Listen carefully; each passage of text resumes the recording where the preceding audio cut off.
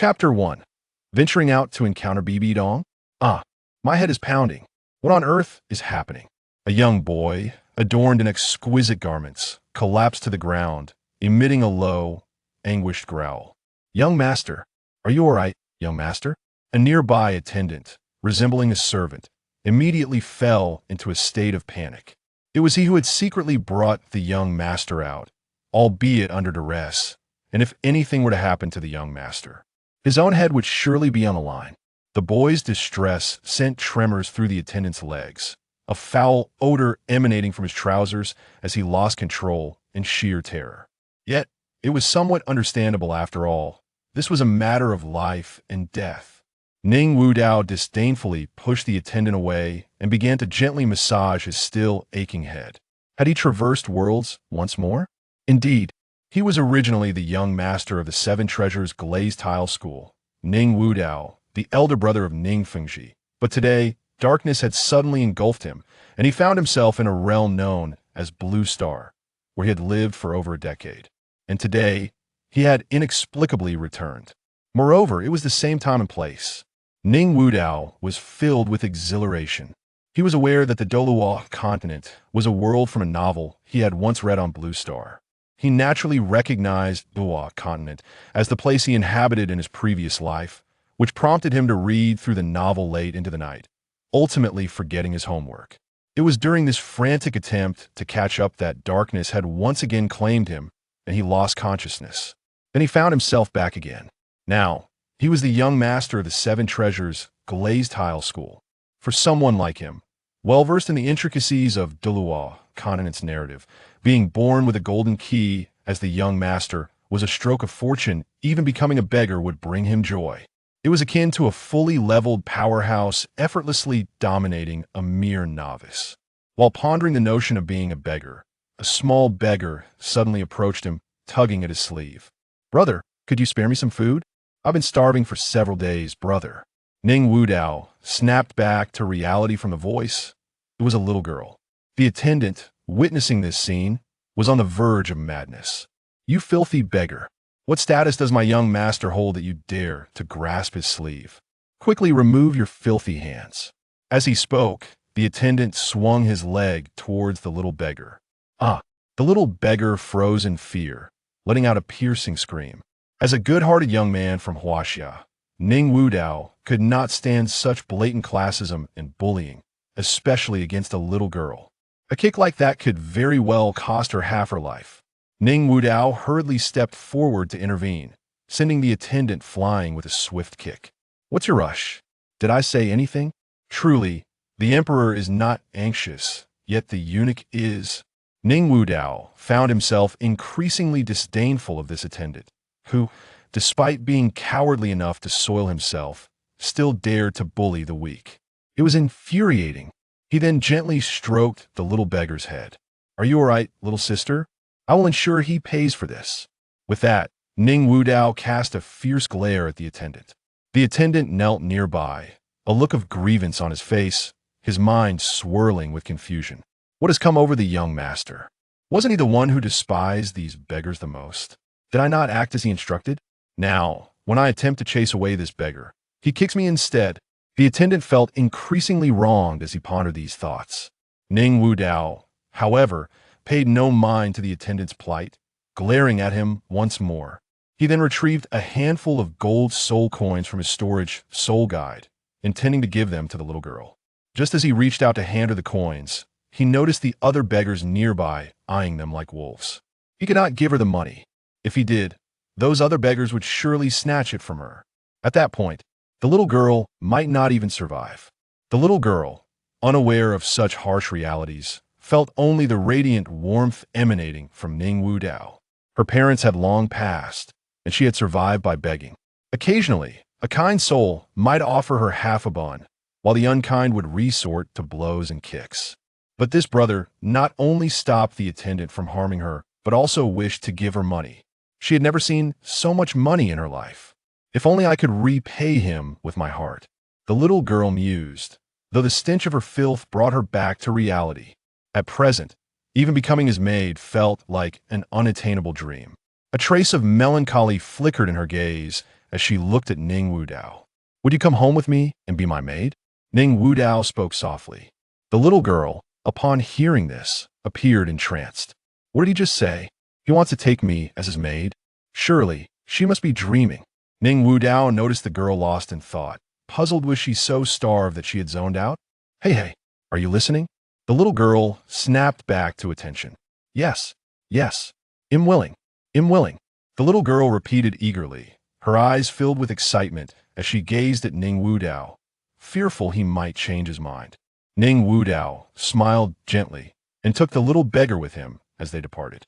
Before leaving, he scattered some silver soul coins among the other beggars, lending a hand where he could. As for why he chose silver coins instead of copper, it was simply because he was far too wealthy. His storage soul guide was filled with gold soul coins, and the silver coins were merely exchanged with the attendant. He dared not give out gold coins, for that would surely incite a chaotic brawl. Subsequently, he treated the little girl to a meal, bought her clothes, and boarded a carriage, now on their way back to the Seven Treasures glazed tile school. Ning Wudao and the little girl sat in the carriage, while the attendant lay sprawled atop the roof. After all, the attendant had soiled himself. What a foul odor. As for the little girl, she was but a child, seemingly around 5 or 6 years old. Was it appropriate for someone so young to be out in the cold? The carriage jolted slightly as Ning Wudao closed his eyes to rest. At that moment, a voice suddenly resonated within his mind. Ding! Congratulations on acquiring the nurturing system. Congratulations on discovering the SS grade talent BBDong. Current intimacy, level 95 points, meeting binding conditions. Would you like to bind? What? BBDong? No way. Ning Wudao was so astonished that he almost lost his breath. This little girl was actually BBDong. Gazing at the sleeping girl beside him, his heart raced wildly. Had he merely gone out for a stroll and returned with the future Pope of the Spear Hall? This was utterly unbelievable. Ning Wudao struggled to suppress his excitement, attempting to calm his emotions. System, what functions do you possess? Ning Wudao inquired, for he understood that a system was the ultimate trump card for a transmigrator, the hidden hand behind top-tier powerhouses. However, the functions of each system varied, and he needed to comprehend this one first. Greetings, host. This system is a nurturing system, allowing the host to bind other geniuses.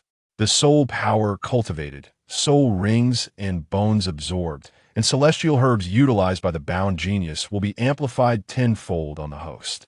For instance, the quality and total amount of the host's soul power will be 10 times that of the bound genius.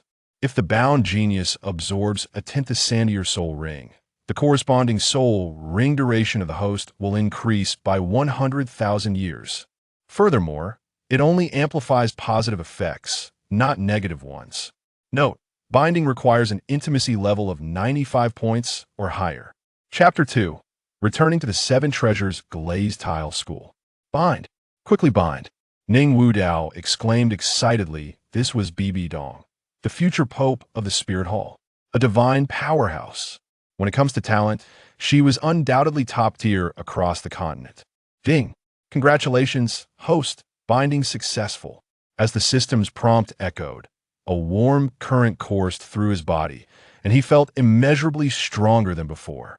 Congratulations, host, on successfully binding the SS grade Genius BBDong, receiving a beginner's gift pack. Would you like to open it? Ning Wudao was at a loss for words. Was this even a question? Open. As his voice fell, a series of prompts resonated in his mind. Ding! Congratulations on obtaining the Soul Tool. Heavenly Mysterious Yellow Ling Long Pagoda. Congratulations on acquiring the soul of the 4 Swords of Extermination. Congratulations on achieving innate soul power of level 20. The continuous chimes of 3 notifications nearly shattered Ning Wudao's fragile psyche. The Tower of Heaven and Earth, a treasure of the Supreme Tao Ancestor, is hailed as the foremost defensive artifact of the primordial world, capable of withstanding the suppression of all entities in existence. The hierarchy of the primordial realm undoubtedly surpasses that of the Douluo Continent, where formidable beings can obliterate worlds with a mere flick of their wrist. In contrast, the mightiest being of Douluo Continent. The title Douluo finds it a considerable challenge to annihilate a mere nation. The power of the ultimate treasure from the primordial realm here is beyond comprehension. It is undoubtedly a transcendent divine weapon. The four swords of extermination can form the extermination sword array, impervious to all but the four saints, its might surpassing even that of the Tower of Heaven and Earth by a significant margin. Most importantly, he now possesses two soul weapons. He is a twin soul wielder, though there exists a peril of bodily explosion. As long as his physical resilience keeps pace, the growth of soul power from twin souls is extraordinarily formidable in the later stages. Absorbing spirit rings also elevates soul power levels. Moreover, he possesses a staggering 9 additional 10th Sanir spirit rings compared to others. No, he has gained 900,000-year spirit rings, or even million-year spirit rings. Just the thought of it is exhilarating. Furthermore, he has a system. Could he possibly face the risk of bodily explosion? Preposterous. Ning Wudao pinched his arm fiercely, wincing in pain. At this moment, he was a whirlwind of anguish and elation. Had it not been for the mud-soiled visage of Bibi Dong, he might have passionately kissed her. What a magnificent treasure this is. Host, Ning Wudao. Soul weapons, Tower of Heaven and Earth, 4 swords of extermination. Soul power level, innate soul power level 20. Spirit rings, none. Spirit bones, none. Binding object, BBDong. Ning Wudao's heart brimmed with excitement. He could no longer remain seated. He rose and sauntered toward the carriage door. You, step down and run a couple of laps before rejoining. Ning Wudao commanded his attendant. How could he not run a few laps in such excitement? The attendant, bewildered, dared not disobey the orders of the young master, reluctantly descending to jog with a lackluster demeanor. Watching the attendant sprinting below, Ning Wudao's emotions began to stabilize. Come back up, Ning Wudao called out. Although he had embarrassed himself this time, had he not secretly brought himself out, he might never have encountered BBDong. He wouldn't have been able to bind with another prodigy and successfully activate the system. That was a staggering intimacy level of 95. His own parents might not even reach such heights. He wondered what fantasies were brewing in that little lattice mind. To summarize, the attendant's contributions outweighed his faults, though Ning Wudao had no intention of pursuing the matter. His current exuberance necessitated a few laps to calm his spirit. The attendant, unaware of Ning Wudao's thoughts, would surely exclaim in dismay if he did. You're in high spirits, so you send me to run laps? Quick, look, the young master has returned. Where's he? Where is he? You little green lotuses, stop ogling my husband. Who are you referring to? He's clearly my husband. As the carriage rolled slowly into the sect, a throng of infatuated maidens rushed toward it with wild abandon. Ah, young master, get out of the way, you little green lotus. Don't block my path, it'll bite you to death. The girls clamored to pull aside the curtain of the carriage, only to find a slightly embarrassed attendant, reeking of odor, staring back at them. Hi, how are you all? The attendant's face was somewhat stiff. Not this guy again. Sisters, let's teach him a lesson. He's hidden the young master again. Let's break his legs. After a lengthy ordeal, the attendant's face had swollen to the size of a pig's head, bruised and battered, before the girls finally relented, for they could not truly commit violence within the sect. The attendant, feeling wronged, slumped in a corner, softly weeping. From a distance, Ning Wudao felt a chill run down his spine. These women were truly terrifying. Countless individuals harassed him daily, and he could not fathom why. Could it be that he was too handsome? There was indeed a possibility. Gazing at his stunning reflection in the mirror, Ning Wudao's lips involuntarily curled into a slight smile. How could there exist such an extraordinarily handsome man? Sigh. Ning Wudao sighed. Softly, these little admirers had severely disrupted his normal life. He had already reported this situation to the current sect leader, who happened to be his father, countless times. However, what punishment could be meted out for merely being liked? With no other recourse, his father had to conceal his residence in a place unbeknownst to others. Sigh. Being excessively handsome is indeed a vexation. What to do with such untethered beauty? silently escorting Bibi Dong back to his modest courtyard. Ning Wudao handed her a set of clothes, gesturing for her to take a bath. Meanwhile, he settled into another bath, playfully toying with the rose petals floating within. There is no escape. Wealth brings an abundance of baths. Meanwhile, from the residence of the master, a cacophony of voices erupted. This little rascal, not only sneaking out but also returning with a beggar. It infuriates me to no end. A stunningly beautiful woman shouted fiercely, brandishing a long stick, vowing to break Ning Wudao's legs. Enough, enough. My son acted out of kindness. A man with graying hair, clad in a brocade robe, gently took the stick from her hands. Gazing at her with tender eyes that, oh dear, what are you doing? This child needs a proper lesson. Sneaking out and associating with a beggar. I heard it's a little girl. The dangers outside are immense. The ambitions of the spirit hall have grown ever larger, their eyes fixed on us. What if that little beggar is a spy for the spirit hall? The beautiful woman wore a look of helplessness. Her son was perfect in every way, except for his disobedience. The man softly caressed her forehead. It is in a young man's nature to play with girls. It is not entirely incomprehensible as for the origins of that little beggar. I shall send someone to investigate. If she poses a threat, I will ensure she experiences tortures akin to hell. The man spoke softly, a glimmer of ruthlessness crossing his face. Humph, just like you, even at such a young age. He flits about. The woman shot him a glare. What does this have to do with me? The man thought to himself, exasperated. While his son was obedient, he certainly had a penchant for mischief after just a few days of neglect. He returned with a little girl. Was he planning to raise her? He himself had never done such a thing. Alas, young people truly know how to have fun. The man sighed softly, gently guiding the woman back into the house. Chapter 3. Assassination. Ning Wudao was blissfully unaware that he had narrowly escaped a beating, comfortably lounging in a bath, his eyes half closed as if on the brink of slumber. Young master, a girl of about 10 suddenly appeared before him, startling him into full alertness, goosebumps rising all over his body. Ning Wudao was taken aback.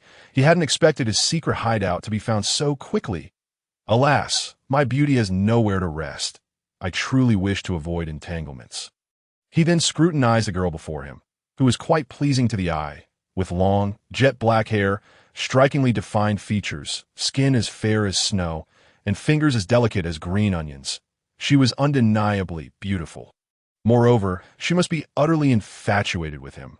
Otherwise, how could she have gone to such lengths to locate his hideaway? Surely, her affection level must be high. Even if it didn't reach 95 points, it couldn't be far off. System, scan, Ning Wudao silently commanded, eager to see how high this girl's affection level was, thinking he might bind another prodigy. The thought alone was exhilarating. Ding. Lin Yua's affection level. Negative 58 points. What? Such fervor, yet only 58 points. This system must be malfunctioning. Ning Wudao was bewildered. Could it be that the system was broken? How could this happen? Wait. Negative 58 points. Ning Wudao was stunned.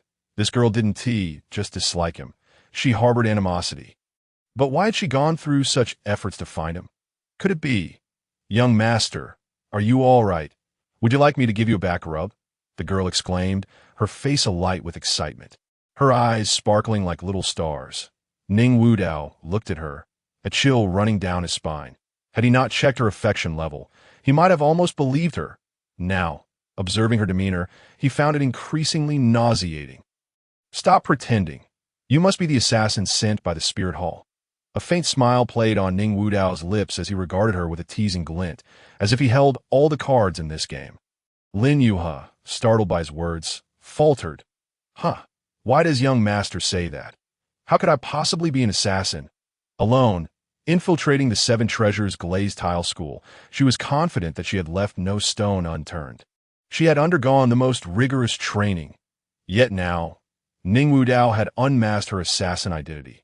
Surely, the plot to eliminate him had already unraveled, and powerful figures must be lurking nearby. This plan was destined to fail. And she might even lose her life here. Ning Wudao chuckled mischievously. The girls in the sect are all incited by you, aren't they? Don't you think their admiration has gone overboard? Regardless of why they idolized him. Without an instigator behind the scenes, they would not be so fanatical. Ning Wudao regarded Lin Yuha with a knowing smile. You must have intended to assassinate me amidst the chaos, but unfortunately, you missed your opportunity. This place is already surrounded by countless powerful beings. They have been waiting for your arrival. You are completely encircled. Ning Wudao shouted excitedly, as if his words were indeed true.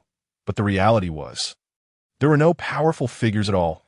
He was merely boasting to fear that the girls would discover this place. He hadn't even brought a maid, let alone guards. He said this only to divert her attention. On the surface, he appeared calm and collected, but in reality, he was drenched in cold sweat. I never expected your cunning to be so formidable. The girl was thrown into utter disarray by Ning Wudao's words. She had been lurking in this sect for 4 years, aiming to assassinate him. There had been a moment when she could have struck, but the crowd had been too dense, and she would have faced immediate repercussions. So she let the opportunity slip. She valued her life. Now, she realized that her plan had already been exposed. The true fool was her.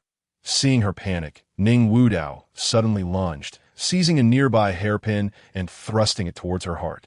The girl was still caught off guard, unable to anticipate Ning Wudao's sudden attack. By the time she reacted, it was too late. The hairpin pierced her right chest, and the intense pain caused her soul power to surge violently. Sending Ning Wudao flying backward to his astonishment, he had accidentally miscalculated. He had only managed to injure her, not take her life. However, as he savored the softness that lingered on his hand, he thought, this was not a loss. So you were deceiving me all along. Lin Yuha finally realized that everything had been a ruse. 2 yellow soul rings appeared around her, swirling incessantly, as the phantom of a husky emerged from her body. Sister, your dog is so handsome, Ning Wudao mocked, eyeing her husky spirit, finding it utterly bizarre. Was her first soul skill not to cause chaos? Get lost. This is a wolf, not a dog, the girl shouted angrily. Her soul manifesting. Her entire body became covered in thick fur, her mouth protruding like a dog's. Utterly repulsive. The thought that she had just touched such a creature made him feel queasy. This was truly a transformation from beauty to beast. Help! Ning Wudao yelled. While he believed he could likely defeat her, if someone else showed up, it would be all the easier, seeing him attempt to call for assistance. The girl charged at him. First soul skill, Wolf Claw. Ning Wudao quickly dodged, witnessing her claw strike down, shattering the pillar into fragments. He took a deep breath. If that claw hit him, it would surely break bones. Lacking any soul skills, he could only inflict damage through basic hand-to-hand combat. Ning Wudao stealthily maneuvered behind her, pulled the hairpin from her chest, and stabbed it back into Shameless, she withdrew her hairpin, and blood gushed forth from the wound incessantly. Meanwhile, Ning Wudao swiftly sidestepped. Under the influence of the system, his physical strength was exceptionally formidable, and his speed was correspondingly rapid. In the ensuing scuffle, Lin Yuha did not even graze the hem of his garment. At his current velocity, it was impossible for the severely injured Lin Yuha to inflict any harm upon him. Brother! Upon hearing commotion nearby, BBDong hastily rushed over after changing her clothes. Stay back. Quickly go outside. How did she suddenly appear? Ning Wudao dashed toward BBDong, fearing for her safety. This was a precious treasure. It was crucial for his external aid. If anything were to happen to her, it was intolerable. Lin Yuha, witnessing BBDong, felt a surge of excitement. If she couldn't reach you, then surely she could strike your little lover. Second soul skill, Wind Blade. A flurry of wind blades spiraled toward BBDong, prompting Ning Wudao to rush in front of her. The wind blades whirled against his back, shredding flesh and mingling with blood that splattered behind him. Stop it, you little wretch! A voice belonging to a middle-aged man rang out, and Ning Wudao, unable to endure the agony, fainted. Chapter 4. Who dares to harm her? Ning Wudao lay on the bed, pallid, emitting feeble groans, and he felt a sharp pain searing through his back. This woman, her hands are truly sinister. It hurts so much. That soul skill nearly incapacitated him. This woman truly possessed a heart as venomous as a viper, capable of inflicting harm upon such a handsome man. How dare she? Now, he lay on the bed, Too afraid to move, tears streaming from his eyes involuntarily due to the pain. Young master, this is bad. This is terrible. A flustered attendant rushed in, causing Ning Wudao to feel increasingly irritable, amplifying the pain in his body. What is it? What could be so urgent, so reckless? Can't you learn to behave more composedly? Ning Wudao glared in disdain. Did he still need this attendant? He truly did not understand what had initially drawn him to this person. Young master, it's not good. The little beggar you brought back has been imprisoned under the pretense of being a spy for the spirit hall, and she's about to be publicly executed in the square. I thought that little girl didn't seem like a bad person, especially since you brought her back, so I hurried over to inform you, the little attendant said, feeling somewhat aggrieved for being scolded after coming to deliver news. What? Which audacious fool dares to harm my people? Ning Wudao sprang from the bed in a fit of rage, cursing vehemently. They were actually going to execute his precious treasure. This was intolerable, without time to don his outer garments. He hastily slipped on his shoes and dashed toward the square, causing his back wound to reopen, blood seeping out gradually and staining the bandages behind him a deep crimson. He had no time to care about such matters. If BBDong were lost, his external aid would be rendered useless. Moreover, he knew well that Bibi Dong was not a spy for the Spirit Hall, although she was destined to become the future pope of the Spirit Hall. That would only happen once they recognized her talent. He could not allow such an occurrence. He was a messenger of justice, an embodiment of light. Turning back, Ning Wudao cast a glance at the little attendant behind him. Not bad. If there was something to report, he truly should speak up. Ning Wudao now had a favorable impression of him. The little attendant, taken aback by Ning Wudao's intense reaction, hurriedly chased after him. Young master, please slow down. Be careful of your wound. It's reopened. Wait for me. Kill her, kill her. This little billion dare to harm our young master. She must not be spared. Such a person is unworthy of life. How could they lay a hand on our extraordinarily handsome young master? They actually allowed our esteemed young master to be injured. She must be executed in the most torturous manner. The square was filled with numerous disciples. Not solely female disciples, as many male disciples joined the fray, unwilling to see their young master harmed. The disciples on site glared furiously at Bibi Dong, bound in the center of the square, itching to tear her apart. I did not harm my brother. It wasn't me. I didn't. Bibi Dong knelt in the square, tears streaming down her face as she repeatedly murmured. Although these people sought to kill her, she harbored no hatred toward them. They merely wished to avenge their young master. The thought of Ning Wudao enduring such severe injuries for her sake pierced her heart. Brother, I'm so sorry. She now loathed herself immensely. Why did she rush over? Causing Ning Wudao to be gravely wounded? Countless tears streamed from her eyes. Enough silence. The stunning woman on the platform spoke, her voice infused with soul power. Though not loud, it resonated in the ears of every disciple. Xiaoxue, let us not escalate this matter. After all, this girl is not from the Spirit Hall. Ning Wudao's adoptive father interjected. As a father, he naturally could not allow his son's development plan to falter before it even commenced. That would surely break his precious son's heart. The beautiful woman beside him, upon hearing the man's words, became furious, her fingers pinching his waist. You, Ning Qingfeng, my son nearly died because of that little wretch. And you still dare to speak up for her? Is it more important to protect someone from the Spirit Hall? I will not let her off. Her fingers twisted and pressed, causing Ning Qingfeng's veins to bulge. As the head of a sect, how could he lose face over this? Would a real man fear pain? Very well, let the execution commence. The woman commanded the law enforcement personnel in the square. Her tone devoid of any compassion, filled instead with cold indifference. Yes, the law enforcement officers, upon receiving the order, raised their long knives, poised to sever BBDong's neck. That I'm sorry, brother. It seems I can only repay your kindness in my next life. BBDong gently closed her eyes, having resigned to her fate, her greatest regret now being that she could not see Ning Wudao one last time. The long knife aimed at BBDong's neck, the law enforcement officer prepared to swing down. Suddenly, Ning Wudao's voice echoed from afar. Stop. If you dare to kill her, I will slaughter your entire family. Who dares to lay a hand on her? The law enforcement officer was startled by Ning Wudao's voice. Everyone in the Seven Treasures glazed tile sect knew their young master was stubborn to the point of being infuriating, but if he threatened to kill a family, he would undoubtedly follow through. How could a mere disciple resist the future head of a sect? Terrified, he hastily dropped the long knife. Seeing BBDong kneeling beside him, Ning Wudao, despite his grave injuries, hurriedly rushed over, kicking aside the law enforcement officer and embracing BBDong. Looking at the unharmed BBDong before him, Ning Wudao sighed in profound relief. I almost didn't make it in time. You frightened me. BBDong clung to Ning Wudao, sobbing uncontrollably. I thought I would never see you again. Brother, why did you rush out? Are you in pain?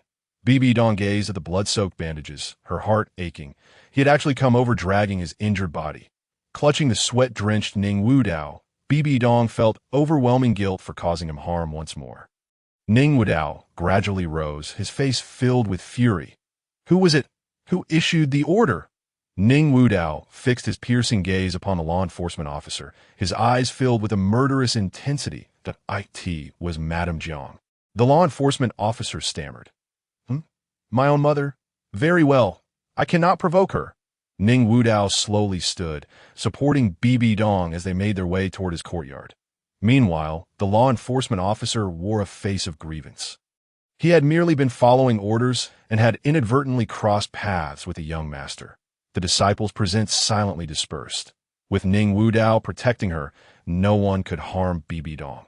Beside them, Ning Qingfeng watched his wife with a playful expression. It's one thing for Wudao to act like a child, but you actually followed along. Just wait until we get home. I'll deal with you. Jiang Shui cast a fierce glare at him before striding out. Upon hearing his wife's words, Ning Qingfeng's face turned a shade reminiscent of pig liver. Beside him, Chen Xian was unable to suppress the perpetual frostiness of his expression. Chun, what are you laughing at? Ning Qingfeng shot him a look laden with exasperation. Chapter 5. The indestructible body. Ouch, it hurts. Ning Wudao exclaimed, Doctor, be gentle. This physician, whose origins were a mystery, was far too rough.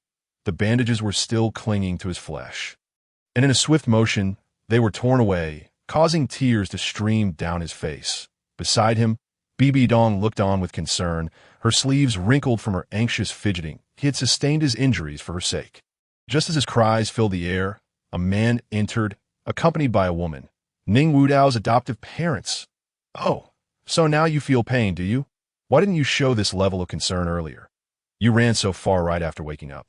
Why didn't we see you in such a state in the square? The woman remarked sarcastically, her frustration evident. Li, add some salt to his wounds. Treat him properly. She commanded the doctor beside her, causing Ning Wudao to plead for mercy. The doctor, bewildered, thought to himself, salt on a wound. How dare she? This is the young master. I'm sorry, mother. I was wrong. Ning Wudao said with a hint of desperation, his eyes shimmering with unshed tears. Mother, I have finally seen you again. Yet, the woman merely huffed in response, ignoring him. Ning Wudao understood that his mother was jesting. She cared for him deeply, or else she wouldn't have so easily spared BBDong. Meanwhile, his father had been fixated on BBDong since entering, seemingly lost in contemplation. This girl is quite lovely. My son certainly has good taste. No wonder he was so anxious. He must have been worried about something. Who knew this lad had a heart for the fair sex? He has grown up and become quite promising. Ning Qingfeng mused, nodding in approval as he gazed at BBDong, who avoided his gaze with trepidation. This strange man was quite intimidating. His stare felt as though it could devour her whole. With Ning Wudao's final agonizing scream, the bandages were finally removed by the doctor. Due to his vigorous movements, the wound had completely split open, the bandages having adhered to it with blood if they weren't removed. Further treatment would be exceedingly troublesome. Then, Dr. Li raised her hand, summoning her martial spirit. A lotus emanating a white glow appeared before her .5 colored soul rings. Yellow, purple, and black revolve around her as a vast amount of soul power began to gather. With a flash, her third soul ring illuminated. Third soul skill, light of healing. A beam of light enveloped Ning Wudao's back, and he felt a peculiar sensation, followed by an unbearable itch. However, he dared not scratch, gripping the nearby pillow instead to endure it. After about a quarter of an hour, Dr. Li withdrew her hands, the light gradually diminishing. Ning Wudao could no longer feel the pain in his back. Was this truly the legendary White Lotus? It was simply astonishing. Dr. Li, your skills are nothing short of miraculous, Ning Wudao praised, realizing he needed to maintain a good rapport with her. Not only had she become a soul king at such a young age, but she also possessed healing abilities. If he fell ill, she could simply wave her hand, and he would be cured. Dr. Li lowered her head, appearing bashful. To think she was so shy, clearly a person of integrity. He must forge a strong connection with her. In the future, should any misfortunes arise, it would be beneficial. Enough with the flattery. Bring your little companion and follow us. Today, you too will awaken your martial spirits. Jiang Shui glanced at her son with disdain, clearly irritated by his sycophantic behavior. She then shot an unkind look at Ning Qingfeng, certain he was the source of this behavior, lamenting his failure to teach their child better. Ning Qingfeng felt a chill run down his spine at her gaze, pondering what he had done wrong. Women truly were enigmatic. Ning Wudao slowly rose from the bed, reaching to touch his back, discovering that his wound had healed, leaving only a large scar. Beside him, BBDong felt a pang of sorrow at the sight of the ghastly scar on Ning Wudao's body, one he bore to save her. Such a large scar must have caused him immense pain. Yet he had unhesitatingly protected her, standing as the only person who cared for her so deeply. Furthermore, he had endured the pain of his wound splitting open to rush to her aid in the square. She cared not for Ning Wudao's intentions. All she knew was that he was her only light. Brother, I will protect you. Now and forever, BBDong silently vowed, realizing that Ning Wudao was her entire world, and she would do anything for him. Then, anxiety washed over her as she prayed for a favorable awakening of her martial spirit. Otherwise, she would have no right to remain by his side. This thought left her feeling despondent, as the chances of commoners awakening a strong talent were exceedingly low. Unbeknownst to Ning Wudao, BBDong's inner musings would have surely left him in fits of laughter. The future divine powerhouse would shield him, rendering his own efforts unnecessary. No, he had never needed to strive. He was one favored by the system. Let BBDong labor instead. Beep! Congratulations, host! The intimacy with genius BBDong has reached 100 points. Beep! Congratulations, host! You have acquired the first fully intimate binding with a genius, rewarding you with a random bonus. Congratulations, host! You have obtained a super divine physique, the indestructible body beginner level. Ning Wudao was taken aback by the sudden system notification, elated to receive a reward. The indestructible body was utterly formidable. After reading the description, he silently roared with excitement. The beginner stage. This body could regenerate lost limbs. At the intermediate stage, it allowed for rapid recovery of soul power. With an endless supply of energy, the advanced stage even enabled rebirth through blood. Dying would be a challenge. Most importantly, with this physique, he would be free from the constraints of lifespan. What was the greatest obstacle in cultivation? Lifespan, of course. Without such limits, even a dog could reach the realm of a divine king, let alone the handsome and dashing him. He then cast a fervent gaze at BBDong, causing her cheeks to flush. BBDong truly is my treasure. Host, do you wish to acquire it? The system's prompt resounded once more. Yes, Ning Wudao affirmed, realizing the system was merely feigning ignorance. As his thoughts settled, a massive surge of energy surged into his body, bringing with it a refreshing sensation. Feeling the newfound strength coursing through him, he realized his physique had grown exponentially stronger. Had he possessed such a physique earlier, he would have confidently pummeled that obnoxious woman instead of hiding and dodging. What are you staring at? Why are you fixated on that girl? Watching from outside was one thing, but bringing her home is another, Jiang Shui admonished, observing her son's gaze lingering on BBDong with disdain. When had her proud son become such a shameless lecher? She then cast a fierce glare at Ning Qingfeng, who was equally perplexed, filled with countless questions. Chapter 6. A New Flame. Forgotten Love. In the Hall of Elders of the Spirit Hall. An elderly man clad in fine garments, with hair as white as snow, yet a youthful visage, sat below, scrutinizing a letter signed by the Seven Treasure Glazed Tile School, his expression darkening. The elder across from him observed with keen interest, a mocking smile playing on his lips. Humph. This old fool dares to scheme against me, sending his own daughter to assassinate the young master of the seven-treasure glazed tile school. Fortunately, he failed. Otherwise, he might have become the favored one before the Pope. Now, his cleverness had backfired. How amusing! The elder relished the thought of his old rival's underhanded tactics backfiring, nearly laughing aloud if not for the Pope's presence on the platform. Meanwhile, Qian Xuanji sat stiffly at the podium, his expression grim. Elder Lin, are you aware of your transgressions? Now is not the time to sever ties with them. We lack the strength to confront all the empires and sects. Your abilities are rather limited, yet you exhibit such impatience for immediate results. If you had succeeded, that would have been one thing, but to have failed, how infuriating! Qian Xuanji abruptly stood up, startling everyone present. I acknowledge my guilt. I beseech your holiness the Pope to show mercy and spare my life. The elder surnamed Lin hurriedly knelt down to plead for forgiveness, aware that this Pope is notoriously capricious. Although he holds the title of Douluo, he merely relied on potions to enhance his abilities, forever stuck at the 91st level with little hope of advancement. Given the Pope's temperament, it is entirely possible he might indeed take his life. Qian Xuanji rubbed his head in exasperation, wondering how he could have such foolish subordinates. They achieve little and cause much trouble. Strip Elder Lin of all his powers. Let him find a place to reflect on his mistakes. Dismissed, Qian Xuanji sent everyone away, choosing not to execute Elder Lin, for when the great battle begins, he would serve as a significant pawn that we cannot allow resources to go to waste. This bunch of incompetents is truly maddening. Qian Xuanji sighed deeply. He needed some peace and quiet. At the seven-treasure glazed tile school, in a grand hall, Ning Qingfeng opened his storage soul guide and retrieved 6 black stones, arranging them on the ground in the formation of a hexagram.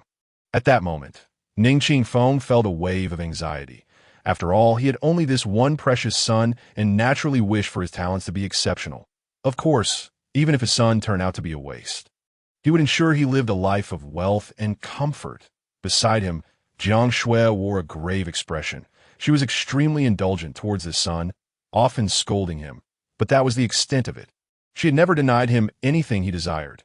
Little girl, go stand in the center of the formation, Ning Qingfeng instructed, eager to observe this young girl's talents.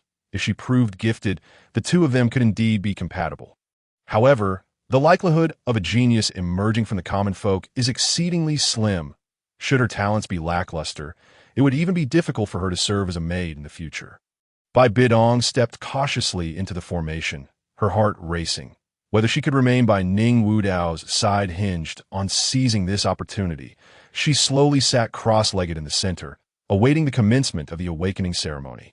Relax, do not be nervous. Ning Qingfeng encouraged by BBDong, then extended his left hand, causing the seven-treasure glazed tower to materialize softly above it, spinning continuously as it emanated a spectrum of colors. 7 soul rings, yellow, purple, and black, hovered around Ning Qingfeng, casting an enchanting glow throughout the grand hall. The true form of the weapon's spirit. As the seven-treasure glazed tower expanded, the hexagram formation began to emit golden specks of light. Observing the increasing number of light points, astonishment gradually spread across Ning Qingfeng and Jiang Shui's faces. What could this weapon's spirit be? Ning Qingfeng was left dumbfounded. The greater the number of golden points, the higher the soul master's innate talent. Such an abundance of golden points was unprecedented, even for him as the leader of the upper 3 sects. What extraordinary talent does this girl possess? Jiang Shui, equally shocked by BBDong's weapon spirit awakening, gaped in disbelief. She never imagined that this girl, whom she had nearly condemned to death, would possess such remarkable talent. Thankfully, her son had saved this girl. Otherwise, she would have become a historic sinner of the seven-treasure glazed tile school.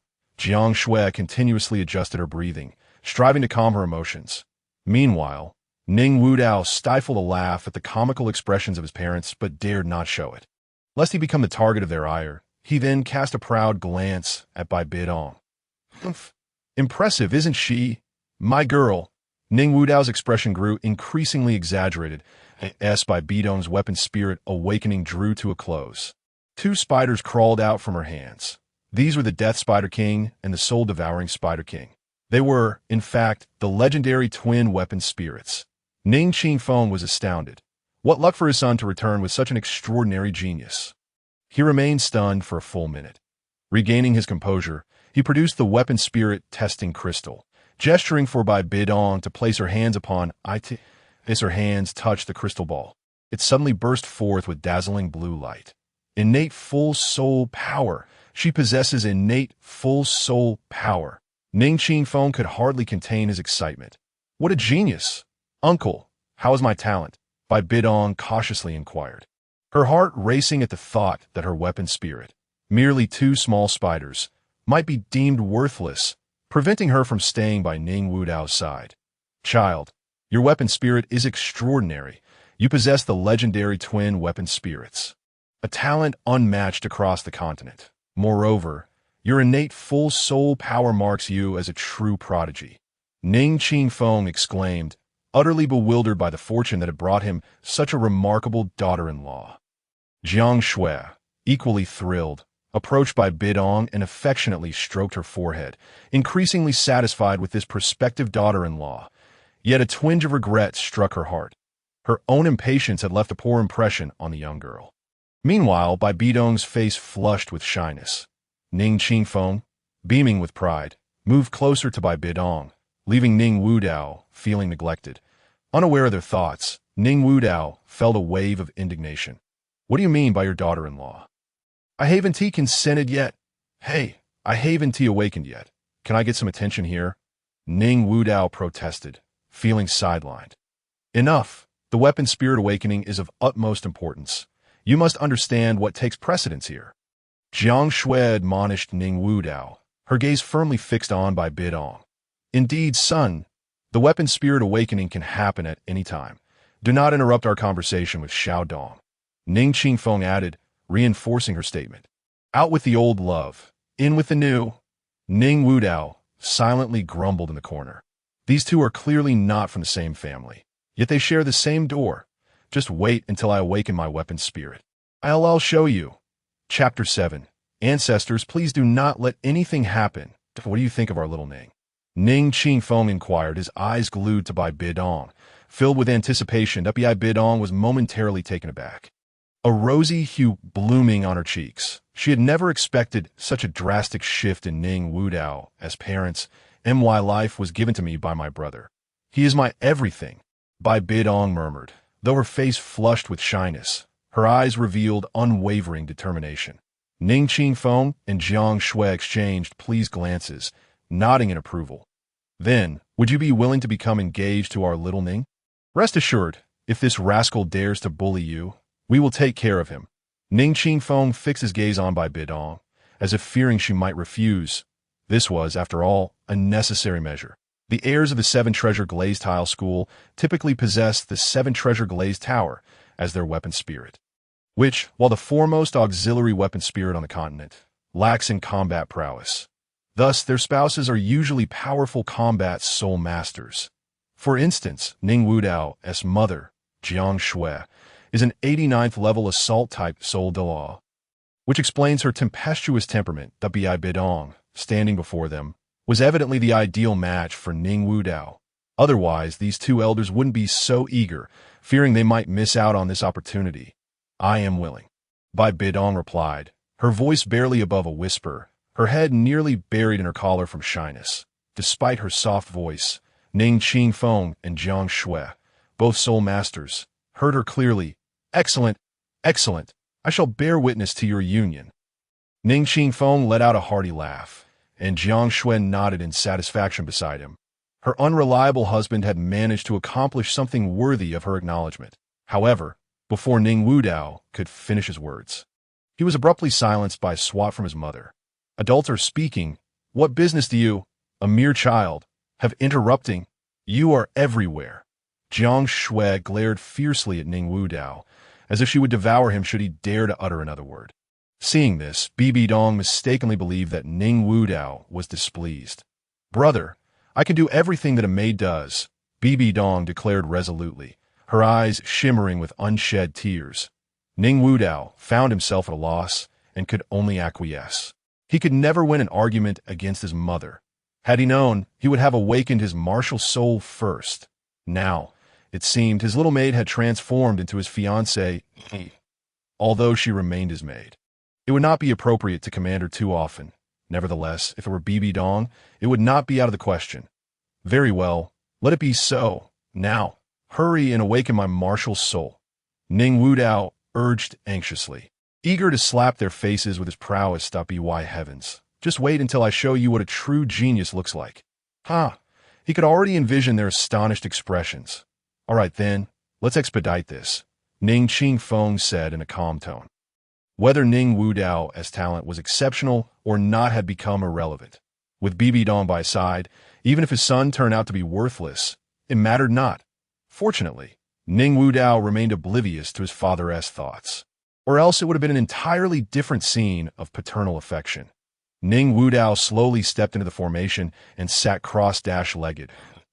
As Ning Qingfeng activated the array, it emitted bursts of radiant light.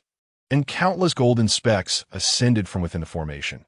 The quantity and speed of these golden particles far surpassed those of Bibi Dong, soon filling the entire grand hall. Both Ning Qingfeng and Jiang Shui had given up hope for Ning Wudao. But to their astonishment, their precious son delivered a tremendous surprise. What incredible talent did their son possess? Ning Qingfeng gazed at the golden sea before him, his heart racing with excitement. Was the seven-treasure glazed tile school on the brink of ascendance? Ha ha ha! Just then, the golden particles swiftly merged into Ning Wudao's body, and an ominous rumble echoed outside as dark clouds gathered above the seven-treasure glazed tile school, forming a funnel-shaped vortex. Every disciple within the sect noticed the terrifying phenomenon above. Heavens! Is this the apocalypse? What is this? Is it divine retribution? We, the seven-treasure glazed tile school, have not committed any atrocities, one disciple exclaimed, bewildered. Why is it thundering while I'm merely relieving myself? Suddenly, a tremendous pressure emanated from the dark clouds, causing all disciples to prostrate themselves on the ground. Paralyzed with fear, in the depths of the Stardow forest, a voice echoed, Master, I sense a presence of heavenly tribulation. One that is infinitely more terrifying than the tribulation I faced 800,000 years ago. A massive black dragon knelt before a temporal tunnel, as if something dreadful resided within. That is not mere tribulation. It is the aura of divine punishment. What kind of defiance could summon such retribution? On the other side of the temporal tunnel, a magnificent rainbow dragon slowly opened its eyes, filled with shock. Realizing that even a god-king could not withstand the might of this divine punishment. Gazing at the distant phenomenon, it fell into deep contemplation, back at the seven-treasure glazed tile school. Although Ning Wudao was in the midst of awakening, he too was taken aback, sensing an overwhelming terror locking onto him. Ding! Detected divine punishment targeting the host. Ding! System is communicating with the heavenly path. Ding! System processing. Issuing a traversal permit. As the system notifications concluded, Ning Wudao felt the overwhelming terror vanish without a trace, and he let out a deep sigh of relief. A traversal permit. He was, in fact, legally traversing. Disregarding those thoughts, he had been interrupted by the commotion of divine punishment and now needed to sense the existence of his martial soul to awaken it anew. Meanwhile, the dense black clouds in the sky above the seven-treasure glazed tile school dissipated in an instant. The disciples felt a weight lift from their bodies. How terrifying! I nearly soiled myself. One lamented. What has that compared to me? I was in the middle of my business, another grumbled. Despite their grievances, they dared not voice their fears. For such immense pressure could only come from a being of unimaginable power, one they could hardly challenge. As time passed, Ning Wudao's martial soul awakening neared its conclusion. Ning Qingfeng, still pale from shock, realized that the phenomenon stemmed from his son's actions. What a strange child he had born. Ning Wudao gradually rose from the formation, the final golden specks merging into his body. He extended his hands, revealing a 9-layered small tower spinning elegantly on his left hand, while 4 swords circled around his right hand. With the tower and swords in hand, He stood in a formation like a deity, and BBDong gazed at him with starry eyes, while Ning Qingfeng stood in stunned silence. Another dual martial soul. He wondered if their ancestral grave might explode. Concern for their ancestors' well-being crept into his mind. Qingfeng, are you all right? Chun Xin and Gu Rong rushed over simultaneously, having heard the commotion but delayed by the overwhelming pressure of divine punishment that had pinned them to the ground. Ji Rong felt a wave of discomfort. As a titled Doa, he had never endured such humiliation. "Hello, Uncle Jian, Uncle Gu." Ning Wudao greeted cheerfully, relishing the opportunity to impress. The Sword Doa and Bone Doa were nearly slack-jawed at the sight of the godlike Ning Wudao. This is a dual martial soul, a 9-layered, 7-treasure glazed tower. They were utterly astonished. Having heard of dual martial souls before, they knew how formidable they could be. However, they were most captivated by the small tower on Ning Wudao's left hand, which boasted 9 layers. The 7-treasure glazed tower's greatest limitation was its 7 layers, allowing only 7 soul rings, thereby capping its potential at soul sage attainment. Yet, Ning Qingfeng was able to contend with a super Doa using merely 7 soul rings. What if Ning Wudao were the level of a titled Doa? The prospect was terrifyingly exhilarating. Great news! Jian and Gu, our 7-treasure glazed tile school has birthed 2 unparalleled geniuses, Ning Qingfeng exclaimed. Brimming with excitement. Point 2? Jian Doa and Gu Doa exchanged puzzled glances, turning their eyes toward BBDong.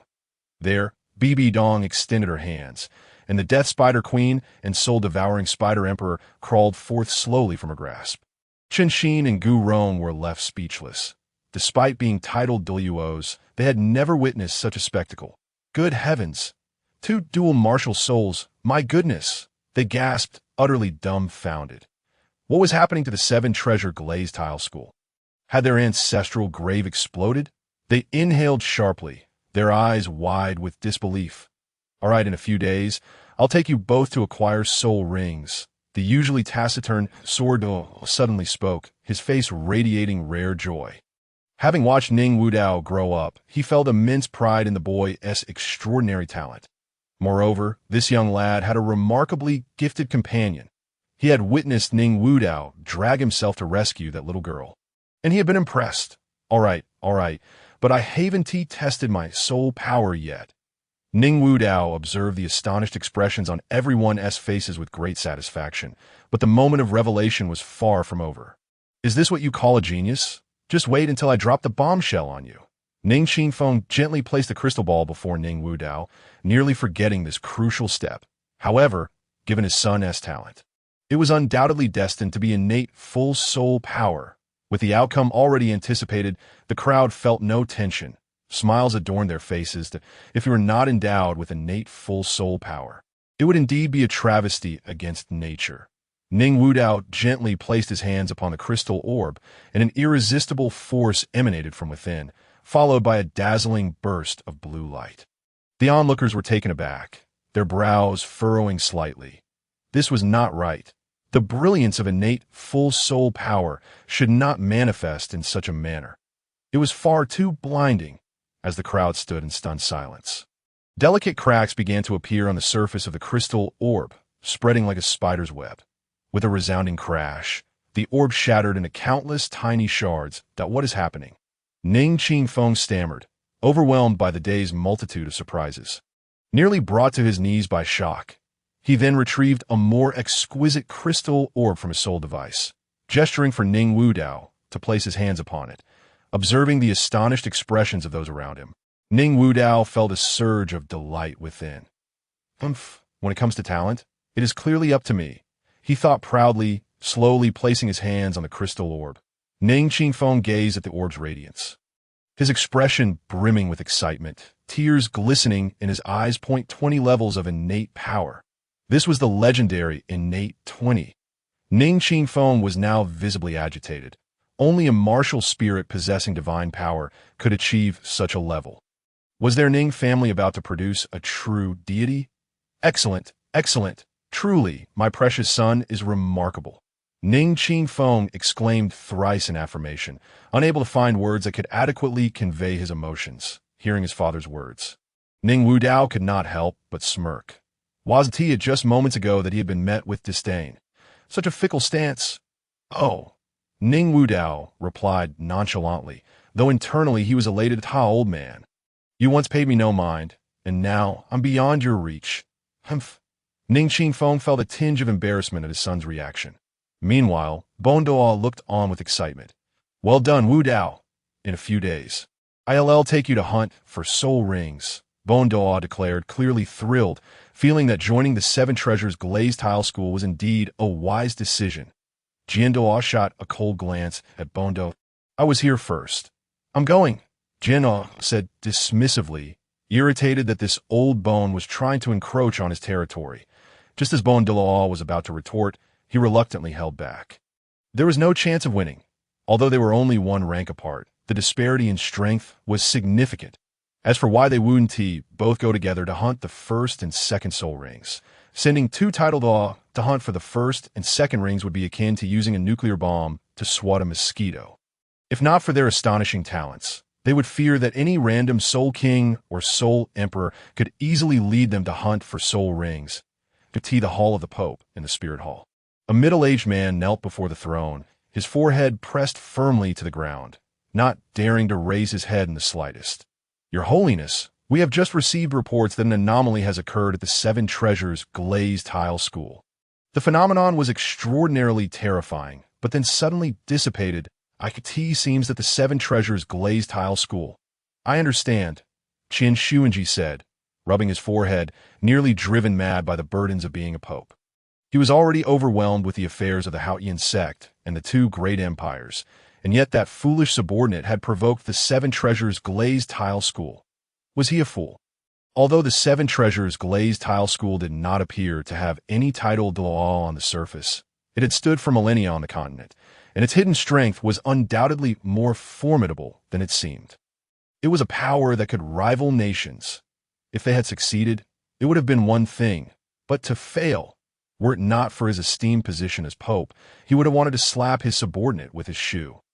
Creating such a ruckus, and now the Seven Treasures Glazed Tile School was making such a loud statement against him. He had originally intended to woo the Seven Treasures Glazed Tile School, and now he nearly put their young master in danger. Summon someone, send a person to Elder Lin, and give him 500 hard slaps with an iron rod. Do not allow him to resist with soul power. If his backside cannot blossom, then yours shall. Also, arrange for personnel to closely monitor the Seven Treasures Glazed Tile School. Qin Shuanji's anger only deepened. He felt surrounded by a legion of incompetent allies. In the Stardow Forest, Ning Wudao exclaimed, Uncle Jian, there are truly so many soul beasts here. He gazed at the myriad of soul beasts surrounding him, marveling at this being his first visit to such a place. Jiandoa smiled faintly at the two youngsters, whose naivety was apparent. Of course, this is the largest forest on the continent.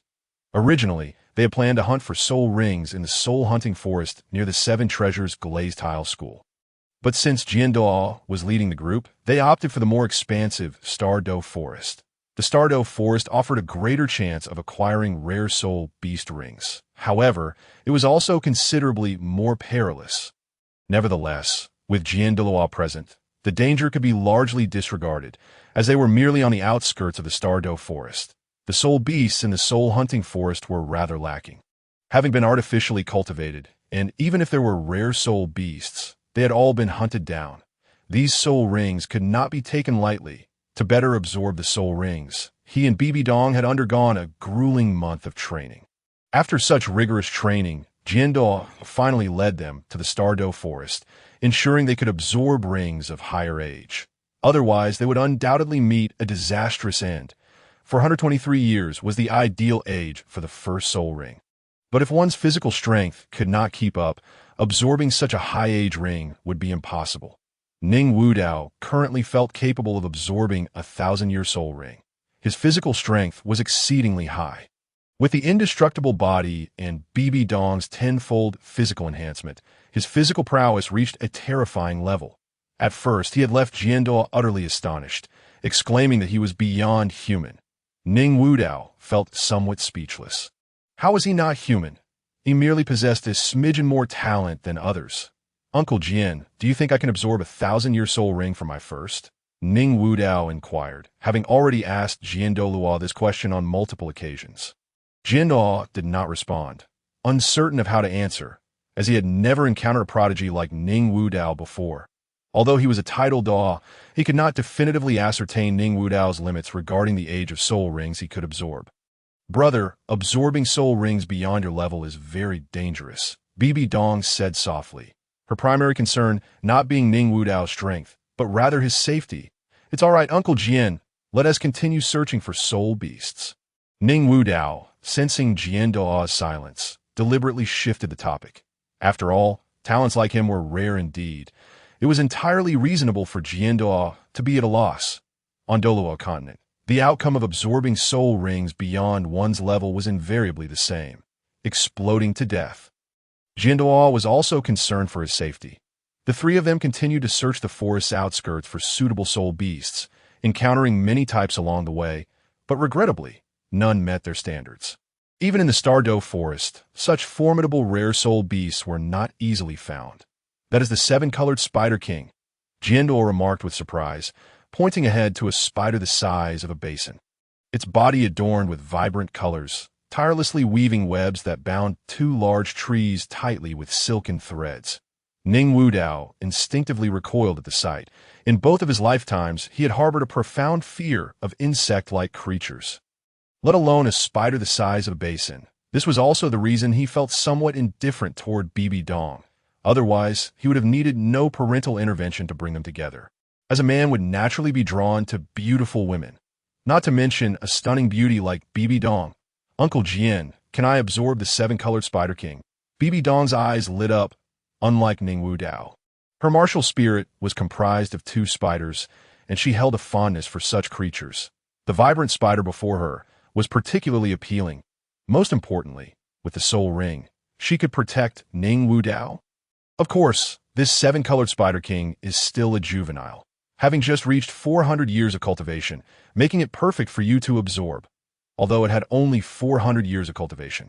Its venom could easily kill even 1,000-year soul beasts. Jian Doa spoke with a hint of joy, remarking that the seven-colored Spider King is an exceptionally rare soul beast.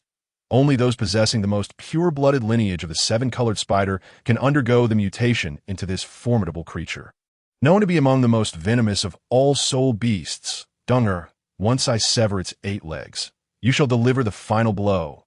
The seven-kill sword gradually manifested in Jian Doa's grasp, while the seven-colored Spider King on the web incessantly screeched at him.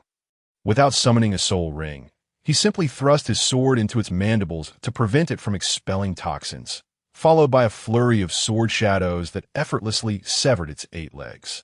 Before the creature could react, it collapsed heavily onto the ground.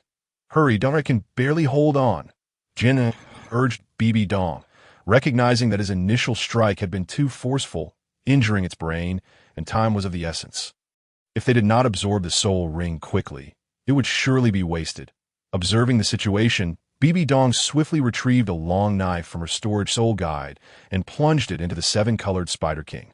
A yellow circular ring slowly ascended from the creature's body, emanating a faint glow. Sit cross-legged and guide the soul ring to fuse with yourself, Jian Doa instructed BBDong.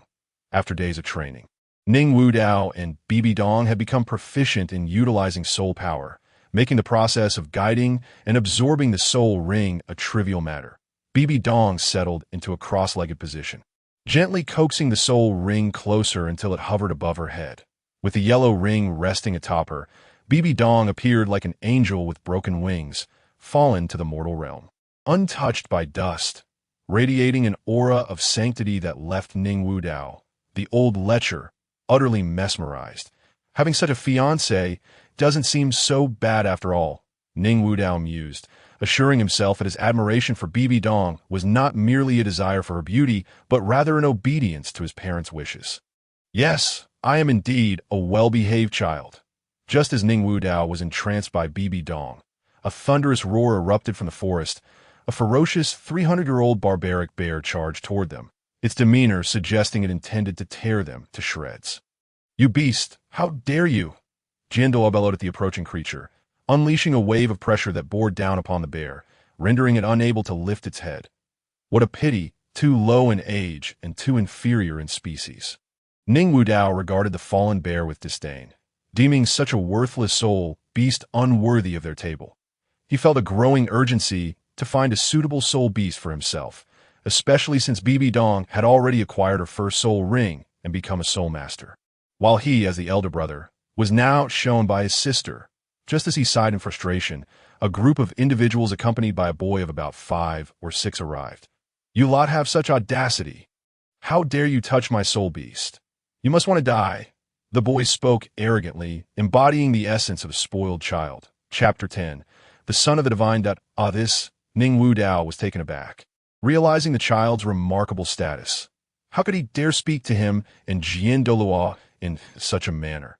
Did he possess a formidable backing? Could he possibly be the son of a deity? Otherwise, whose child would dare speak so brazenly? Even the Pope's child would show him respect. Jian Douluo's expression darkened upon hearing the boy's words. "A title, Douluo, is not to be insulted. Can't you hear? You little cur, kneel and apologize to me at once, or you shall suffer the consequences." The boy pressed forward with unwavering arrogance, his demeanor utterly contemptuous. The nearby guards bore expressions of helplessness. They hailed from a minor, noble family, and their only son was undoubtedly spoiled rotten. Yet this had fostered an insufferably haughty character, as he would often commit acts of violence in the streets without fear of reprisal. After all, he was a noble, and the law did not apply to him. Each time he took a life, it merely vanished into oblivion. The so-called laws of the two great empires were merely tools for the nobility to restrain the common folk. Knowing he was beyond reproach, the boy grew increasingly arrogant, and in their small city, anyone who dared to meet his gaze without bowing would face the wrath of his family. Yet he was merely a 10-year-old child. Originally, they had intended to hunt for soul rings in the nearby soul-hunting forest, but this little lord insisted on venturing into the Douluo forest. With no alternative, his father had to send out the only 2 soul kings from their family. But even with soul kings leading the way, safety was not guaranteed. After much difficulty locating a soul beast, they aimed to have the boy absorb the soul ring quickly and return home, only to find that the soul beast had escaped their grasp. In pursuit, they arrived at Ning Wudao's location, where an amicable resolution might have been possible. But instead, this young lord had provoked the creature. This little lord truly failed to recognize his own status, flaunting his power in the Douluo forest, a place where he was not to be trifled with. "Young master, this place is not like our Yinming city.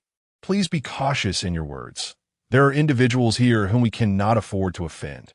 The head of the guards hastened to advise as he witnessed the young master engaging in yet another confrontation. "Get lost! How dare you presume to instruct me?" The boy kicked the guard, sending him crashing to the ground, leaving him too frightened to rise. "Uncle Li, Uncle Wang, I want these 2 dead," the boy shouted at the 2 middle-aged men behind him. The 2 men hesitated, unsure of how to proceed. With their Soul King prowess, they were indeed dominant in their small city. But this was the Douluo forest. What did being a Soul King mean here? "You 2 have such audacity, daring to provoke my young master." The man named Wang summoned the spirit of a brown bear, its ethereal form materializing behind him, surrounded by 5 soul rings of white, yellow, purple, and black as he charged toward Ning Wudao and the others. With no other option, they had no choice but to act. After all, this was their son. However, this boy was not actually the man's biological son, but rather a product of an affair between him and the family matriarch.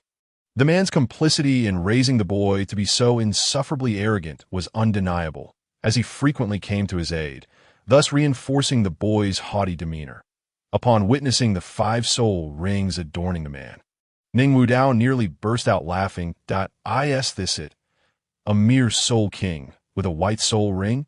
With such a show-off attitude, one might think he was accompanied by 2 divine kings, although this little brat hailed from a small place. Ning Wudao, a top heir from a prestigious family, felt a sense of inferiority to his ostentatiousness. This was the epitome of a spoiled child. He felt that his own status as a top heir was diminished, as he was bested in arrogance by this provincial upstart. First soul skill, barbaric bear roar. A thunderous roar erupted from the mouth of the man named Wang, distorting the surrounding air. While the sound was indeed imposing, Under the protection of Douluo's soul power, Ning Wudao merely found it a bit deafening that this all. Is this what a soul king amounts to? Just as Ning Wudao looked on with disdain at the soul king, an overwhelming stench suddenly permeated the air, nearly knocking him out. What? A biochemical weapon. Ning Wudao's dismissive attitude vanished, realizing that one must never underestimate any powerful individual. This despicable soul skill concealed a sinister intention, attempting to suffocate them.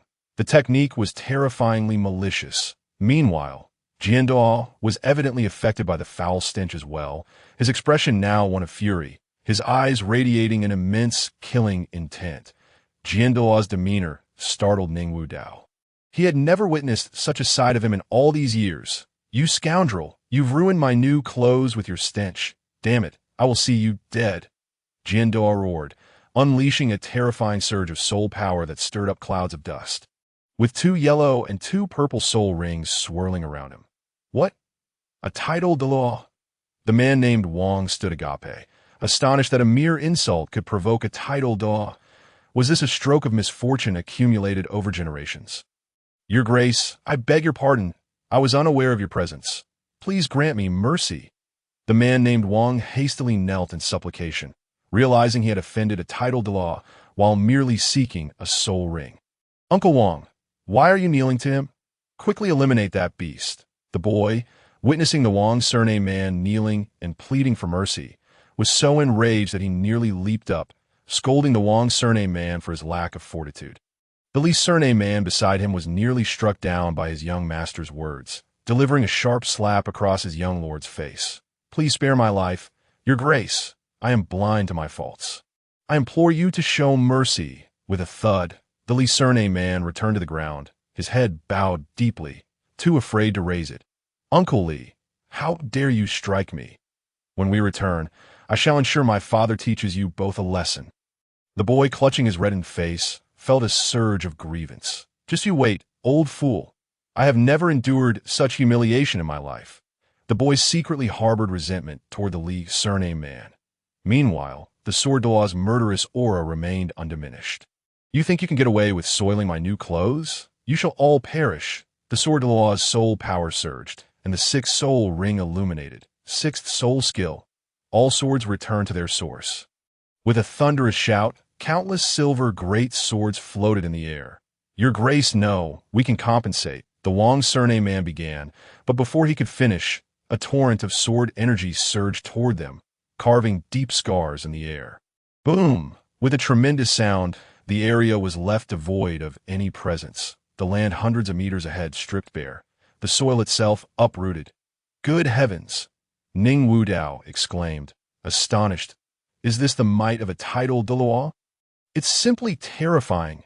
Ning Wudao glanced at the sword Douluo, noting that he still bore a look of unrelenting fury. How frightening. One should never provoke a perfectionist, especially one of such formidable strength. Meanwhile, BBDong's soul ring absorption was nearing completion, and she slowly opened her eyes. What on earth happened here? Having finished absorbing her soul ring, BBDong looked around in bewilderment. Did a world war break out in the brief moment I absorbed just one soul ring? This place is utterly barren. Who unleashed a gas bomb here? Not only have the plants wilted, but the very grass has been uprooted. Observing BBDong awaken, Ning Wudao cautiously approached, fearful that the sword Douluo might accidentally strike him down. Ding! Binding detected. BBDong's soul ring absorption complete. The system's notification echoed in Ning Wudao's mind. Ding! Binding detected. BBDong has acquired the 410-year-old 7-colored Spider King soul ring. Congratulations to the host for an increase of 100 years to the first soul ring. The system's announcement caused Ning Wudao's heart to race. He did not possess a first soul ring yet. If this were wasted, he would be distraught for quite some time. However, if it truly were wasted, there was little he could do. After all, the 7-colored Spider King was an exceedingly rare soul beast, and he could not ruin BBDong's future for his own sake. Ding! Host has not yet acquired a first soul ring. The acquired soul ring's years will be retained and distributed upon acquisition. With a sigh of relief, Ning Wudao took a deep breath. Thankfully, it could be retained. Otherwise, those 4,100 years would have gone to waste. Now, his first soul ring years could increase by a total of 4,100 years. Others' first soul rings barely reach 400 years, while his would at least be 500 years. Just thinking about it was thrilling. What is that smell? Why is it so foul? BBDong pinched her little nose and remarked, "Shoo, come here." Ning Wudao hurriedly pulled her into his embrace, covering her small mouth with his hand. This is not something to discuss. The sword Douluo is still in a rage. Although the sword Douluo would not likely vent his anger on them, it would still be unwise to harm the flora and fauna. How terrifying. The grass has been completely uprooted. All swords return to their source. Fearsome across the lands, the sword Douluo's fury had yet to subside, and he continued to unleash his wrath upon the air. Each terrifying soul skill striking the ground, creating an enormous, gaping pit. Uncle Sword is so powerful. Bibi Dong and Ning Wudao, mouths agape, gazed at the sword Douluo in admiration. After a while, "Let us go." The sword Douluo exhaled deeply and addressed Ning Wudao and Bibi Dong. "Dong, how is your first soul skill?" As they walked, the sword Douluo inquired of Bibi Dong, while Ning Wudao listened intently. Curious about her first soul skill, he had refrained from asking earlier, fearing the sword Douluo might accidentally strike him in his anger. My first soul skill is called 7-color poison mist. It releases an odorless and colorless poison mist, which I can control. Moreover, it does not require the release of a soul ring. The poison will take effect within 3 seconds, causing the victim to become disoriented, their soul power obstructed, and their muscles and meridians damaged beyond repair. If the dosage is increased, the victim will die within 3 seconds. Bibi Dong spoke excitedly. She had become a soul master, a feat she had never dared to dream of before. Meanwhile, the sword Douluo and Ning Wudao listened, bewildered. What kind of skill is this? It's simply outrageous. This is the ultimate tool for ambush. Only self-created soul skills do not require the release of a soul ring. Skills obtained from soul beasts typically necessitate the display of the soul ring. With this skill, others would remain entirely unaware while suffering irreversible harm to their bodies. What luck! Ning Wudao felt a twinge of envy.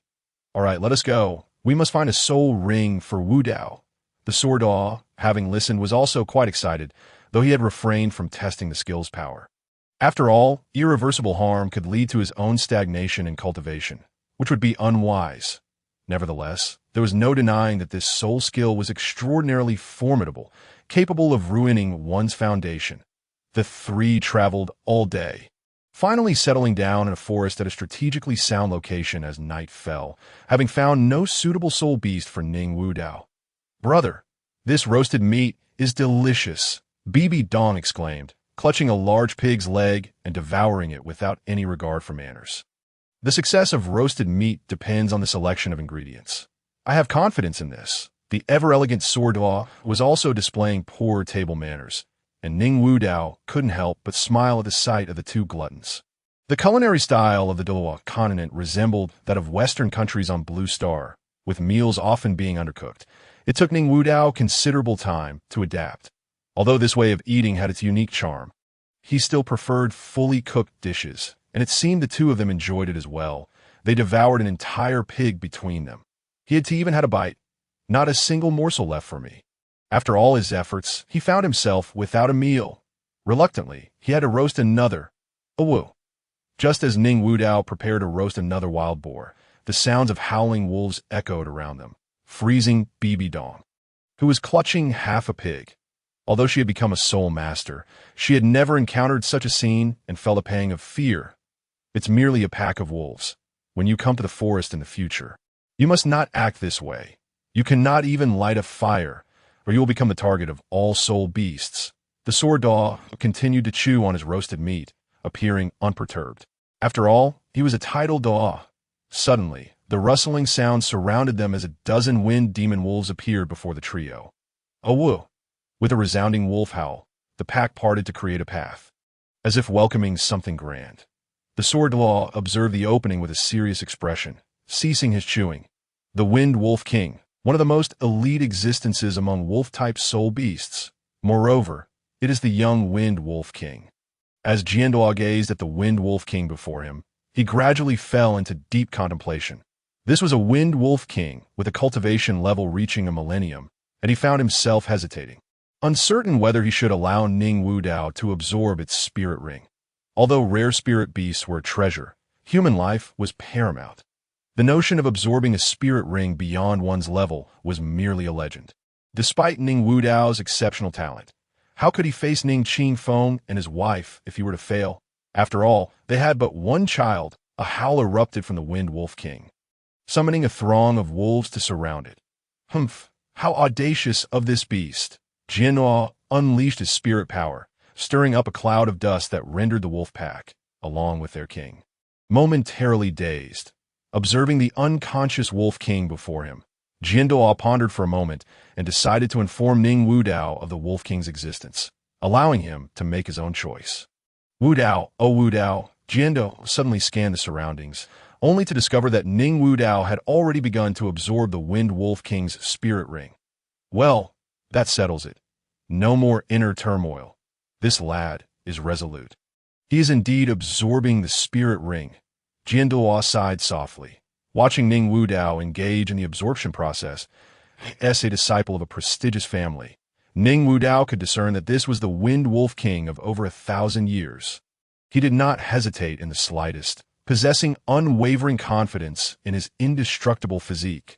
With a system and a physique that defied the heavens, it would be utterly laughable for him to merely absorb 100-year spirit ring.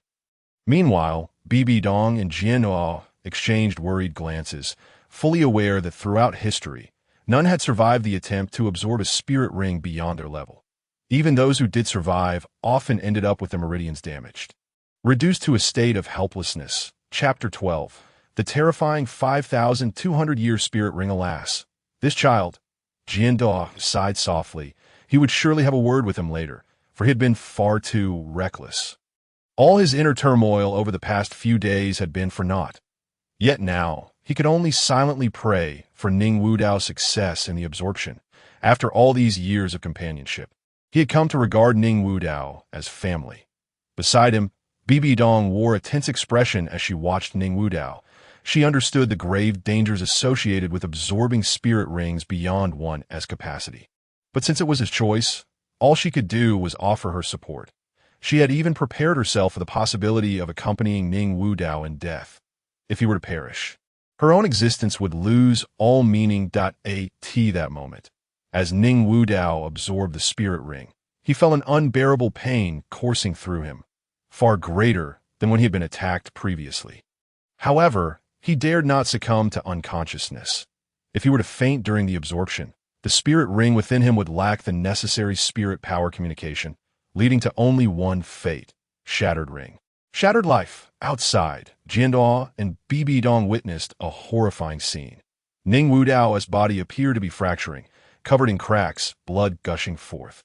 BBDong covered her mouth in shock, tears streaming down her cheeks. Brother side Jianhua also deeply sighed. Seeing Ning Wu Dao's body in such a state, it seemed grim indeed. Just as the two were engulfed in sorrow, they noticed the cracks on Ning Wu Dao's body healing at a visibly rapid pace. The indestructible body. This was the manifestation of Ning Wu Dao's indestructible physique. It was precisely this that gave him the audacity to absorb a spirit ring beyond his level. With a basic, indestructible body, he could regenerate from severed limbs, which attested to the terrifying vitality within him. At this moment, it could be said that he was nearly invincible. Even if his heart were pierced, he could quickly heal. In truth, he was not simply coveting the opportunity to absorb a spirit ring beyond his level. Rather, rare spirit beasts were exceedingly difficult to find, a serendipitous encounter. After all, absorbing a spirit ring beyond his level would merely grant him an additional 600 years of spirit ring longevity, whereas the system had bestowed upon him a staggering 4,000 years. Even if this Wind Wolf King possessed merely a few decades of cultivation, he would absorb it without hesitation. Absorbing a spirit ring beyond his level was merely a means to conceal the existence of his system's advantage. Even if it were to be exposed, he could simply fabricate a plausible explanation. After all, there were no outsiders privy to his secrets. No one would covet his fortune. And even if someone were to covet it, what could they do? They could not obtain it and would have to pay a heavy price for their greed. Outside, Jiandao and BBDong remained visibly worried as they observed him. However, upon noticing the changes in his body, they were filled with astonishment.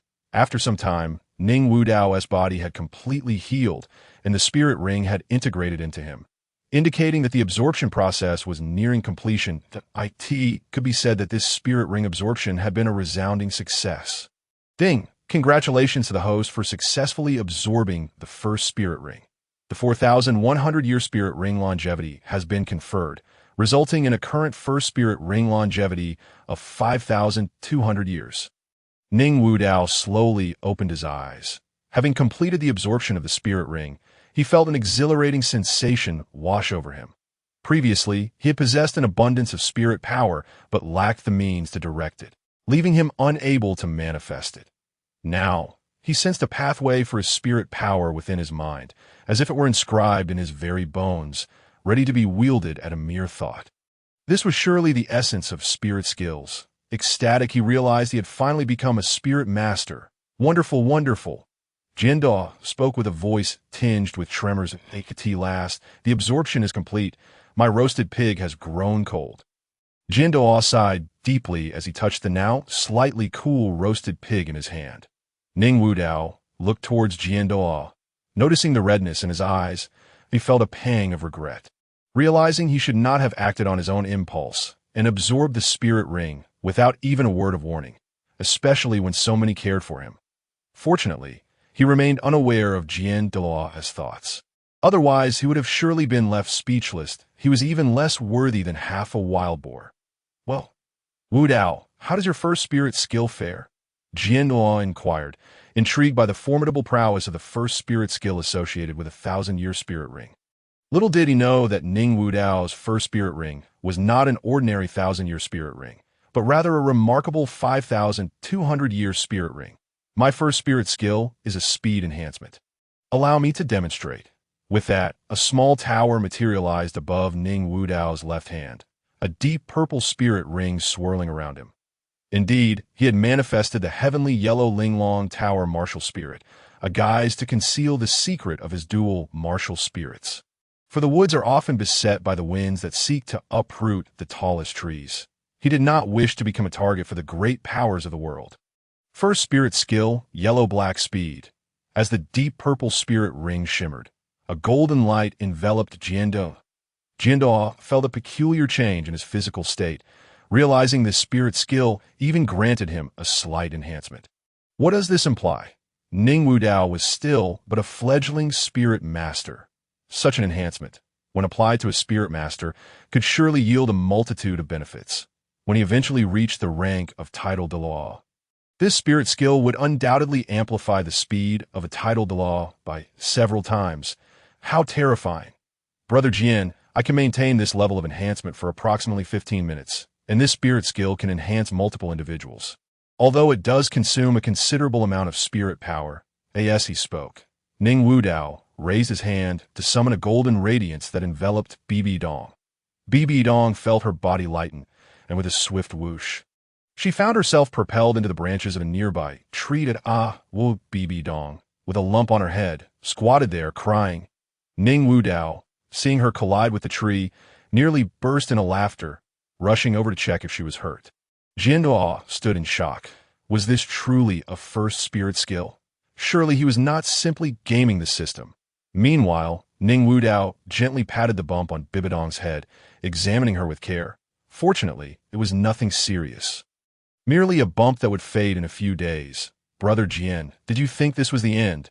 A cunning smile slowly crept across Ning Wudao's face. Heavenly yellow Linglong Tower, go! In an instant, the small tower in Ning Wudao's hand shot towards Jiandao at an astonishing speed, enlarging as it flew. You young ones lack martial ethics. Jiandao had not anticipated Ning Wudao's sudden strike. Even as he summoned his martial spirit, he was caught off guard and staggered. Though he chided Ning Wudao for his lack of martial decorum, he was secretly awestruck. The power of this strike had reached the level of a great spirit master. A spirit ring possessing 2 spirit skills. Could this be the power of a divine martial spirit? Moreover, he was still merely a spirit master. Even a powerful attack type, great spirit master, could not compare. Let alone he, a support-type spirit master. Truly, this was nothing short of terrifying. Who would have imagined that a support-type soul master would possess such formidable offensive skills? It is simply invincible. Brother, my head hurts. BBDong whimpered as she nestled in Ning Wudao's embrace, who gently stroked the large bump on her head. That moment, Sword felt somewhat superfluous. What has become of the youth of today? At such a tender age, they are so affectionate. What a disgrace! As a long single man, Sword looked down upon such behavior. Brother, I want to eat roasted meat, BBDong said weakly. All right, Ning Wudao replied tenderly, as he had yet to have his meal and was already feeling the pangs of hunger. Sword upon hearing the mention of roasted meat, perked up with excitement. Ahem! Sword coughed repeatedly, trying to catch Ning Wudao's attention. This child, does he not understand the importance of respecting his elders? How could he not think of me first? Chapter 13, Dark Golden Terror Claw Boom. A golden tower crashed through trees, echoing with tremendous noise. Ning Wudao woke up particularly early today, primarily due to the abundance of insects in the forest. He was afraid that a spider might crawl onto him, making it difficult to sleep. With nothing to do, he practiced his first soul skill in the nearby woods. Although his little tower was quite painful when it smashed into someone, it was challenging to hit a target accurately, given that the tower lacked any tracking capabilities, and no matter how powerful it was, if it couldn't strike an opponent, it was merely a waste of soul power. Whoosh! Crack! Suddenly, a white boot flew towards him, and Ning Wudao hurriedly summoned his soul power for defense. Though he was still unfamiliar with using soul power, he managed to raise a protective shield. However, even with the shield up, the boot, as if it had armor-piercing capabilities, struck him squarely on the rear. Be quiet, Sword reprimanded sharply. Ning Wudao rubbed his backside in exasperation. It was nearly noon, and he was still asleep. Was even a title Douluo this lazy? He had trained until the early hours of the morning. As a title Douluo, one would expect him to be diligent. Yet he was still lazing about. It was beyond Ning Wudao's comprehension how he had achieved the rank of title Douluo when he was not as industrious. With no choice but to prepare breakfast, he set to work. Just as the meat was half-cooked, Sword approached energetically, despite having been barely awake just moments ago. Sigh. Now I have to go search for Soul Beast again. Had I known, I would have let that wretched Bones bring you all along. It's made my sleep restless. Sword rubbed his slightly drowsy eyes, complaining. After the trio finished breakfast, they embarked on their journey to find soul beasts. Ning Wudao was already at innate level 20, having only obtained one soul ring so far. Once he acquired another soul ring, he would become a level 20 Great Soul Master, a 6-year-old Great Soul Master. It was utterly terrifying. However, it seemed that luck had abandoned the trio this time. For 3 consecutive days, they failed to find any suitable soul beasts. Although some had decent talents, Ning Wudao remained unimpressed. Roar! A tremendous roar echoed from a distance, emanating a faint aura of royalty. The trio, initially feeling dejected, suddenly felt invigorated. Soul beasts with a royal aura were never ordinary. This indicated a significant bloodline difference. Ning Wudao's Wind Wolf King and BBDong's 7-colored Spider King both boasted royal bloodlines, exuding an aura of nobility. The fact that they encountered such a low-ranked royal soul beast was sheer luck. Royal soul beasts were born with hundreds of years of cultivation and had exceptionally rapid training speeds, quickly reaching millennia or even 10 millennia of cultivation. A royal soul beast with 100 years of cultivation was exceedingly rare. After all, the reproduction of royal bloodline species was quite challenging. They were the pinnacle of various species of soul beasts, capable of easily reaching 10,000 years of cultivation, or even 100,000 years. The upper limit of human cultivation depends on innate soul power, while the upper limit for soul beasts is determined by their bloodlines. Let us hurry over, Sword thought with excitement, having finally found a promising soul beast that appeared to be anything but ordinary. Under Sword Douluo's guidance, the trio sped towards the source of the beast roared that a 4,000-year-old dark golden terror claw bear. Sword exclaimed in shock. This soul beast was perfectly suited for Ning Wudao. Both its age and bloodline seemed tailor-made for him, and it must be captured. This creature could contend with titled Douluos based solely on its 10,000-year cultivation. Sword Douluo mused. After all, he was unaware that Ning Wu Dao's first soul ring was a terrifying 5,200 years. Even if he knew, the dark golden terror claw bear would still be his best choice. The dark golden terror claw bear was not comparable to ordinary royal bloodline soul beasts. Its bloodline was nearly divine. Although it currently possessed only 4,000 years of cultivation, it could easily obliterate any soul beast under 40,000 years of cultivation. Ning Wu Dao was nearly drooling, as he was well aware of this nearly divine soul beast. For their support-type martial souls, or what the Douluo Continent defines as support-type martial souls, the most crucial factor in absorbing soul rings is the bloodline. The type of soul beast becomes less significant. The bloodline of a super ferocious beast like the dark golden terror claw bear is undoubtedly powerful. The trio reached a distant hillside, observing two individuals engaged in combat with the dark golden terror claw bear below. "Young master, run. I will hold it off for you." A middle-aged man forcefully pushed the boy beside him away. 0.5 soul rings, 2 yellow, 2 purple, and 1 black, hovered around him as a massive lion phantom slowly emerged behind him. "Rending sky lion claw," the middle-aged man bellowed, and a golden claw print materialized from the void, charging towards the dark golden terror claw bear. However, this was the legendary dark golden terror claw bear. How could a soul king withstand it? Roar. The dark golden terror claw bear let out an enraged roar, its rocky armor gleaming as it swiped its paw towards the colossal claw print formed of soul power. That terrifying claw print, under the dark golden terror claw bear's swipe, shattered instantly like a bubble, the entire process resembling chopping vegetables. Then it swiped again at the middle-aged man, who had no capacity for resistance. He was sent flying with a single blow, spitting blood as, this is the dark golden terror claw bear with a top-tier bloodline. How utterly terrifying. Ning Wu Dao was inwardly astonished. He knew the dark golden terror claw bear was strong. But this was simply too overwhelming. One must realize that 4,000 years of cultivation was merely equivalent to a soul master of the soul sovereign level, while the middle-aged soul master below was a full-fledged soul king. The dark golden terror claw bear fought above its rank as if it were merely slicing vegetables. Such a terrifying top-tier bloodline. Uncle Chun, the boy witnessing the middle-aged man being sent flying with a single strike, immediately halted his escape and rushed towards him. "Don't come over. Young master, quickly run," the middle-aged man shouted, spewing blood, urging the boy to retreat, lest they both perish there. "Hurry and go, young master. The family's vendetta cannot go unavenged." The middle-aged man, seeing the boy stubbornly approaching, yelled at him.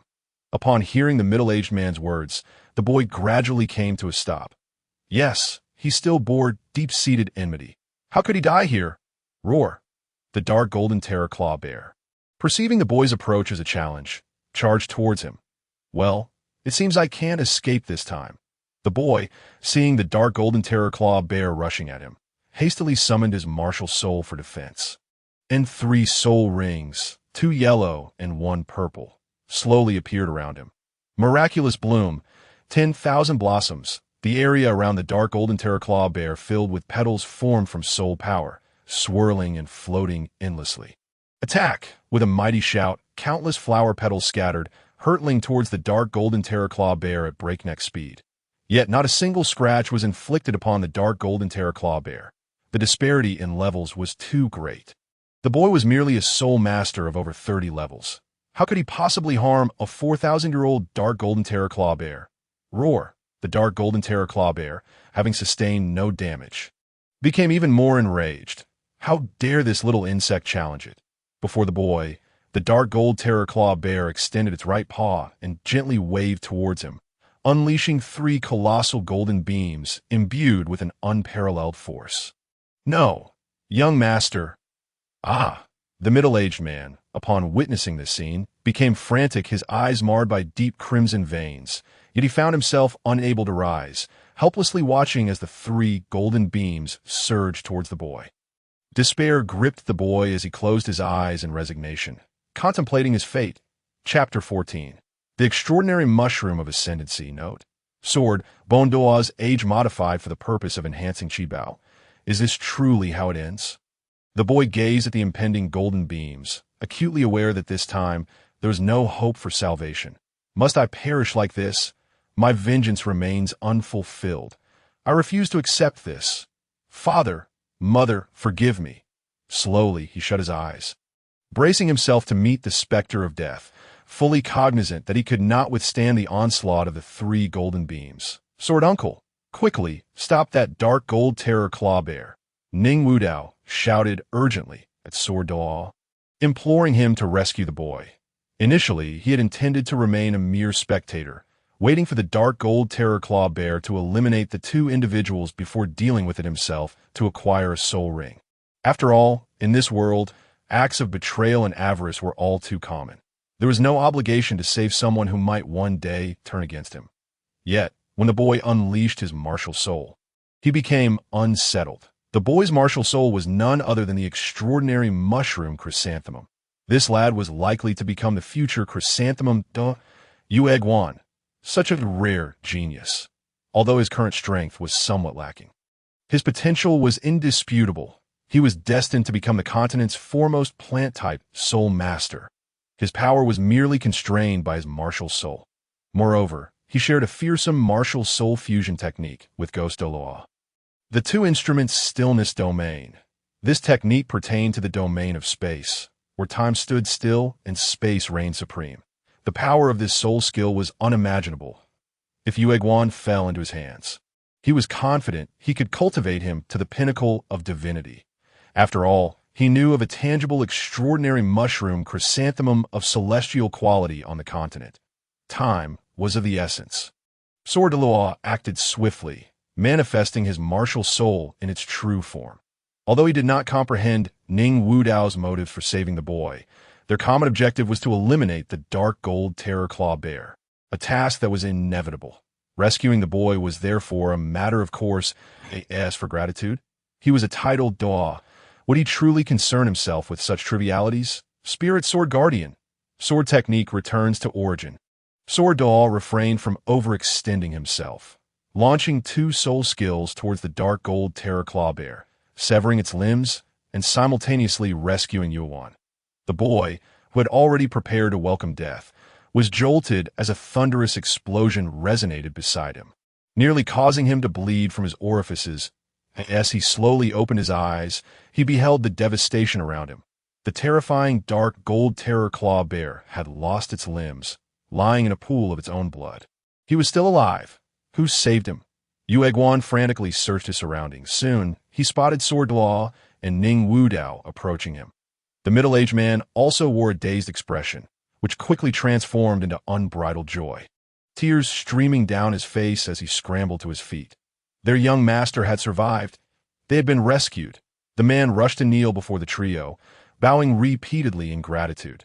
Thank you, esteemed ones, for saving my life. Upon witnessing this, Yue Guan hastily knelt as well, recognizing that a man capable of effortlessly vanquishing such a formidable soul beast must be an extraordinary powerhouse. If he could become his disciple, avenging his wrongs would be a simple matter. Rise. Saving you is merely a matter of convenience, Sword Duo replied nonchalantly. Disinterested in the complexities of gratitude, he simply wished to assist Ning Wudao in acquiring a soul ring and then return to enjoy tea and tend to his flowers. Observing the somewhat indifferent demeanor of Sword Duo, Yue Guan hesitated for a moment before speaking up. Esteemed one, I, Yue Guan, have a request. He bowed deeply, imploring Sword Duo to accept him as a disciple, that he yearned to learn genuine skills to eradicate those who had wronged him. He was convinced that this man could teach him, for he had so easily defeated the terrifying soul beast. Sword Duo cast a brief glance at him. I do not take disciples, he stated softly. Not even considering Yue Guan's talents, he had no desire to accept a disciple, regardless of how exceptional the individual might be. He preferred solitude. Upon hearing this, Yue Guan could only lower his head in disappointment. He had thought that with his talent, this esteemed figure would surely accept him, only to find that his prideful abilities were viewed as inconsequential. Was this what it meant to be a true powerhouse? Ding! Congratulations to the host for discovering the S-rank talent genius. Yue Guan, current intimacy level, 40 points. Ning Wudao, confirming Yue Guan's identity, felt a surge of joy. You were right. Why do you wish to become a disciple? Ning Wudao inquired gently. not wanting to directly recruit Yueguan. After all, aiding someone in their time of need was far more valuable than simply giving them a helping hand. He desired Yueguan to seek him out with unwavering loyalty. Yueguan, upon hearing Ning Wudao's words, was engulfed in memories, his eyes ablaze with vengeful fire. I must exact my revenge. I will make those wretches experience hellish torment. His face suddenly twisted with madness, as if possessed. Little brother, I implore you, could you assist me in persuading the elder to accept me as a disciple? I beg of you. Yueguan's eyes lit up with a pleading gaze directed at Ning Wudao, hoping he might intercede on his behalf before Sword Do. Ning Wudao maintained a faint smile.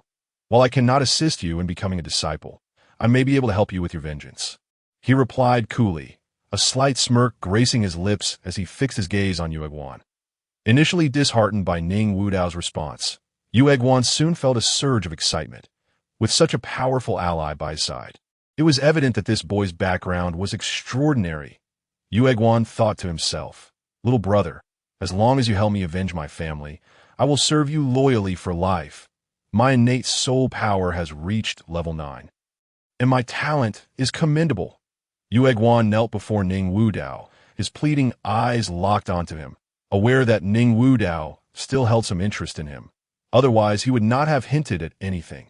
With his innate soul power at level 9, vengeance was certainly within reach. However, his enemies were equally aware of his talents, and they would not allow him to grow.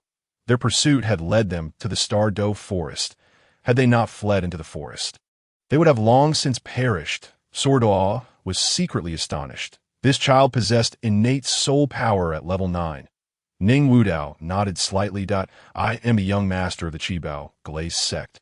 One of the upper 3 sections take this token and head to the Qibao Glazed sect. Should you encounter your enemies, you may use it to seek assistance from our sect members. My subordinates will not be diminished by your presence. I hope you will act wisely in the future. With that, Ning Wudao retrieved a token from his soul guide and tossed it to Yueguan. Securing the chrysanthemum doll was a delightful surprise for Ning Wudao, as it meant another formidable ally. Though he had few subordinates, he was adept at making an impression. He aimed to recruit exceptional talents and elevate the Qibao Glazed sect to unprecedented heights. Unbeknownst to him, Yueguan was left in a state of shock upon hearing Ning Wudao's revelation. Chapter 15. Inhumanity. What? The young master of the Qibao Glazed sect. He is actually from one of the upper 3 sects. The Qibao Glazed sect? Both Yueguan and the middle-aged man were taken aback by Ning Wudao's words, realizing that his origins were far from ordinary. They never anticipated that he was the young master of the Qibao Glazed sect. What incredible fortune had befallen them to gain the favor of the young master of the Qibao Glazed sect? Although his innate soul power of level 9 makes him an extraordinary talent within the 7 Treasures Glazed Tile School. On the Douluo Continent, high aptitude does not equate to strength. A genius who has not grown is not truly a genius. It is exceedingly difficult for a talent without backing to flourish. Now, however, with the support of the young master of the 7 Treasures Glazed Tile School, he is destined to soar to great heights. Yueguan received the token and deeply bowed to Ning Wudao. I am at your command. Thank you, young master, for your patronage. I, Yueguan, swear by my martial soul to follow you for life, never to betray. Yueguan summoned his martial soul and pledged allegiance to the mystical Chirong Tantian chrysanthemum. As a former scion of a noble family, he understood deeply that Ning Wudao required loyalty. The oath of the martial soul is a way for soul masters to express their fidelity. Although there are no penalties for breaking oaths, in this world where martial souls reign supreme, a martial soul is akin to one's parents. To violate such a vow is tantamount to forsaking one's family. A disgraceful act that would damage one's own resolve, and in extreme cases, could lead to a shattered heart and death. Ning Wudao, witnessing Yueguan's loyalty, nodded with a smile. The system's favorability rating had already reached 85 points, which is quite high. The system does not deceive. You may head to the 7 Treasures Glazed Tile School. I must acquire the soul ring from this soul beast. Ning Wudao casually informed Yueguan, producing some healing potions from his soul guide and handing them to them. What? Acquire the soul ring.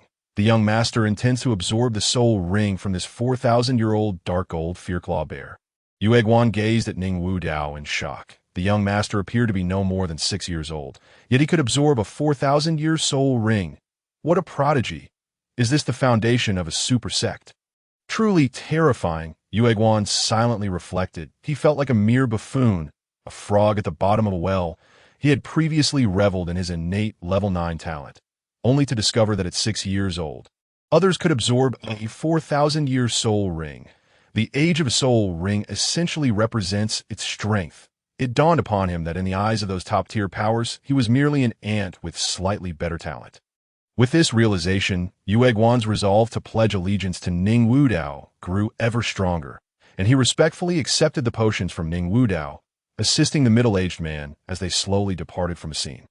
Ning Wu Dao was quite pleased with Yue Guan's demeanor. The system chimed, indicating that Yue Guan's intimacy rating had reached 90 points. It seems that demonstrating strength can also enhance mutual closeness, Ning Wu Dao thought to himself. He then turned his gaze toward the distant dark gold fear-claw bear, which was indeed the most crucial target of his expedition. Roar! The dark gold fear-claw bear bellowed at Ning Wu Dao, aware that it was this group that had severed its limbs. It looked at Ning Wu Dao with a burning desire to devour him, but having lost its legs and arms, it could only rage impotently before him. Ning Wu Dao, startled by the bear's sudden roar, summoned his martial soul and prepared for confrontation, only to find that the beast was utterly immobile, but a cruel sense of amusement welled up within him. Having read the original text, he knew that the greater the resentment of a soul beast before its death, the higher the probability of producing a soul bone. Initially, he had not intended to treat the soul beast this way, as it was still a living creature, and such cruelty seemed inhumane. However, the dark gold fear-claw bear showed him no respect. Thus, he felt no obligation to extend it any courtesy. With this thought, Ning Wu Dao drew a long sword from his storage soul guide and struck it decisively upon the bear's head, sensing the pain. The dark gold fear-claw bear became even more enraged, its roars shaking the dust around them. Silence! What are you roaring for? Can you only shout louder? Ning Wu Dao retaliated with a flying kick to the creature, then circled around it, seeking a vulnerable spot. Oh, it's a male bear, Ning Wu Dao thought gleefully, already formulating a plan to maximize the bear's resentment. A wicked thrill surged through him. Come on, foolish bear. Ning Wu Dao grinned mischievously, sword in hand, approaching the bear's lower half. Today he intended to perform a rather unconventional sterilization procedure on this beast. He swung his long sword, aiming for the bear's last leg, methodically hacking it into pieces. The dark gold fear-claw bear felt a chill beneath it, followed by a wave of agony. Roar! A sense of humiliation filled its heart, and it howled in despair, helpless tears streaming from its eyes.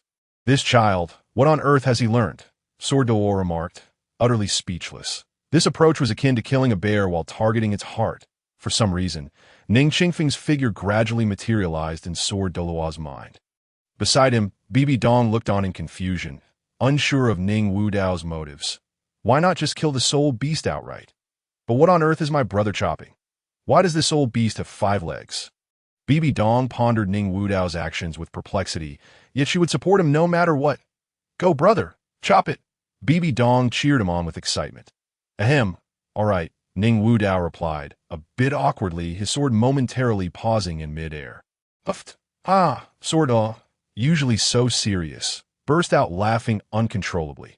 Encouraged by BBDong's enthusiasm, Ning Wu Dao lost interest in further provoking the foolish bear and swiftly ended its life with a single stroke. Yes, the soul ring began to rise from the fallen bear. Ning Wu Dao promptly sat cross-legged, focusing his mind to absorb the soul ring. Sword gradually composed himself, for no matter how suitable a soul ring may be, there is always the risk of failure in absorption. Especially after the torment he had inflicted upon this dark gold fear-claw bear. Its resentment must have reached a terrifying level. Absorbing a soul ring is no trivial matter. Meanwhile, Ning Wu Dao appeared utterly relaxed. How much resentment could there be? His first soul ring was 5,200 years old. The enhancement to his body and soul power would be remarkably formidable. Not to mention a mere 4,000-year soul ring. Even a 9,000-year soul ring would be within his grasp. In just a quarter of an hour, Ning Wudao had effortlessly completed the absorption of the soul ring, a satisfied smile gracing his features as he felt the transformative power of the ring. Douluo and BBDong shared in his joy. All is well. All right, Wudao, our mission is accomplished. It's time to return, Douluo mused, his face lighting up with a gentle smile, eager to enjoy some tea and flowers after many days without such pleasures.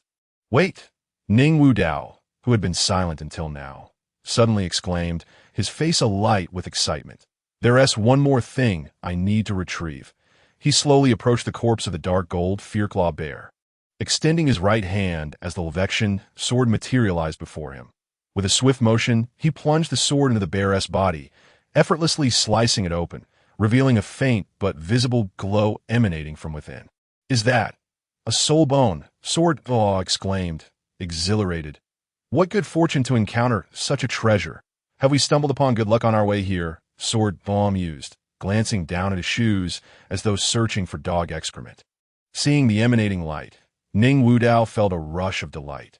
This method truly works. My awkwardness was not in vain. He carefully extracted the soul bone from the dark gold fearclaw bear's body, cradling it gently in his hands. This is an external soul bone, the right arm bone of the dark gold fearclaw bear. Ning Wudao's composure began to waver. While a 1,000-year soul bone was relatively inconsequential in his eyes as the young master of the Seven Treasures Glazed Tile School, he had no intention of absorbing such a low-tier soul bone. Although soul bones are rare, many exist within the top-tier sects. Moreover, the Seven Treasures Glazed Tile School is the wealthiest force in the entire continent. The higher-quality soul bones that appear on the market have mostly fallen into their possession. Yet this external soul bone is different. This type of soul bone can grow alongside the soul master. Furthermore, unlike other soul bones that can be reused, each external soul bone is unique and irreplaceable. Each one is a priceless treasure. Even among all the forces across the continent, it is unlikely to find an external soul bone. Moreover, this is the right palm bone. One could say that with this soul bone, his right hand will gain an extraordinarily powerful enhancement, and his second martial soul could possess formidable lethality. It might even surpass the destructive power of his first martial soul. After all, it is the Zhujin Four Swords, renowned for their offensive capabilities that no ordinary tower could rival. Sword Uncle, please protect me. I wish to absorb this soul bone, Ning Wudao declared as he addressed the sword Douluo. Then he once again seated himself in meditation to commence the absorption of the soul bone. Ah, you lucky rascal. It seems fortune is truly on your side. Douluo shook his head with a smile. Bemused by the notion of this child being a destined one. Naturally, he had no desire to covet the soul bone. How could he dare to snatch something from a younger generation? Moreover, even if the soul bone were given to him, it would serve no purpose, as external soul bones are best absorbed at lower soul master ranks. As one's cultivation level rises, the effectiveness of the external soul bone diminishes, given that he had already attained the rank of title Da.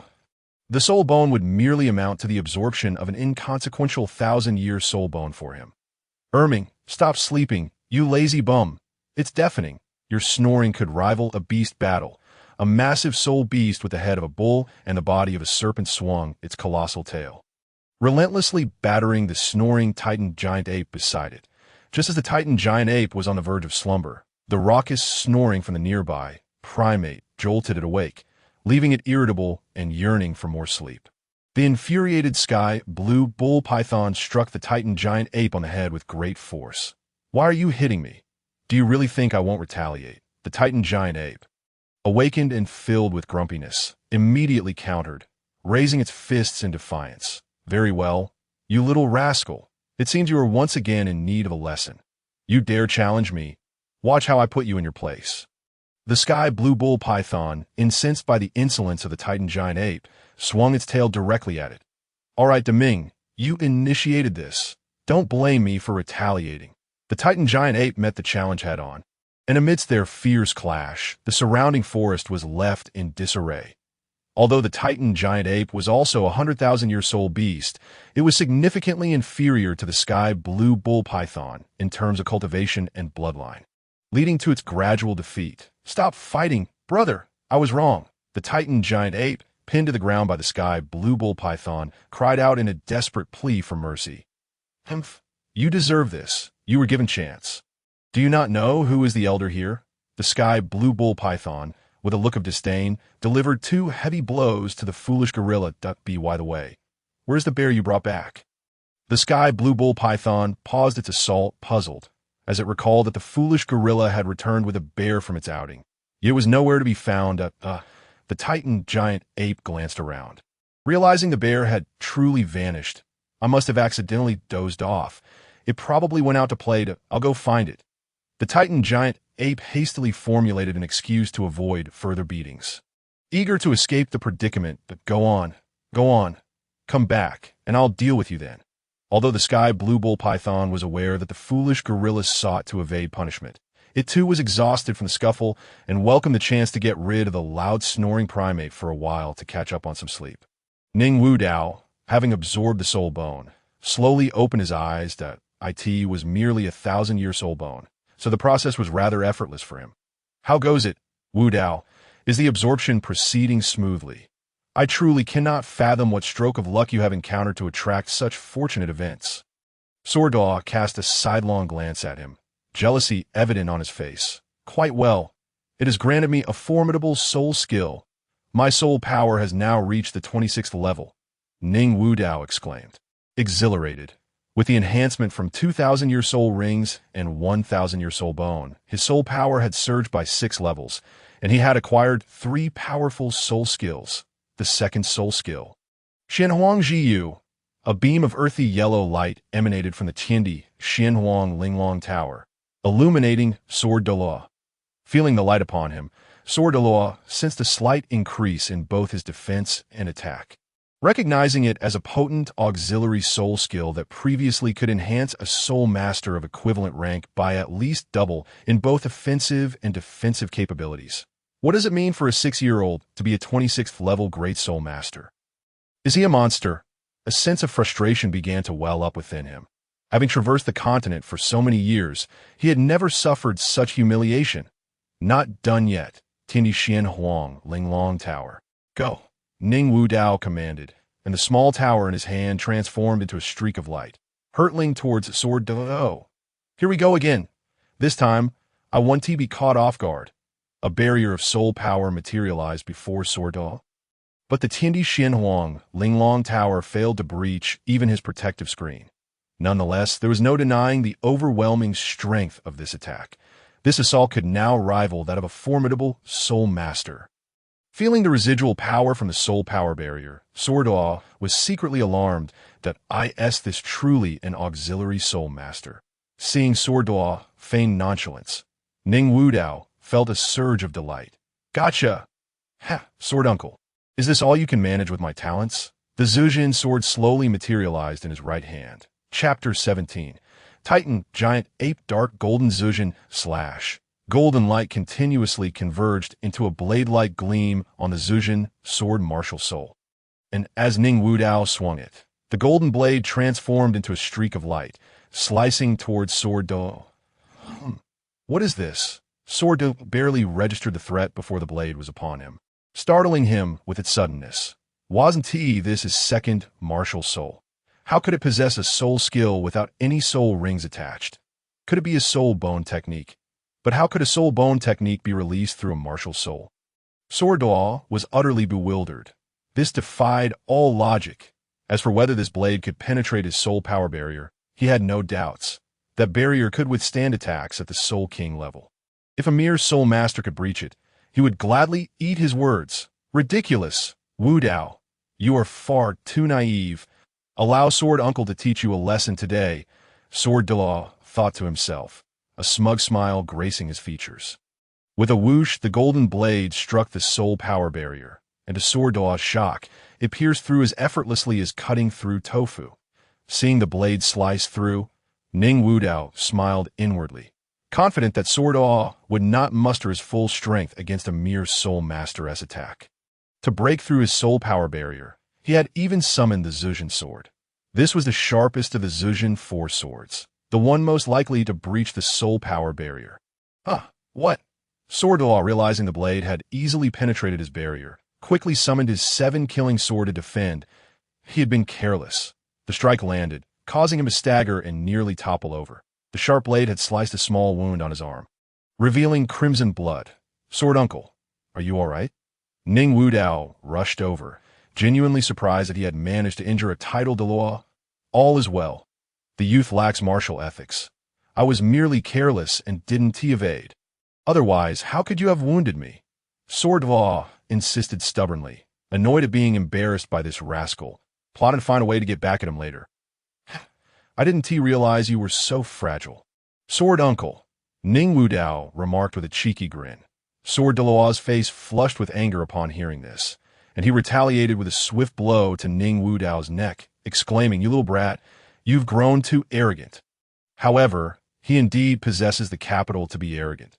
Just now, that sword light had already reached the attack power of a Soul King level. Even an average battle Soul King would struggle to attain such a level.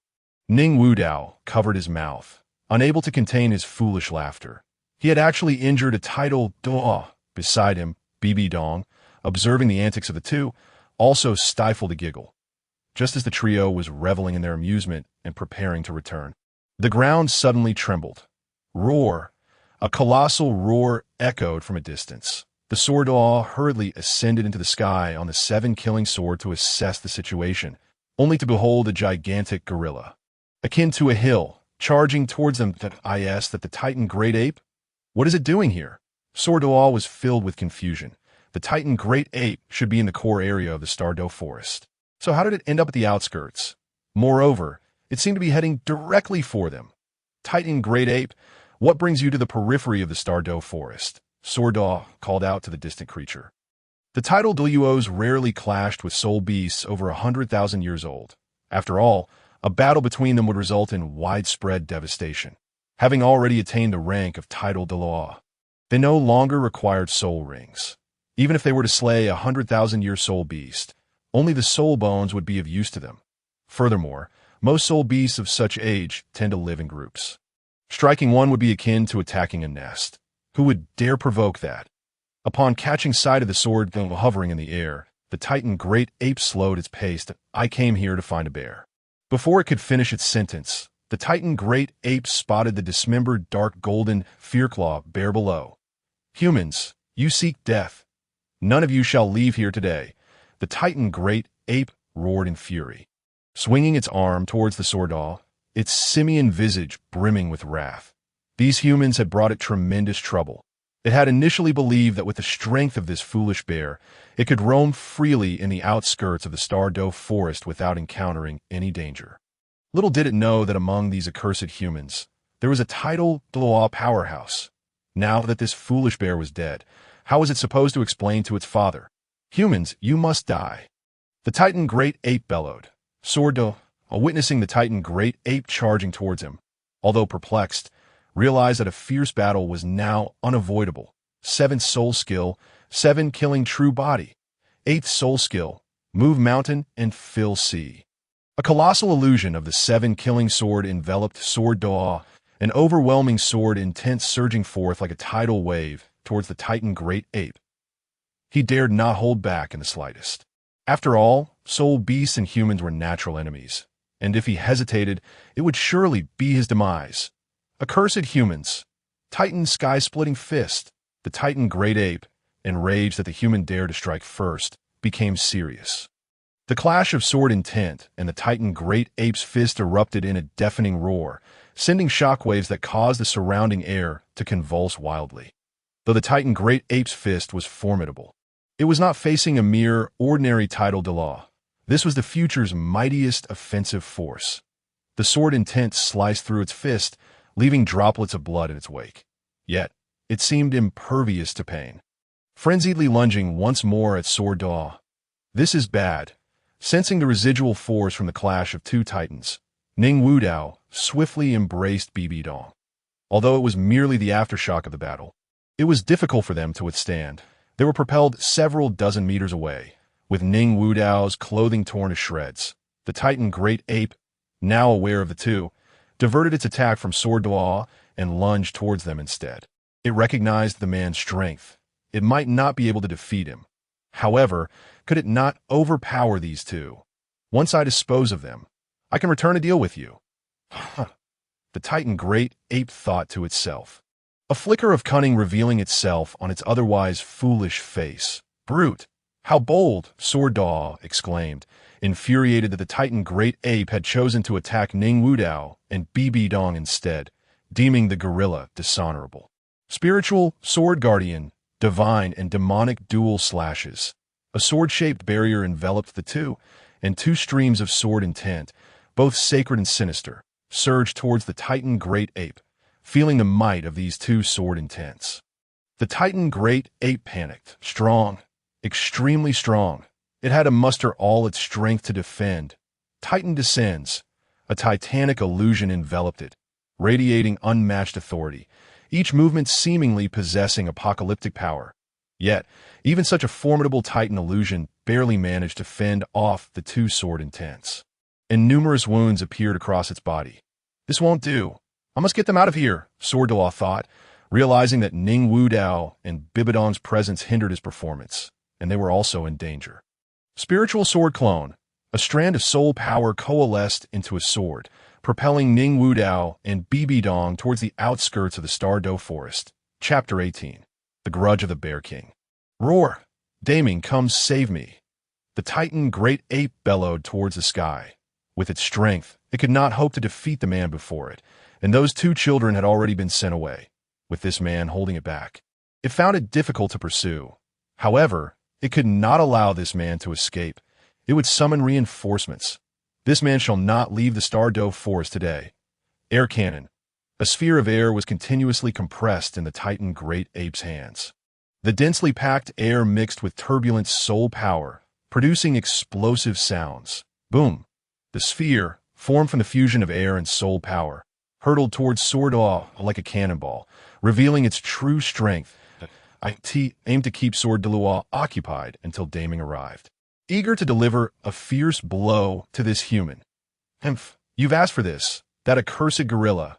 Now I can focus on you. Prepare to meet your end, Douluo, unable to comprehend the soul beast language, was unaware that the Titan great ape was seeking assistance. All he desired was to eliminate the wretched gorilla and extract its soul bones. He had just escaped a dire situation. If he had allowed the gorilla to have its way, he would have become an everlasting sinner of the Seven Treasures glazed tile school. The thought sent chills down his spine. Unimpeded as water, a wave of sword energy effortlessly deflected the terrifying air cannon. The tremendous roar shaking the very earth beneath. Sword Drawl, the seven-killing sword, emanated a formidable aura, streams of sword light surging towards the Titan great ape. Roar, Titan's might, faced with the onslaught of sword light. The Titan great ape showed no signs of fear, swinging its massive fists in retaliation. Though it was slightly inferior to Douluo, it was still a 100,000-year soul beast, even if it could not win. Douluo would find it challenging to kill it. The sword light collided with its fists, generating terrifying explosions that singed the Titan great ape's fur to Titan's grip as it caught the sword light. The Titan great ape sprouted a second set of arms at its waist, for arms converging as they descended upon Douluo. This foolish gorilla is quite formidable. Spiritual sword guardian, witnessing the massive stacked arms in the sky, felt a surge of danger. Sensing the overwhelming force above, he dared not slacken in the slightest. A colossal illusion of the spiritual sword enveloped him, and he channeled an extraordinary amount of soul power into this soul skill. If he did not exert himself fully to defend, he would not only be gravely injured, but could even lose his life. As the fist descended, the Titan great ape let out a pained roar. Its four fists were pierced by the spiritual sword illusion, blood gushing forth from the deep wounds in its palms. Meanwhile, Douluo was not faring well either. The tremendous impact inflicted significant damage upon him. His clothing tattered and torn. Accursed, Douluo glared at his ruined attire, a surge of wrath bubbling within him. This was woven from 5,000-year ice silk. Just this one garment cost tens of thousands of gold soul coins. And it was priceless, impossible to purchase. This was one of his favorite outfits, and that scoundrel had ruined it. Slowly lifting his head, his eyes burned with a murderous glint. You damned scoundrel, I shall make you pay. Today I shall take your life and harvest your bones. You wretched gorilla, perish. The seven-kill sword exuded a mist of crimson, an unmatched sword rays surged forth towards the titan great ape. Roar! Cease this madness. I concede, the titan great ape was pinned to the ground, being mercilessly ground beneath the sword-wielding soul master, with two of its fingers severed. Cursed beast, today I shall send you to the afterlife. True body of 7 kills, divine and demonic dual strikes. Die. The sword master summoned his 9th soul skill, his relentless sword intent coalescing upon the 7-kill sword, ultimately transforming into 2 celestial sword rays aimed at the titan great ape. The titan great ape trembled, unable to withstand this attack. It was doomed. What a mess. Just as it prepared to embrace death, the earth began to quake violently. Humans, halt! The sky blue bull python suddenly appeared, blocking the path of the titan great ape. The sword ray struck fiercely against the sky blue bull python, leaving massive bloodstains and causing its scales to curl. You seek death, human! The sky blue bull python was enraged. Had it not arrived in time, the titan could have been slain. The raging soul power surged within it, intent on avenging the titan great ape. Humph! I shall spare you today, but mark my words. Your life will be forfeit another day. Seeing the tide turn, the sword master hastily retreated on his sword, as his soul power had been nearly depleted in the battle against the titan great ape. Now was not the time to linger. He was no fool. After all, a wise man knows when to retreat. Human, do not let me lay eyes upon you again. The sky blue bull python roared. But the human fled too swiftly, leaving it powerless to pursue, merely able to bellow in frustration. You despicable gorilla, this is far from over. Xiong-jun gazed at the lifeless body of his son on the ground, feeling a chilling void within. Who could be so cruel as to commit such an act? How merciless! Xiong-jun beheld the dismembered limbs of his son and the horrific mutilation that had been inflicted upon him, and could only imagine the profound humiliation and agony he had endured. This was his only son, cherished so tenderly that he feared to let him break, and now, cursed human, I will see you dead. Xiong-jun pounded his chest in anguish, casting a fierce glare at the titan great ape beside him. It is your fault, Erming. I shall not rest until you are vanquished. As he spoke, the furious Xiong-jun swung his massive claws towards the titan great ape. Enough, Xiong-jun. This is the doing of those humans.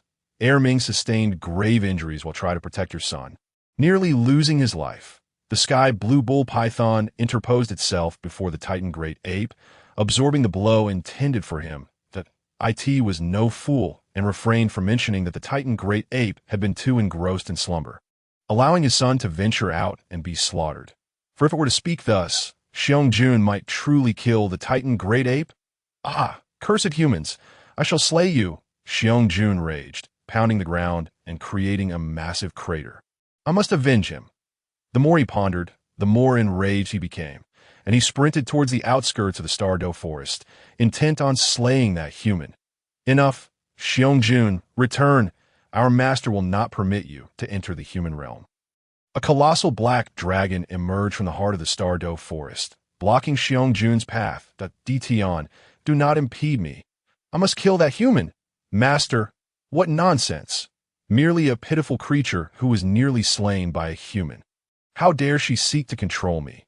Blinded by hatred, Xiong-jun paid no heed to Dtion's counsel. What did you say? You dare to insult our master. Hearing Xiong-jun's words, Dtion was instantly enraged. Their master was their supreme faith, and such slander could not be tolerated. A terrifying surge of soul power coalesced upon its dragon claws, ready to teach this disrespectful creature a lesson. Enough, Dtion. A spatial rift suddenly appeared before them, accompanied by a melodious feminine voice. That a breathtakingly beautiful girl emerged from the temporal passage, her silvery hair glistening like crystal. Master, how have you come forth? What is this? Dtion stared bewildered at the girl who had manifested from the healing realm, transformed into a human. It was known that soul beasts, upon taking human form, would lose all their power. Ha ha ha. How amusing. You foolish creature, you've turned human, and now you must possess no strength whatsoever. You claim to be a master, but without power, you are nothing. Do not provoke me, or one day I may devour you." Xiong-jun regarded the girl before him with derision. She had forsaken her power to become human, which was utterly laughable. Now that she had no strength, he feared her not. "Xiong-jun, you court death." A torrent of soul power surged in Tion's hands. Even if their master had taken human form, he would not allow her to endure any insult. Moreover, he had long been discontented with Xiong-jun's rebellious nature. "Tion, cease this folly. Do you wish to remain her loyal hound? She is now but an ant among mortals. Do you still fantasize about her restoring the soul beast lineage? The mission to revive the soul beast clan rests upon our shoulders. Do you wish for those humans to continue trampling upon us? Do you have any idea how many innocent soul beasts are slaughtered daily by those despicable humans for their rings?" Xiong-jun roared. Unwilling to remain cooped up, he longed to conquer the Douluo Continent, to become a king, and to avenge his son. Should they unite the ferocious beasts and soul beasts of the Douluo Forest, overthrowing the human world would be a trivial task with their might. Who could stand against them? Were it not for this so-called master obstructing them at every turn, they would have long since invaded the human realm. He could not comprehend why they should hide away in this place.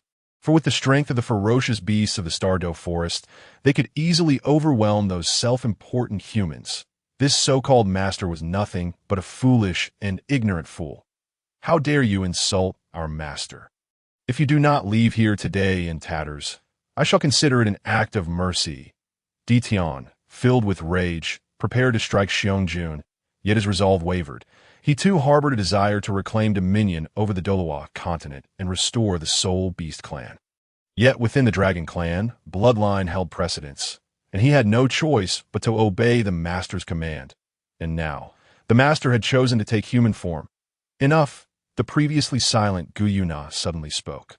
Uninterested in the bickering of the two, she gently extended her hands toward Xiong-jun, applying a slight pressure. Though it was merely a gentle push, Xiong-jun felt a profound threat to his very existence. His over 40,000 years of cultivation rendered him helpless against this force. "Tada! You have taken human form, yet how do you still possess such formidable power?" Xiong-jun was pressed to the ground by this immense force, creating a vast pit, his bones creaking under the strain. "You know nothing of power." The girl's hand pressed down once more, shattering his bones. Though he could eventually recover, the pain was unrelenting. "Master, I was wrong. Spare me, master," Xiong-jun cried out, fear creeping into his heart. If this girl wished to end his life, it would be a trivial task. Though he feigned submission, he secretly harbored resentment towards this purple-haired maiden. Having lived for hundreds of thousands of years, he had never endured such indignity. "Just you wait. I shall repay this grievance." Xiong-jun gritted his teeth, silently marking Gu Yuna in his mental ledger. Should you dare again, the dark golden Terraclaw Bear clan shall no longer have any reason to exist." Gu Yuna slowly withdrew her hand, although she found this foolish bear quite displeasing. It was, after all, a formidable beast with a history spanning over 400,000 years. After deep contemplation, she ultimately decided to spare it. "Tion, I intend to venture into the human realm, that I wish to uncover the nature of the object that incited the heavenly punishment. There may be an opportunity for my restoration." Gu Yuna spoke softly. How she longed to revive the Soul Beast clan. The greatest adversary of the Soul Beast was not the humans of Douluo Continent.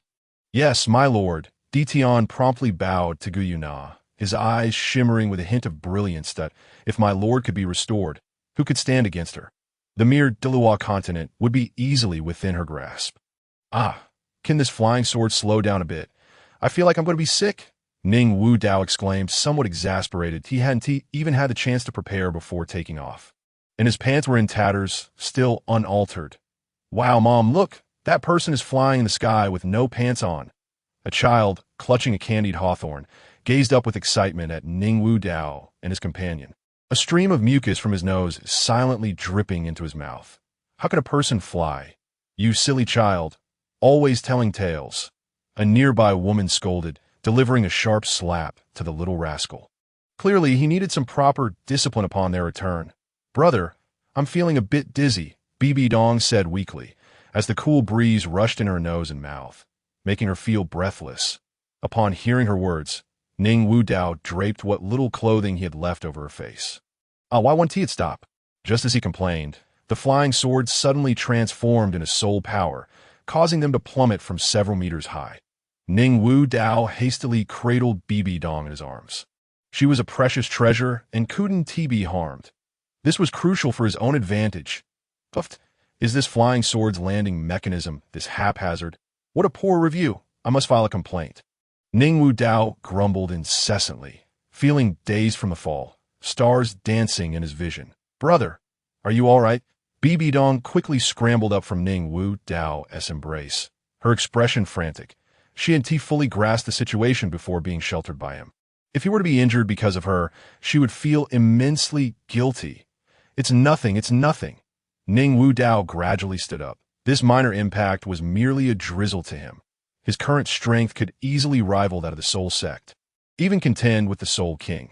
Did they truly believe a mere few meters of height could harm him? Absurd. Phew. Upon seeing Ning Wu Dao unharmed, BBDong let out a deep sigh of relief. Dong, do you have any spare clothes? After rummaging through his storage soul tool, Ning Wu Dao realized he had not brought a change of clothes. How embarrassing. I didn't bring any either, brother. What's wrong? BBDong asked, puzzled by his inquiry. Sigh. Very well. Let us first find a populated area nearby. Ning Wu Dao sighed deeply, feigning profundity as he walked toward the edge of the woods. Only after Ning Wu Dao turned around did BBDong realize the situation's absurdity.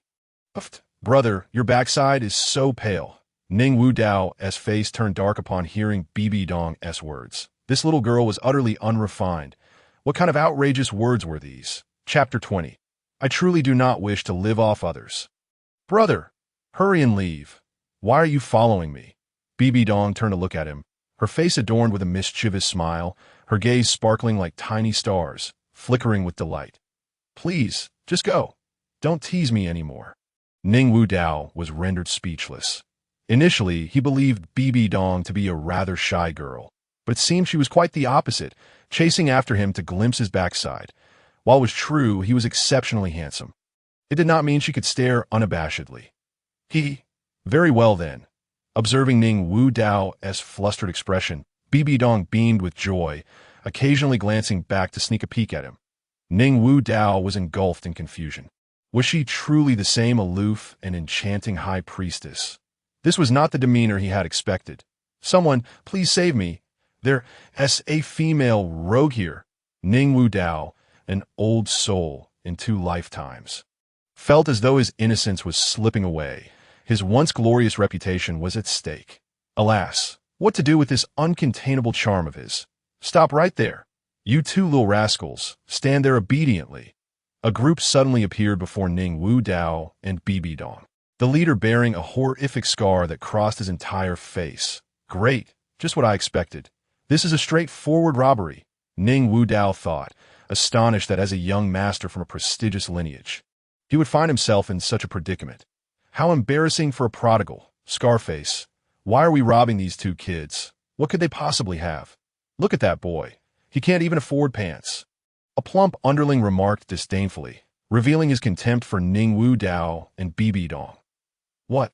A beggar? What nonsense. I am the esteemed young master of the 7-treasure glazed tile school, yet I am mistaken for a beggar. I am one of the wealthiest rakes on the continent. Ning Wu Dao thought, glancing at his own disheveled appearance. BBDong fared slightly better, her clothes intact but singed on the outside. They had traversed without finding any habitation or water source, leaving them looking quite unkempt and filthy. Well, if they appear to be beggars, then so be it. Better to be overlooked than to be robbed.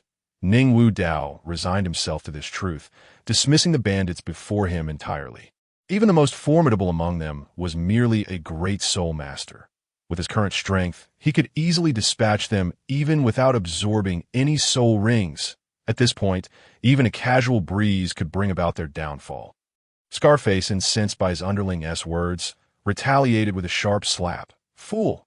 It is precisely because of imbeciles like you that our bandit camp has stagnated. So what if they are beggars? The men can be sold into labor, and the women can be cleaned up and sent to the Baihua Pavilion. They may not fetch much, but every little bit counts. How many beggars are there in the world? We could strike it rich by selling them all. Scarface declared, exuding a fierce determination. Ning Wu Dao was taken aback. It was truly a shame this man did not turn to commerce. When it comes to dealing with livestock, Scarface is the true master. Who would dare contest his authority? If only the Seven Treasure Glazed Tile School had possessed such resolve, it would have dominated the continent long ago. Men, bind these two up, Scarface commanded, standing with a spirited demeanor as he gestured grandly. Yes, Scarface, his subordinates responded with utmost reverence. Scarface had become their idol in less than a month since joining the mountains, having risen to the rank of military advisor due to the bountiful rewards from their leader. Not only that, but he had also received precious spiritual herbs, rapidly elevating his soul power. They knew that, given their talent, it would take years, possibly decades, to achieve such a leap. Brothers, let us bring these two back for some drinking money. Indeed, look at the spirit of these two little ones. Perhaps they could be exchanged for a couple of good jars of wine. A horde of underlings charged toward them, greed sparking in their eyes. Ning Wu Dao could only lament, am I truly worth just 2 jars of wine? I never intended to play the role of the fool. However, there will always be some foolish swine who mistakenly believe themselves to be tigers. Damn it, how dare they look down upon me? Today, I shall teach you all a lesson in humility. Prepare to crawl before me. Ning Wu Dao bellowed angrily as the heavenly yellow Linglong Tower slowly manifested in his hand. He intended to annihilate everyone present, for these blood-stained scoundrels were unworthy of sympathy. If he were to show mercy today, who knows how many more would fall victim to their vile hands in the future. Scarface, this brat seems to be his sole master. What should we do? The plump underling felt a surge of panic upon witnessing Ning Wu Dao summon his dazzling martial soul. Fool! What strength could a mere 6- or 7-year-old child possess? He probably hasn't even obtained his first soul ring. Are you really afraid of him? You lot are scared of a mere child. A bunch of fools. Scarface slapped his forehead in frustration. Were they not a group of incompetent teammates? Indeed, what reason is there to fear a mere child? The plump underling suddenly realized, to be fair, he could not entirely blame himself for being timid. Once, he had been fortunate enough to rob a passing Grand Soul Master. Why was it fortunate, you ask? In this desolate wilderness, it was exceedingly rare for a Soul Master to wander here. Yet he had encountered one. Was that not luck? The outcome, of course, was that he was left half dead. Having lost a kidney in the process, now he was plagued by shadows, trembling at the sight of others showcasing their martial souls. Brothers, charge! Capture these 2 brats alive. The plump underling began to act recklessly. How dare this child display his martial soul before him? Today, the plump lord shall teach him a lesson. A sinister grin spread across the plump underling's rotund face. Yet, as the minions rushed forward, Ning Wu Dao felt not fear, but delight. He had yet to experience true combat. Although they were but a bunch of worthless rabble, it would still serve as good practice. Humph! If you wish to harm my brother, you must first pass through me. BBDong stepped protectively in front of Ning Wu Dao, leaving him momentarily stunned. That was a sparring partner. Why was she interfering? Down! BBDong's lips parted slightly as she uttered a single word. And in an instant, the 10 or so minions before her collapsed, frothing at the mouth, lifeless, staring at the scene before him. Ning Wu Dao was left dumbfounded. How infuriating! He was utterly captivated by her. Alas, he let out a deep sigh. He truly did not wish to rely on others. Nevertheless, the feeling of being able to maintain an air of superiority without lifting a finger was quite exhilarating. Note, some readers have expressed dissatisfaction with this section, possibly due to the absence of original characters that, of course, those involved may be oblivious to this. I personally feel it is acceptable. Otherwise, I would not have published it if any readers find it unappealing after a few chapters. I suggest starting from chapter 34. It will not significantly impact your reading experience. Naturally, everyone has different tastes, so feel free to continue reading. If you dislike it, simply skip ahead. This is free reading, after all, and you won't incur any losses. Who knows, you might find it to your liking. After all, web literature caters to various preferences. Lastly, I would like to extend my gratitude to all the readers for their support. Chapter 21. Foolish pig pretending to be a tiger. Impossible. How could this be? Who on earth are you? Pretending to be a pig while devouring tigers. What are your true intentions? Scarface's face was filled with panic as he gazed fearfully at the two before him. His legs trembling that why the heavens? Did he really just lose over a dozen minions? This must be a joke. Scarface felt utterly speechless. These two were far too crafty, clearly tigers, yet they feigned being pigs. Ning Wu Dao, of course, was unaware of Scarface's thoughts. Otherwise, he would have rushed forward to deliver a couple of hefty slaps. Pretending to be a pig, I haven't even uttered a peep while standing here. It is clearly you foolish pigs pretending to be tigers. Oh dear, Scarface, I apologize for inadvertently leading you to a hard wall. Ning Wu Dao said with a playful smirk, casually pulling Bibi Dong behind him. A real man should not hide behind a woman. Besides, he couldn't let her take all the glory.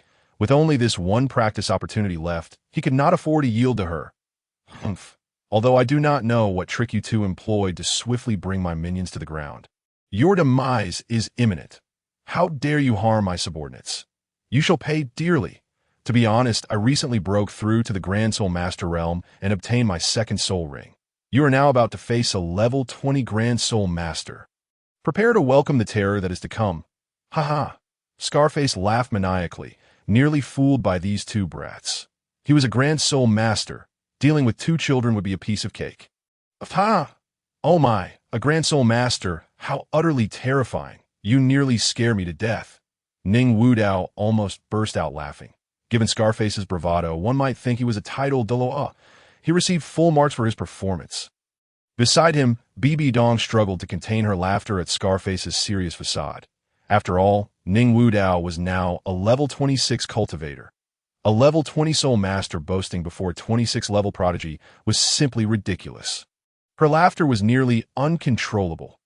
How dare you humiliate me so? You have no idea how terrifying a Grand Soul Master truly is. Prepare to die. You frog in a well, Scarface, filled with rage, could not believe that these two children dared to look down upon him. Second soul skill, a shovel for every acre. Invincible big shovel. A massive iron shovel slowly materialized in Scarface's hand, emanating a faint blue glow. Is this the big shovel? Ha. Ning Wu Dao's smile grew increasingly sinister. Was Scarface truly attempting to make him die from laughter? This was a psychological attack. Indeed, one should never underestimate a soul master. It was utterly terrifying. Humph, prepare to die, little brat. Seeing Ning Wu Dao continue to mock him, Scarface's anger intensified as he swung the shovel and charged at him. Come at me. Ning Wu Dao gradually wiped the smile from his face, his left hand slightly outstretched as the heavenly yellow Ling Long tower manifested in his hand. He began to take this duel seriously. Underestimating one's opponent in battle is a grave mistake. He understood the principle that even a lion must use its full strength to catch a rabbit. The last time, Sword Daw nearly fell victim to that Soul King's biochemical weapon precisely because he underestimated it. Such a blunder must not be repeated. Heavenly Yellow Ling Long Tower, go! As Ning Wu Dao infused his soul power into the small tower. It gradually expanded, rushing towards Scarface at incredible speed, leaving behind a trail of afterimages in the air. What on earth is this martial soul? Witnessing the astonishing tower, Scarface began to lose his composure. This child seemed to possess some real prowess. Boom! Scarface was sent flying by the tower, blood spraying through the air as he let out a pain scream. Watching Scarface lying in a pool of blood from a distance, Ning Wu Dao sighed softly. He had missed. His soul skills still required practice. Ning Wu Dao slowly approached, only to find Scarface's lower half in tatters, blood gushing out incessantly. Ouch! How cruel! It was utterly mangled. Who on earth are you? You cannot be mere children. Could you be the legendary gnome tribe? You shamelessly pretended to be pigs while devouring tigers. Scarface glared at the two, his body drenched in blood, as if they were the most heinous criminals imaginable. Upon hearing this, Ning Wu Dao's anger flared. Damn it, you are the gnome. Your entire family is comprised of gnomes. I will undoubtedly take you down today. This old bastard cannot defeat me and resorts to name-calling. He is merely a nameless, extraordinary genius. Now, He gazes upon the scarred face with increasing disdain. The ignorance of a frog at the bottom of a well was one thing, but to audaciously insult him was quite another. Today he vowed to make him regret his existence. Foolish imbecile, prepare to meet your demise. The celestial tower of mysteries began to rotate slowly in the hands of Ning Wudao. You too, do not revel in your arrogance. I advise you to think thrice before acting, lest you invite calamity upon yourselves. Our village chief is a formidable soul master, on the verge of transcending to the soul sect level. If you wish to kill me, you must first weigh your own strength. Should you dare to take my life, my chief will undoubtedly avenge me, and in that eventuality, there will be no sanctuary for you in this vast world. The scarred face spoke with brazen confidence, believing himself to have powerful backing. Oh, how terrified I am! Ning Wudao replied with a mocking glint in his eye, bemused by the scar man's bravado. Is that all? He had expected something far more formidable, merely a soul master, and they felt emboldened. Then, as the young master of the Seven Treasures glazed tile school, he could easily dominate the cosmos. The celestial tower of mysteries continued to spin and expand above the scarred man's head. If your support is as trivial as this, then you may as well perish. Ning Wudao looked down upon him, his gaze as cold as that reserved for the deceased, upon realizing Ning Wudao's intent to kill him. The scarred man immediately faltered. No, no, no. Please don't kill me. I have information to share with you. My cultivation has advanced 2 levels within a year. Because of this, you must understand, with my innate talent, it would normally take me years to progress even a single level. Sensing the murderous aura emanating from Ning Wudao, the scarred man hastily begged for mercy. Ning Wudao's interest was piqued. Could it be that they had stumbled upon some rare treasure? That would be worth seizing. No, no, no. Such civilized matters cannot be deemed as robbery. He was merely eliminating a menace to society. These bandits had wreaked havoc in the vicinity, sparing even the children. Such actions were transgression against the heavens, warranting their extermination. Today he would become the beacon of hope for the common folk, ridding the land of these brigands and maintaining peace in the Douluo Continent. Speak. What precisely is this information? Ning Wudao leaned closer, his eyes fixed intently upon him. Seeing Ning Wudao's interest, the scarred man felt a surge of hope, donning a sycophantic smile. That I can divulge the information, but you must spare my life in return. If what you say is true, I might consider granting you mercy. Ning Wudao observed the scarred man before him, a slight smile tugging at the corners of his lips, judging by his expression. He might indeed possess something of value. He couldn't help but feel a rush of excitement. If this could enhance his cultivation speed, applying it to BBDong would exponentially boost his advancement. He set himself a modest goal, a title in 3 years, and a god king in 5. Ning Wudao was lost in boundless fantasies, nearly drooling at the prospect. No, I require your solemn oath on your martial soul. If this is true, you must ensure my safety. The scar man stated earnestly he was no naive child, but rather a seasoned individual adept at navigating the complexities of society. He would not engage in any uncertain dealings. Very well. I swear that if your claims hold true, I shall spare your life. After all, we have no deep-seated grievances. Your fate matters little to me. Ning Wudao replied nonchalantly, a serene smile gracing his face. Yet internally, he seethed with rage. How dare this old fool negotiate with him? He would not allow it. Today he was determined to end this man's life. He had already devised countless ways to dispose of the scar man. Yet, he would not reveal this, for he still needed the information this fellow was willing to provide. To eliminate him now would yield no reward and require unnecessary effort, a significant loss. It was far wiser to feign indifference and extract the information gradually. Having navigated the social landscape for years, the scarred man recognized Ning Wudao's demeanor and felt a surge of relief. His life was likely spared today. My cultivation has progressed so rapidly entirely due to our village chief. Once, I managed to sell a large number of young beggars, earning a considerable profit, and the chief rewarded me with a small pill. After consuming it, I found my cultivation speed had increased several-fold. The scarred man excitedly recounted the events as if the pill were right before him. He spoke the truth, divulging all he knew. for as Ning Wudao had stated, there were no significant grievances between them, and there was no need for deceit. If he were to panic and reveal information, he would truly be finished. As for that chief, he was not his father. Whether he lived or died was of no concern to him. Ning Wudao fell into contemplation upon hearing the scarred man's words, the small pill. Could it be the legendary elixir? Yet he had never heard of such a thing existing in the Douluo world. However, if it could indeed enhance cultivation, he sensed that the situation was far more complex than it appeared. Such items must be exceedingly rare. Perhaps the last one was consumed by you. Your information is of little value. Ning Wudao replied coolly, the celestial tower of mysteries descending slightly, nearly brushing against the scar man's head. No. He must possess it. Just days ago, he showcased it to us, claiming that whoever achieved the best results in the next 6 months would be rewarded. Results refer to the amount of money earned for the village, a term coined by our chief. The scarred man exclaimed hurriedly, fearing that Ning Wudao might inadvertently take his life. To ensure Ning Wudao understood, he elaborated, as results was a term they had never encountered before. He was eager for these two to confront their chief. Surely he would seek revenge on their behalf. He was privy to some insider information. Their chief was not merely a soul master, but a level 42 soul sect. This was the soul sect, the strongest in the nearby county, was merely a level 39 soul master. How could these two possibly surpass his chief? With a smug smile, the scarred man envisioned the expressions of terror on their faces. What? Ahem. I see. Then I shall grant you a reprieve. Ning Wudao noted the term results, a word originating from Blue Star. Could it be that this so-called chief possessed memories for Blue Star? Or had he traversed from Blue Star? Contemplating this, Ning Wudao felt a mix of emotions. In theory, encountering a familiar face in a foreign land should bring joy. Yet, the actions of this individual were somewhat disappointing.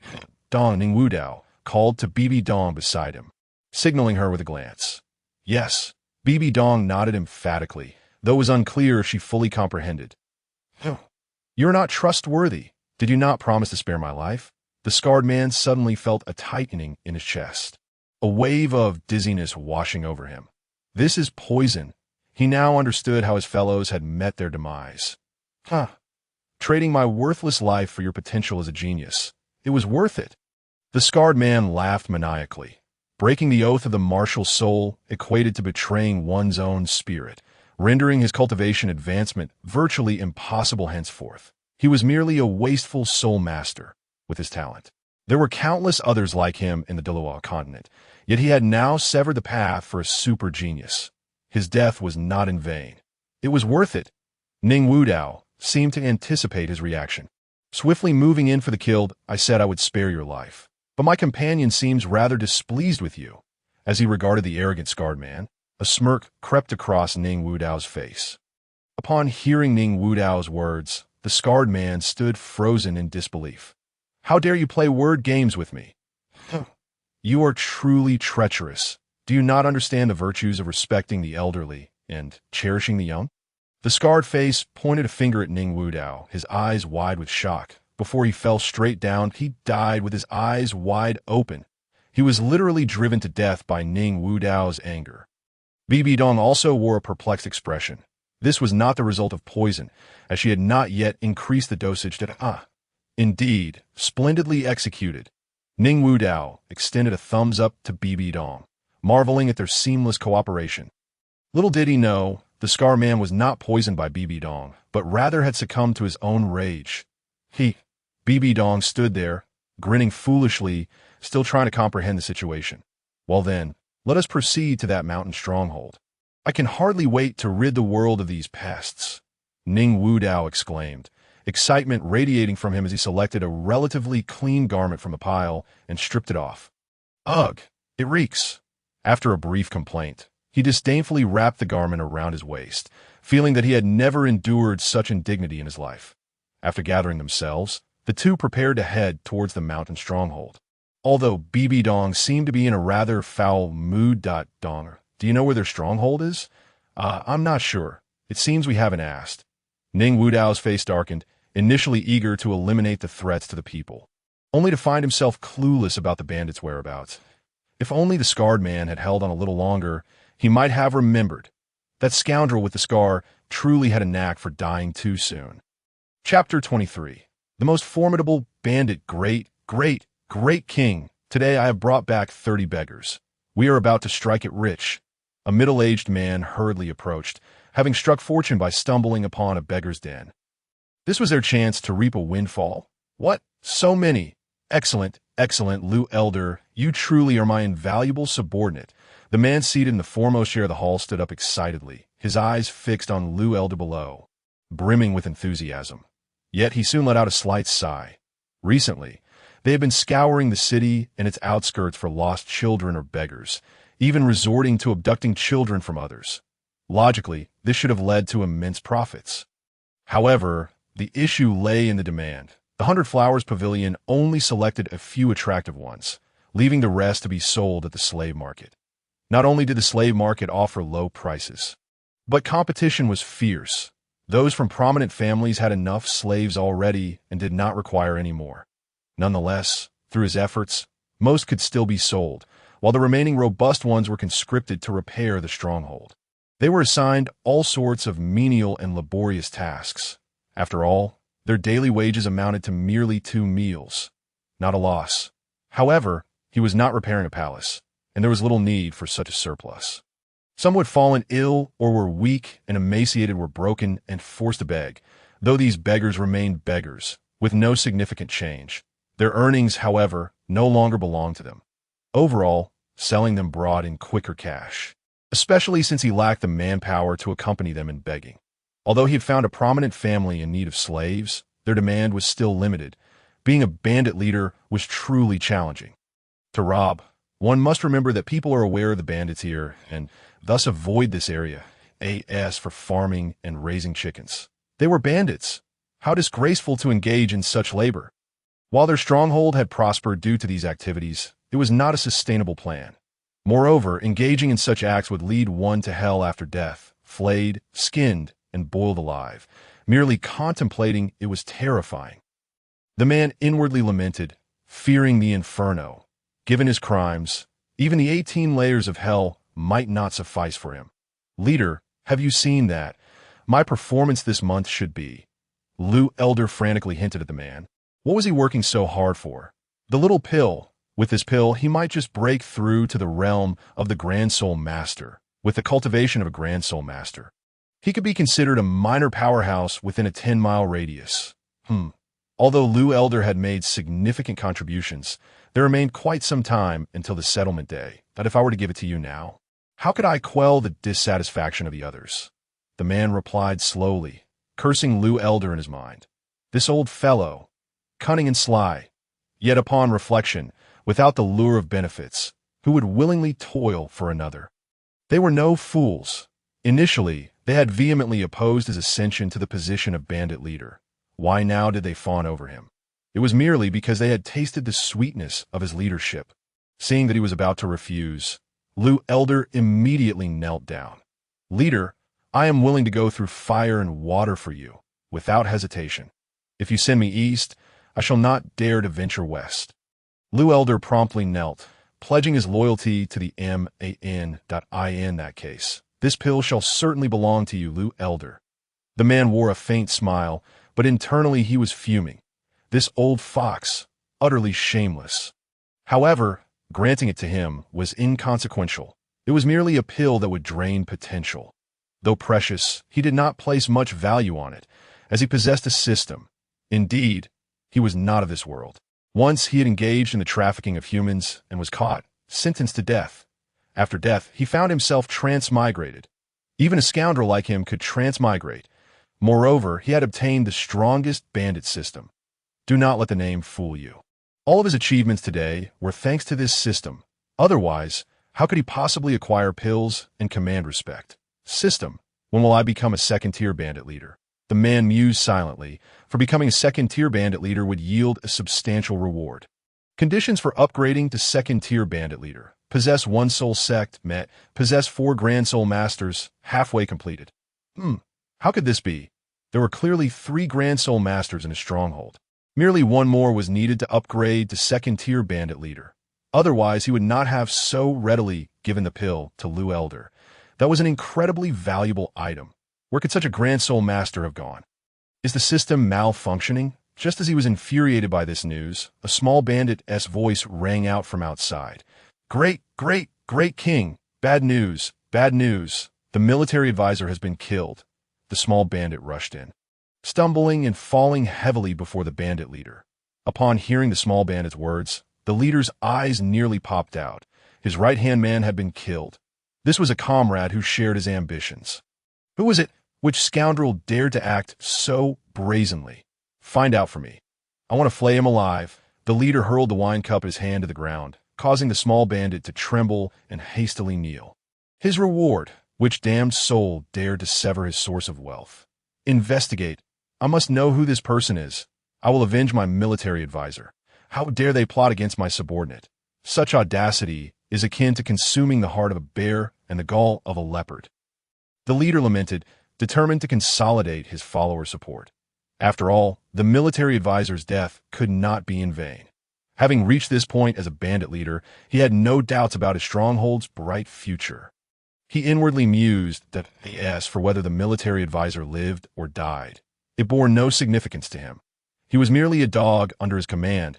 He only felt regret for not being able to swiftly claim the rewards of a second-tier bandit leader. Yes, leader, Liu Elder and the small bandit were taken aback by the leader's demeanor, filled with admiration as they clasped their hands in respect. With a leader like this, what is death to fear? This life is without regrets. The leader's stature in their eyes soared instantaneously. The gratitude of knowing and reciprocating life and death is an unwritten rule on this continent. It is not so much a rule as it is a principle that nearly everyone adheres to. Observing the expressions of the two below, the leader maintained a facade of sorrow, while internally he was on the verge of laughter. The people of this world are so easily deceived. If this had been in his previous world, he would have been nothing but a laughingstock. Just being spared a knife in the back would be considered a stroke of luck. True sincerity cannot be exchanged for sincerity. Does that imply there is any genuine sincerity remaining in this world? It seems that everywhere is rife with scheming. After one plot is devised, another follows. Is it not exhausting? The protagonist, the leader of the bandit stronghold, the first rogue of Douluo Continent, declares, "Not at all. It feels exhilarating, absolutely thrilling. Indeed, being a rogue is quite delightful. Alas, trouble brews. An enemy has stormed our gates. Elders Zhang and Lin have been overpowered and lie prostrate on the ground, on the verge of defeat." A small bandit, rolling and scrambling, rushes over, his trousers slipping down without a moment to adjust. What? Who dares to be so audacious? Take me there at once. The leader fumes. How dare they touch my people? He is alarmed. These are his last two powerful soul masters. Should they perish, he would indeed weep. Where could he find more soul masters in this small place to complete his tasks? Why has misfortune plagued him so in these past days? Why do all calamities seem to converge upon him? The leader seizes the small bandit from the ground and rushes outside. There is no time to squander. Elder Liu, witnessing the leader's fervor, feels a wave of comfort. With such a leader, we are truly fortunate. Indeed, the small bandit beside him nods vigorously. If the leader were still here, his heart would be racing with 1,000 thoughts of frustration. What good fortune! Why not hurry over to assist? Do you also aspire to be a rogue? Chapter 24. Robbing bandits? Brother, look! Qingfeng's stronghold. Is that not their lair? BBDong gazes excitedly at the sprawling buildings before her, and a smile graces Ning Wudao's face. At last, we have found it. If we hadn't, we would have left. It is all that scar-faced rogue's fault. Otherwise, we would have discovered this place much sooner. This is simply infuriating. Currently, Ning Wudao yearns to return and exact vengeance upon him. But since the man is already deceased, further punishment would be meaningless. Otherwise, he would certainly return to educate him properly. Why must he choose to be a rogue? If the scar-faced rogue knew of Ning Wudao's thoughts, he would surely curse in disbelief. You don't inquire, and yet blame me for not informing you. To think you would label me as a rogue. Fortunately, the scar-faced man is no longer present. Otherwise, Ning Wudao would likely have retaliated with a counterattack, inflicting further harm. Indeed, just by observing the architectural style, it is evident that this is a bandit's den. Ning Wudao's heart races as he gazes at the sign emblazoned with the characters for Qingfeng Stronghold. He has finally located it. However, why is it named Qingfeng Stronghold? No matter. Today he shall execute this robbery. Today he will rid the world of wickedness. Wow, brother, you are truly remarkable to perceive this. BBDong gazes at Ning Wudao with starry eyes, making him feel somewhat bashful. Come, today, we shall teach these bandits that robbery is wrong. Ning Wudao strides towards the grand entrance of Qingfeng Stronghold, his chest puffed out under BBDong's compliments. She follows him, beaming with delight. The bandits stationed at the entrance naturally notice the two, for they are not so diminutive as to be invisible. Halt! What do you intend to do? The guard bandit chuckles upon seeing them. He had previously deemed the gatekeeping job unprofitable, but now, unexpectedly, two naive fools have delivered themselves to him. This could bolster his monthly earnings. What for? To rob. Hand over everything of value. Ning Wudao regards the bandit before him with disdain. With such a pitiful appearance, what could possibly be worth robbing? Nevertheless, adhering to professional ethics and the principle of ridding the world of evil, he resolves to eliminate everyone present through a method of robbing before slaying. What? You wish to rob me? The guard bandit is momentarily bewildered. What does this little brat mean by robbing? He seems to have forgotten his own lines. Little brat, do you even know what robbing means? Ha ha! You haven't even grown your first hair yet, and you dare to come out to rob. Today, I shall teach you how to rob. Come with me, and you shall exchange a couple of drinks. Or else don't blame me for being merciless, the guard bandit says, his expression greedy as he lunges toward Ning Wudao and Bibi Dong, as if they were exquisite wines. Ning Wudao feels a wave of nausea wash over him at the sight of the bandit. Being ugly is one thing, but being repugnant is entirely another. Humph, you bandits are truly revolting. Today I, Ning the hero, shall rid the world of your menace and obliterate Qingfeng Stronghold. The heavenly earth mystical tower slowly materializes in Ning Wudao's hand, emanating a faint aura of soul power. Initially, he intended to incapacitate this bandit first, rob him, and then deal with him. But now he can no longer endure. This bandit is simply too disgusting. If he is guilty, let the law punish him. Must one resort to such repulsive antics? He can hardly bear it. Oh, so, a little soul master has come here to play the hero. The bandit laughs, now even more excited upon realizing Ning Wudao is a soul master. And his greedy expression intensifies, as if a stunning beauty were bathing before him. A soul master. How valuable and sought after. This could secure my drinks for half a year, as Ning Wudao gazes at the bandit's increasingly sinister grin. Goosebumps rise on his skin. You scoundrel, die. You shall meet your end today. I assure you. Even the King of Heaven cannot save you. The heavenly earth mystical tower gathers more and more soul power. Enveloped by a circle of deep violet soul rings, radiating waves of pressure. This is the first time he has utilized a soul ring to enhance his soul skill. Should this bandit perish under this blow, it would indeed be a mark of honor. As the soul rings appeared, the ethereal tower solidified slightly and shot towards the guard bandit with Ning Wudao's urging. Whoosh! The tower spins and expands in midair, creating a cacophony of sound as it slices through the air. This assault, unstoppable and devastating, seems capable of shattering the bandit's flesh with the slightest contact. Under Ning Wudao's mental focus, the tower appears animated. Locking onto the bandit ahead, Who are you? How do you possess a Millennium Soul Ring? Help! We are under attack. The guard bandit, witnessing Ning Wudao's strike, is filled with terror, his previously greedy and grotesque face now a mask of fear. This is a Millennium Soul Ring. Could this youth possibly possess at least the cultivation of a soul master? What a talent! Could he be from the legendary Gnome clan? Perhaps he is merely masquerading as a youth while being an old schemer over 50. As the bandit remains ensnared in terror, the heavenly earth mystical tower abruptly appears before him. Boom! Without a hint of surprise, upon contact with the tower, the bandit disintegrates into fragments, blood dripping from the tower. How terrifying! Ning Wudao is taken aback. He never expected his tower, under the Soul Ring's enhancement, to possess such might. This is no longer merely a tower. It could be deemed a meat grinder from another world. Wow, brother, you are incredible. Bibi Dong, witnessing the scene, is equally astonished.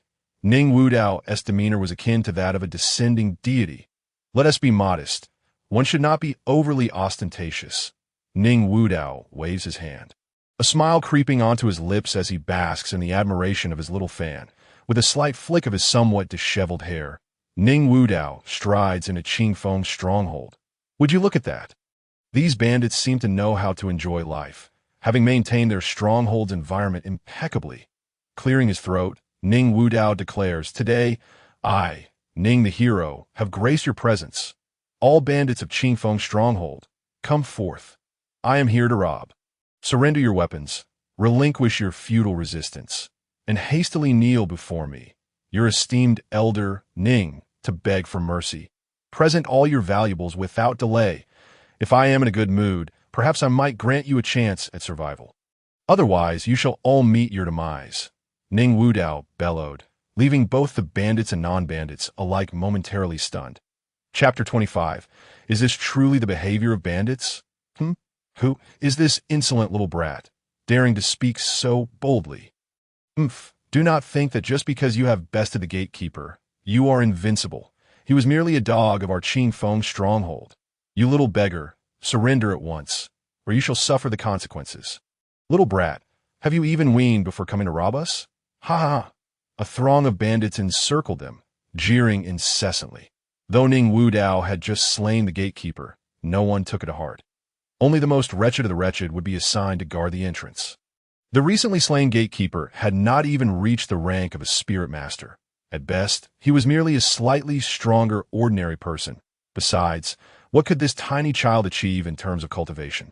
No matter how gifted?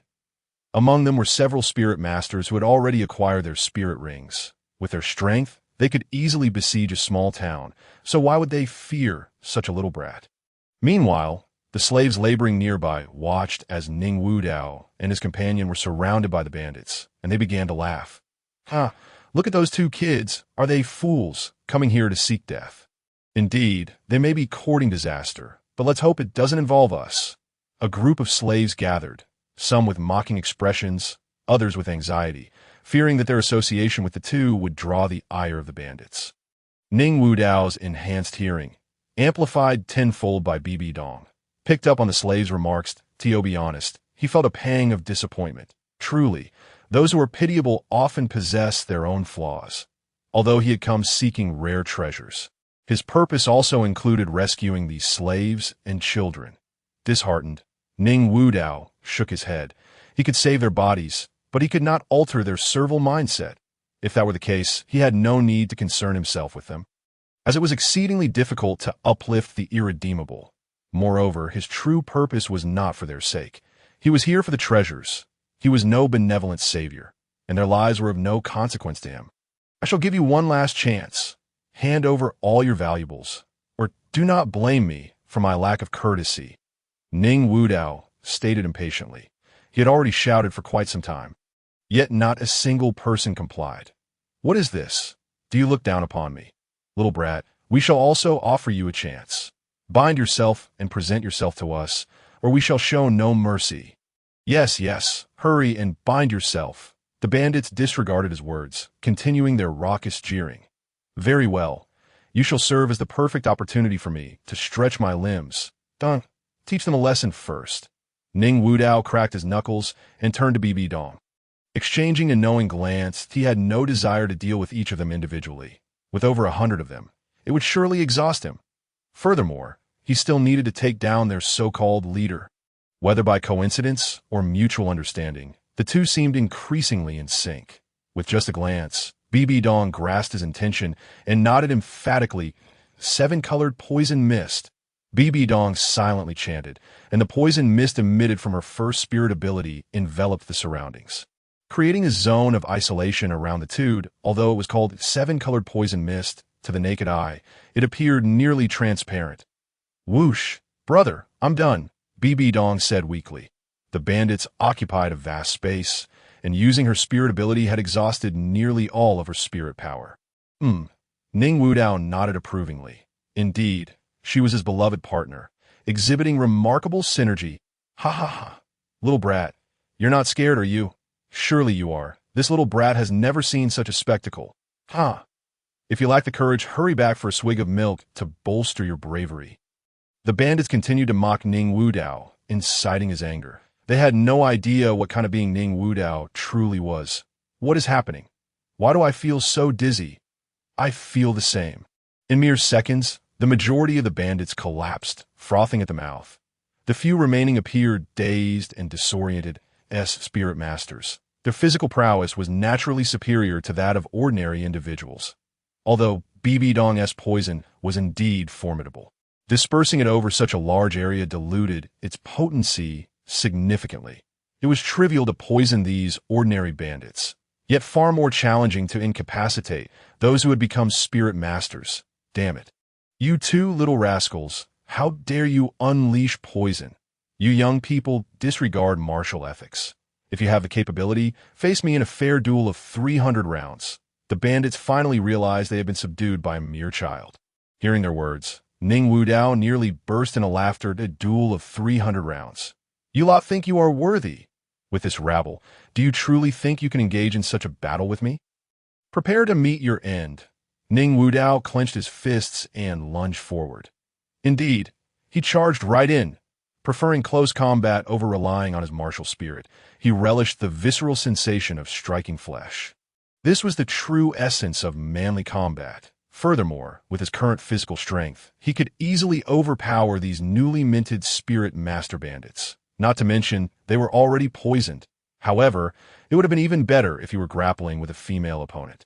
With this thought, Ning Wudao surveyed the dozen or so sweaty, rough men before him, his disdain growing .8 extremes fist. Ning Wudao swiftly advanced, and as his voice fell, his fist was already at a bandit's throat. With a resounding whoosh, the blow shattered the bandit's neck in a spectacular manner.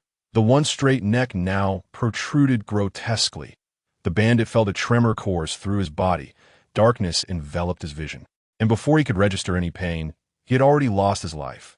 Ning Wudao was not skilled in 8 extremes fist, but who said one could not shout during a fight? A shout adds to the aura. The bandit before him was likely frightened to death.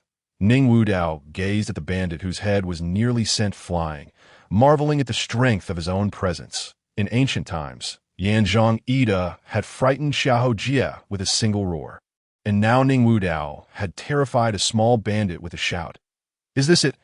I expected far more ferocity for a robbery. Is this truly what it means to be a bandit? Observing the fallen bandit, Ning Wudao wore a scornful smile. Not good. This kid seems somewhat formidable. Everyone, charged together. The bandits regained their composure and shouted. Though they were weakened by the poison, the power of that single punch was something none of them could rival. They hurriedly summoned their martial spirits, joining forces against Ning Wudao, with a kaleidoscope of spirit energy illuminating the scene, showcasing an array of bizarre martial spirits at a shovel, a hoe, blue silver grass, a large iron pot. Wait, what on earth is that diaper? With no time to ponder, Ning Wudao seized the lifeless bandit at his feet and hurled him towards them, with all his physical strength behind the throw. It was a perfect strike. Boom! Not a single miss. All were hit. The charging bandits were sent flying, dust swirling the air, with some even spitting blood. Halt! You little rascal, cease this at once. 2 authoritative voices rang out from the entrance. Chapter 26. Strike the young to draw out the old. Ning Wudao was momentarily taken aback, then turned towards the entrance, where 2 older bandits strode in, flanked by a group of younger ones. Could this be the legendary tactic of striking the young to lure out the old? If one cannot win, just call for reinforcements. What a clever strategy. I must remember this for future confrontations.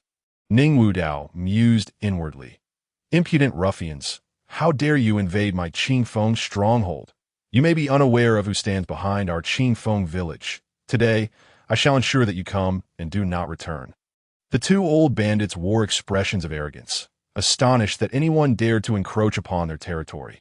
Fortunately, they arrived just in time. Otherwise, would they not have become a laughingstock within the bandit community? A bandit being robbed? The thought sent a shiver of dread through the 2 old ruffians. After all these years as bandits, they had nearly tarnished their reputations. A backing? Could it be that you are supported by a formidable force? Ning Wudao felt a sense of confusion. Could it be that a bandit hideout had external support? At that moment, he recalled the name Qingfeng Village. Qingfeng? Surely not. It couldn't be. While his father may lack reliability, he would not stoop to such a flagrant violation of natural order. Humph. What a mere child. Look at your naivety. Our village leader, Zhao Qingfeng, being a newly ascended soul sect, dominates the surrounding area, obliterating all foes within dozens of miles. Everyone knows of him. The two old bandits unconsciously raised their hands, speaking with an air of arrogance, as if their leader were an unparalleled warrior. Ning Wudao, however, felt a wave of irritation. What a ridiculous name. Zhao Qingfeng. Soon enough, he would be reduced to mere wind. Ning Wudao silently harbored resentment towards this village leader. Anyone could live, but Zhao Qingfeng must die. What a pitiful name. Who dares to call themselves Qingfeng? Regardless of your so-called Qingfeng, you will crawl before me. You old fool. Enough of your babbling. Prepare to meet your end. The Tiandi Xuanquang Linglong pagoda materialized in his hand, propelled towards the two elderly bandits by the surge of his soul power. This time, he refrained from adding soul rings. He surmised these two were likely minor leaders of the bandit camp, so he would spare their lives for now, intending to plunder the treasures here before dealing with them. Such foresight. He truly was a genius. Even without the enhancement of soul rings, the Tiandi Xuanquang Linglong pagoda, having absorbed 2 millennium soul rings, had become somewhat more solidified, wielding tremendous power. Defeating these two old geezers would pose no challenge. The small tower spun in the air, enlarging as an ancient, heavy aura emanated from it.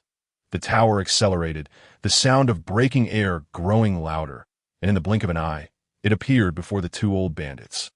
Not good, they exclaimed in unison, realizing they could not withstand such an onslaught. They hastily summoned their martial spirits. Swift Wind Wolf. Manifest. Spirit Cat. Manifest. The two activated their respective soul rings, one white, one yellow, filling their bodies with immense soul power. With a shout, a colossal aura enveloped them, and their soul power erupted, dispersing to either side. Ning Wudao was taken aback. They managed to evade? Truly, these two old foxes possessed battle experience that ordinary soul masters could not hope to match. Not bad for a kid. The two old bandits, though outwardly defiant, felt their hearts racing. Who was this young prodigy? He was simply terrifying. Had they not dodged just now, they would have been reduced to mere rubble. Swift Wind Wolf Claw. One of the old bandits brandished his fur-covered arm, revealing a claw glinting with a cold sheen, charging towards Ning Wudao. Ning Wudao saw only a flurry of afterimages. The old bandit's speed had reached astonishing heights. The Swift Wind Wolf was known for its speed. Naturally, the old bandit, possessing this martial spirit, was incredibly swift that a pale blue soul power enveloped the claw, extending its length and enhancing its menacing aura. This strike, bolstered by soul power, was exceedingly sharp. With an unstoppable momentum, it aimed to slice through Ning Wudao. But was Ning Wudao merely an ordinary person? Certainly not, even if he were to endure this claw. He would suffer no significant harm. His physical body had been augmented by the system. While the elder's speed was remarkable, the power of the strike was merely mediocre. In a swift motion, he seized the old bandit's wrist, effortlessly blocking the attack. There was no need to be foolishly beaten.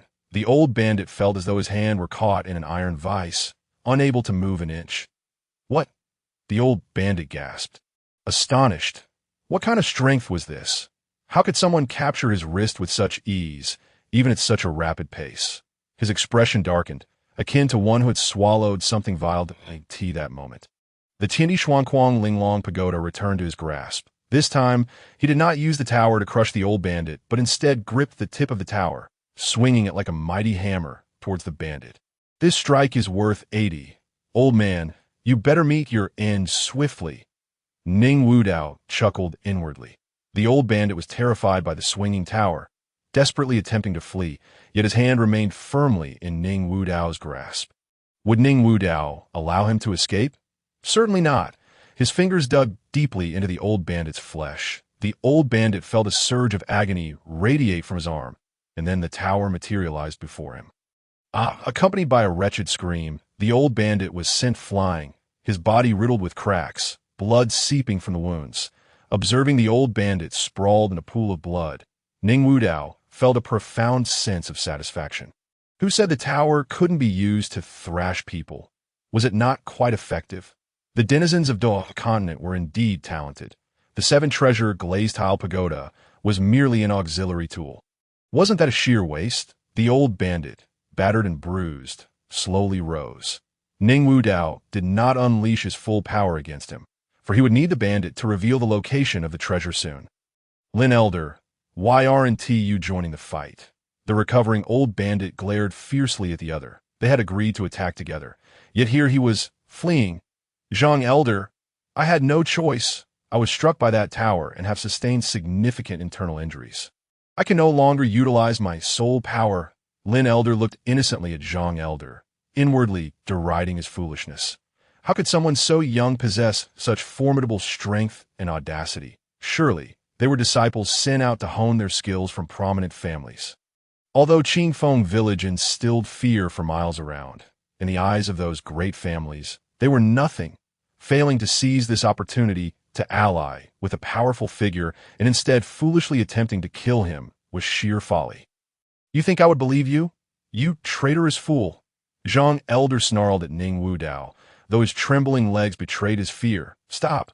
How dare you, you impudent wretch! A voice echoed from afar. Ning Wudao felt exasperated. He had already dealt with the young, and now the old had appeared. Was this never-ending? Just as he lamented, a mechanical voice reverberated in his mind. Ding! Detected other system owners without traversal permits, identified as black market individuals. What?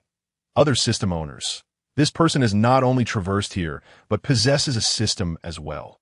Is this a jest? How can there be other travelers? System, what is the meaning of this? Ning Wudao queried. Bewildered, the emergence of another system owner disrupted his mindset. Those who possessed systems were surely not simple characters. Charging in carelessly could prove disastrous if they had hidden trump cards. It seemed this matter warranted careful consideration. Ding! Mission issued. Eliminate black market individuals and seize their system.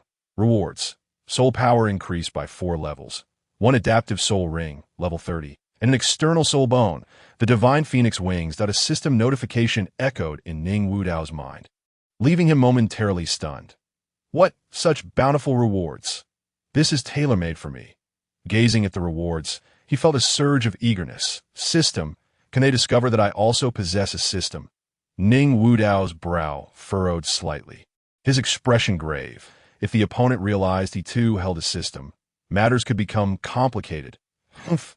With that pitiful system of his, he couldn't possibly detect my presence. Do not fear, host. I shall protect you. That fellow is finished. The system spoke with an air of bravado. Upon hearing the system's response, Ning Wudao felt a weight lift from his heart. Since this bandit leader was unaware of his system, then matters would be much simpler. He would relish the opportunity to eliminate this brigand. Even in the absence of an official mission from the system, this villain must perish. With such a transmigrator in the mix, the once pure and simple world of Douluo would surely descend into chaos. The people of the entire continent would suffer immensely, finding themselves in dire straits. After all, this scoundrel was already engaged in human trafficking. What else was he capable of? Faced with such a scourge in the Douluo Continent, he could not afford to remain indifferent. He was the embodiment of hope for the common folk, the guardian of Douluo. Upholding justice was his sacred duty. Of course, even heroes deserve rewards. Ning Wudao wore a righteous countenance. He was not motivated by accolades, but rather by a desire to safeguard the peace of Douluo, which compelled him to venture into the lion's den and restore order. Yes, that was it. He was indeed the incarnation of justice, a harbinger of light. You are the leader of Qingfeng village. Ning Wudao scrutinized the man who was sprinting towards him, clutching a small bandit. Good heavens, what an eyesore! How could such a wretch have traversed here? This individual was not only ugly, but also a complete scoundrel. How could such a creature possess the ability to transmigrate? And he had a system as well. This was utterly unfair. What virtue did this miscreant possess? After all, it was only fitting that someone as handsome and just as he should have crossed over. I am indeed the leader here. Who are you, and why have you harmed my brothers? You dare to cause trouble in Qingfeng village. Today, I shall not spare you." The leader, visibly agitated, had bloodshot eyes, glancing at the fallen members of his gang. He felt a pang of anguish. These were all individuals he had supported financially, and now they lay injured. How much would it cost to heal them? In that moment, the leader felt darkness cloud his vision, his mind echoing with the sound of shattering glass. His heart was breaking. "Humph. Is this how you treat your guests in Qingfeng village? I initially thought to support your establishment, given its pleasant environment. But you have truly disappointed me." Ning Wudao countered, his righteous indignation leaving the leader momentarily speechless. "What is the meaning of this? Have I misunderstood? You have harmed my men, and yet we are in the wrong. Who are you? If you do not provide me with an explanation today, then you shall all remain here." The leader regarded Ning Wudao and his companion with a grim expression. Although he was momentarily taken aback, it did not deter him from issuing threats. 4 soul rings, 1 white, 2 yellow, and 1 purple, materialized around the leader, and a gleaming large broadsword appeared in his hand, ready for battle. Upon witnessing the leader's soul ring configuration, Ning Wudao nearly burst into laughter. What a ridiculous configuration! Is he trying to be a comedian? System? Does this fellow truly possess a system? Ning Wudao questioned skeptically. How could someone with a system be in such a pitiful state? If you gave a system to a pig, it could thrive for 100,000 years as a soul beast. This scoundrel is even beneath that. Indeed, the system replied with a cool detachment, offering only 2 words. What?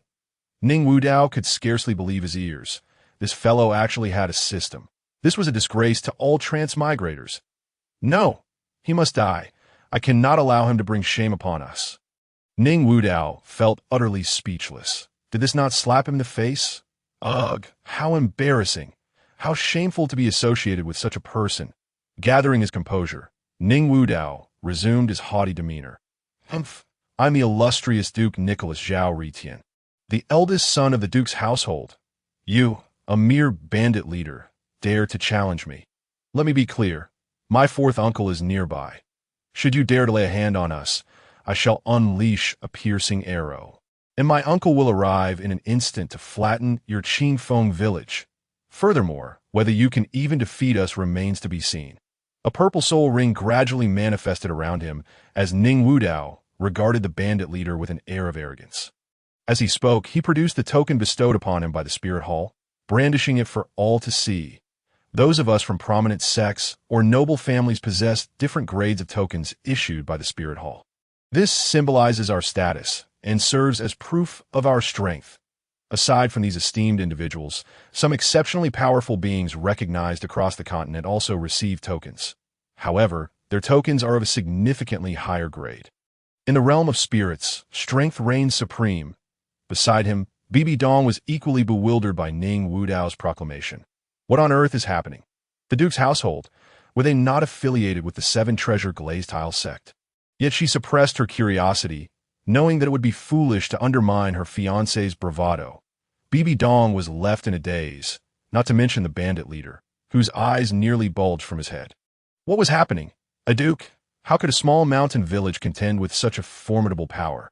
A mere wave of a hand could summon an army large enough to annihilate them. He felt no suspicion. The token was evidently of extraordinary quality. Moreover, to possess a 1,000-year soul ring at such a young age was beyond the capabilities of an ordinary family. Not to mention, acquiring a 1,000-year soul beast was no simple feat. His own 1,000-year soul ring had required the efforts of most of his village, resulting in significant losses. This young man before him, without a doubt, had an extraordinary background. To be capable of absorbing a 1,000-year soul ring at such a tender age, he could very well be the Duke's eldest son or even a saint of the Spirit Hall. The anger that had once consumed him dissipated completely, leaving only an overwhelming sense of dread. Chapter 28. I beseech you, noble sir, to spare us. It is over. We are finished. This time, we have truly encountered an insurmountable obstacle. The leader glared at his incompetent subordinates, frustration boiling within him. Good grief, are they all fools? Have they no eyes, or do they merely use them to vent their frustrations? How could they not notice such an enormous 1,000-year soul ring? Do they dare provoke anyone? This is the end of us. The thought of potentially facing death sent shivers down his spine. He had already transmigrated once. The odds of experiencing such a rare event twice were exceedingly slim. If he were to perish this time, it would be the end for him. He did not wish to die. He had a system, and he had not yet ascended to the rank of a second-level leader. After years of effort, it would all be for naught. He felt a surge of resentment. Observing the trembling leader, Ning Wudao was filled with one word. Exhilarating. Truly exhilarating. This was what it meant to be a wealthy and powerful heir. At last, he comprehended the thrill of wielding authority over others. No wonder so many indulged in such behavior. Power and strength truly had a way of intoxicating the soul. Young Master Etienne, I must apologize for my lack of oversight. If any of these ungrateful wretches have offended you, I offer my sincere apologies on their behalf. I implore you to show mercy and forgive their insolence. The leader hastily bowed and scraped before Ning Wudao. A sycophantic smile plastered across his face, his eyes unable to meet Ning Wudao's gaze. His arms trembled slightly, cold sweat trickling from his palms, unsure where to place his hands. The sheer pressure emanating from Ning Wudao was overwhelming, rendering him incapable of lifting his head.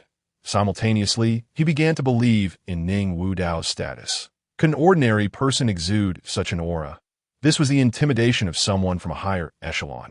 One could hardly possess such presence without having experienced power. And what if I choose not to forgive? A mere handful of bandits daring to challenge me. Today, I shall execute you all. Ning Wudao's expression grew even more arrogant, his demeanor revealing a hint of ruthlessness. Though his countenance was grave, internally, he was on the verge of laughter. His acting skills were unparalleled. Of course, he did not intend to kill them just yet. He had yet to ascertain the true strength of this leader. However, with such seasoned tricksters, he needed to gradually dismantle their suspicions that it was unlikely they would trust his words immediately. Upon learning that the leader possessed a system, Ning Wudao became increasingly cautious. He could not afford to underestimate someone with a system. He understood all too well the nature of systems. Truly a game changer.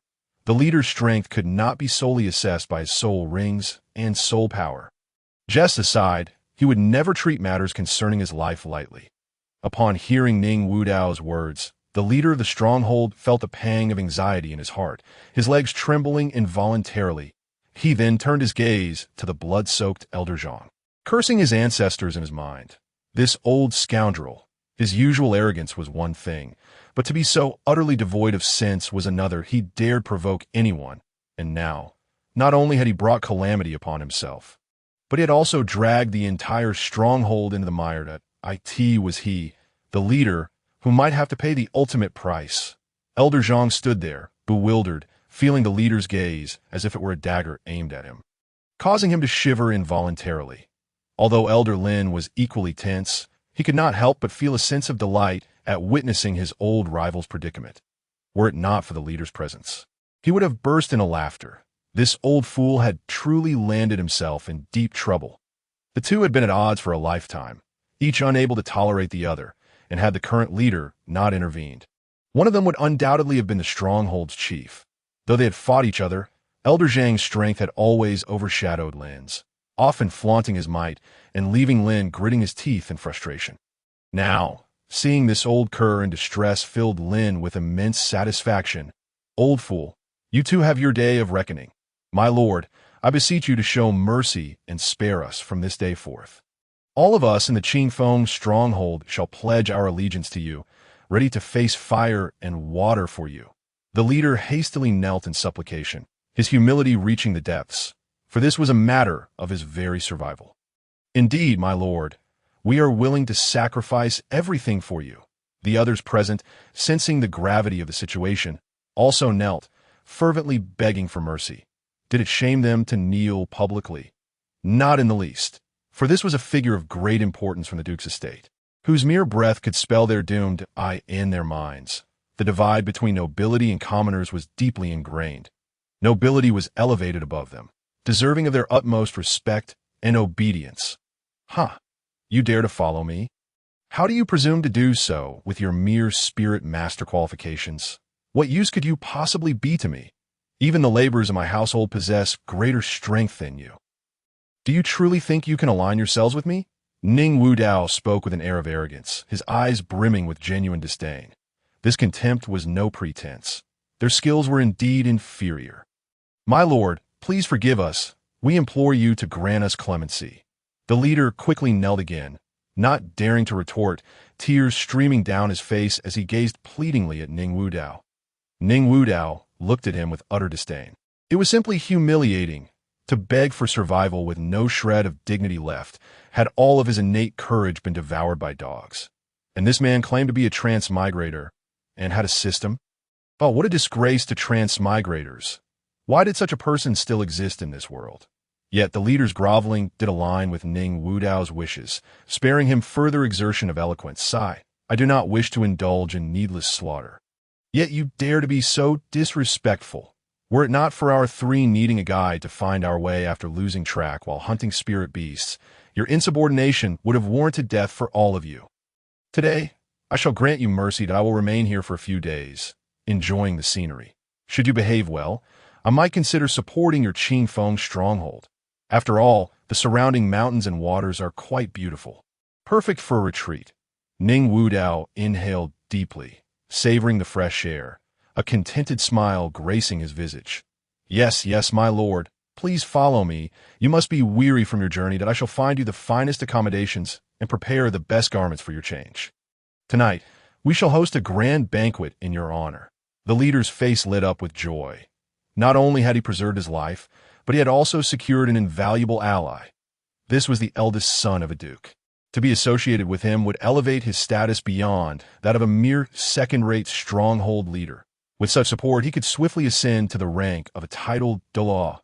At that point, what mere duke would dare oppose him? A gentleman avenges 10 years later. My lord, where might I find my uncle? Should I prepare a splendid room for him? The leader inquired cautiously, a glimmer of cunning in his eye. Ning Wudao raised an eyebrow slightly at his words. This old rascal was not as foolish as he seemed. He was attempting to gauge Ning's intent. Your uncle is not someone you can inquire about. Let us prepare the guest room in a couple of days. He has gone to hunt spirit beasts and may be away for several days. Ning Wudao feigned impatience, cursing inwardly. This old bastard had not shown much wisdom when it came to improving his cultivation. Yet now he played the cunning old fox. Yes, yes, rest assured, I shall attend to your needs diligently. The leader's face was plastered with flattery.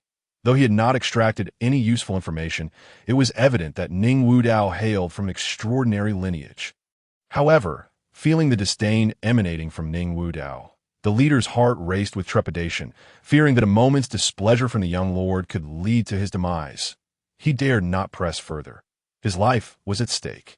With that thought, he trembled and hastily bid farewell to the two formidable figures in their room. BBDong gazed at Ning Wudao with starry eyes. Brother, you were amazing. With just a few words, you had them kneeling. BBDong exclaimed excitedly, her voice tinged with a hint of pride. Impressive, isn't it? This is my lord, she thought, though she was uncertain if Ning Wudao would welcome such a title. Shoo! Walls have ears. Hurry and wash up. It has been days since you've bathed. I feel like I'm starting to smell. Ning Wudao quickly covered her mouth, aware that while they were unafraid of the bandits, matters concerning the system's rewards were not to be trifled with. Keeping them around served his own interests. Why kill them off so soon when their value had yet to be fully exploited? Thankfully, the leader remained oblivious to his intentions. Otherwise, it would be a matter of life and death for him. Goodness, even capitalists would weep. All right, brother, but you mustn't peek, BBDong said playfully as she bounced into the bathroom, shutting the door with a firm thud. What a little imp. Why would I even look? What is there to see? Just a child with nothing to offer. Ning Wudao grumbled, as BBDong washed. She kept an eye on the door, fearing Ning Wudao might enter. Yet, observing his indifferent demeanor, she felt a twinge of disappointment. Stinky brother. I am ignoring you, BBDong huffed, feeling inexplicably irritated. It was hardly Ning Wudao's fault. How could he know that a 6-year-old could harbor such complex thoughts? And she was so troublesome, while marrying at 12 or 13 was normal in this world. His mindset was still rooted in his previous life, where 22 was the expected age for marriage. To him, 12 or 13 still seemed like the age of elementary school.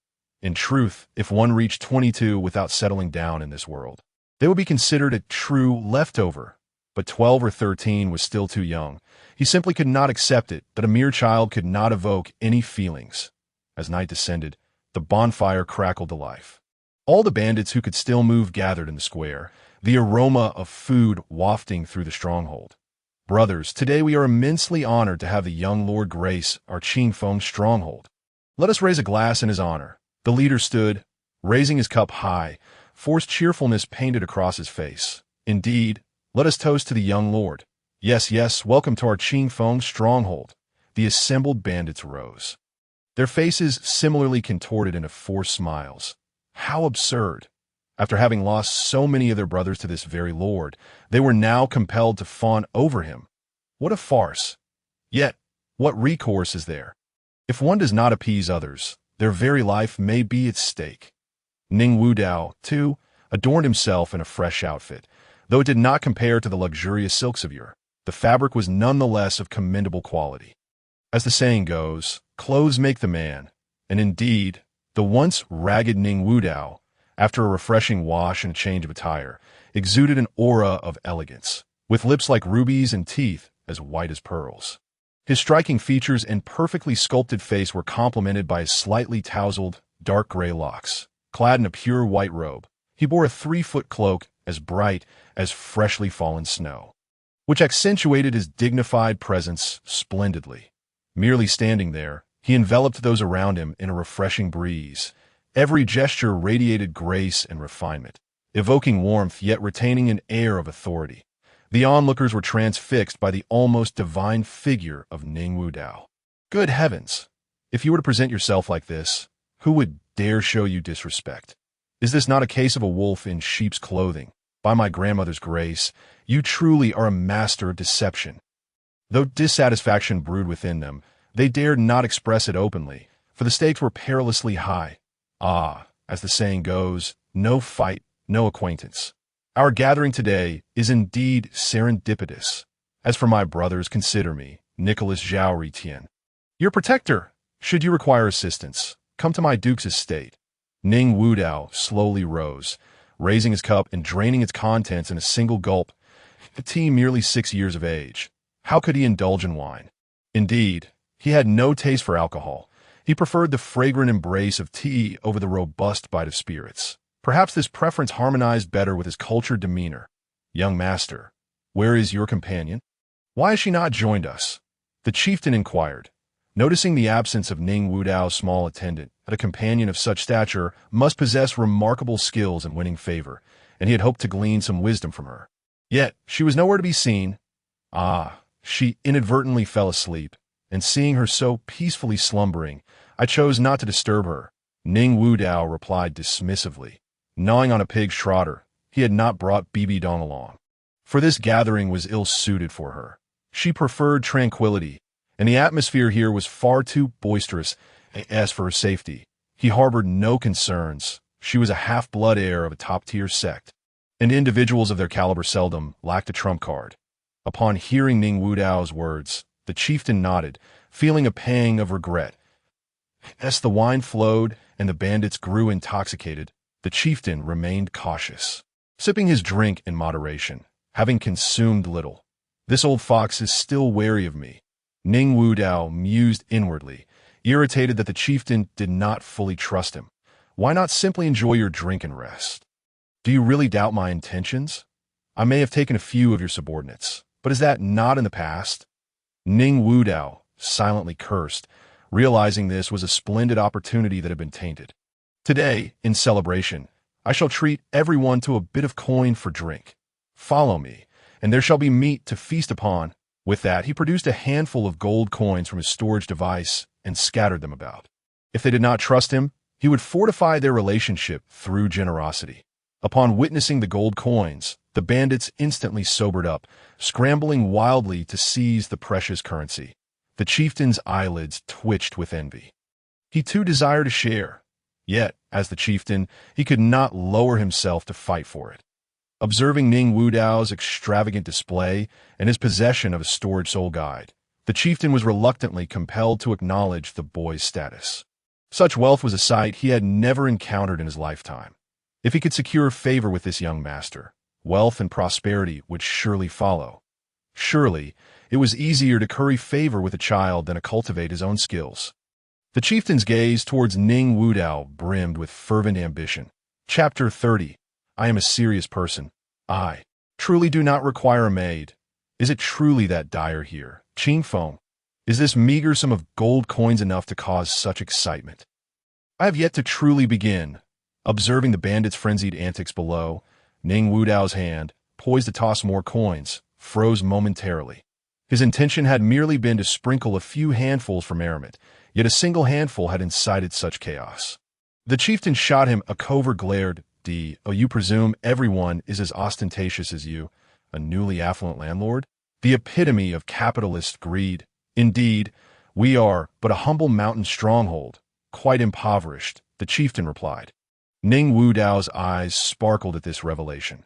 Reveling in the unfolding spectacle, he flung down several more handfuls of gold coins, treating them as if they were mere refuse, his storage device overflowing with them. The sight of even more gold coins sent the bandits into a frenzy, former allies now turning against one another in a savage scramble. Some even fought through their injuries, emerging bloodied and battered. Yet those who grasped the coins cared not for their wounds, grinning foolishly as they clutched their newfound treasure. The chieftain, witnessing the scattered wealth, felt his patience wearing thin. I too desire share. Yet, I cannot afford to lose face by joining the fray. I must maintain a dignified appearance before the young master. Resolutely, he reminded himself of the importance of serving the young master well. For what could he not procure with such favor? "Zhang Elder, why have you descended into the fray?"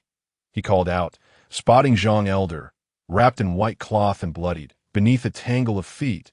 He hastily cautioned, "Should anything befall you, it would be most unfortunate. Apologies, Zhang Elder. It is my fault." The bandits, now aware of Zhang Elder's plight, were gripped by fear, knowing his notorious temper could spell their doom. "Oh, you wretches, my poor back." Zhang Elder grumbled, struggling to rise, his gaze burning with fury as he surveyed the bandits, as if he wished to devour them whole. Yet upon noticing Ning Wudao's displeased expression, he swiftly donned a genial demeanor. Well, let us not dwell on this. I shall overlook your transgressions this time." The bandits trembled at Zhang Elder's sudden warmth, their minds racing with confusion. What sorcery is this? This old man is utterly repugnant. They thought, but they still nodded eagerly. What could be more gratifying than preserving their lives? "Old Zhang, I must say, with your formidable soul master prowess, is it truly worth your while to risk injury for such petty coins?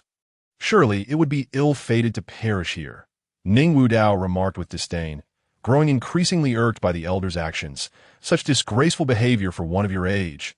The bandits quaked at his words, for only he would dare to speak thus to Zhang Elder.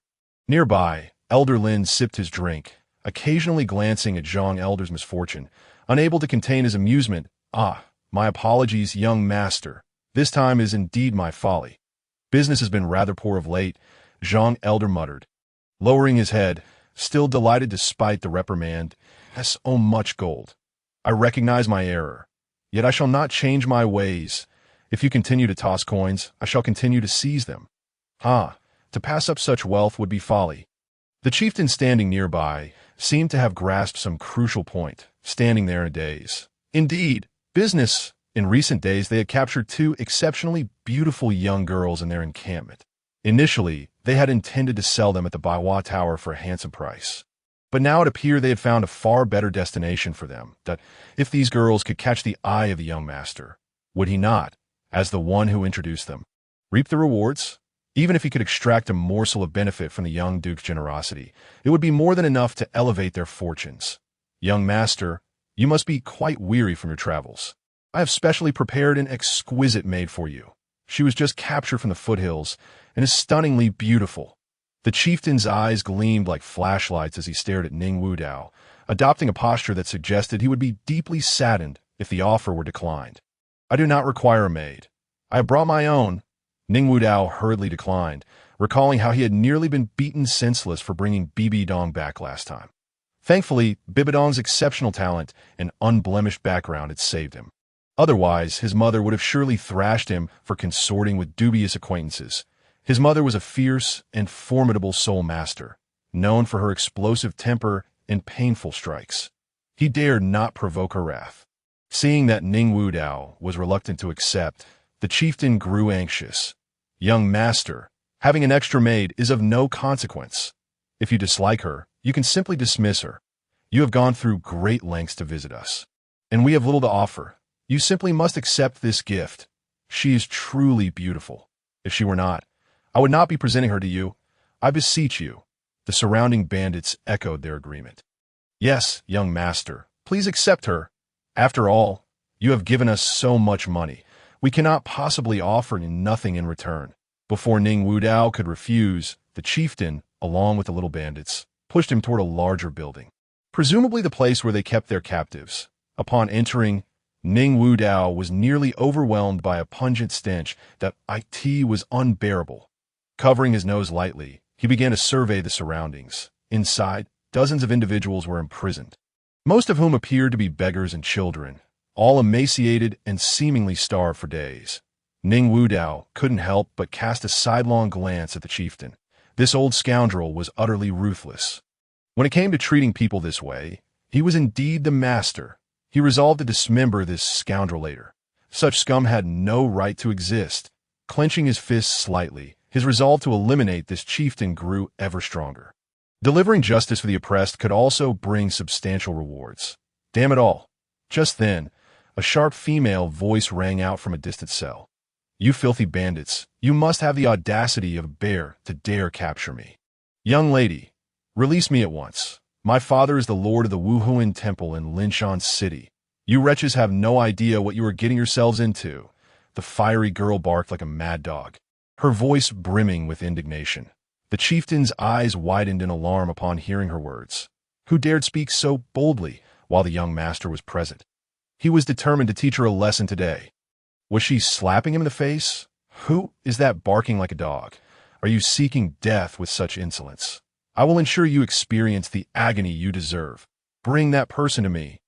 The chieftain was genuinely irate. He had gone to great lengths to invite Ning Wudao here, only for some little wretch to undermine him. She would certainly pay for her audacity. After receiving the chieftain's orders, several little bandits hurried toward the source of the commotion, not daring to show a hint of negligence. Although their chieftain appeared respectful before the young master, they were all too aware of his ruthless nature. Remembering their chieftain's merciless demeanor, the little bandits involuntarily shivered. The number of souls lost under his command was beyond counting. His methods were exceedingly brutal. Flaying, branding, severing limbs, and other horrific acts were countless. Let go of me. How dare you treat me this way? I will not let you get away with this.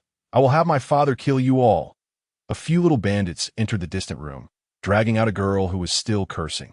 The girl appeared to be around 8 or 9 years old, dressed in a long red dress, her body covered in dirt. While her beauty paled in comparison to BBDong's, she could still be considered quite handsome. Upon seeing the girl they had brought forth, the chieftain was momentarily taken aback. Was this not one of the candidates he had intended to present to the young master? Despite his fierce reputation, he chose to remain silent, realizing that if the young master took a liking to her, his own plans would be in jeopardy. Young master, this was initially one of the maids I intended to introduce to you. But considering her state, perhaps it would be best to move on to the next option. What do you think? The chieftain spoke cautiously, aware that while he wished to present a maid to the young master, his own interests were at stake as well, that if he were to offer such a creature to the young master, what rewards could he expect in the future? Good. I cannot tolerate such a thing. Ning Wudao waved his hand dismissively. Since they insisted on bestowing a maid upon him, he would accept for now. He could always release her when he departed. At the very least, she could serve him tea or water. Though BBDong had typically handled such tasks, she was technically one of his subordinates, so he couldn't be too stingy. Besides, why not enjoy a free meal? Free gifts bring joy. However, he was cautious about accepting this particular girl. He feared he might accidentally harm her with her sharp tongue. Yes, young master, quickly bring in the other one. The chieftain's expression brightened at Ning Wudao's disinterest in the girl in red, eagerly summoning the little bandit to fetch the other maid. One he was well acquainted with, docile and far more attractive than the current candidate. He had initially intended to sell her at a premium to the Baiwa Tower. She would undoubtedly catch the young master's eye. Then, with a fierce expression, he turned back to the girl in red. "You little brat, dare you continue your insolence? The lord of the Wuhuan Temple. What of it? The mere lord of Linshan's city, just a sole respect level. I am a sole master of the 42nd rank. You may as well have your father come and meet his demise." For soul rings slowly materialized around him, revealing a rather arrogant grin. Grabbing the girl by her hair, he dragged her into a narrow room. "Bring a few more people here. I want her to wish for death. I still have to entertain the young master. So you better handle this well, that if she finds any comfort, you will surely regret it." The chieftain waved his hand, and several little bandits, armed with whips and branding irons, entered the room. "Ah, young master, please follow me." The chieftain reined his previous arrogance, adopting a subservient demeanor as he bowed and nodded toward Ning Wudao. "Fine, this is truly bothersome. Why must there always be such foolishness wherever I go?" Ning Wudao cast a disdainful glance at the girl, his brow slightly furrowing. What kind of person is this? Captured and still daring to insult her captors. Is she simply seeking trouble? "Ah, do not come near me. If you dare touch me, I will have my father drag you all to feed the dogs. Ah, please, spare me." Hearing the girl's desperate cries, Ning Wudao shook his head, following the chieftain deeper into the building. As for rescuing that girl, what a laugh. He was no saint. Whether she lived or died held no significance for him. He was still unaware of the chieftain's hidden cards, despite the chieftain's outwardly respectful demeanor. This seasoned rogue was undoubtedly wary of him, his muscles taut with tension, leaving no opportunity for a surprise attack. If the chieftain had no hidden cards, it would be one thing, but what if he did? He would not gamble with his own life. No amount of good luck could withstand a storm. As he ventured deeper, a relatively tidy room, albeit with a faintly unpleasant odor, materialized before him, eye in the corner. A girl of perhaps 6 or 7 years, huddled with her arms wrapped around her knees, her tear-streaked face smudged with dirt, resembled a small calico cat. Yet upon closer inspection, the girl's beauty was indeed astonishing. Her delicate eyebrows and bright eyes were captivating, while her exquisite nose and skin as fair as snow, complemented by lips that resembled a solitary red plum amidst the snow, exuded an enchanting allure. Her face, adorned with tears like pear blossoms in the rain, evoked a deep sense of pity. Her beauty rivaled even that of the most stunning maidens. Ning Wudao was entranced, never expecting that a casual outing would lead him to such a captivating presence. Alas, his previously tranquil heart was stirred. Perhaps he could take her back with him. It was hard to refuse such a lovely girl. Yet, shaking his head, he reminded himself that his life was paramount. Bringing her back would surely incur his mother's wrath. "Young master, what do you think of this one? We just captured her yesterday. Initially, we had arrangements with Baiwa Tower to sell her at the price of a top-tier courtesan. But since you have arrived, can I still offer them a discount? Such fine treasure should be reserved for you." The bandit leader, noticing Ning Wudao's expression, felt a glimmer of hope. This matter might just work out. After all, whether adult or child, everyone is drawn to beauty. "All right, fine. Let it be her." Ning Wudao waved his hand dismissively, feigning indifference as he approached the little girl. "From now on, you shall be my maid. Come with me, stay by my side, and you shall have meat to eat." He patted her head, signaling her to rise, yet she merely lifted her gaze, glaring at him as if she were contemplating a bite, showing no intention of getting up. "Hey, you little brat, are you being disrespectful? I'm speaking to you. Do you not hear me?" The bandit leader grew anxious. Nobody liked a disobedient servant. What if this caused the young master to dismiss her? All his efforts would be in vain. Upon hearing the leader's words, the girl hastily got up, lowering her head to stand beside Ning Wudao. "Enough. My affairs do not require your interference. This shall not be repeated." Ning Wudao's irritation flared. Who dared to dictate terms regarding his own subordinate? Yes, I understand. Please forgive me this once, young master." The bandit leader, frightened, quickly admitted his fault. The girl, glancing up, observed Ning Wudao with curiosity.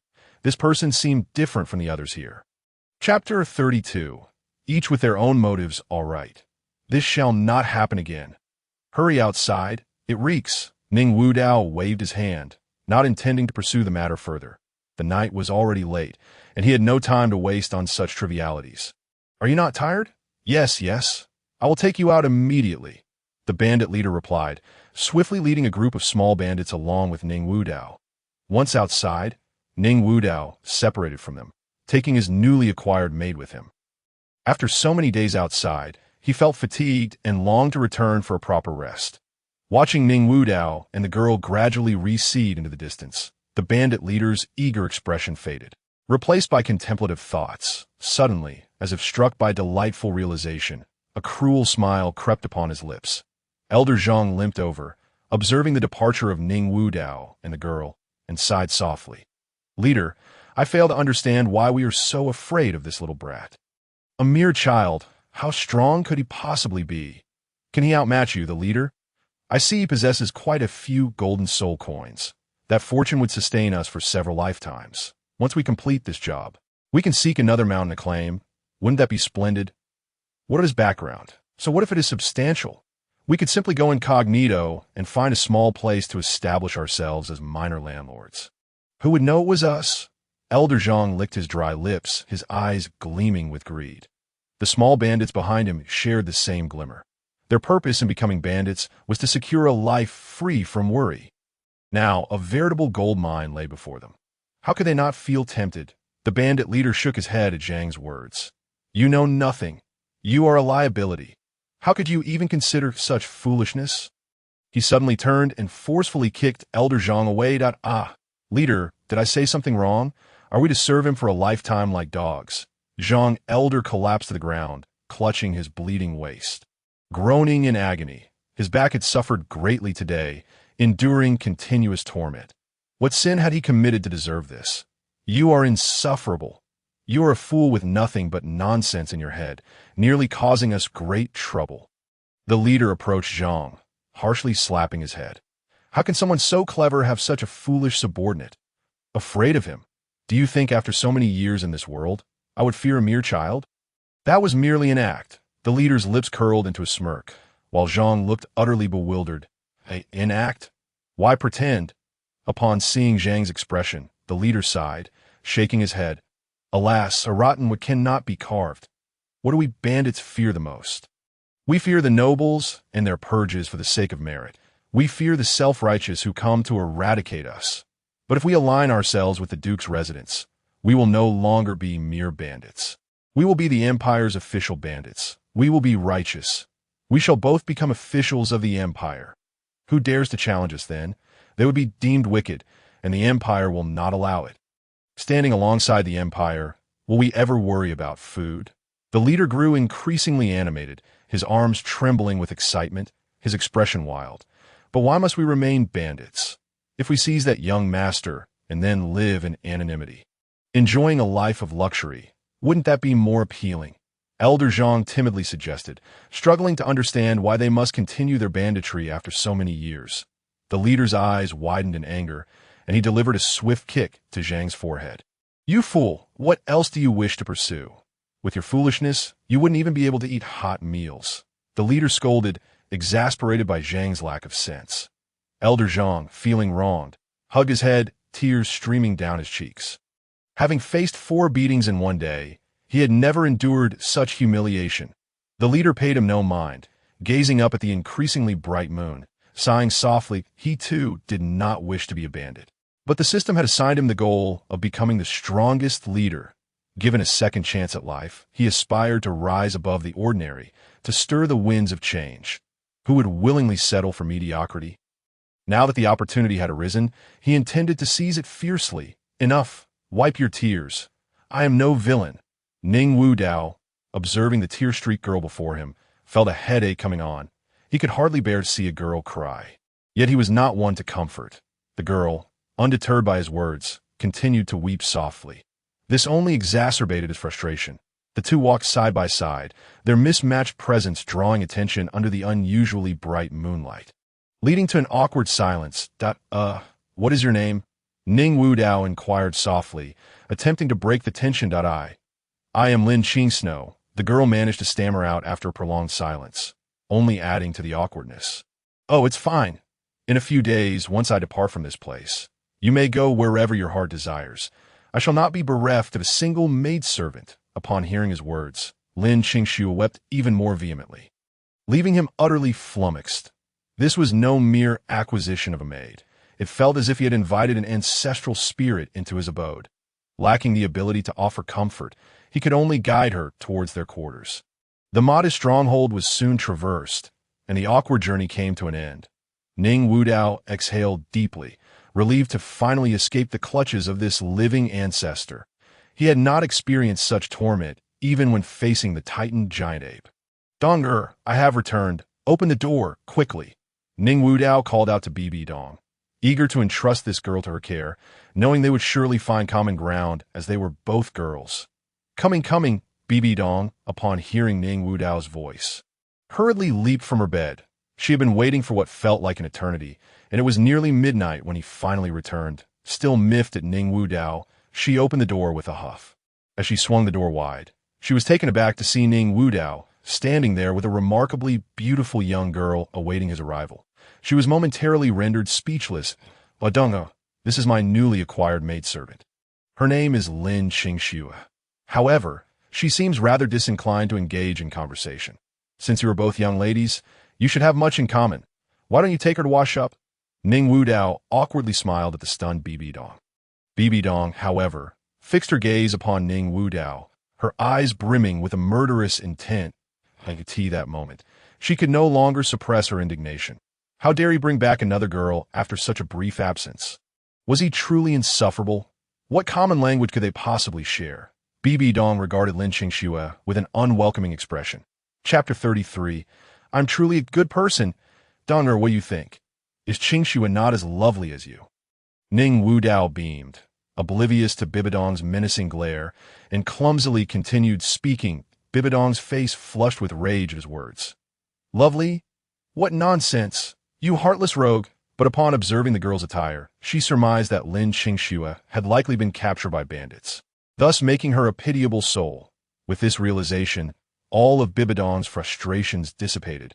Gazing at Ning Wudao's innocent grin, her tears began to flow like a kite severed from its string.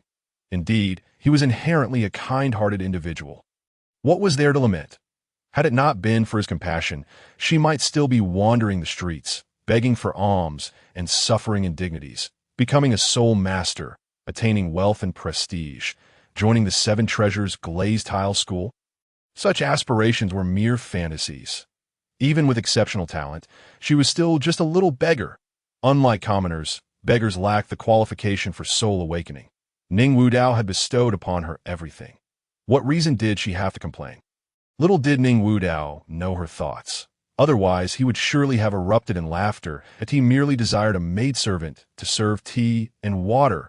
What fanciful notions were running through her mind? Yet, in terms of kindness, he was indeed commendable. Dong, what troubles you? Please do not cry. She will leave in a couple of days. We are not taking her back with us.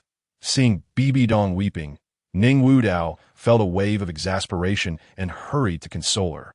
Initially, he had hoped BBDong would comfort Lin Qingshu, but now it seemed he had doubled his troubles. One ancestral spirit had transformed into two. I am fine. Let us hurry inside. Sister, come with me. We shall ignore him. BBDong grasped Lin Qingshu's hand and dashed into the room, slamming the door shut before Ning Wudao. With a resigned expression, Ning Wudao slowly pushed the door open and stepped inside. Truly, what sins had he committed? 2 days later, brother, could you please fetch us a glass of water? We are quite parched. BBDong and Lin Qingshu called from bed.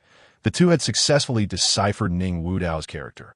Although he was ruthless and unyielding to his adversaries, he was remarkably kind to those close to him, devoid of any airs of superiority. Why should I? Do you lack legs? Ning Wudao retorted, exasperated by the antics of the two little rascals. Did they still possess any semblance of a maidservant's demeanor? Making him a top-tier scion, fetch water? Such absurdity was laughable. He would never acquiesce. Brother, please, we beg you, just this once. The two girls immediately resorted to their most endearing antics. It must be said, these little ones had their charms. Ning Wu Dao, utterly smitten, found himself captivated. Were he merely an ordinary 6-year-old boy, he could easily resist, but he was not. Within him resided the soul of a nearly 20-year-old man, as he beheld the two girls perched upon the bed. Swinging their little legs and gazing at him with pleading eyes, he let out a gentle sigh. Alas, my youthful heart! Though reluctant, he ultimately yielded and filled a glass for them. Thank you, brother, after expressing their gratitude. The two girls ignored Ning Wu Dao, leaving him alone in a whirlwind of confusion. What had happened to their charming antics? The situation was infuriating. However, how could mere beauty so easily sway his heart? Ning Wu Dao sighed softly, realizing that his resolve was still lacking. Gradually settling into a chair, he reflected upon the events of the past few days, his expression growing increasingly somber. It had been 2 or 3 days, and the bandit chief had revealed not a single weakness. This old fox remained ever wary of him. Was he not a good person? Was it truly necessary to be so cautious after merely vanquishing a handful of bandits from Qingfeng's stronghold and a military strategist? Ning Wu Dao sighed softly. Were he an ordinary chief, he would fear nothing, regardless of the strength of his cards. After all, what could the trump cards of a mere hilltop bandit chief compare to a top-tier scion like himself? Yet he possessed a system that complicated matters. Even with sword law and bone law present, he dared not act recklessly. What if they possessed some unbeatable experience card? Would they not all be doomed? Yet he could not afford to wait indefinitely. 3 days. He would wait 3 more days. Should the bandit chief fail to reveal a fatal flaw within that time, he would have no choice but to seek fortune amidst peril. Furthermore, did he not possess a system himself? And his system was evidently superior. Ning Wu Dao mused, attempting to console himself and calm the turmoil within. In Linshan City, within the spirit hall, an elderly man, approximately 60 or 70 years of age, furiously smashed a teacup onto the floor. The cup shattered into countless pieces, sending shards flying into the face of a nearby attendant, leaving him bloodied and silent, kneeling in reverence. These ingrates are nothing but ungrateful wretches. Raising them is less rewarding than keeping a dog. At least a dog would wag its tail for me. The old man raged, for he was the head of the spirit hall in this small city. A few days prior, his daughter had been abducted by bandits, and upon her return, she bore the marks of unspeakable torment. Enraged, he vowed to annihilate the bandit stronghold. However, when he gathered his men, those who usually bowed and scraped before him all mysteriously vanished. Sighing deeply, the old man lamented. Though Qingfeng's stronghold was merely a small bandit den, their strength rivaled that of the spirit hall itself. Initially, he did not intend to eradicate the stronghold. He merely wished to rescue his daughter. Yet when he sent someone to negotiate, they had their hands severed, demanding ransom in return. If it's just money, then so be it. As a hall master, I am not lacking in funds. The ransom was paid, and his daughter returned, albeit in a pitiful state, with only one leg remaining. Had they not arrived in time, even that leg might not have been saved. She was his only daughter. Was it easy to have a daughter in old age? The hearts of these murderous bandits were truly ruthless. How could he swallow this humiliation? In a fit of fury, he summoned the spirit hall members, vowing to eradicate Qingfeng's stronghold. Yet this cowardly lot sought every excuse to shirk their duty, citing ailments such as headaches and even constipation. What is this? Are you unable to relieve yourself for just a moment? Sigh. The elder let out a deep sigh, lamenting his status as merely a 39th level soul master, unable to rival even their village chief, who commanded hundreds of underlings. The cursed Qingfeng village. I shall have your heads, he cried, collapsing to the ground in a fit of tears. He felt utterly powerless, unable even to protect his own daughter. Just as he was engulfed in sorrow, a young attendant rushed in from outside. Lord Hall Master, it seems a dignitary from Wuhuan City has arrived. You must come at once. They have been waiting quite some time. The attendant, breathless and wide-eyed, relayed the news. A dignitary from Wuhuan City. In his lifetime, he had never anticipated encountering such a personage. What? Quickly, take me to them. The elder, now aflame with excitement, understood that a visitor from Wuhuan City must possess formidable strength. Was he dreaming? After all these years as the hall master of Linshan City, he had never laid eyes on a dignitary from Wuhuan City. He fervently hoped it was indeed true. Grasping the attendant, he hurried outside, seeing a glimmer of hope for vengeance. Chapter 34. Flame Eagle the Elder dashed into the hall and beheld a striking young woman with purple hair and red eyes, seated regally upon the dais, idly toying with a teacup. Upon seeing her, he was momentarily mesmerized. He had never encountered such breathtaking beauty. With a delicate nose and slender fingers, her lips were as red and dainty as cherries, and the light purple robe she wore accentuated her alluring figure, while her somewhat melancholic gaze was utterly captivating. The term heavenly beauty seemed woefully inadequate to describe her. Humph, what are you staring at? The woman's expression soured as she noticed the elder's unabashed gaze, clearly displeased with his eager eyes. The elder, recognizing her discontent, promptly knelt and begged for forgiveness. That I am but a wretched man, utterly captivated by your extraordinary beauty. I implore you, gracious lady, to forgive my indiscretion. His years of experience in the world had honed his acumen in handling delicate situations. With just a few words, he managed to diffuse the tension. Bringing a smile to her face, seeing her demeanor soften, the elder seized the opportunity to speak. Might I ask you to present your command token?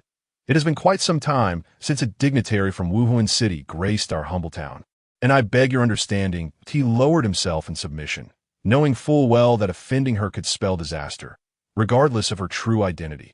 Should she be an impostor, they could settle the score later. But if she were genuine, the stakes were too high to risk. The woman arched an eyebrow, her expression tinged with impatience. So many formalities. Yet, despite her irritation, she understood the necessity of protocol. With a flick of her wrist, a finely crafted token flew from her hand, gently descending into the elder's grasp. Imbued with her soul-powered, the elder gasped, taken aback by the token's aura. Its rank far surpassed his own. This was a person of great importance. He thought to himself, as the woman gracefully rose from her seat, her immense soul power swirling around her. With a thunderous roar, 5 soul rings, gold, purple, and black, materialized around her. She was, without a doubt, a soul king. The elder stood agape, astonished at the sight of such a young soul king. What extraordinary talent she must possess! He himself was merely at the 39th level, with no hope of breaking through to soul master anytime soon. Had he lived long enough to be reduced to this state? Allow me to introduce myself. My codename is Flame Eagle, a 52nd level battle spirit master. Recently, reports have surfaced regarding an evil soul master in your vicinity, abducting civilians for their nefarious practices. The main hall has dispatched me to address this matter. I hereby commandeer your Linshan City Wuhuan branch. From this moment forth, every one of you is to seek out the traces of the evil soul master.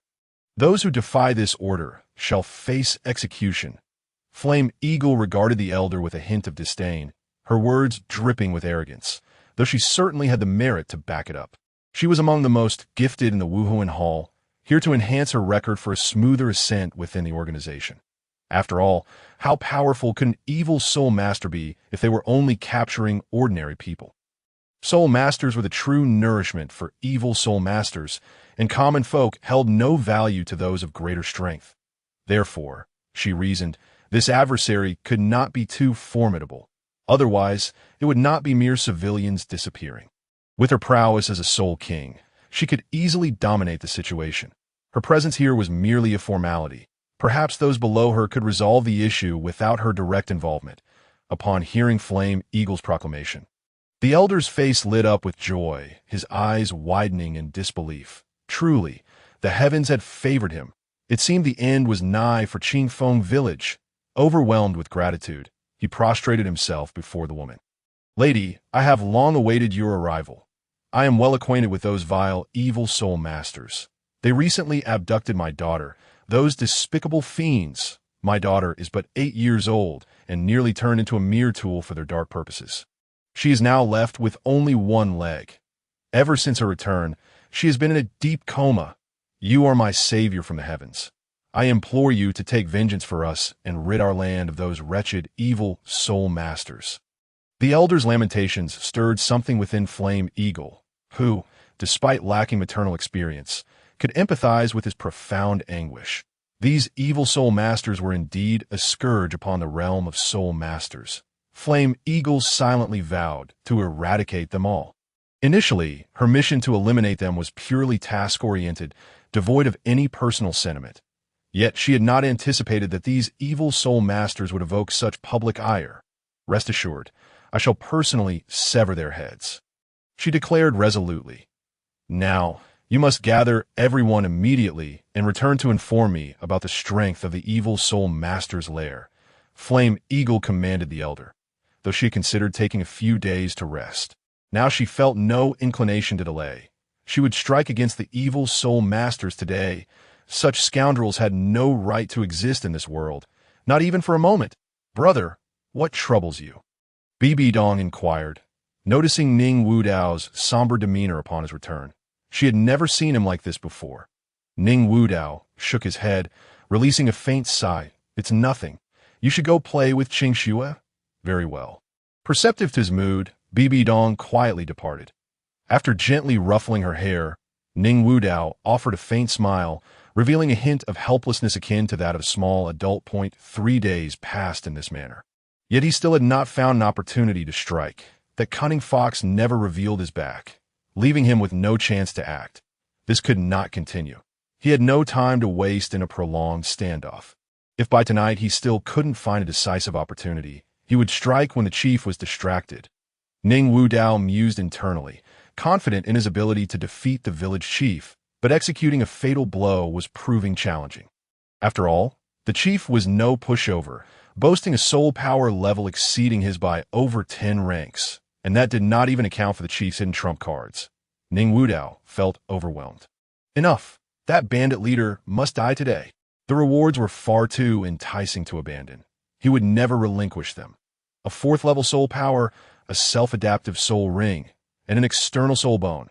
Such rewards were undoubtedly treasures of the highest order. Handsome individuals were seldom unlucky. Just look at that hideous village chief. The ultimate victor would surely be him. Fortune favors the bold, and with the rewards so close at hand, he was prepared to gamble everything. Just as he contemplated this, a commotion erupted outside. The soul masters in the city have come looking for trouble. "Brothers, grab your weapons and let us give them hell." Everyone, assemble in the square. Upon hearing the commotion, Ning Wudao's eyes lit up with excitement. Could this be the opportunity he had been waiting for? "Don't you two stay hidden here. I will go see what's happening." Bibi Dong and her companion naturally heard the commotion outside. Upon hearing Ning Wudao's words, Lin Qingxue exhibited a hint of anxiety, while Bibi Dong appeared somewhat more composed. Aware of Ning Wudao's formidable strength, she nonetheless expressed her concern, saying, "Brother, please be careful and refrain from engaging in their fight. Stay far away so you don't get hurt." In response to Bibi Dong's words, Ning Wudao nodded earnestly. "All right, rest assured, I value my life greatly." He then cautiously cracked open the door, waiting until all the bandits had exited before stealthily slipping out. He knew he couldn't afford to make a grand entrance. If discovered, the bandits would undoubtedly be on high alert, especially since he had slain so many of their comrades. They would surely harbor a deep-seated desire to see him dismembered. Ning Wudao crouched atop a distant hillside, covertly observing the impending battle. "Damn those evil soul masters! Come forth!" Her voice, filled with fury, echoed as she raged. "You wretched curs, today I shall send you to the netherworld." The sight of these detestable evil soul masters residing in such comfort ignited a fire within her. How dare they indulge in such luxury? Even a pigsty would be too good for them.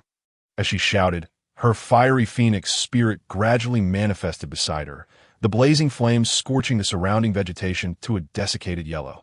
The small bandits were thoroughly intimidated. "Do not be so arrogant. Our leader will be here shortly. When that time comes, you shall regret it." Though the bravado in the small bandit's words was evident, his resolve faltered. He had never encountered such a terrifying soul master. "Humph! You truly possess audacity. The last one who dared to intrude upon my Qingfeng village lies beneath a mound of grass. The village chief emerged slowly from the stronghold, rubbing his head in bemusement. Why do these self-proclaimed champions of justice continually come to rid the world of evil? If you covet the assets of my Qingfeng village, just say so instead of draping yourselves in lofty rhetoric. Is it truly amusing? And now, you've even sullied our reputation by associating us with evil soul masters. As the chief's men saw him arrive, they collectively breathed a sigh of relief, their faces lighting up with arrogance, for they were well aware of their leader's terrifying prowess. You are the so-called leader these little bastards speak of? You truly do have the look of a scoundrel, unmistakably embodying the essence of an evil soul master. Today, you shall all perish, and I shall use your blood to appease the souls you have harmed. Yin Ying retorted, her face a mask of rage. The audacity of this wretch to threaten her nearly incited a laugh. He was merely a minor soul master. How dared he speak so boldly to a genius of the Soul King level?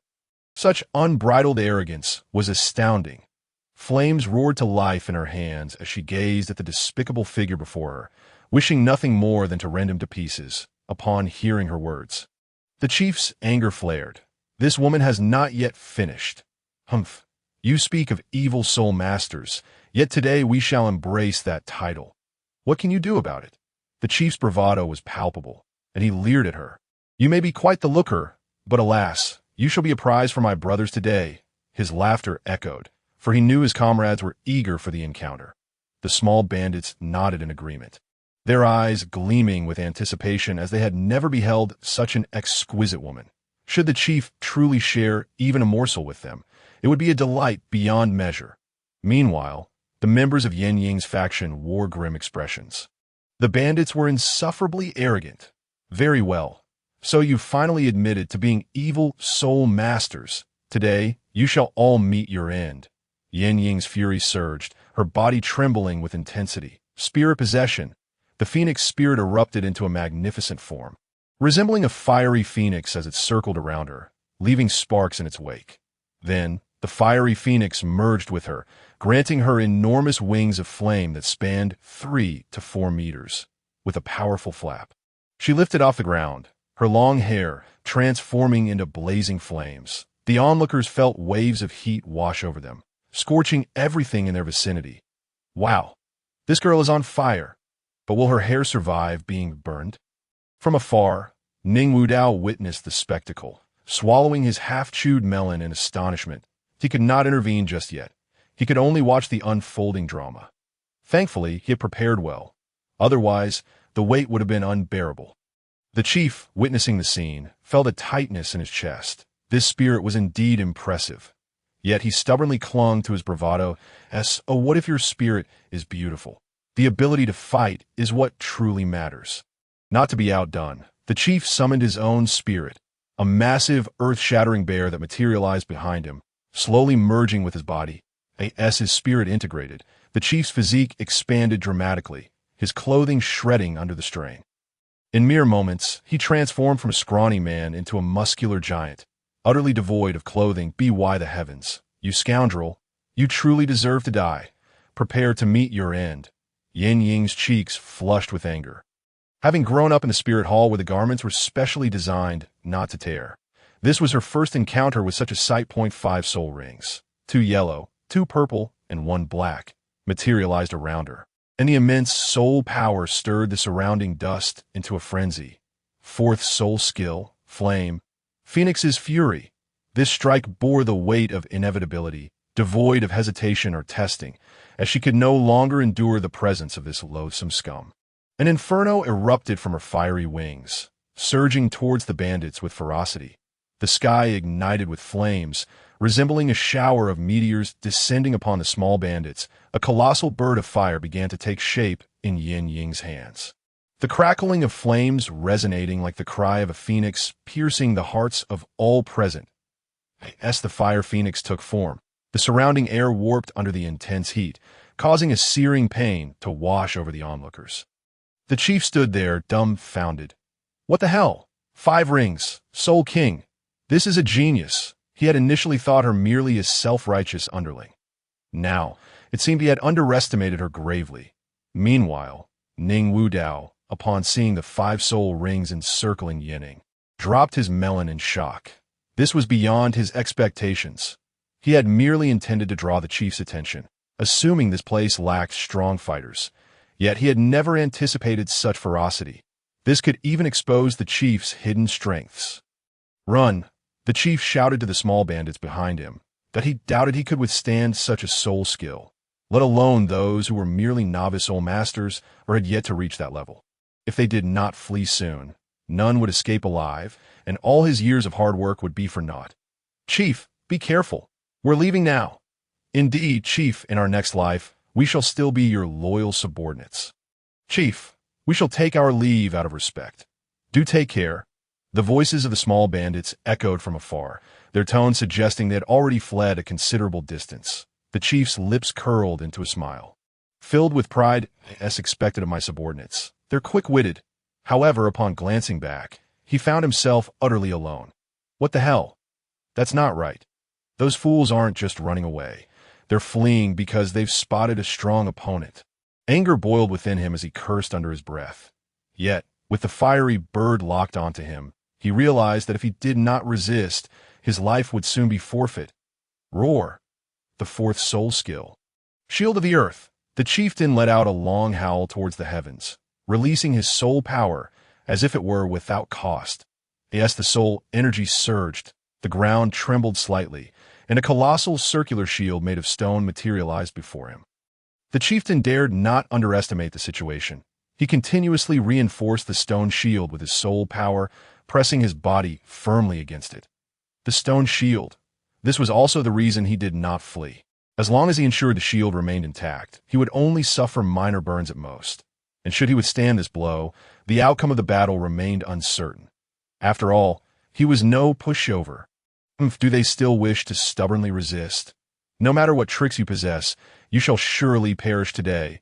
Accept the judgment of the blazing flames. The fiery giant bird in the hands of the flame eagle swiftly broke free, spiraling through the air before crashing toward the chieftain, enveloped in an inferno of relentless flames. With a sharp cry, the fiery giant bird collided violently with the stone shield. A tremendous explosion echoed, sending both the stone shield and the chieftain soaring into the air, shattering the houses behind them like mere paper. The remnants of the flames continued to burn fiercely on the shield, and the originally stony surface began to crystallize under the scorching heat. "Humph! A mere soul sect dares to be so arrogant against me. Surely, they are overstepping their bounds. Well, it seems they have played themselves. Ha ha ha! Everyone, gather and capture all the evil soul masters here." The flame eagle descended slowly from the sky, surveying the devastation she had wrought, feeling immensely satisfied. Surely that wretched chieftain was done for. With this thought, she felt a wave of contentment wash over her. Meanwhile, the personnel from the Wuhuan Hall of Linshan City, upon receiving the Flame Eagle's orders, swiftly pursued the direction in which the bandits had fled. Ning Wudao, witnessing this scene, felt a surge of unease. How could this be happening? Just like that, it was over. So easily. What had he been doing these past 2 days? Playing around. And just like that, the reward was gone. This was hardly fair. Ning Wudao was at a loss for words.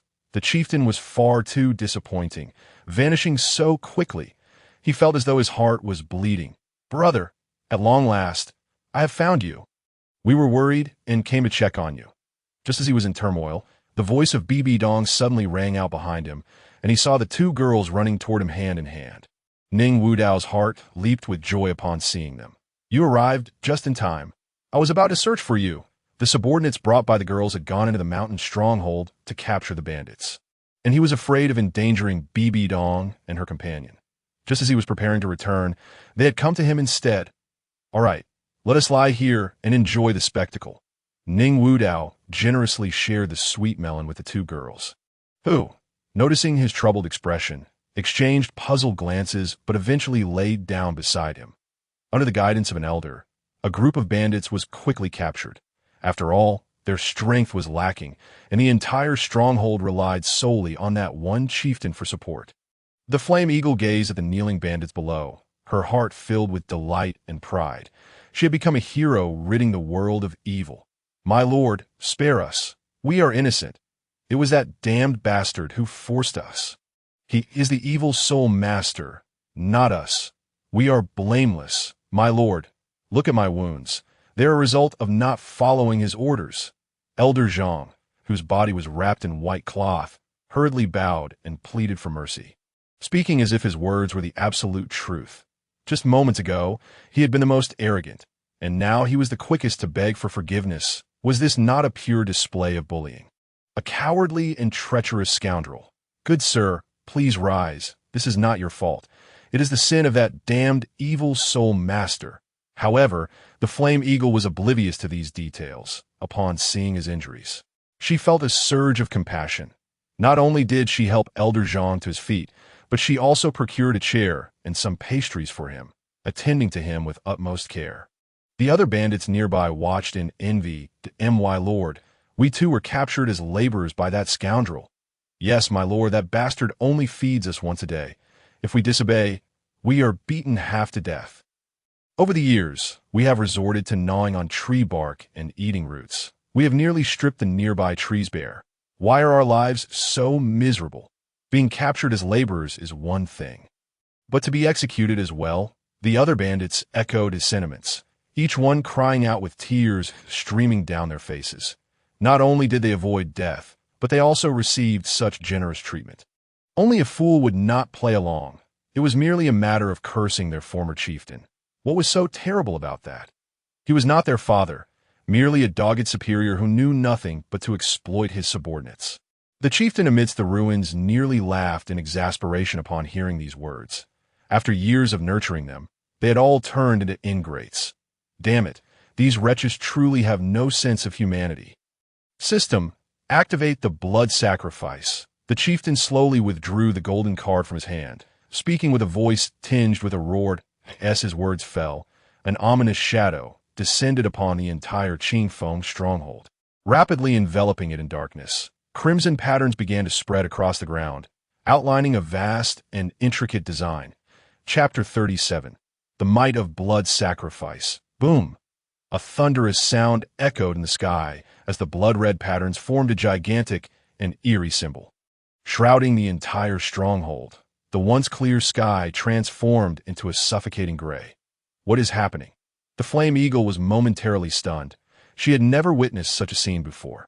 Observing the patterns, she realized they resembled a magical array. Yet, despite living in a martial soul hall for many years, she had never encountered such a grand and complex array.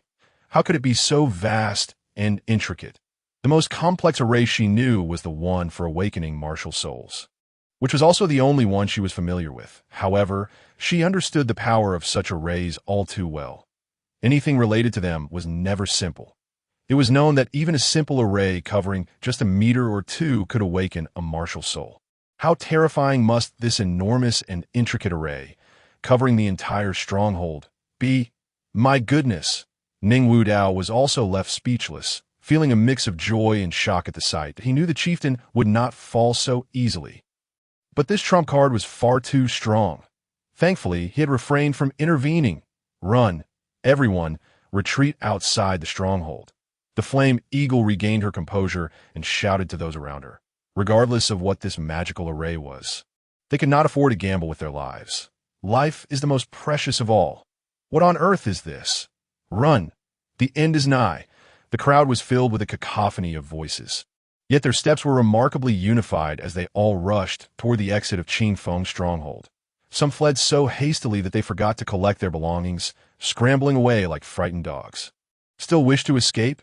Too late. You have pushed me to this point. Betrayers, invaders. All must die. A voice akin to a hellish demon's roar resonated from the ruins as the chieftain struggled to crawl out from the debris bit by bit. Initially, he had not intended to resort to such a cruel method, as they were his subordinates with whom he had coexisted for many years. Yet, unexpectedly, this group of scoundrels had proven to be so treacherous. But upon reflection, what sense of loyalty could a pack of heartless bandits possess? Blood sacrifice.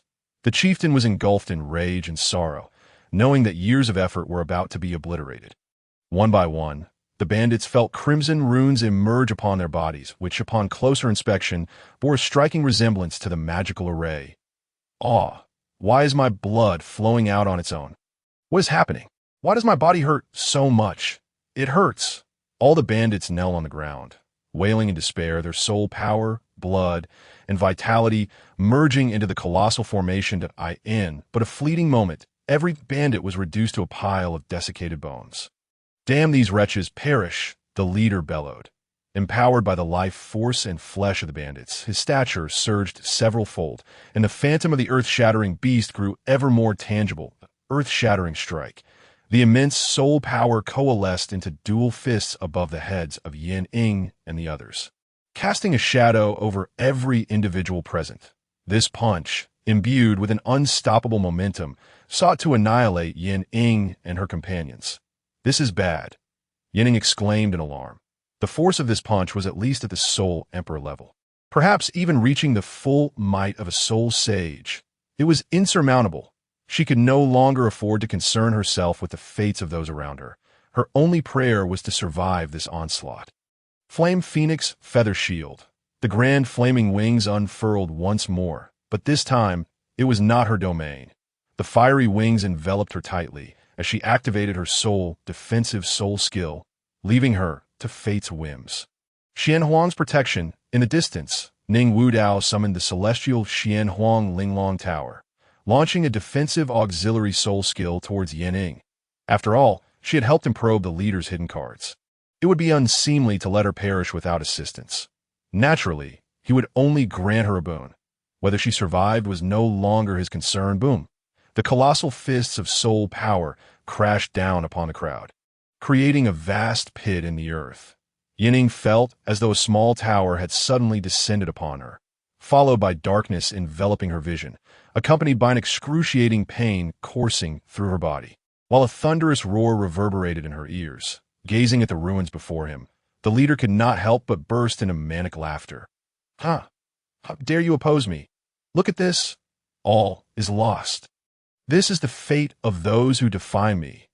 Suddenly, the deranged leader spat out a mouthful of blood, his form gradually diminishing as he slumped weakly amidst the wreckage. He too had sustained considerable injury and had exhausted all his soul power.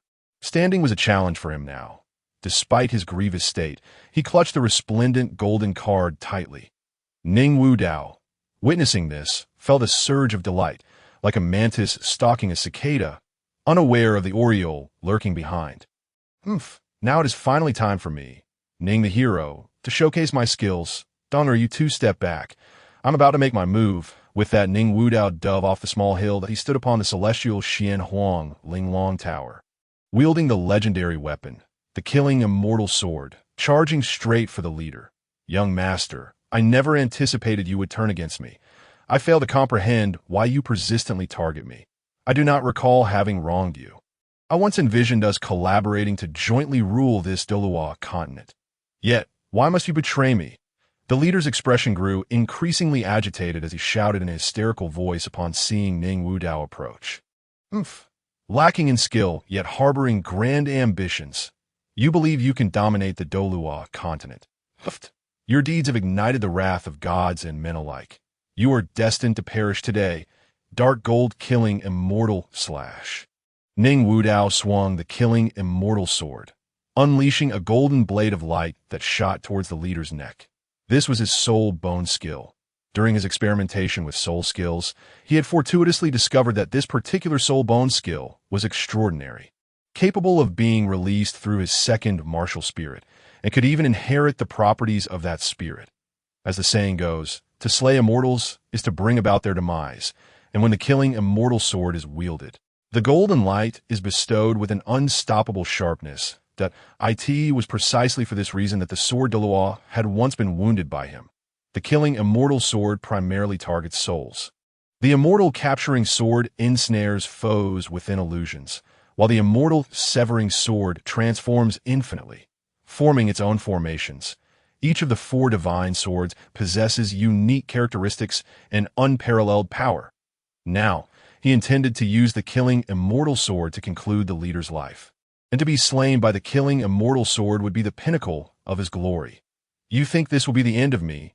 The golden card in the leader's hand suddenly radiated brilliance, emanating a formidable pressure. What? Ning Wudao gasped, sensing an oppressive aura from the card that was several times more terrifying than that of the sword dog. Chapter 38. System. Why didn't you say so earlier? The golden card transformed into a colossal sword, charging towards him with unmatched force. The immense pressure rendered him breathless, and the golden light from the killing immortal sword shattered upon impact like an egg against a stone. The giant sword, propelled with the force of 1,000 June, pierced directly towards Ning Wudao, creating a thunderous sound that split the air with cracks. This is it. That old schemer still has a trump card. Damn it, this villain is playing the fool. After traversing this land for so long, he felt utterly helpless for the first time, realizing the significance of strength. What use was being the young master of the Seven Treasures glazed tile school? Power is paramount. Alas, it was all over. The fleeting thought crossed Ning Wudao's mind as he gazed at the towering sword, slowly closing his eyes. Brother, the little fiend, how dare you strike my brother? I will not let this go. BBDong cried as she rushed over, her martial spirit unable to cushion her fall, tumbling down the small hill in a flurry of blood. Covered in blood, BBDong dashed towards him in a frenzy, having lost count of how many times she had fallen in such a short span. Hearing BBDong's voice, Ning Wudao's despair surged, and he abruptly opened his eyes. He could not die. He could not simply surrender. System, are you there? Help me. I'm on the verge of collapse. Ning Wudao shouted in desperation. This was his only hope for survival. Ding, detection of an attack on the host by an opposing system. Analyzing the enemy system. Ding, detection shows this system's level far exceeds that of the opposing system. Host is immune to attacks. As mechanical voices echoed in Ning Wudao's mind, the colossal sword gradually dissipated into the air, leaving him in a state of disbelief. This system was astonishing at that moment. An overwhelming sense of joy filled his heart. System, why didn't you mention this sooner? You made me waste so much time. Have you taken to being a trickster as well? Ning Wudao expressed his irritation, feeling as though all his efforts in gathering intelligence had been in vain. How could he not be aggrieved? The system, upon hearing his words, trembled with rage. Damn it! Didn't I tell you not to confront him directly? This is infuriating. You are the worst host I have ever had. The system's voice resonated in Ning Wudao's mind, its cold mechanical tone trembling slightly with frustration. It seemed the system had indeed mentioned it before. Ning Wudao awkwardly scratched his head. This was not his fault. Better safe than sorry. Meanwhile, the leader remained oblivious to the unfolding events, bewildered as he knelt among the ruins. What is happening? Impossible, absolutely impossible. Where did that massive sword go? The leader scrambled on the ground, flailing his arms, shouting incomprehensibly. You scoundrel, allow me to send you on your way. Ning Wudao slowly swung the killing immortal sword, a golden blade of light erupting forth, slicing towards the leader. Thud! With the sound of impact, the leader lay motionless amidst the ruins. Devoid of life, that he had perished. This is the essence of the killing immortal sword, striking invisibly, harming only the soul while leaving the body unscathed, rendering it utterly unavoidable. Ding! Congratulations, host, for successfully slaying another system's wielder.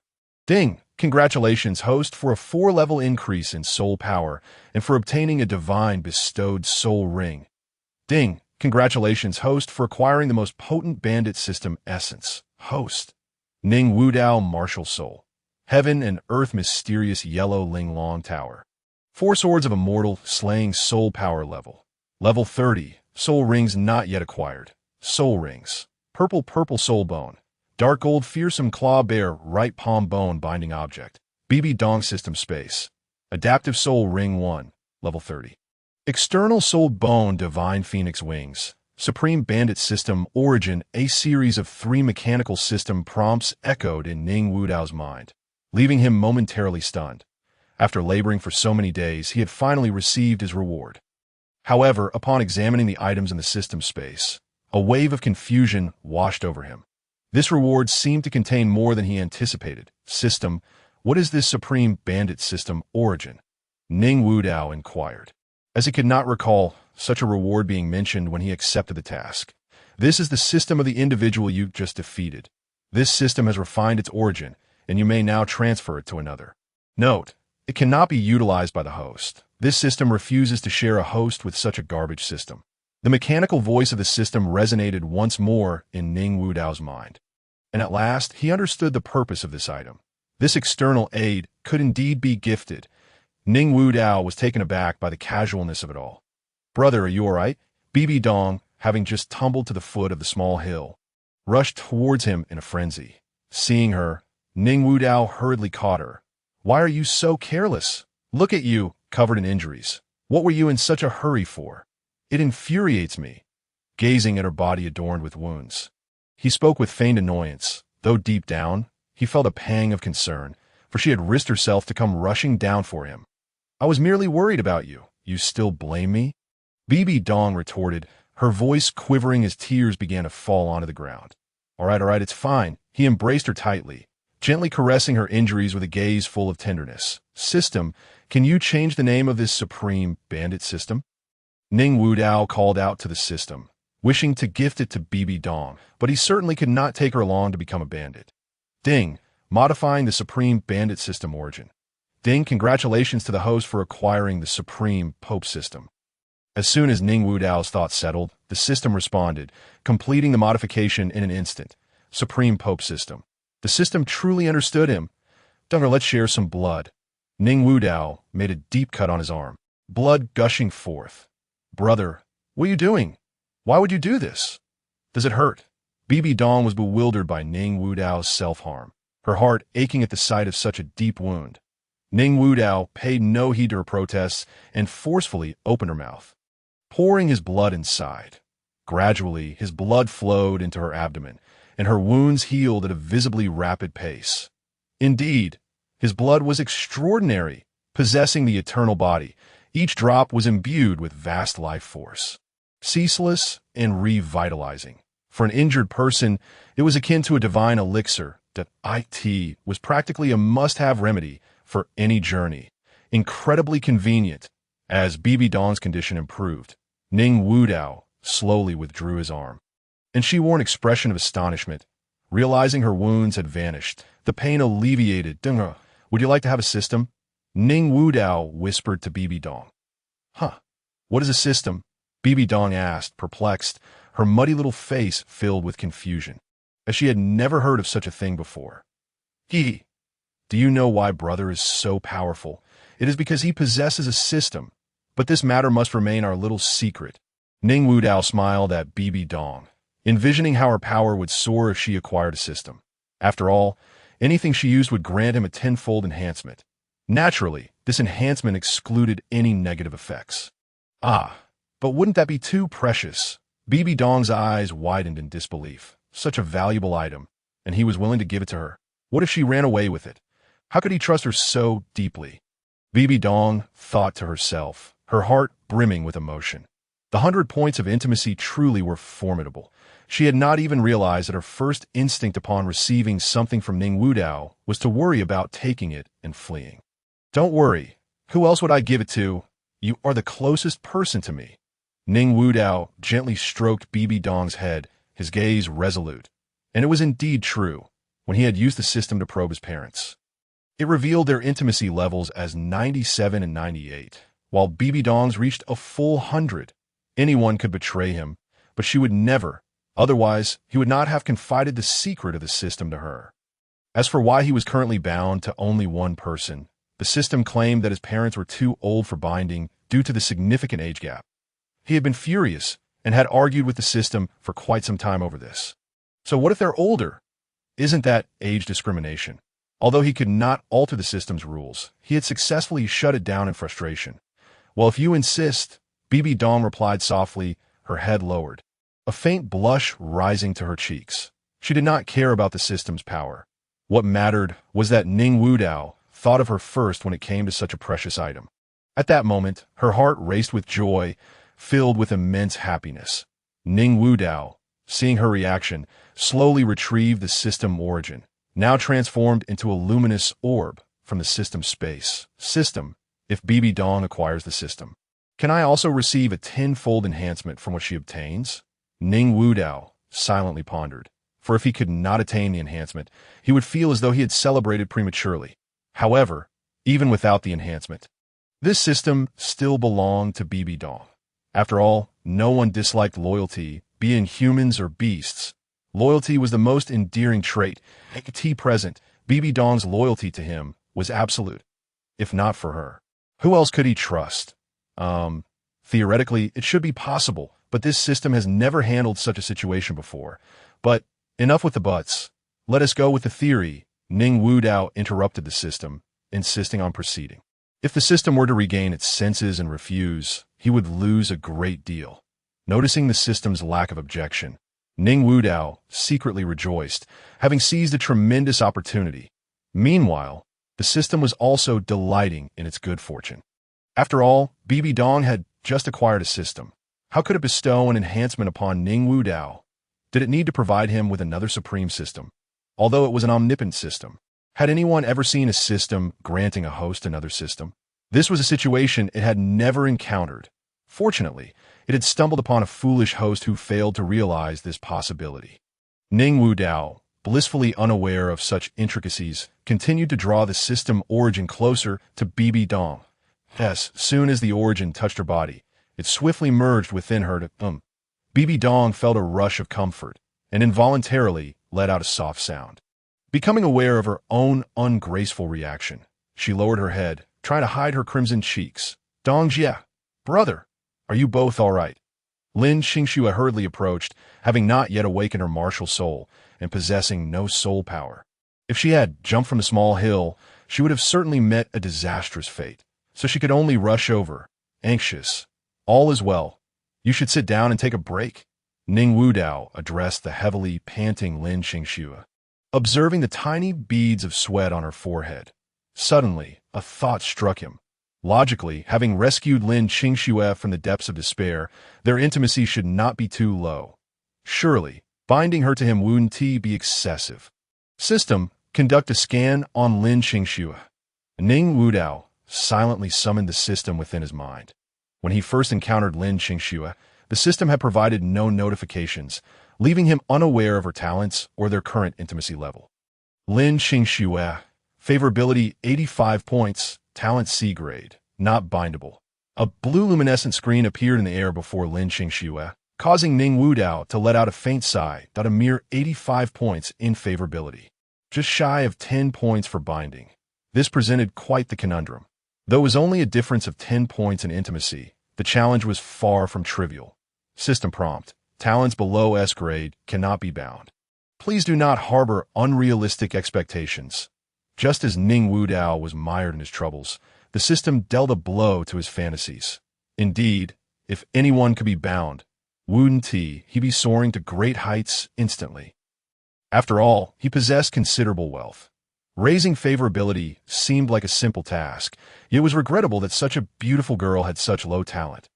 Recollecting his thoughts, Ning Wudao turned his gaze toward BBDong beside him. She was his true treasure. Dong, have you completed the fusion? What rewards have you reaped? Upon seeing BBDong open her eyes and gaze up at him, he hurriedly inquired, with the system in her possession. It was akin to her wielding a cheat code. She was now like a young calf soaring through the skies. I have completed the fusion, brother.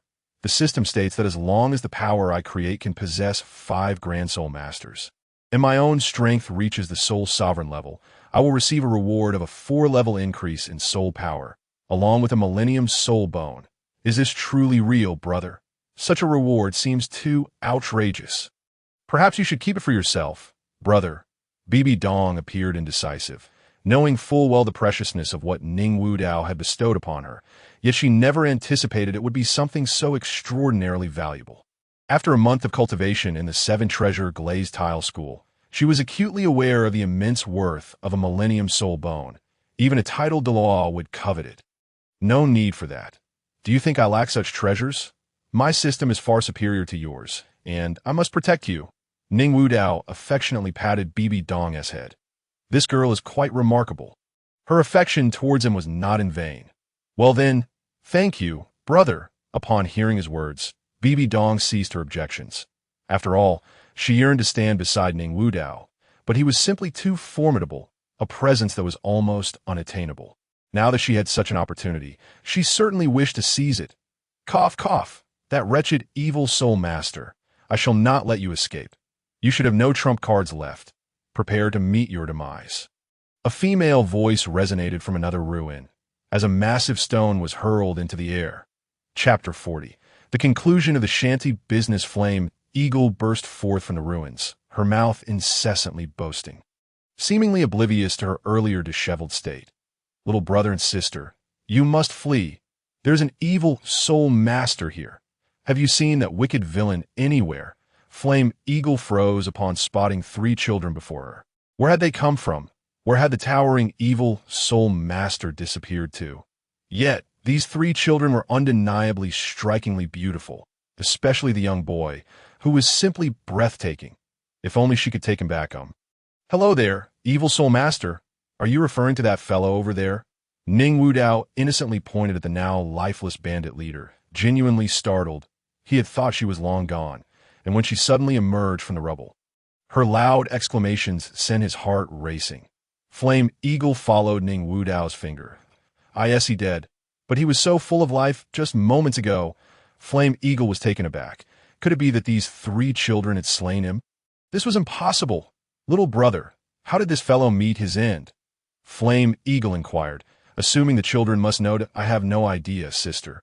He was like this when I arrived, Ning Wudao replied, feigning innocence. All right, sister understands, Flame Eagle nodded, reaching out to pat Ning Wudao's head, infuriating him to the brink of retaliating. One must not touch the tigeress whiskers.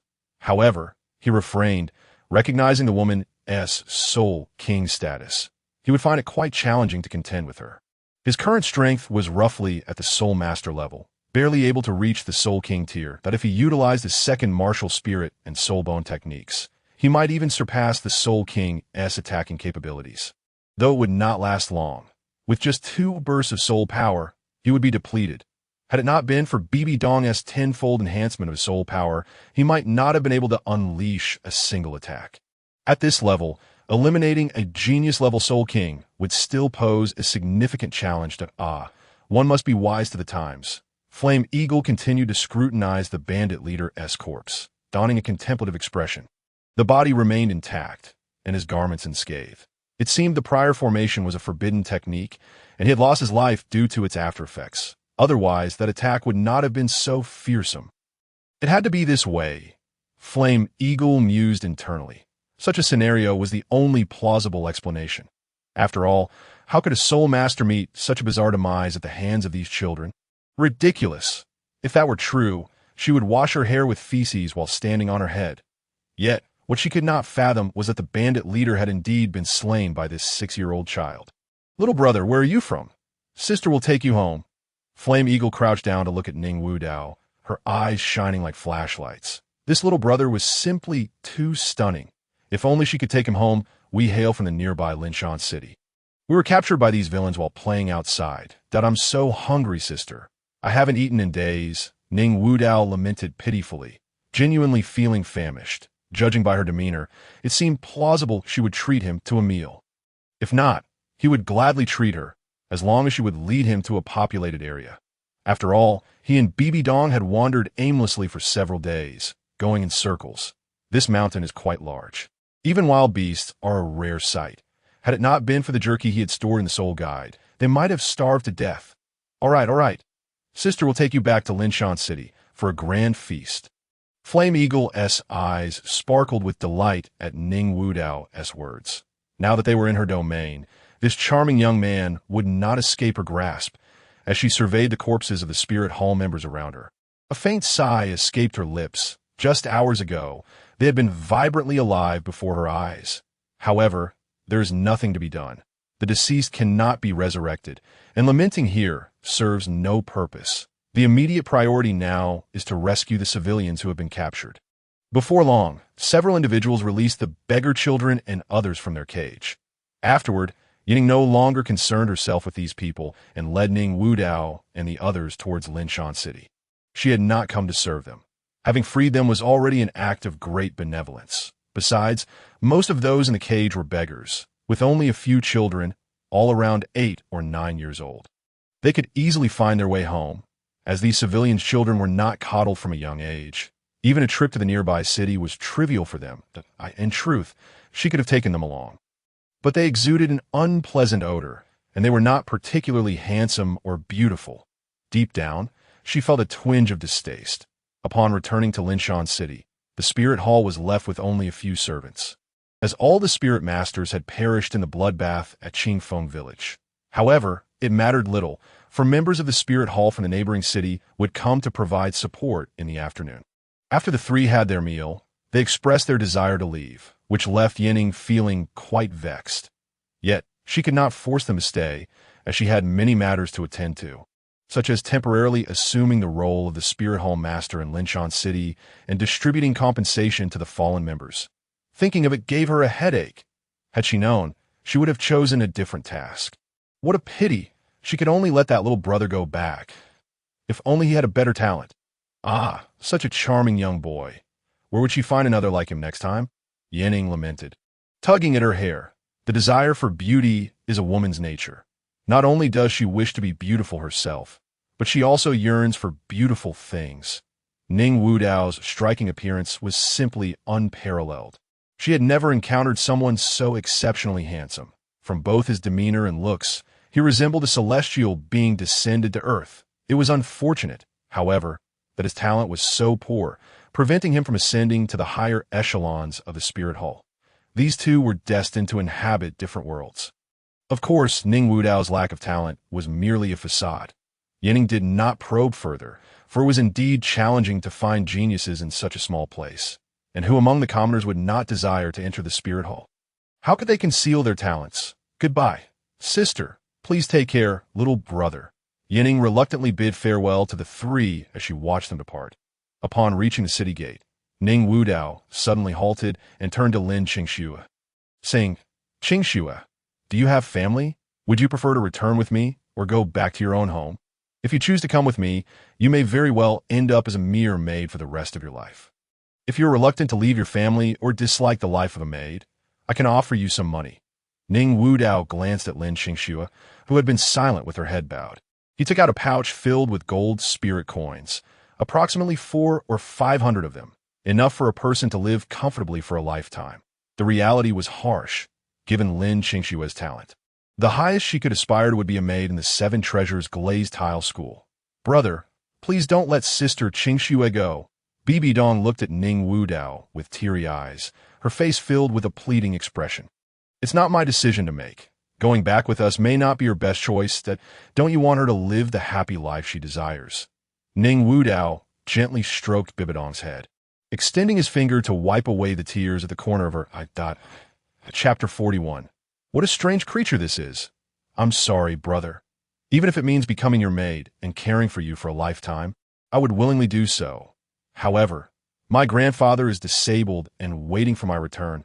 Without me, he may not survive even half a month on our family savings. That I fear I cannot accompany you." At this point, Lin Qingxue could no longer hold back her tears. Her grandfather had rescued her, enduring hardships to raise her. She could not be ungrateful. Moreover, her grandfather's injury had been caused by her own fall. Ning Wudao had shown her kindness, but her grandfather's kindness weighed even heavier. If forced to choose, she would undoubtedly select her grandfather. She did not voice any thoughts of seeking him out after her grandfather's passing. She had recognized from the outset that Ning Wudao hailed from an extraordinary background and did not need her as a maid. Her presence would only be a burden, and countless others would vie for the opportunity to serve him. Ultimately, they were simply two people from different worlds. Some feelings she could only bury deep within her heart, hoping that decades later he would still remember the little girl he had rescued from bandits. That might be her greatest solace. But was that even possible? All right, then take good care of your grandfather and be careful on the road. This pouch contains enough money for you to last a lifetime. There's also a long sword inside for your protection. After some contemplation, Ning Wudao decided to take back the pouch of gold coins and handed Lin Qingxue his spare storage spirit device. As a top-tier rich heir, he possessed several such items. Regarding why he had exchanged hundreds of gold spirit coins for a storage device, containing tens of thousands. The system had just notified him that Lin Qingshue's fondness for him had reached 95 points. When others treated him sincerely, he would reciprocate with sincerity. After all, he wasn't lacking in money. This is too precious. I cannot accept it. Lin Qingxue hurriedly refused, although she was unaware of the value of the storage spirit device. She knew it was undoubtedly an extremely valuable item. She could not accept it. She already owed Ning Wudao too much. Seeing her reaction, Ning Wudao directly grasped her hand and placed the spirit device on her wrist. All right, to me, this is merely a toy. I have plenty more. Take it. You don't need it, but your grandfather does. He is old and prone to illness. Let us not allow money to hinder his treatment. All right, Qingxue, we may meet again in the future. With that, Ning Wudao took BBDong's hand and ran outside, eager to leave the oppressive atmosphere. He disliked such a heavy ambience, since they were destined to part ways. They should do so cheerfully. Lin Qingxue watched the two figures fade into the distance, clutching the storage spirit device in her hand, feeling as though something was missing. Tears streamed down her cheeks uncontrollably. Sir, where are we? Now, neither Ning Wudao nor his companion knew where they were. They had been wandering in the mountains for 2 days. Lost again. They could only hope to find a location associated with the Seven Treasures glazed tile school and ask someone to guide them back. However, they had encountered nothing but small towns, and now they were lost in the mountains again. They were nearly driven to madness. Finally, they spotted an old man wandering nearby, and they approached him to ask for directions, hoping he would not deceive them. After all, a few days prior, a scoundrel had misled them, causing them to retrace their steps back to the bandit camp. That lucky fool had avoided a proper lesson from Ning Wudao. Ning Wudao cursed inwardly, growing angrier the more he thought about that little rascal. What? Who am I? I am a horse seller. The elderly man shouted with all his might, fearing that Ning Wudao would not hear him. Old man, I asked what place this is. Are there any large cities nearby? Ning Wudao yelled, as the old man seemed a bit hard of hearing. Without raising his voice, he doubted the man would hear him. What? How's my horse? Of course, my horse is the best. Who doesn't he know that Old Wang's horses are top-notch within 10 miles? The old man disregarded Ning Wudao's questions, continuing to promote his horses without acknowledging him. Ning Wudao was left speechless. Why was he still having trouble with horses today? Old man, I want to buy a horse. What? You want to buy a horse? Why didn't you say so earlier, young man? I'll take you to see the horses right away. If today you were to inquire about purchasing a horse from me, I would gladly inform you of the best places to go. And I would even provide you with a complimentary map. How delightful is that? Just a mention of buying a horse seems to rejuvenate the old man, alleviating his aches and pains as if he were miraculously cured of his senility. Leaving Ning Wudao utterly bewildered, such thoughtfulness, indeed, goodness, is this a case of listening to the wrong ear? This old fellow is truly amusing. Nevertheless, despite his complaints, Ning Wudao followed the elder into a nearby stall. As he had long desired to acquire a horse, albeit lacking the skills to ride one this time, he thought he might as well purchase one and learn. After all, he was not short on funds. Young man, behold, these are the finest 3 horses in the vicinity. They are no ordinary steeds. These are soul beasts. The old man slowly opened the stall door, revealing 3 peculiar horses before Ning Wudao's eyes. One was covered in dirt and overgrown with grass. Another had the body of a horse and the head of a bull, creating a rather jarring appearance. The last horse appeared somewhat more normal, entirely black in color. However, upon touching it, Ning Wudao exclaimed, "Good heavens! This horse is shedding its color." What strange creatures these were. He had never encountered anything like them in his life. Simply preposterous. Could it be that his knowledge was lacking, rendering him unable to recognize exceptional horses? Seeing Ning Wudao's astonishment, the old man smiled proudly. Young man, you have never seen these before, have you? These are extremely rare soul beast horses. This one is the legendary grass mud horse. This one is a black horse, and the last one is quite rare indeed.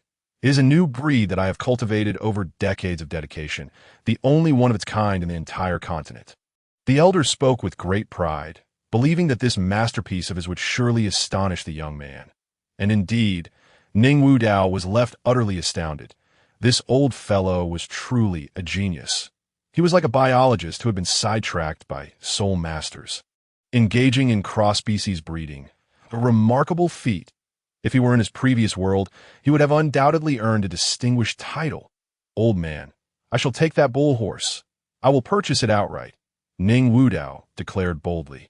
Determined to support the elderly man's dreams, the old man, overwhelmed with emotion, shed tears of joy. Finally, someone appreciated his decades of work. He was not wasting his time after all. Those who had looked down upon him were simply short-sighted, mocking him without cause. This young brother was truly discerning, a veritable patron. 1,000 gold soul coins, a fair price. The elder rubbed his hands together, his eyes gleaming with excitement. What, 1,000 gold soul coins? Are you trying to swindle me? Ning Wudao was taken aback. Seeing the old man's grateful expression, he had thought the horse would be given for free.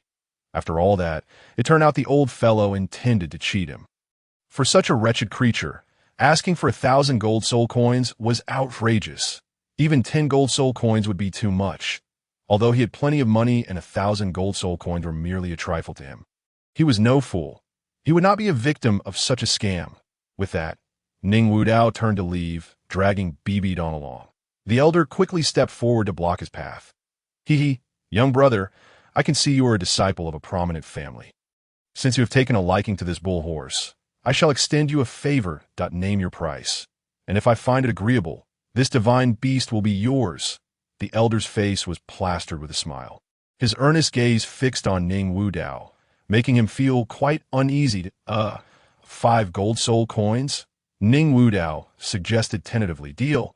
A handshake seals the agreement. No returns. The elder, thrilled, hurriedly placed the reins into Ning Wudao's hands. As if fearing he might change his mind, Ning Wudao grasped the reins, feeling a whirlwind of emotions. He had merely intended to test the waters. He had overpaid. This old fellow was truly something else. Reluctantly, he handed over 5 gold soul coins. He could not afford to lose face over such a trivial amount. Indeed, the old were still clever. Old man, you are quite shrewd. Are there any large cities nearby? Please direct us, Ning Wudao asked impatiently.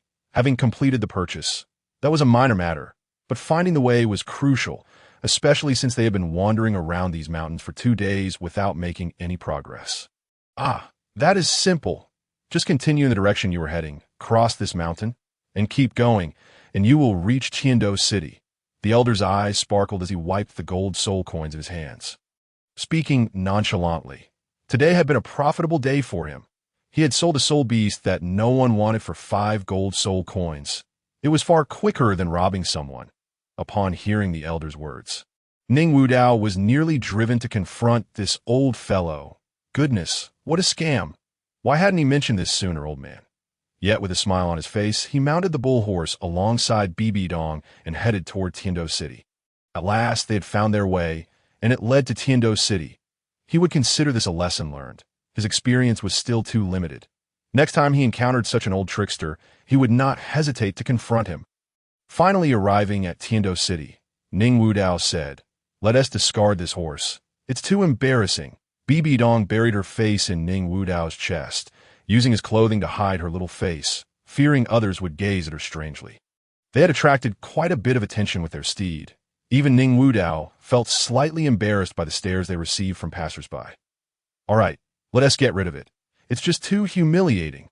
Although the embarrassment was one thing, not being good at anything and always being hungry for more was another. Just looking at the horse made him irate. He needed to unload it onto someone else. With that, Ning Wudao dismounted and kicked the bull horse aside, causing it to scamper away in pain. This bull horse was indeed a bull horse. Not only was it ugly and slow, but it also stopped to munch on grass and leaves along the way, making it impossible to move. If riding it hadn't saved him some effort, he would have surely knocked it out. Wow, brother, is this Tiando City? It's enormous. Bibi Dong gazed at the grand and magnificent city before her, her eyes wide with wonder, akin to Lu Lao Lao entering the Grand View Garden. Ning Wudao was similarly astonished. Despite being the young master of the Seven Treasures Glazed Tile School, he was still quite young and had never witnessed such splendor. Even though he had been to Tiando City before, it was only to the Tiando Imperial Palace. While the palace was opulent, it could not compare to the awe-inspiring scale of this city. As Ning Wudao led BBDong further into the city, they unwittingly found themselves in front of a clothing store. It was a clothing store, but it occupied nearly half a street, towering 6 or 7 stories high. "Donger, let us purchase some new clothes. We have none to change into," Ning Wudao declared, eyeing the shop with enthusiasm, eager to indulge in a shopping spree. The clothes he wore were given to him by the village chief. While they were of decent quality, they were simply inadequate for him. What if he ran into someone he knew while wearing such shabby attire? That would be quite embarrassing, especially since he was the young master of the Seven Treasures glazed tile school, representing not just himself, but also the honor of the school. "All right, let us hurry." Bibi Dong was even more excited than Ning Wudao, tugging at him as she dashed into the store, startling him. Indeed, no girl could resist the allure of beautiful dresses. "Look at these 2 bumpkins, thinking they can come here to buy clothes. TSK. These 2 wretches have completely ruined my enthusiasm for shopping." A group of youths dressed in matching uniforms approached. The eldest appeared to be around 11 or 12, while the youngest looked to be around 6 or 7. Xiaojiang, this isn't appropriate, one boy said hesitantly to the leader of the group. The leader's expression darkened upon being challenged by his underling. "Enough, they are just 2 wretches, unworthy to share space with disciples of the Blue Lightning Tyrant Dragon sect." The youth cast a disdainful glance towards Ning Wudao and his companion, as if to suggest his own superiority and nobility. The followers behind him dared not voice any objections, for he was indeed the son of the sect leader, regardless of his lackluster talents. He was not someone they could provoke.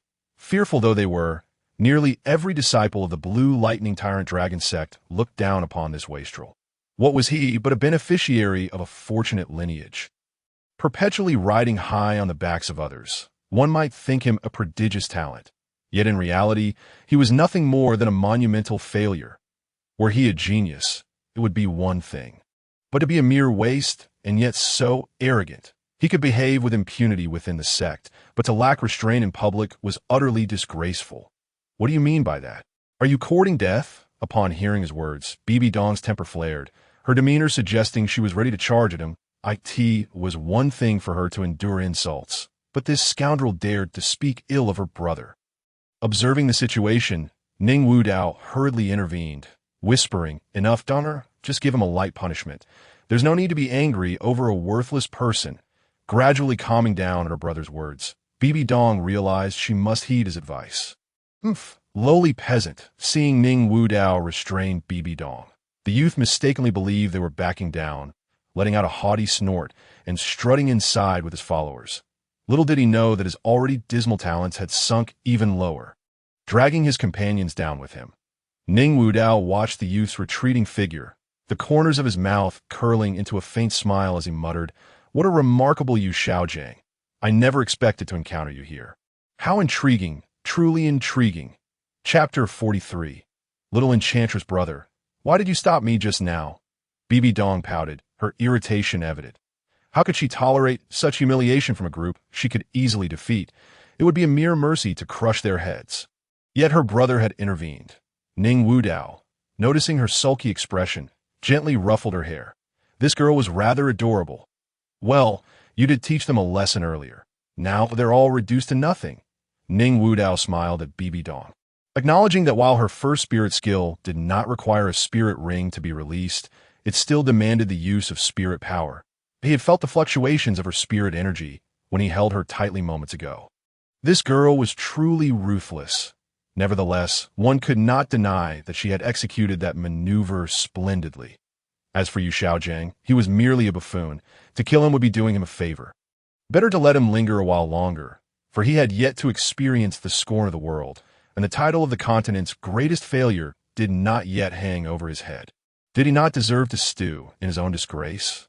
Indeed, Ning Wudao intended to toy with him. He found Yu Xiaojiang's kind to be utterly detestable. It was one thing to be sentimental, but to act like a dog was entirely unacceptable.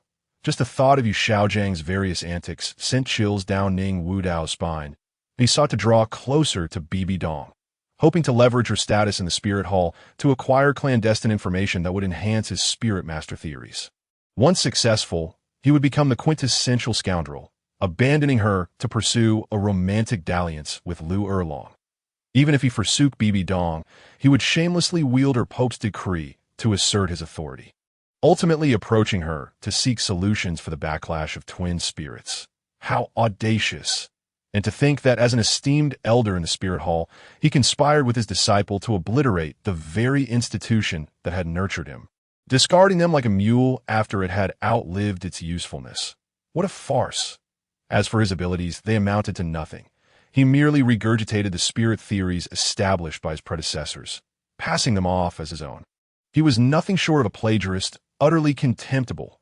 Tang San indeed ascended to divinity, but what did that have to do with him? Tang San was a natural-born genius with twin spirits and innate full spirit power. Even a dog could have trained him to become a titled Douluo, under the guise of claiming there were no wasteful spirits, only wasteful spirit masters. He proceeded to take on Tang San, a prodigious talent, as his disciple, hoping to validate his misguided beliefs that IT was utterly absurd. Tang San was not a failure. He was a genuine genius. Why not teach the many inept spirit masters instead of a prodigy? All while claiming that only wasteful spirit masters existed. In reality, he was the greatest failure of all. Initially perplexed by the audacity of a failure to possess such arrogance, he realized it stemmed from a lifetime of entitlement. This ungrateful, talentless, morally bankrupt scoundrel was an affront even to the very notion of filth. While Ning Wudao longed to thrash that miscreant, the time was not yet ripe. He could not allow a petty clown to thwart his grand ambitions. At the very least, he must keep his actions discreet. Bibi Dong, having heard his words, felt somewhat appeased, though she still pouted. But this doesn't satisfy me at all. I want to smash their heads and leave them half dead, forcing them to spend the rest of their lives bedridden. As she spoke, Bibi Dong waved her little fists excitedly, her fervor growing, leaving Ning Wudao momentarily dumbfounded. Was this truly the shy girl he had brought back? Witnessing her spirited display, Ning Wudao could only manage an awkward smile. All right, Donger, we mustn't expose your first spirit skill. It's our powerful trump card. As long as it's not discovered, we can target anyone we wish. Those just now were from the Blue Lightning Tyrant Dragon sect. And if we engage them today and they return home to find themselves reduced to waste, they may very well suspect us. At that point, we would be unable to enact our plans and could become the targets of public ire. Your skill is simply too formidable. One cannot rule out the possibility of daily assassination attempts. To expose such a powerful card for the sake of a few failures was not worth the risk. Ning Wudao gently stroked Bibi Dong's head. And indeed, as he had stated, this trump card must not be revealed lightly. No one could tolerate the existence of someone capable of effortlessly dismantling their path as spirit masters. The entire spirit master world would relentlessly hunt her down. The most terrifying aspect was that this poison could be controlled by her. This meant she could ruin others' foundations without attracting notice. The thought of transforming a genius into a failure without anyone being the wiser was chilling. Upon hearing his words, Bibi Dong felt a surge of joy. So she was indeed so powerful, yet she feigned a look of grievance, saying, "All right then, I'll listen to my brother. I care for you the most that a woman who acts spoiled is often the most cherished. Who could refuse a well-behaved little kitten?" Ning Wudao, witnessing her demeanor, felt a tremor run through him. This little enchantress. Where had she learned such tricks? With a light flick to her forehead, he took her hand and led her into a clothing store. "Ouch, brother, you're bullying me.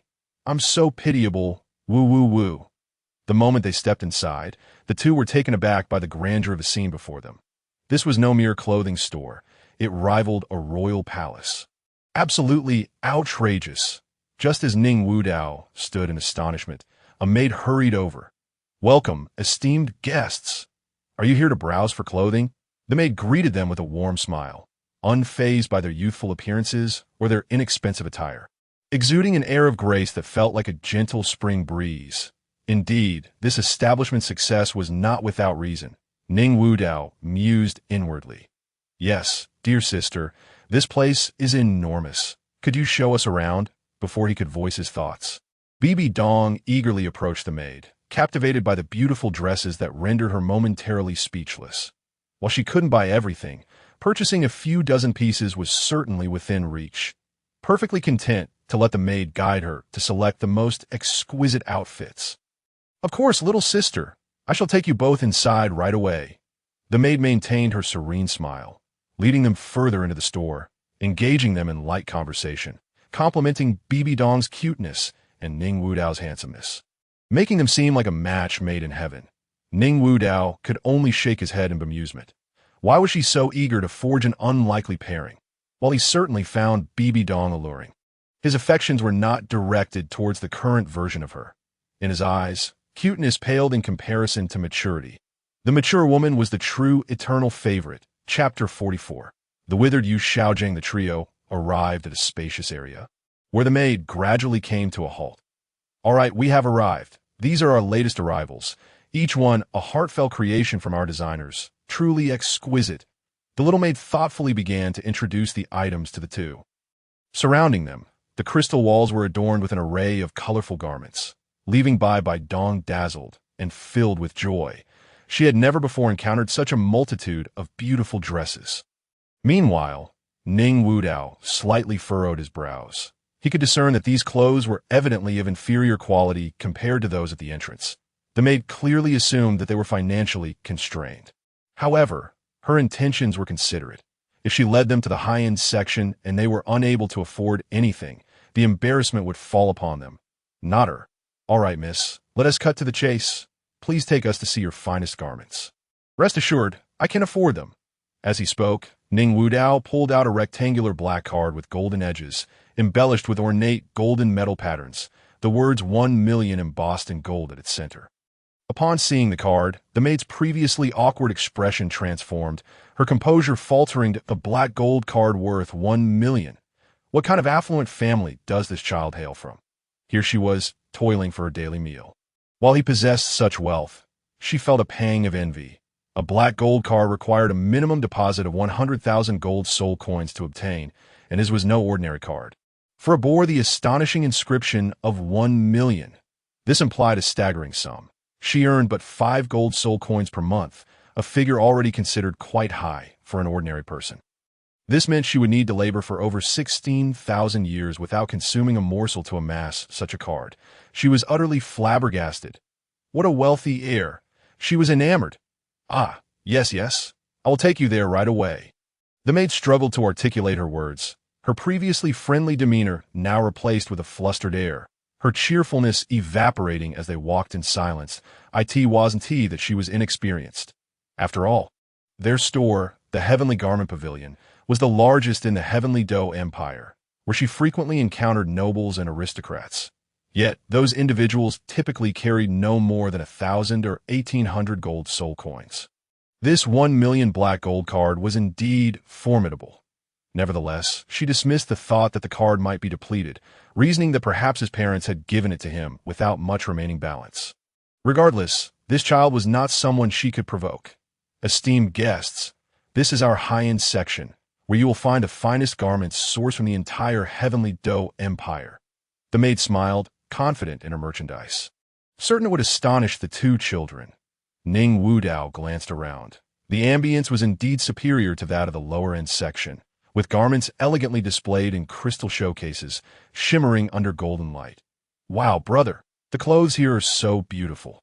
Even more stunning than those in the previous area," BBDong exclaimed, her eyes wide with wonder. The clothes in this section were of an entirely different caliber from those in the earlier space. Thankfully, her brother had discerned the disparity. Otherwise, missing out on such exquisite dresses would have left her in tears.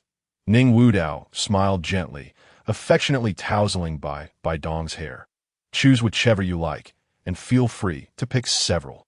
And do select a few for me as well," he softly instructed, then settled onto a nearby chair. Pouring himself a small cup of tea, he suffered from choice paralysis. If it were up to him, he might end up purchasing the entire store.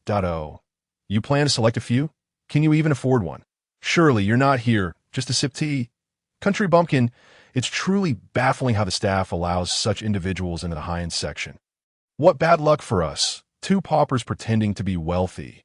A voice laden with sarcasm drifted from afar. Wai Yu Xiaojing approached, flanked by several disciples from the Blue Lightning Tyrant Dragon sect, accompanied by another maid. He was incensed that these two country bumpkins had appeared in this prestigious area. The garments here were exorbitantly priced. Even purchasing a single piece would make him wince, yet they audaciously claimed they intended to buy several items. How could his proud self tolerate such insolence? Upon noticing Yu Xiaozhang's arrival, Ning Wudao felt a wave of disbelief wash over him. He truly could not fathom where this waste of space found the audacity to act so arrogantly. "Oh, what wild dog is barking? Oh, it's you. I initially mistook you for a mere dog, but it turns out you're a waste even worse than a pig," Ning Wudao retorted, refusing to be a pushover for anyone to trample upon. "What did you say? Do you even know who stands before you, ignorant country bumpkin?" Yu Xiaozhang was genuinely agitated. Being called a waste struck a nerve. He despised being referred to as such, for he truly was a superfluous person. It was only natural for one to feel humiliated when their weaknesses were highlighted. Although the members of his sect treated him with deference now, he was acutely aware of the ridicule they directed at him behind his back. He could not allow others to label him a failure. It was a stain upon his existence. Seeing Yu Xiaozhang's rage boil over, Ning Wudao could not help but chuckle, inwardly mocking him. What a game you are trying to play. A waste with no skills, even unworthy of a warm meal. What's the matter? A waste is still a waste. Are you, then, to be exempt from criticism? If one chooses to be a failure, one must embrace the realities of that choice. You worthless thing! Ning Wudao's expression was filled with derision, causing BBDong beside him to burst into laughter. Even if you were a waste, you dare to bark here. What are you even barking about?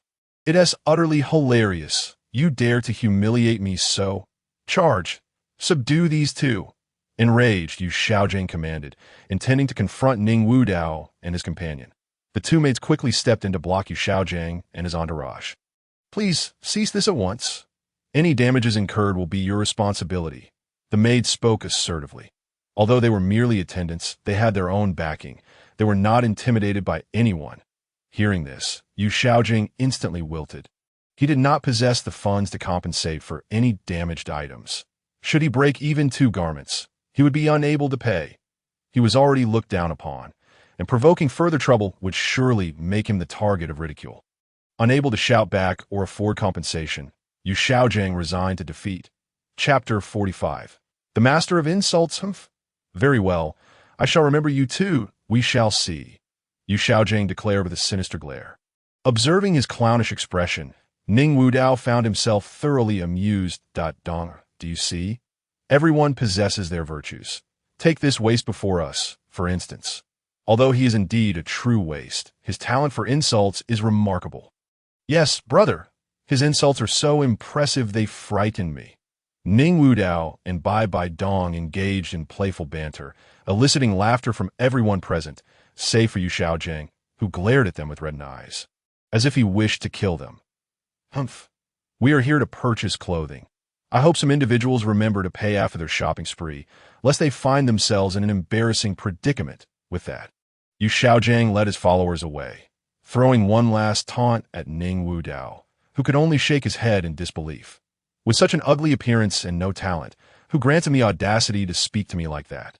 Is he perhaps a descendant of Liang Jingru? Even she would hand him a cigarette.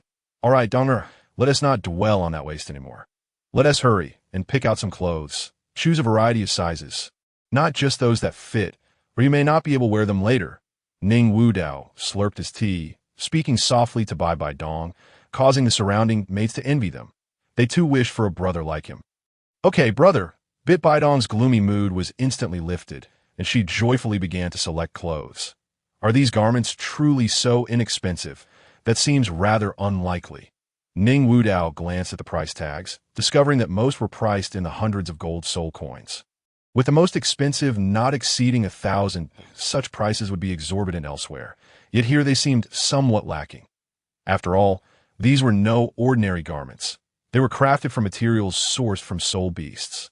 If the village chief were to possess such attire, he would not find himself in a predicament of losing his trousers due to his martial spirit's manifestation, but of course, even clothing designed specifically for soul masters would not require such a hefty sum. One could acquire them for merely dozens or even a few gold soul coins. Yet, where were they? Tianyi Pavilion. These garments were far from mundane, fashioned from materials that had been sourced from soul beasts over the course of hundreds or even thousands of years. This was a symbol of status. The attire he had worn previously alone had cost over 1,000 gold soul coins. Young master, these are garments for children, which is why they are relatively affordable. We do have plenty of attire priced in the tens of thousands of gold soul coins. A maid proudly declared, despite knowing she might never afford such luxury herself. But that did not deter her from boasting. Ning Wudao nodded slightly. Since that was the case, it was of no consequence. After all, there was no need to purchase an entire lifetime's wardrobe all at once, especially when the clothes at home were of superior quality. After a while, Bibi Dong approached him accompanied by a group of young maids, each carefully balancing an armful of clothing, cautious not to let the towering stack topple. "Brother, let us go check out. Look at the clothes I picked for you. Aren't they lovely? All in your favorite white." Ning Wudao observed the simple yet elegantly adorned white robes and nodded slightly, a satisfied smile gracing his face. This girl was becoming increasingly attuned to his preferences. "Xiao Gang, perhaps we should take our leave. They likely won't dare to show up." One of the younger companions expressed impatience, as they had been waiting for quite some time due to this fool's penchant for causing trouble. They had given their leader face by addressing him as Xiao Gang. Yet this fool genuinely believed himself to be of significance. Why Xiaojing's brow furrowed slightly at the comment, expressing annoyance. "No, I must confront those two today. Honestly, who do they think they are to ride roughshod over me?" In order to do so, he had spent extravagantly, purchasing 2 outfits that totaled over 1,000 gold soul coins. He could not simply walk away now. As a wasteful individual disregarded by his sect, the resources allotted to him each month were scant. By these 2 garments meant he would have to subsist on meager rations for the next 2 months. If he could not confront them and vent his frustrations, would he have endured such hardship for nothing? That was simply unacceptable. Upon hearing this, the younger companion became agitated. So many were waiting on him, and this fool truly believed himself to be significant.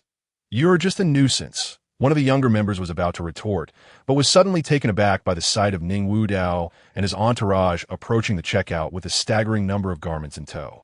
"Haha, you absolute fool. Do you have any idea how much these clothes cost? Do you think this is some shabby clothing store in your little town? Have you mistaken gold soul coins for copper ones? I am dying of laughter. Let us see how you plan to pay for all this." They had taken so much. He had only managed to purchase 2 pieces himself, and although he was not favored in his sect, his monthly stipend was still substantial. Even so, he would feel the pinch after buying just 2 garments, let alone this bumpkin who appeared out of nowhere. He could already envision the shocked expressions on their faces when they attempted to pay. It was utterly delightful. Yu Xiaojing couldn't help but chuckle, looking at them as if they were fools. How incredibly unlucky to encounter such idiots while merely trying to buy clothes. Ning Wudao observed the smug Yu Xiaojing with a sense of loathing. This brat truly deserved a beating. Hearing Ning Wudao's remark, Yu Xiaojing's expression darkened. "Humph, let us see you pay before you say anything. In my eyes, you are merely a frog at the bottom of a well." "A mere clown," Yu Xiaojing retorted, stubbornly maintaining his bravado. "Sir, your total expenditure amounts to 56,805 gold soul coins. You may settle with 56,008. The maid at the counter informed them. Having finished tallying their garments while Yu Xiaojing was busy boasting. Why Yu Xiaojing looked at Ning Wudao with a hint of mockery. If this boy could produce such a sum today, he would gladly eat dung upside down.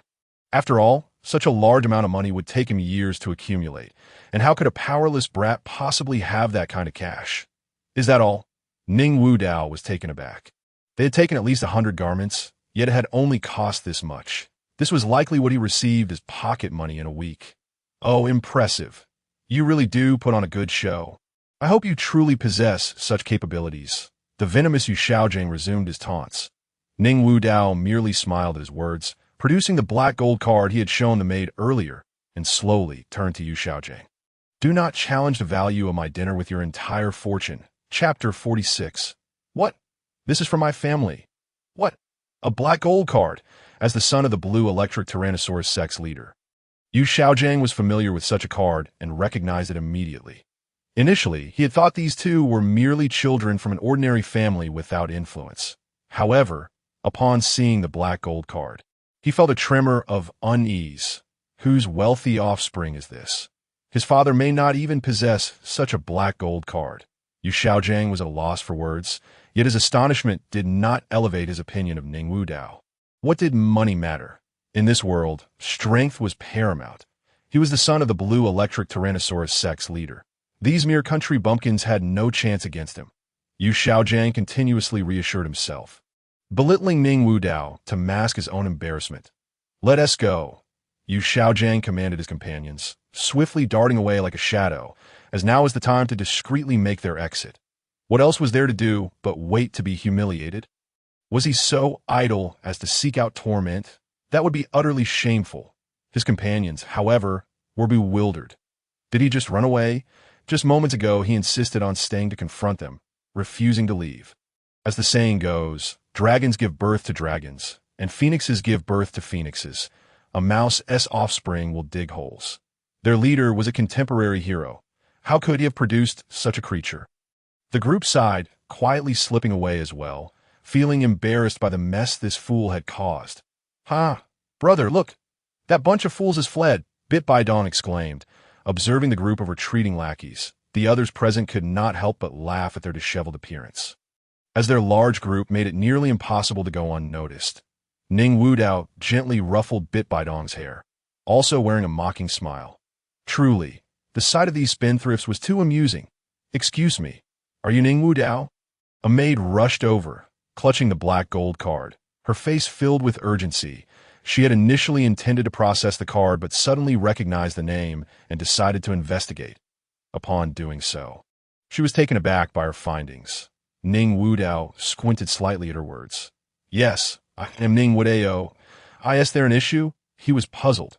Why inquire about his name when they could simply process the card? Meanwhile, the maid appeared struck by lightning, hastily kneeling before him. "I greet you, young master. I failed to recognize you, and I beg your forgiveness." The other maids nearby quickly followed suit, bowing their heads deeply to the ground. Ning Wudao was utterly bewildered by their behavior. Wait, this is their family's business. Upon careful reflection, it indeed seems quite reasonable, for the Seven Treasure Glazed Tile School stands as the wealthiest force across the entire continent. A veritable entity whose riches rival that of nations. Nearly half of the entirety of Heaven-Do City comprises their assets. All right, enough of this. Everyone, rise swiftly. If you do not hasten to your feet, I shall be quite displeased. After Ning Wudao expressed his thoughts, the maidens remained kneeling. Too timid to move, it was only after he repeated his command twice that they finally stood. He could not fathom why they found such comfort in kneeling. When asked to rise, they should simply comply without delay. It felt like a waste of his breath. Suddenly, a series of footsteps echoed from the staircase, and two middle-aged men appeared at the top. "Where is the young master? Where might he be?" The two hurriedly approached, their faces etched with urgency. "Uncle Zhang, Uncle Li, what brings you here?" Ning Wudao exclaimed, recognizing the two men as members of the Seven Treasure Glazed Tile School. Both soul saints in the school, he was quite the socialite, familiar with nearly every member, and these two distinguished gentlemen were certainly known to him. Upon hearing his voice, the two men turned their gaze towards him. "Young master, you have made it quite difficult for us to locate you. Ever since you went missing alongside Sword Douluo, the entire sect has been in a state of unrest that we are relieved to finally find you. I have not slept a wink in 2 days." Seeing Ning Wudao safe and sound eased their long-standing worries. Having spent decades within the Seven Treasure Glazed Tile School, they had come to regard the sect as their own family. When they learned of the young master's disappearance, each was consumed with anxiety, resulting in sleepless nights as they searched for him. After days of fruitless searching, they were utterly distraught. Thankfully, they returned unscathed. "You two catch up. I must return to report to the sect so that your father and mother may rest easy." One of the men dashed towards the door, his face alight with joy. "Young master, your arrival is fortuitous. There is a matter that requires your presence," the other middle-aged man remarked, a significant smile gracing his features. Ning Wudao paused, intrigued. What is it, Uncle Zhang?" he inquired with curiosity, realizing that his plans to return to the sect might be temporarily thwarted. With a subtle smile, the man addressed Ning Wudao. It concerns an invitation we received from the Heaven-Do Imperial Palace. Their third princess is celebrating her birthday in a few days.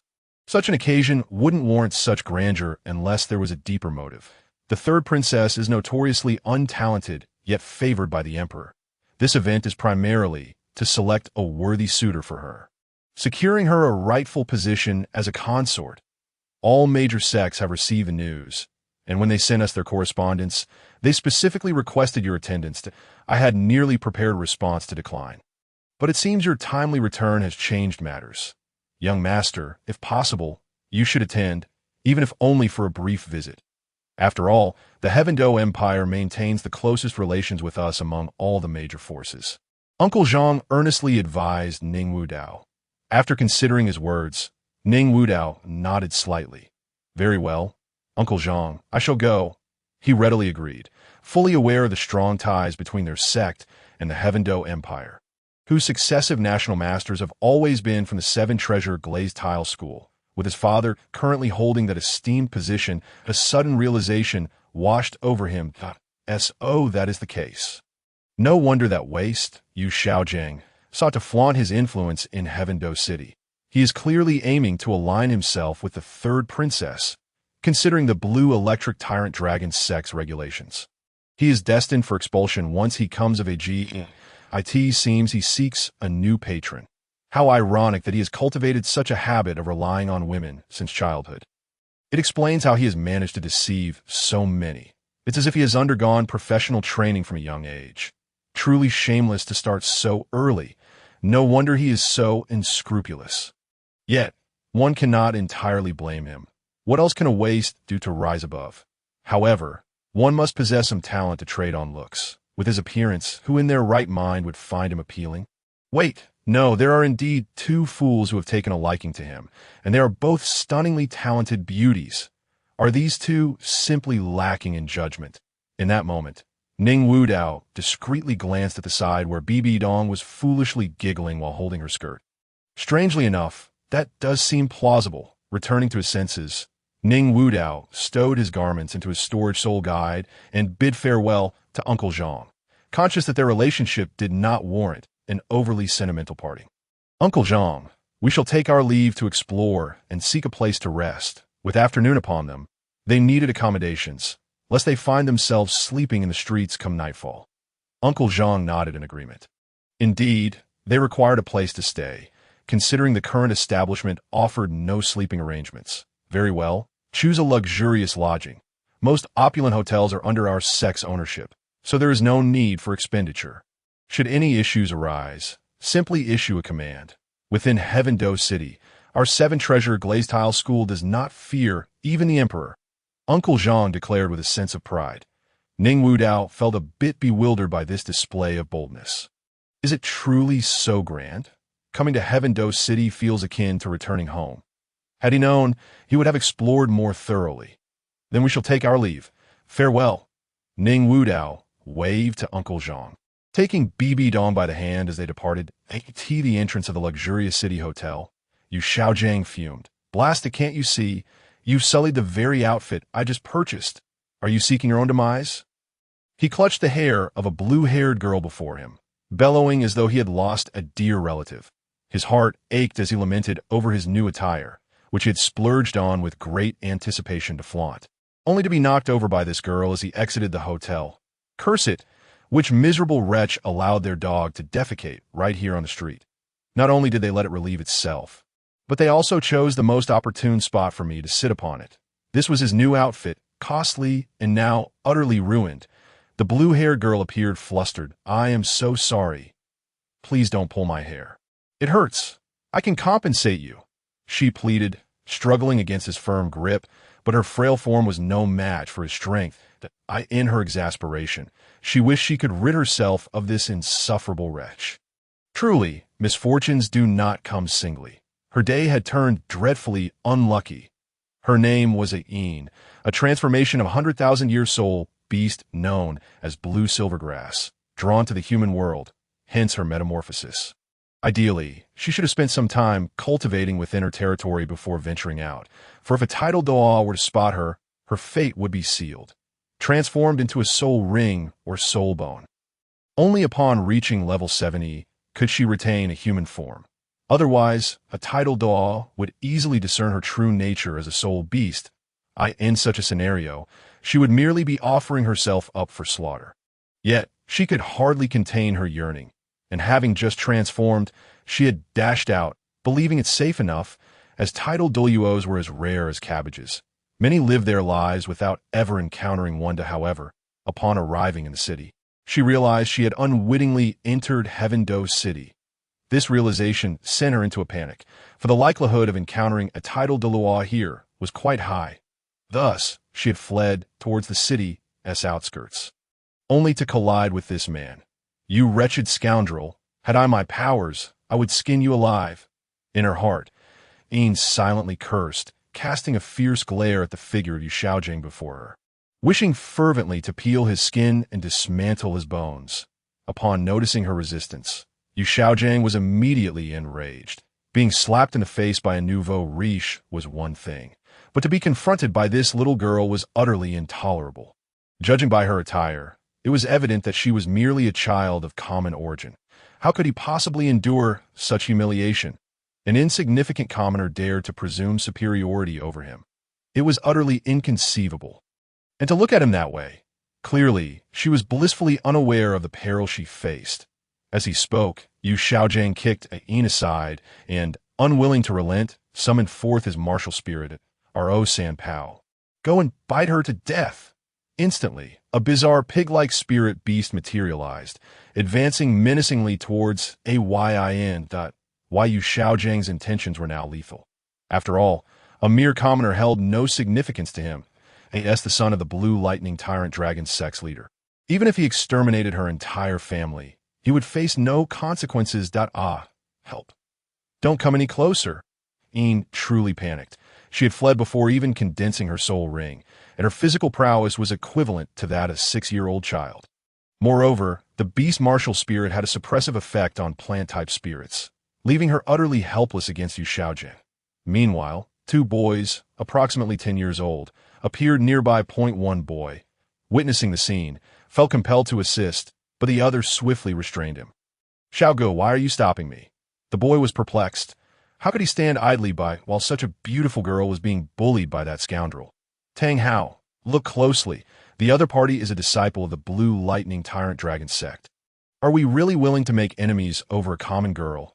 Tang Xiao reprimanded sternly. "Think carefully before acting. Do not jeopardize the interests of our sect."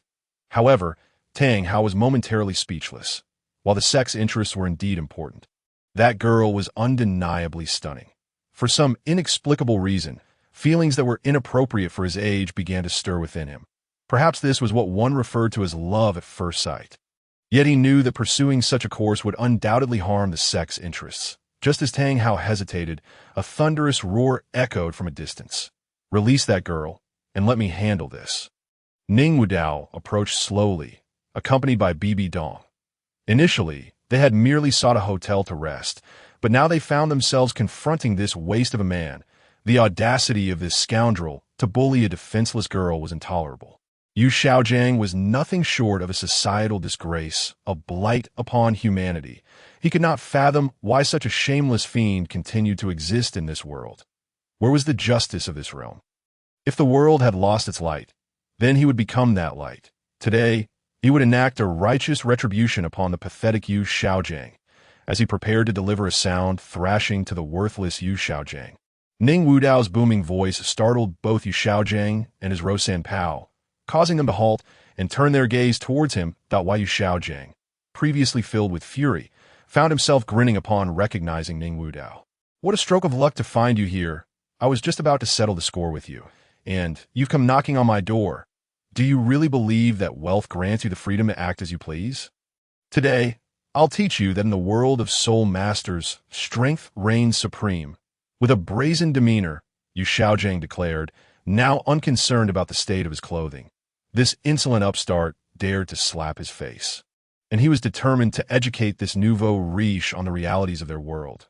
Ning Wudao, however, was amused, looking at Yu Xiaojing with disdain. "You are merely a worthless fool. From where do you derive your confidence in your strength? Has your father failed to teach you the essence of humility? You must recognize your own limitations and stop living in your delusions. Ning Wudao could no longer contain his laughter, retorting against a future renowned super waste who dared to claim strength in his presence. It was almost laughable. How could one possess such unfounded confidence? Yu Xiaojiang, struck at his core, became furious, completely disregarding the small girl due to Ning Wudao's provocation. Do you think I refrained from attacking in the store out of fear? You are painfully naive, young child. Today, allow me to demonstrate what it means to be a soul master. As a disciple of a minor clan, you will never comprehend the might of a major sect-s disciple. I shall teach you a lesson today, showing you that not everyone is a foe you can afford to provoke. Yu Xiaojiang's face was a mask of arrogance. He had endured disdain within the sect. Now that he had finally emerged, a disciple from a nouveau riche family dared to challenge him. How could he possibly tolerate that? While he might struggle against the talents of the sect, surely he could handle this minor clan disciple. Why did he look down upon the nouveau riche? Was it not because they all originated from humble beginnings, their potential as soul masters nearly non-existent? What did wealth matter without strength? A mere common child could not possibly be his rival. Despite his martial spirit being weak, it was still formidable when compared to the disciples of major sects. Now, as a soul master who had absorbed his first soul ring, defeating a mere child would be a piece of cake.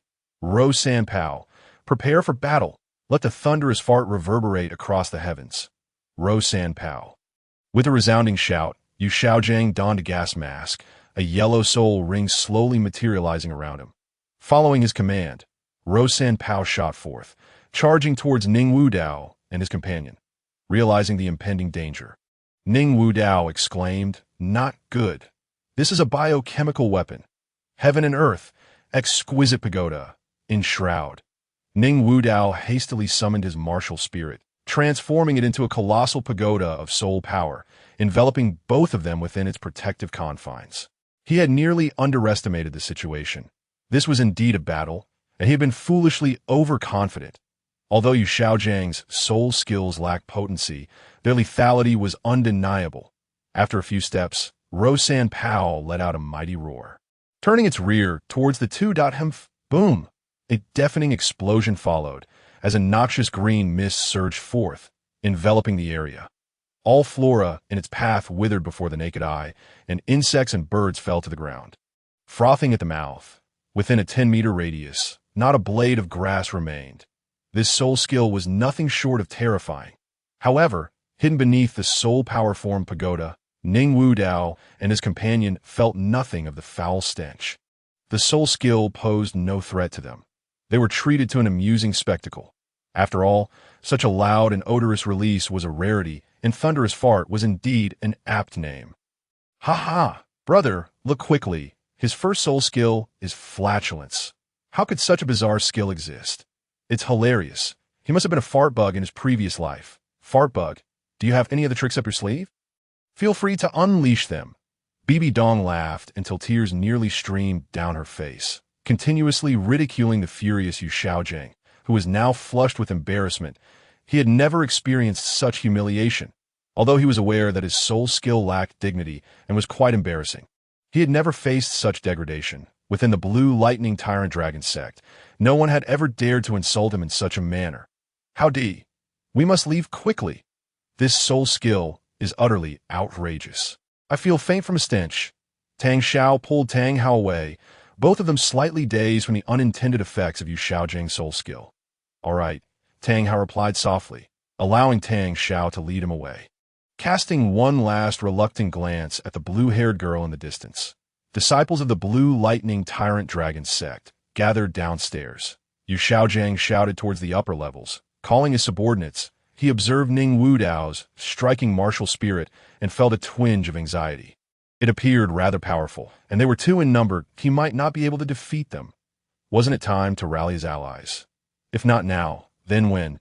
In less than 2 minutes, disciples of the Blue Lightning Tyrant Dragon sect rushed out in a flurry. Some even hastily dressed as they hurried down. "What is it, Xiaojiang?" one asked. "Yes, Xiaojiang, what is it? I had just managed to fall asleep." "Why did you wake us up?" another chimed in. What is that smell? It's so foul. Xiaojing, have you unleashed your soul skills again? The crowd, dazed and bewildered, cast puzzled glances at Yu Xiaojing. That why Yu Xiaojing, visibly indignant, shouted at Ning Wudao and his companion. It is these two who dare to insult the reputation of our Blue Lightning Tyrant Dragon sect. Our sect represents our collective faith. How can we allow others to tarnish it? Let us unite and bring down these scoundrels who have defamed our sect. Upon hearing his words, the nearby disciples were instantly incensed. Their minds racing with discontent. I can't believe this. How shameless can he be? They thought. They looked at Yu Xiaojing with hostility. If they were not acquainted with Ning Wudao and his associate, they might have believed him. However, they recognized the duo as the ones who had just humiliated their comrade, and it was evident that Yu Xiaojing, in his foolishness, had provoked them and was now attempting to save face after being bested. To insult the sect while being envious and petty, this scoundrel is truly shameless. They muttered among themselves. Why Yu Xiaojing, sensing their indifference, grew anxious and bellowed. Why do you hesitate to vanquish this shameless wretch who has insulted our sect? He has continuously berated us.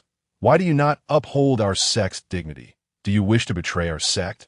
With righteous indignation, Yu Xiaojing placed the heavy mantle of treason upon their shoulders, inciting their internal conflict. You bring trouble upon yourself, and when others refuse to assist, you label them traitors. Have you no shame? They thought.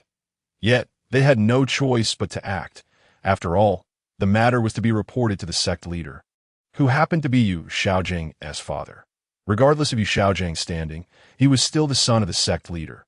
Even if the leader understood the situation, he would undoubtedly side with his son, leaving them in dire straits since they were not the sect leader's progeny. Reluctantly, they steeled themselves for action. How dare you insult our Blue Lightning Tyrant Dragon sect? I will not spare you today.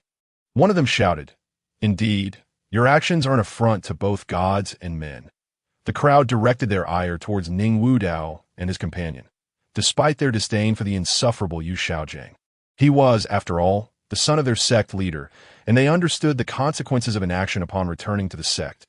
Ning Wudao, observing Yu Xiaojing's words and actions, could not help but laugh inwardly. This insufferable fool truly is shameless and deserving of his fate, he thought. Though his abilities are limited, he is indeed treacherous. If it were anyone else, he might have succeeded in laying blame. But today, he faces me. Not only will he fail, but he will also come to regret it. As he spoke, he retrieved a cylindrical object from his soul guide, infusing it with a trace of soul power. With a hum, the object shot skyward, leaving a brilliant, colorful streak in its wake. Boom! The cylindrical object exploded in the sky. Why Yu Xiaojing stood momentarily stunned. He recognized it as a distress signal used by powerful factions. While not rare, a single one was worth thousands of gold soul coins, and it was crafted solely by the 7 treasure glazed tile sect for their use, with each sect possessing its unique color. Yu Xiaojing, a superfluous waste, had none, but his elder brother had a few and often flaunted them before him. The colorful signal, however, was unfamiliar. He had never heard of any sect using such a hue. Instinctively, he felt that things were about to take a turn for the worse. This signal is for summoning aid. This brat is calling for reinforcements, Yu Xiaojing thought, growing increasingly anxious. His subordinates were primarily soul masters, and the elder leading them was currently visiting the Heaven Do Imperial Palace. Uncertain when he would return, this could spell trouble. They might face a beating. After all, a device worth thousands of gold coins was not likely to summon mere commoners. Quick, he asked, calling for help. We must stop him, Yu Xiaojing shouted urgently. His disciples, sensing the gravity of the situation, summoned their martial souls and charged towards Ning Wudao and his companion. However, Ning Wudao remained unperturbed, merely waving his hand to reinforce the tower of soul power surrounding them. He then produced 2 small chairs and some melons from his soul guide. Turning to his companion, BBDong, come sit and rest for a moment. Ha ha ha, brother, you truly are a master of psychological warfare, BBDong replied, pulling up a chair with a smile. Though his method was not entirely ethical, she found it delightful. You dare to look down upon us? Prepare for a beating, spirit serpent, activate, flowing moon / crow on a plane. Tornado, demolished the parking lot. Wave after wave of soul skills assaulted the towering soul power shield around Ning Wudao and his companion. Yet the structure remained unyielding, the attacks akin to eggs striking stone, inflicting no damage whatsoever. Humph. This must be the protective artifact gifted to you by your elders. I shall see if it can withstand until your reinforcements arrive. Brothers, victory is within our grasp. Let us shatter his turtle shell, Yu Xiaojiang declared solemnly. Ning Wudao regarded him, seeing the clownish figure of Yu Xiaojiang, and could not suppress his laughter. He was not summoning help out of fear. Even the combined might of those present could not withstand a single strike from his soul skill. His reluctance to engage stemmed solely from a desire to avoid unnecessary exertion, and dealing with a bully like Yu Xiaojiang necessitated a show of power. Otherwise, this waste would cling like a dog, refusing to relent. Ning Wudao had come to confront Yu Xiaojiang, not to have this fool complicate matters out why Yu Xiaojiang was marked for death, but not just yet. Although the demise of a waste like him would not trouble the Blue Lightning Tyrant Dragon sect, he was still the son of the sect leader. To kill him outright would be tantamount to slapping the sect's face, leading to complications. Though Ning Wudao was unafraid, it was not worth the trouble to provoke a conflict with one of the top 3 sects over a mere waste. He was unworthy of such a confrontation. Furthermore, he and BBDong were currently in a delicate position. Her first soul skill must remain concealed. If she poisoned someone, she needed to avoid combat with them as quickly as possible. The stakes were too high to be careless. Just as the battle intensified, several figures rushed into the scene from the nearby hotel. Who dares to harm the disciples of the 7-treasure glazed tile sect? P.S. Recommendation. Duh. Starting with the elimination of Tang San's twin martial souls. New book support requested. Although the tower before them differed somewhat from the 7 treasures glazed tile pagoda of their sect, it was likely a manifestation of a disciple's mutated martial soul who possessed such a pagoda. After all, within the 7 treasures glazed tile sect, numerous individuals had martial souls akin to the pagoda, albeit with varying degrees of innate talent. It was not entirely surprising that a few would undergo mutations. As for the Blue Lightning Tyrant Dragon sect, you are courting death. With a mighty heave, one of the men, upon witnessing the scene before him, was immediately incensed and summoned his martial soul, the Thousand June Staff. Sweeping it towards Yu Xiaojiang and his companions, the air whistled ominously as the staff swept through it. This is bad. Prepare to defend with all your might. Yu Xiaojiang and the others noticed the man's movement, abandoning their assault on Ning Wudao's soul power tower to brace themselves against the impending strike. Failing to fully resist this blow could leave them gravely injured, if not dead. A thunderous crash echoed as they were swept away by the unparalleled force of the staff, crashing heavily against the wall, stirring up clouds of dust. Humph. The man let out a soft snort. Though he had acted in anger, he had remarkably restrained himself, considering the other party was a disciple of one of the 3 upper sects. And thus the Blue Lightning Tyrant Dragon sect deserved some measure of respect. Otherwise, with his Soul King strength, he could have obliterated them all in that single strike. Lingu, you are also in Heavendo City. You truly arrived in haste. A vague voice called from behind the man. Reflexively turning around, he saw Ning Wudao and his companion, each munching on a large melon within the Soul Power Tower. Upon realizing this, the man quickly bowed in greeting. Greetings, young sect master. The others followed suit, hastily offering their respects while occasionally sneaking glances at him. Their talents were not particularly remarkable, so they spent most of their time managing the sect's affairs. This legendary young sect master was someone they were encountering for the first time, naturally piquing their curiosity. Ning Wudao casually waved his hand, causing the Soul Power Tower to transform into pure soul power. Dissipating into the air, he then smiled at the crowd before him, saying, Lingu, brothers, you are too courteous. Please rise. Young sect master, when did you return? I had just heard of your disappearance upon returning to the sect, and was about to set out to search for you, only to find you here. The Lin surname man expressed his joy at seeing Ning Wudao and his companion. Just as the two were happily reconnecting, a voice rang out from behind. You have such audacity. Do you know who I am to dare lay hands on me? A mere disciple of the 7 treasures glazed tile sect would dare attack me, the son of the Blue Lightning Tyrant Dragon sect's master. Yu Xiaojiang, clutching his chest, slowly got to his feet. His head was buzzing, and he could hardly comprehend what Ning Wu Dao and the others were discussing. As soon as he stood, he began shouting at them. Simultaneously, a significant portion of the powerful individuals within Heavendo City began converging towards their location. The seven-colored mist was a hallmark of the higher-ups of the Seven Treasures glazed tile sect.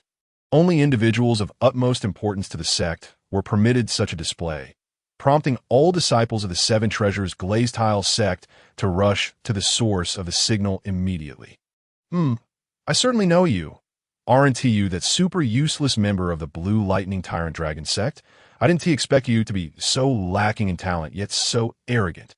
You dare attempt to bully others, but I'm afraid your status as the son of the Blue Lightning Tyrant Dragon sect's master holds no weight against me, the young sect master of the Seven Treasures glazed tile sect. Your father will not wage war on the Seven Treasures glazed tile sect for you, but my father would gladly go to war with you for my sake. Your so-called power is nothing but a joke in my eyes. Even if I were to kill you, I would face no repercussions. Ning Wu Dao's lips curled into a slight smirk, regarding Yu Xiaojiang with a mocking expression, as if he were merely an amusing jester. Just as Ning Wu Dao was ridiculing Yu Xiaojiang, others from the Seven Treasures glazed tile sect who had received the signal began to arrive. Who dares to harm a member of the Seven Treasures glazed tile sect? Bold scoundrel, come forth and meet your demise. A cacophony erupted from the surroundings, revealing a swarm of individuals, at least several hundred, rushing towards them. Based on their dialogue, it was evident that they were all members of the Seven Treasures glazed tile sect. Ning Wu Dao was somewhat taken aback by the sheer number of people gathering before him. This is rather intense. Is this truly the Seven Treasures glazed tile sect? I'm enamored. Initially, he approached the situation with a mere experimental mindset, but he had not anticipated such a turnout. This fellow was truly impressive. Greetings, young sect master. A few individuals among the crowd recognized him and halted to pay their respects, while the others, though bewildered, also mimicked the gesture. The thunderous roar of hundreds echoed like a roaring lion, deeply stirring Yu Xiaojiang's spirit. I am grateful to all esteemed seniors for your support. Please, rise.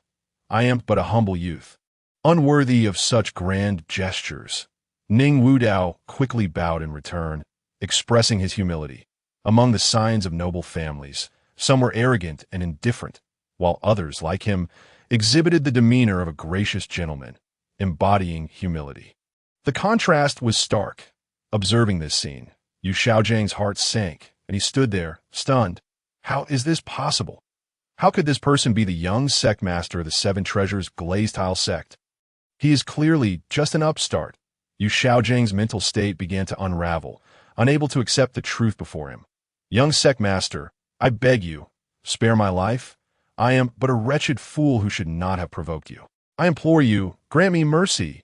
Yu Xiaojiang clung to Ning Wu Dao's leg, pleading like a defeated dog, as he rightly surmised. The Blue Lightning Tyrant Dragon sect would not risk offending the Seven Treasures glazed tile sect over a worthless individual like him. Furthermore, he was indeed at fault. Even if his father wished to intervene, the elders of their sect would not consent. Given how he had treated Ning Wu Dao earlier, it was entirely possible that Ning Wu Dao would truly kill him. As this thought crossed his mind, cold sweat began to bead on Yu Xiaojiang's brow. Ning Wu Dao merely smiled slightly, discreetly placing his right hand behind his back, where the Zhu Xian sword quietly appeared.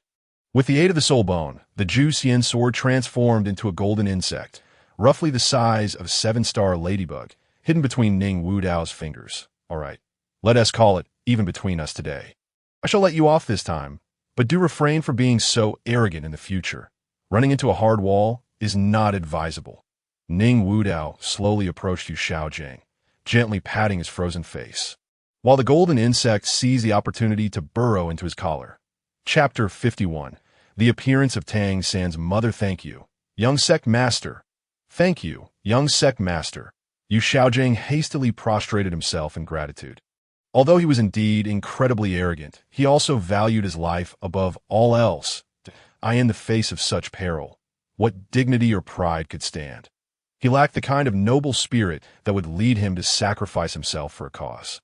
However, He remained blissfully unaware that Ning Wudao had no intention of truly sparing him. Observing Yu Xiaojiang, who resembled a lapdog, Ning Wudao's lips curled into a sinister smile. Thank you all for attending today. This matter concludes here. I shall treat you all to a fine meal at a later date. Ning Wudao addressed the crowd, offering a slight bow in appreciation. To treat subordinates with courtesy and respect is essential. Only then will they feel valued and willingly dedicate themselves to your service, often going above and beyond. Upon hearing his words, the crowd erupted in joy. Young sect master, what is this? We could never accept such a gesture from you. You are too kind, young sect master. It is our honor to serve you. Indeed, young sect master, just give us a call, and we will brave any danger for you. The crowd responded earnestly, their words tinged with an underlying reluctance, as if their expressions were saying, I consider you a brother, yet you remain distant.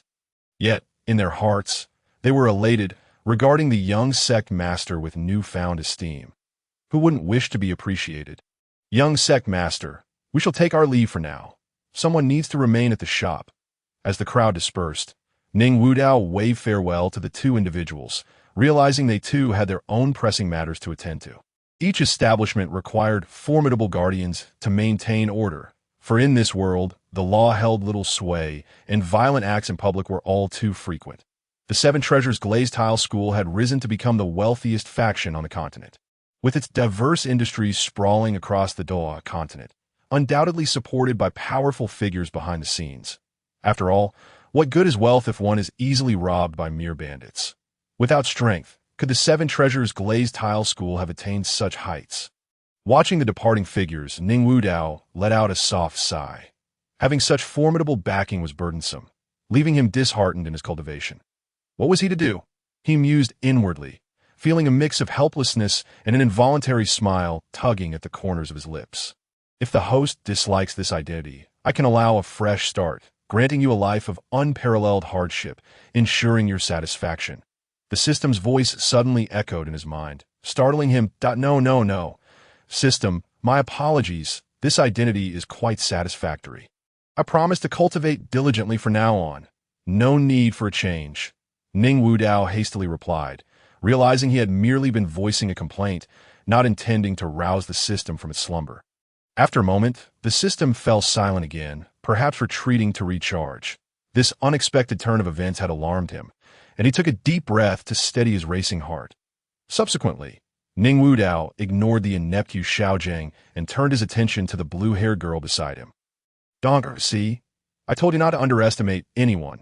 Look at this girl, she's been knocked out cold, and this was merely a misfire had I not used my soul power to defend vigorously just now. Our lives would have been in peril, Ning Wudao remarked with a hint of sarcasm, while a whisper of doubt stirred within him. Perhaps Yu Xiaojiang was not as inept as depicted in the original text. After all, the potency of that flatulence was no trifling matter. The grass had wilted in its wake. Indeed, brother, the force is truly terrifying. It was a flatulence that shook the heavens, leaving a barren radius of 100 meters. Although he was deemed a waste, the might of his soul skill was exceptionally fierce. BBDong chimed in, and their banter set the crowd roaring with laughter. What kind of soul skill is this? It's utterly horrifying. Ha! I've never seen such a thing. Laughter erupted, drawing puzzled glances from passers-by. Of course, while some reveled in joy, others were not so fortunate. Why Yu Xiaojiang, furious and red-faced under the peculiar gazes of the crowd, longed to find a hole to crawl into. You scoundrel! I will make you pay dearly for this. How dare you humiliate me, the young master of the Seven Treasures Glazed Tile School? Very well. I shall remember you, and I will not let this go. With clenched teeth, Yu Xiaojiang slowly rose, his eyes filled with resentment. Ning Wudao was blissfully unaware of his thoughts, but even if he were, it mattered little, for he had no intention of letting this inept fool off the hook. He then approached the blue-haired girl, gently lifting her into his arms and heading towards the hotel, seeking a place for her to rest. Ding! Level genius detected. Ain, transformed from the 100,000-year soul, Beast Blue Silver Emperor, current favorability at 80 points. The system's voice resonated in his mind once more. System, I thought you were recharging. Ning Wudao pondered, perplexed. Wait, no, 100,000-year soul, beast, blue-silver emperor. This is Tang San's mother. This is outrageous. What incredible luck he had stumbled upon. First, he had casually rescued a little beggar destined to become the Pope of the Spirit Hall. And now he had saved a little girl who was the reincarnation of the blue-silver emperor and, moreover, the mother of the future destined child, Tang San. Indeed, good deeds bring good fortune, and helping others brings joy. Yet a mischievous thought began to brew in his mind, that if he prevented Ain from meeting Tang Hao, would Tang San ever come into existence? A smile crept onto Ning Wudao's lips. He felt he could wait decades for this whimsical scenario to unfold. This is delightful. Donger, help me keep an eye on the path. Let's ensure this good deed reaches its conclusion by finding a suitable place for this young lady to rest. As Ning Wudao carried Ain into the hotel, several disciples of the Seven Treasures Glazed Tile School intended to assist, but were halted by a man named Lin. What nonsense! The young master is earnestly engaged in a benevolent act. How dare you interrupt? Meanwhile, BBDong stood momentarily stunned, her smile gradually fading. Why was it that whatever he did always seemed to involve beautiful girls? It was utterly absurd. Frustrated, BBDong bit her silver teeth, stamped her foot, and hurried after him. Brother, take a break. Let me carry that sister. Lin rubbed his slightly sore nose, puzzled. What's going on? No one is eating, yet there's such a strong scent of jealousy in the air. Chapter 52. Divine Phoenix Wing's Young Master. Here is your room card.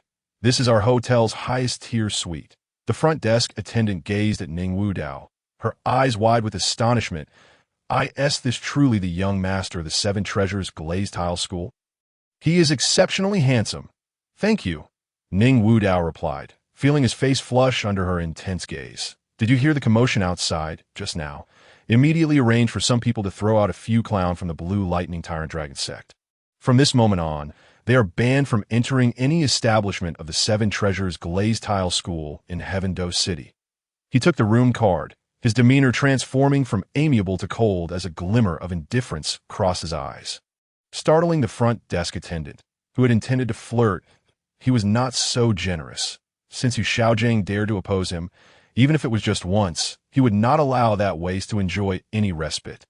Death would be the best option for that fool, yet he did not desire for him to perish just yet. After all, that fool had yet to experience the bitterness of life.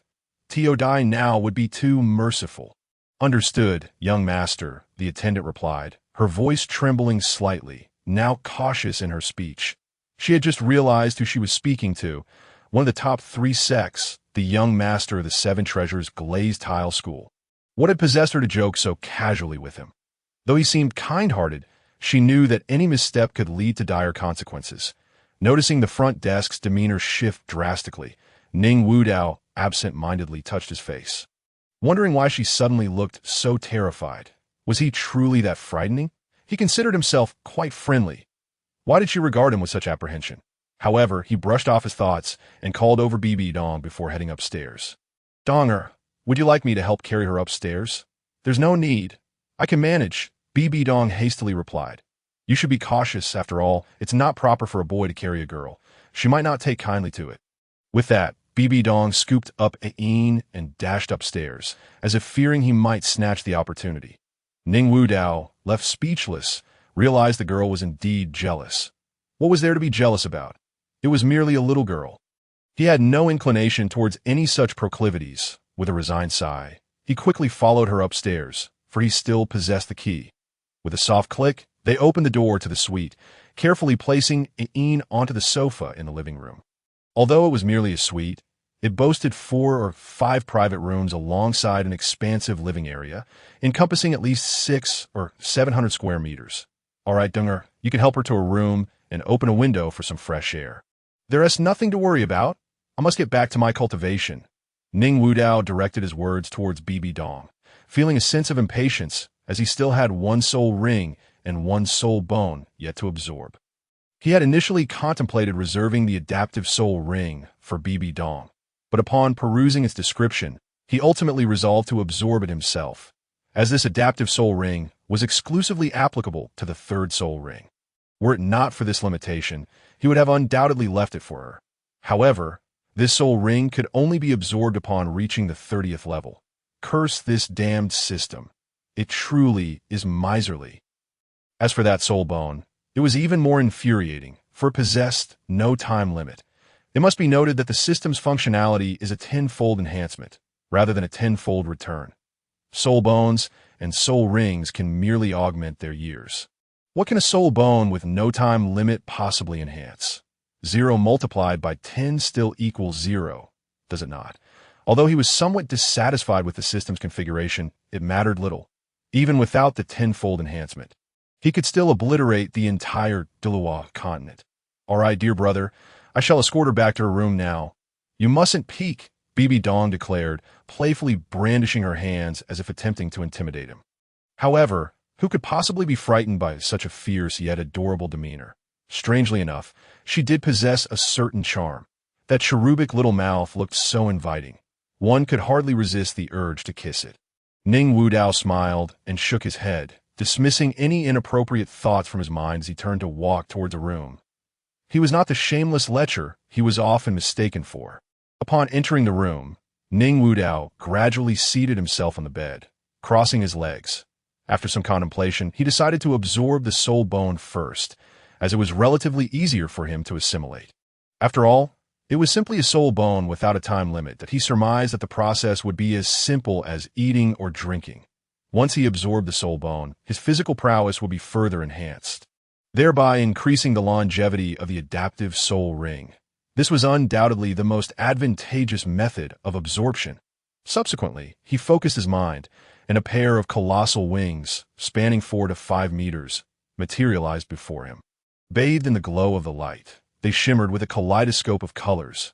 Not only that, but the wings were adorned with countless tiny flames, radiating a resplendent brilliance akin to stars surrounding the moon. Faintly, one could almost hear the celestial phoenix's cry echoing from the heavens. Though they were flames, they exuded no warmth, resembling exquisite embellishments floating around the wings. Ning Wudao gazed at the wings before him, his heart racing with exhilaration. This was simply too cool. Had he taken a moment to admire it earlier, he would not have been conflicted. How could he bear to part with such a beautiful creation? Even if it added no combat power, he would still absorb it without hesitation. These wings were nothing short of a masterpiece. No. In comparison to this, a mere artwork was but a trifle. This was truly a magnificent tool for flaunting one's prowess. Ning Wudao gently wiped the divine phoenix wings before him, not daring to apply any force, lest he mar their surface with even a single scratch. After a prolonged period of careful polishing, he finally summoned the courage to communicate with the wings through his soul power, preparing to absorb them. How painful! How could it be so agonizing? Ning Wudao had just begun to connect with the soul bone when it categorically rejected his communication, transforming into a streak of radiant light that burrowed into his body. Almost immediately, an excruciating pain surged from his back, a torment that was indescribable, surpassing even the agony of shattered bones, causing cold sweat to pour from him incessantly. Damn it, it hurts like hell. Ning Wudao's eyes turned crimson, blood vessels visible against the whites of his eyes, while veins throbbed on his forehead, alarming BBDong in the adjacent room. Brother, are you all right? BBDong anxiously knocked on his door. Chapter 53. Shameless Heart Demon, Disturbing My Resolve. Ning Wudao writhed on the floor, enduring a pain he had never encountered before. Strangely enough, amidst this overwhelming agony, his consciousness remained startlingly clear. Was this meant to enhance his experience of suffering? How considerate! Bang! Bang! Bang! BBDong continued to pound on the door, and with each chaotic thud, Ning Wudao found himself increasingly distressed. Already in unbearable pain, her incessant banging frayed his nerves further. This girl was truly infuriating. Why was it that she always managed to appear at the most inconvenient times? It was utterly ludicrous. Brother, are you okay? BBDong's eyes were red with worry, fearing he might be in serious trouble as she relentlessly rammed her body against the door. However, given that the hotel primarily catered to soul masters, the door was specially crafted. Despite bending slightly under her repeated assaults, it showed no signs of yielding. Damn it! Don't come in. Ning Wudao lamented inwardly. But the excruciating pain prevented him from voicing his protest. As the pain in his back intensified, an odd sensation began to manifest, as though something were forcefully attempting to emerge from his back. At that moment, BBDong was on the verge of breaking through the door. With a resounding crash, the entire door and frame collapsed to the ground. "Brother!" BBDong cried out anxiously, only to be met with a sight that would be etched in her memory forever. She beheld Ning Wudao, suspended in midair, his back adorned with a pair of magnificent and colossal wings. Though the wings merely fluttered gently, Ning Wudao hovered, as if defying the laws of physics. In that instant, she felt as though she were witnessing a celestial being descending from the heavens, exuding elegance and sanctity. "Are you foolish? What chaos are you creating?" Ning Wudao retracted the divine phoenix wings, casting a disapproving glance at BBDong. Upon seeing his expression, BBDong's eyes brimmed with tears as she began to weep. "I was merely worried about you." Her faint voice emerged, but she could not suppress her sobs. "Sigh. All right. Please refrain from such foolish actions in the future. What can you do? You are even less capable than I am. Your presence here only complicates matters." Seeing her in such a state, Ning Wudao felt compelled to tenderly stroke her head. Despite her apparent foolishness, she genuinely cared for him. Her shoulders were bruised and swollen from her repeated attempts to break down the door, blood seeping from her injuries. Ning Wudao, filled with compassion, embraced her, offering her some of his life, force-laden blood. Though her wounds would heal, the pain she endured would not diminish in the slightest. What a tremendous agony it must have been for such a small body to forcefully knock down that heavy iron door. "Now you should rest. I still have to continue my training. This next phase may also be painful, but it poses no danger, so please do not act foolishly again. Your injuries trouble me." Ning Wudao gazed earnestly at BBDong, leaving her flustered and her heart racing. "You truly care, don't you? Am I really that important?" "Understood, brother," BBDong replied, her face flushed as she lowered her head, her voice barely above a whisper to I in that moment. All her grievances vanished, replaced by an overwhelming joy. After a while, seeing that BBDong's injuries were nearly healed, Ning Wudao carried her into her room, the fragrance of the young girl enveloping him, stirring a sense of yearning within his heart. This damned heart demon was indeed malicious. It compelled him to repeatedly transform into a shameless lecher. Such a heart demon must be vanquished. Ning Wudao, unflustered, shifted the blame onto the heart demon. Meanwhile, BBDong, nestled in his arms, gazed at the boy before her, who appeared almost divine. Her face flushed crimson as illicit thoughts crept into her mind, prompting her to steal a quick kiss. Ning Wudao naturally sensed the warmth on his face, and even his thick skin could not prevent a blush from spreading across his cheeks. "Ahem. Duh. You should rest well. I must go train now." Ning Wudao stammered, hastily placing BBDong on the bed before exiting with a face as red as a beet. BBDong, witnessing his flustered demeanor, could not contain her laughter, and the blush on her cheeks vanished, replaced by a newfound determination. "Brother, I will train diligently. In the future, I shall protect you, rather than the other way around." In the depths of her mind, BBDong contemplated silently before settling into a meditative posture. Little did she realize that as she grew stronger, Ning Wudao would become even more formidable. This notion of hers was destined to be in vain. Ning Wudao slowly entered the room, feeling a lingering dampness on his face, and couldn't help but chuckle. Alas, what on earth occupies that girl's mind? However, this sensation felt rather pleasant. Wait? No. Why was he starting to dwell on such matters again? That cursed inner demon. Suddenly, Ning Wudao snapped back to reality. He still had tasks to attend to. "Divine Phoenix wings," he silently chanted in his heart, and the magnificent wings unfurled once more, filling the entire room. As he felt the wings on his back, a sense of confusion arose within him. This external soul bone felt amiss, that it was as if it were an integral part of his being. One must understand that external soul bones differ from ordinary soul bones. Even with perfect fusion, they could never align as seamlessly as regular soul bones. For instance, his dark golden terror claw, right hand bone, though termed a hand bone, was not the bone of a palm, but rather resembled a pair of gauntlets. However, these gauntlets could integrate with him, concealing themselves within his palm, yet they always carried a slight sense of incongruity, requiring gradual practice to wield skillfully. In contrast, the divine phoenix wing's external soul bone felt as if it had sprouted from his very body, allowing him to maneuver it with the agility of an arm right after fusion. It was as though he was born a winged humanoid. Ugh! He was not a birdman. After admiring the wings for a moment, Ning Wu Dao carefully retracted them. From the information conveyed by the divine phoenix wings, he learned that this soul bone possessed two soul bone skills, one offensive and one defensive, of unparalleled power. This delighted him greatly, for only soul bones over 100,000 years old boasted two soul bone skills.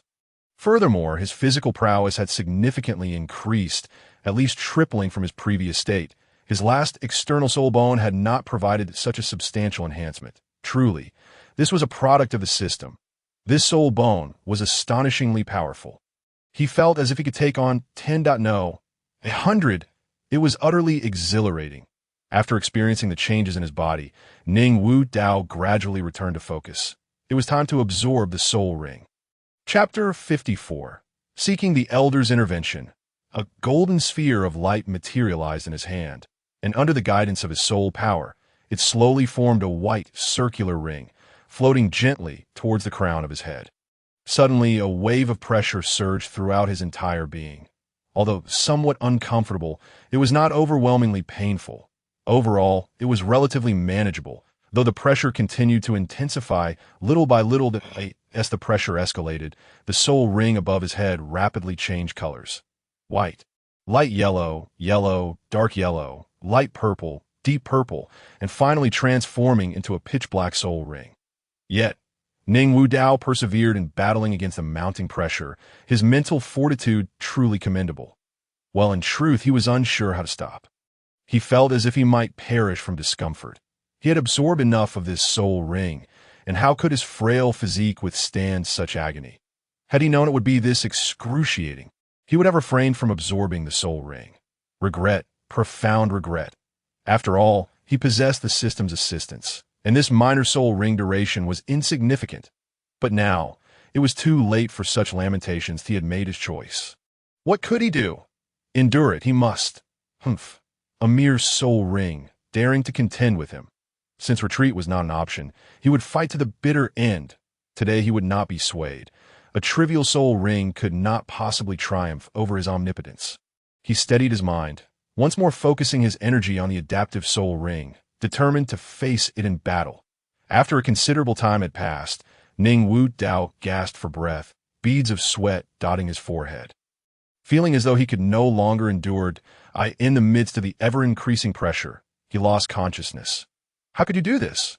On what grounds do you cast our belongings aside? Indeed, we paid for our stay. Several disciples of the Blue Lightning Tyrant Dragon sect shouted incessantly at the entrance of the Ching Chung Hotel. Having already endured a beating, they found themselves further humiliated when the hotel refused to accommodate them and cast them out. As if that were not enough, their possessions had been unceremoniously discarded. This was an outrageous affront. The disciples of the Blue Lightning Tyrant Dragon sect glared in indignation at the staff of the Ching Chung Hotel, who were entertained by their plight. Your incompetent teammate failed to see the bigger picture and dared to offend our young sect master. Had we not spared your lives, you would be wise to be grateful and refrain from such insolence. One of the attendants spoke with an air of arrogance, chastising the disciples of the Blue Lightning Tyrant Dragon sect, thoroughly enjoying the moment. How delightful! The attendants reveled inwardly. They had initially been mere lackeys of the Seven Treasure Glazed Tile sect, expected to bow and scrape before the disciples of such a prominent sect. After all, offending these individuals could lead to dire consequences. However, they had grown weary of this lot over time. Unfortunately, their lowly status and lack of strength left them with little recourse. Just that morning, one of the attendants had been brutally beaten by a disciple of the Blue Lightning Tyrant Dragon sect simply for making a sound while walking. These individuals were nothing more than beasts clad in human skin. Now, they had finally encountered someone they could not afford to offend, daring to challenge their young sect master, leaving the attendants utterly elated. Just moments ago, you were the great ones. Now you are nothing. With the support of the young sect master, they relished in kicking the fallen dogs while they were down. Even the mightiest of beings would have to bow before their authority. Not only did they expel the scoundrels from the Blue Lightning Tyrant Dragon sect, but they also hurled their belongings back at them with great force. Although these ruffians were soul masters, their abilities were limited compared to ordinary individuals, and they were left bruised and battered.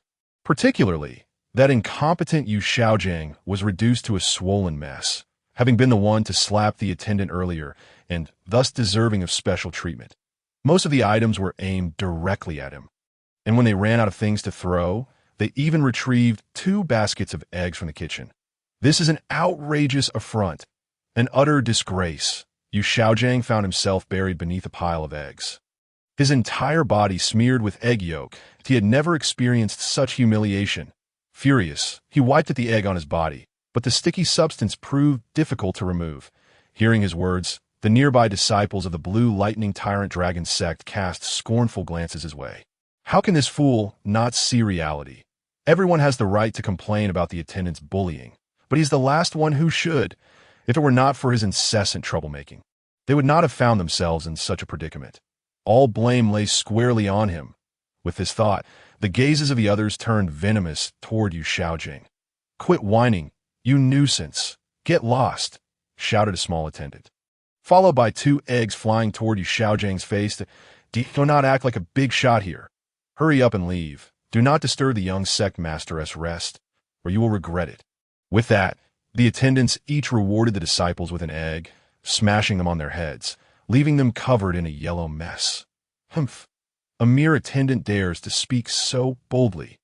Who gave you such audacity? How dare you throw my belongings out? If you do not provide me with an explanation today, do not blame me for demolishing your hotel.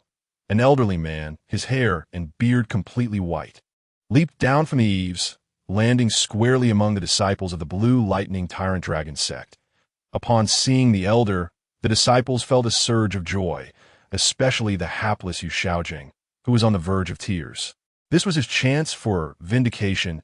"Elder, please stand up for us. These people not only expelled us, but also beat us mercilessly and tossed our belongings out. I valiantly defended your possessions, only to be reduced to a pig's head by these ruffians. I told them you brought us here, and they only retaliated with greater ferocity, even insulting you as an old fool, worthless and insignificant. This is an intolerable affront." Yuxiagang clung to the old man's thigh, sobbing incessantly. Upon hearing Yuxiagang's words, the old man was instantly consumed by rage, his eyes ablaze with fury, and a formidable surge of spiritual energy coursed violently around him. "Oh, you have anything further to say? If we do not clarify this matter today, none of you shall leave this place." Chapter 55. All caused by that useless wretch. The attendants, witnessing the old man's fury, were somewhat taken aback. Was this a case of the young confronting the old? This elder of the Blue Lightning Tyrant Dragon sect was certainly advanced in years and must be a formidable figure. After all, even a pig can attain wisdom as it ages. This situation could turn dire. The attendants felt a pang of anxiety, but quickly steadied themselves. After all, they had powerful backing. No matter how strong this elder was, they had the young master standing behind them. If this elder dared to lay a hand on them, it would be tantamount to slapping the young master in the face. They could see that moment. What was there to fear? Let the mutual harm commence. Humph! You disciples of the Blue Lightning Tyrant Dragon sect have done well. You should inquire thoroughly. It appears your sect is filled with individuals who excel only at defaming others and casting aspersions. So what if they are elders of a grand sect?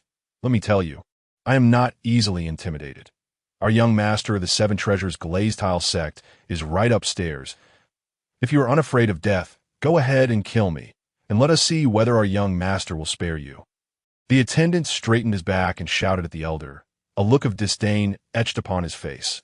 With newfound courage, they felt unstoppable. The elder was momentarily rendered speechless by the attendant's audacity. His countenance darkened, eyes widened, fixating on the attendant with a gaze that could not conceal his murderous intent. "Humph! Xiaoqiang, come tell me what exactly transpired here. Speak truthfully. Do not conceal anything. The elder turned his gaze towards the disciples of the blue lightning tyrant dragon sect. His eyes narrowing slightly, he too felt a twinge of fear. How had this affair become entangled with the young master of the seven treasures, glazed tile sect? Now, he could only hope that the fault lay with the other party, allowing him to act justifiably, with his sect standing firmly by his side. In such a case, he would have no reason to fear the young master of the seven treasures, glazed tile sect. Otherwise, despite his esteemed position as an elder of the blue lightning tyrant dragon sect, he was merely a collateral elder, significantly overshadowed by the status of the young master of the seven treasures, glazed tile sect. Should the young master place blame upon him, his sect might very well scapegoat him, leading to a world of trouble. Even if he were to escape with his life, he would still face substantial punishment. The disciples of the blue lightning tyrant dragon sect exchanged bewildered glances, unsure of what to say. After all, they were indeed in the wrong, and the opposing party was no pushover. The tactic of framing others would surely backfire. However, if they were to confess the truth, they could hardly escape a severe reprimand. "Speak up? Are you all deaf?" The elder, noting their silence and their shifting gazes, felt a chill in his heart and reprimanded them loudly. Under the elder's piercing glare, one disciple could no longer contain himself and spoke up. "It's all Yuxiagang's fault. It's entirely because he keeps seeking trouble, repeatedly provoking the young master of the seven treasures glazed tile sect. This matter has nothing to do with us. Elder, we are merely collateral damage, all because of that useless wretch." The words of that useless wretch were all lies. He was the first to kneel and beg for mercy, eager to claim the other as a godfather. And now that you are back, he dares to speak boldly. The young disciple delivered his speech with fervor, and the other disciples nearby nodded in agreement, tacitly endorsing his claims. They were well aware that this useless wretch had frequently exploited the name of the young master to bully them. They were not mere slaves, having entered the blue lightning tyrant dragon sect. They were, by all accounts, regarded as geniuses. Yet, within the sect, they were subjected to humiliation by a useless wretch. How could they possibly swallow that indignity? Upon hearing the young disciple's words, the elder was immediately consumed by fury. How dare Yuxiagang attempt to frame him? It was simply a death wish. What enmity could this wretch possibly have against him to cause such harm? Had it not been for the attendant's threatening words, which somewhat intimidated him, he would have already stormed in and demolished this establishment at that juncture. The elder shook his head, cold sweat breaking out on his brow. Yuxiagang, upon hearing the young disciple's words, felt his previously smiling countenance freeze in disbelief. These wretches had betrayed him. How truly ironic it was. These individuals who appeared friendly were nothing but backstabbers, ready to plunge a knife into him at the critical moment. "Elder, do not heed his words. He is deceiving you. It was indeed those brutes who bullied us first." Yuxiagang clung to the elder's thigh, incessantly crying out, causing the elder to feel a wave of nausea. How could such shameless individuals exist? Had he not witnessed the reactions of the other disciples, he might have almost believed the wretch's words, and he had once held high hopes for this useless fool. Truly unworthy of being called a son. "Begone, remove your filthy hands, lest you soil my trousers." "Humph, you may appear human, but who would have thought you were a heartless beast, attempting to undermine the amicable relations between our two sects?"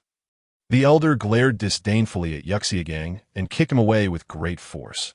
This kick was not merely fueled by physical strength, but also infused with a modicum of spiritual energy. Yuxiagang felt a sharp pain in his chest, followed by darkness overwhelming his vision, as he was sent flying, crashing heavily against the wall and raising a cloud of dust. Cough! The force of the kick left him breathless, and he tasted blood rising in his throat. Spewing forth a mouthful of crimson.at that moment, a boy of around 11 or 12 years rushed over. "Elder Liu, what do you mean by this? Why have you injured my brother? If you do not provide me with an explanation today, I shall not let this matter rest." The boy exclaimed in indignation. Although Yuxiagang was a useless wretch whom he looked down upon, he was still his brother after all. How could he allow an outsider to humiliate him? Moreover, he was just a child. "Big gang, do you know what he has done?"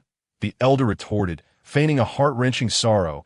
Deeply sighing, he sought out the young master of the seven treasures glazed tile sect with arrogance. thoroughly offending him.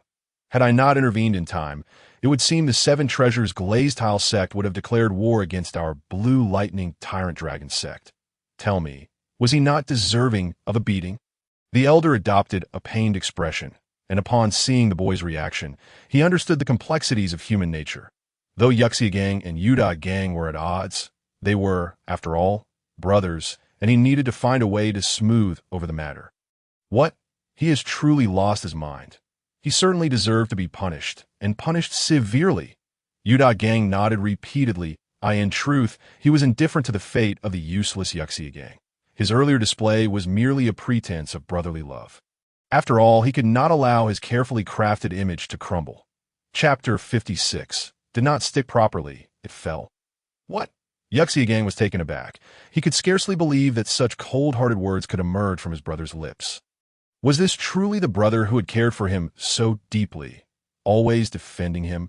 Initially, upon seeing his brother arrive, he had felt a surge of excitement, believing that someone would finally advocate for him. However, unexpectedly, Yuxia Gang let out a self-deprecating laugh. He had mistakenly thought himself one of their own due to a mere hint of kindness. How utterly ironic. Damn you all. I will not let you escape. I want you all dead, just I. Yuxia Gang raged internally, veins bulging on his forehead, his eyes bloodshot. Luo Sampow, sensing his unusual state, emerged from the martial spirit space, desperately trying to console him. Get away from me. You useless fool. It's all your fault. Everything is because of you. If it weren't for you, how could I have become this despised wretch? If it weren't for you, I should be standing atop a pedestal, basking in the admiration of thousands. Because of you, I have become a pariah, never once receiving a glance of respect. Why must you come to haunt me? Why must you be the one to ruin my life? Yuxia Gang found himself in a state of utter despair, forcefully casting aside Luo Sampa, while his mouth spewed forth a torrent of curses, as if they bore some deep-seated enmity towards one another. Yet in his frustration, he overlooked the fact that they were, in essence, two halves of the same whole. Who else could he blame for his own inadequacies? How? Luo Sampa, taken aback by his words, froze momentarily. Though not human, it had grown to comprehend Yuxia Gang's sentiments after their prolonged companionship. Ultimately, it shrank into a corner, disheartened, under the fierce gaze of Yuxia Gang. The latter, however, paid it no further heed. In that unobserved moment, a wisp of black smoke stealthily infiltrated Luo Sampa's form. Simultaneously, the golden insect left behind by Ning Wudao seemed to awaken under the stimulation of soul power, burrowing downward incessantly, ultimately transforming into delicate strands of golden sword energy. Yuxia Gang felt an intense itch coursing through his body. What is happening? Who did this? I will not rest until I have my revenge. He howled in agony, gazing at the blood-soaked fabric of his trousers. No. He could feel it, though it was a sensation he perceived through his thighs. This cannot be. How could he possibly be rendered a eunuch? What on earth is going on? It must be a dream. Yes, surely, he was merely dreaming, and all of this was illusory, a figment of his imagination.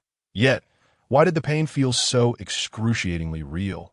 In a frenzy, Yuxia Gang clawed at his contorted visage, unable to accept the grim reality before him. Ultimately, the dual assault on his body and spirit overwhelmed him, leading him to collapse into unconsciousness. The onlookers nearby were equally stunned. Just moments ago, everything had seemed fine, and now this calamity had befallen him. Xiaojing, what has happened to you? How could this be shattered? The members of the blue lightning tyrant dragon sect quickly converged, hoisting him towards the direction of the medical hall. Meanwhile, the attendants could not contain their laughter. This is too much. What on earth happened to that waste? In all my years, I have never seen a eunuch who didn't require a cut. It's utterly absurd. Heaven did not give birth to Yuxia Gang. His eunuch status is eternal, as long as the night endures. Indeed, truly remarkable. When it comes to misfortunes, he truly has a knack for it. The attendants continued to mock Yuxia Gang, forgetting their tasks in the process. Fortunately, he had already succumbed to unconsciousness, or else he would have surely bled profusely from their relentless taunts. The following day, achoo! Ning Wudao rubbed his slightly sore nose, gradually awakening from his slumber. Though awake, he remained in a dazed his astonishment. He had fainted. He had spent the night on the cold floor, catching a chill. Wait, could it be that the soul ring absorption had failed? With this thought, Ning Wudao grew anxious. Jolting fully awake as he sat up from the floor, he quickly summoned his soul power, preparing to release the soul ring. As he did so, a tremendous aura erupted from him, causing his dark, ashen hair to billow without a breeze. Two purple and one black soul rings materialized around him, and his previously burdened heart finally found solace. It was a relief to know that the absorption had been successful. He exhaled deeply, scrutinizing his soul rings. Upon noticing the dark soul ring faintly glowing with a reddish hue, Ning Wudao nodded in satisfaction. According to the feedback, this soul ring was approximately 40,000 years old, a time frame that both met and exceeded his expectations. He had anticipated that his soul ring would not surpass 50,000 years, as that was a critical threshold for 10,000-year soul rings. A feat impossible for one who had never absorbed such a ring before. He had estimated his soul ring's age to be around 20 to 30,000 years, or even lower. Once a soul ring reached 10,000 years, it would inevitably induce soul fluctuations, a challenge that was exceedingly difficult to withstand. Even adaptive soul rings faced the same trial of soul fluctuations. On Douluo Continent, it was virtually impossible to absorb soul rings of a higher tier. 10,000-year soul rings were only feasible as a fifth soul ring. Were it not for the support of his system and the enhancement of 2 soul bones, even with 2 super divine-level martial souls, he would not have been able to absorb a soul ring of such high antiquity. Particularly, the divine phoenix wing's soul bone was astonishingly potent. Under its pressure, the soul fluctuations were significantly diminished, allowing him to elevate the age of his 3rd soul ring to over 40,000 years. Otherwise, even with unparalleled physical strength, he would have been unable to absorb such an ancient soul ring. Host, Ning Wudao Martial Soul, Heavenly Yellow Linglong Tower, Exterminating Immortals 4 Swords Soul Power Level. Level 34 First Martial Soul Ring. Purple, Black 2nd Martial Soul Ring. None Soul Bones. Dark Gold Terror Claw Bear, Right Arm Bone. Divine Phoenix Wing, Binding Object. BBDong. Level 12, Gazing upon the luminous screen before him, Ning Wudao couldn't help but smile. Truly, this nearly 50,000-year super soul ring had granted him a remarkable 4 levels of soul power, an extraordinary boon. Regrettably, BBDong's absorption of soul rings and soul bones would not augment his soul power level. It would merely enhance the age and quality of his soul rings and soul bones. Otherwise, he could have ascended to divinity simply through the absorption of soul rings and soul bones. However, this also implied that engaging in battles beyond his level would be as effortless as eating and drinking. With this thought, Ning Wudao couldn't help but sigh lightly, only to quickly return to a joyful grin. The common folk, today is indeed a joyous day. He hummed a merry tune as he slowly rose, sauntering towards the bathroom, feeling the need to wash away the remnants of his soul ring absorption. Chapter 57. The centenarian old hag. I love bathing. My skin feels splendid. Cool water cascaded from the shower head, drenching Ning Wudao and providing an exhilarating sensation that lingered in his mind, prompting him to unconsciously hum a somewhat embarrassing tune. After thoroughly cleansing himself, he finally shed the unpleasant odors, now radiating a subtle fragrance. This scent was unique to his indestructible body, enticing yet irresistible. He was akin to a walking treasure, the 2nd-generation Tang San meat. Consuming him would bestow the gift of eternal life. Of course, this aroma only attracted the truly powerful. And for ordinary individuals, it was merely a pleasant scent. The powerful in this context referred to beings of at least divine level. Fortunately, in this Douluo Continent, there were no divine-level beings, so he felt no apprehension. When he began to interact with those so-called gods, as long as he elevated his indestructible body to the next level, that pesky allure would dissipate. Although this physique had its drawbacks, they were negligible in comparison.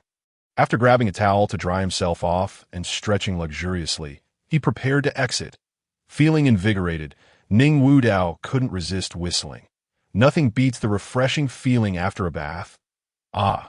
As Ning Wudao opened the door, he was nearly startled out of his wits, for a blue-haired little girl was peering through the crack. What the, you little pervert, spying on me while I bathe? How shameless! Ning Wudao exclaimed, feeling an overwhelming sense of indignation. It seemed that Yin was indeed a voyeur. Ning Wudao now felt somewhat tarnished, as he had been observed by a woman while bathing. While it was true that he was exceptionally handsome, such a thing was hardly permissible.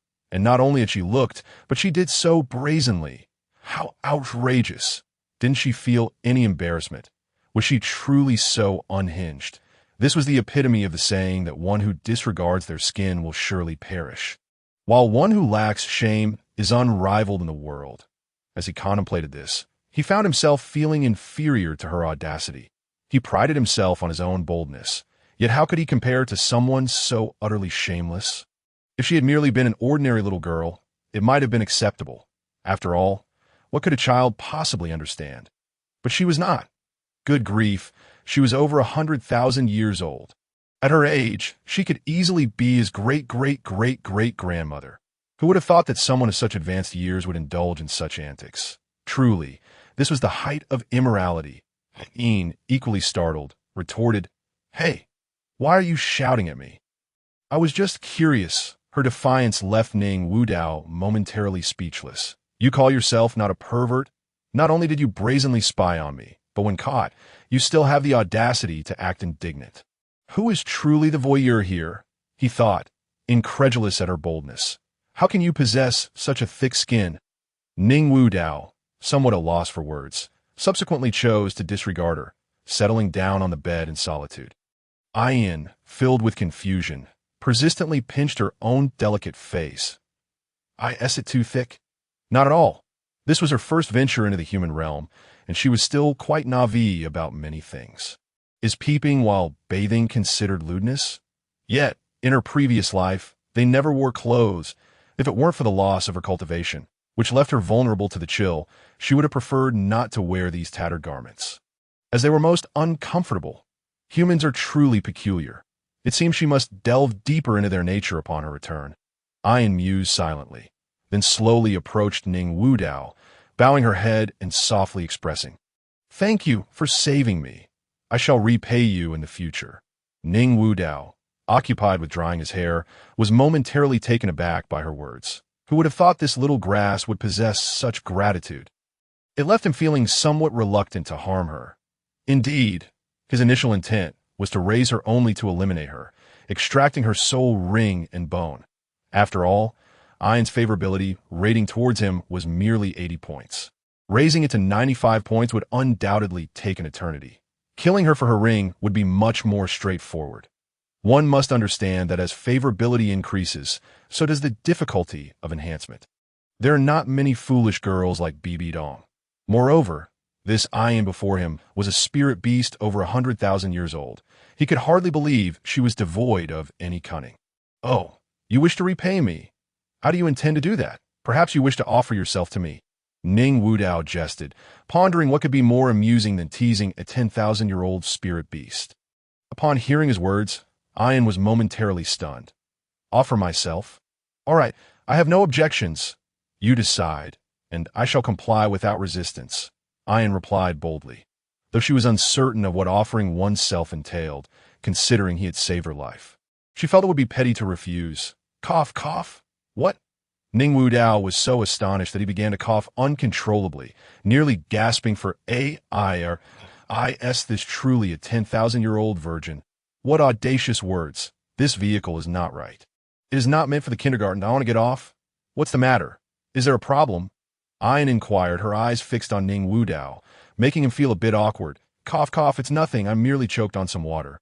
Ning Wudao waved his hand, taking deep breaths. He could no longer continue this banter, lest this ancient spirit beast unleash her wrath upon him.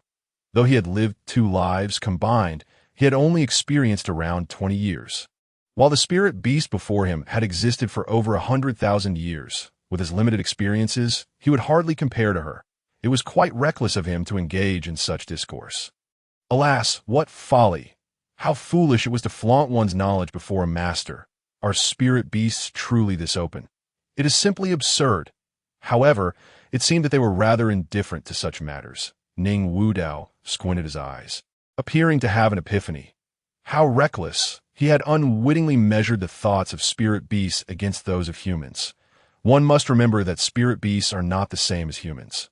Many male spirit beasts engage in indiscriminate mating, while female spirit beasts are even more outrageous, birthing multiple litters without a shred of moral restraint.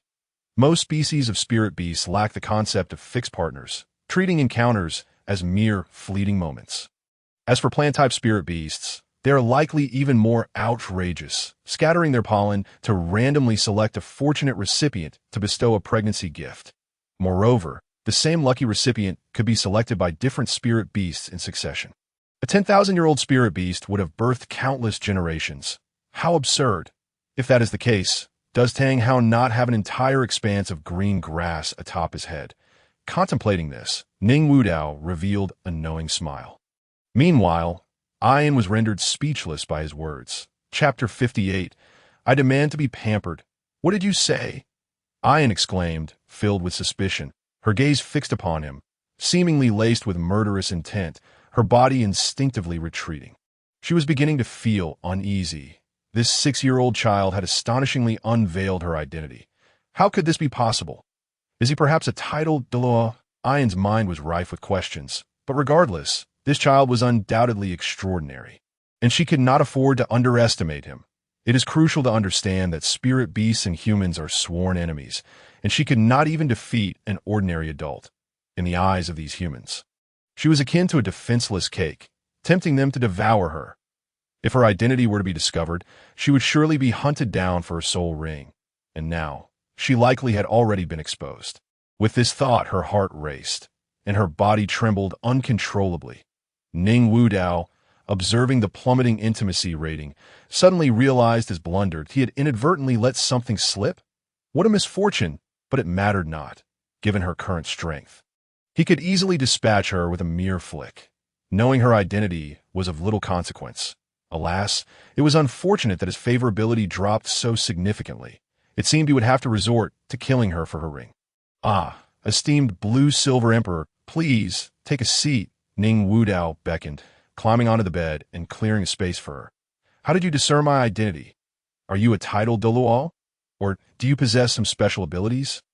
Ian obediently settled onto the bed, gazing at Ning Wudao with a look of confusion. After all, her life was in his hands. It is a trait of my martial soul. I can see through all illusions, and you cannot escape my discerning gaze. Ning Wudao continued, his eyes scanning Ian as if she were a fascinating artifact. Ian felt a shiver run down her spine under scrutiny, unable to suppress a tremor. I never imagined that a mere 6-year-old child could possess such cunning. I knew your intentions in saving me were not pure.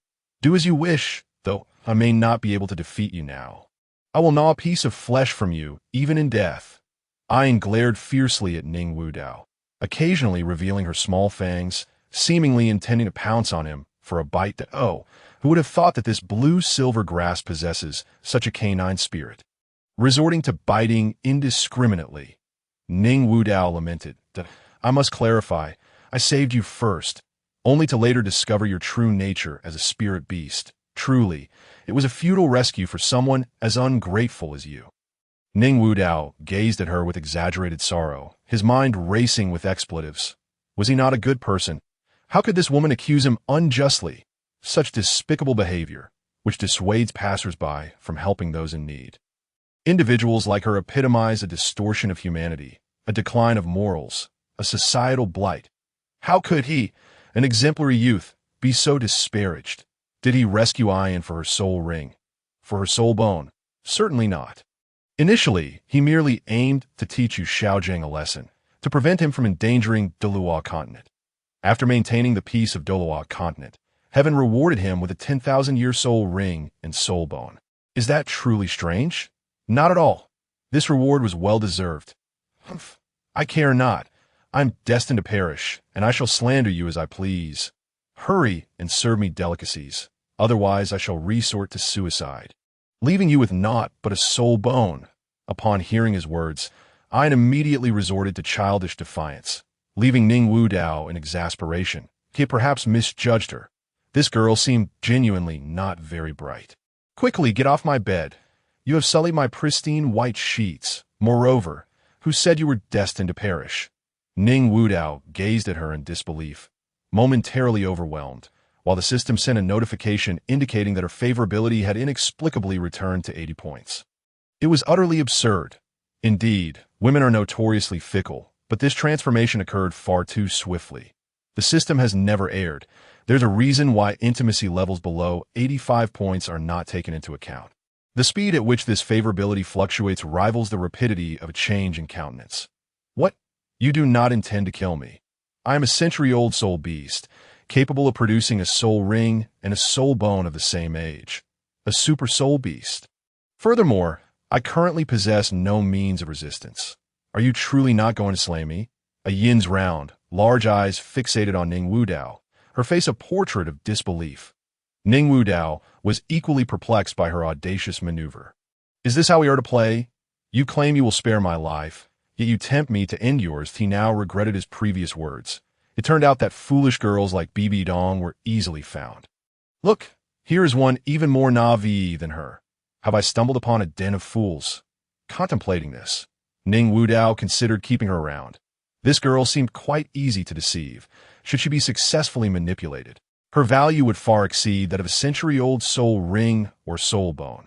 Ning Wudao observed the hopeful glimmer in Yin's wide eyes and felt a twinge of mischief rising within him. He jested, "Of course. Why would I kill you so soon?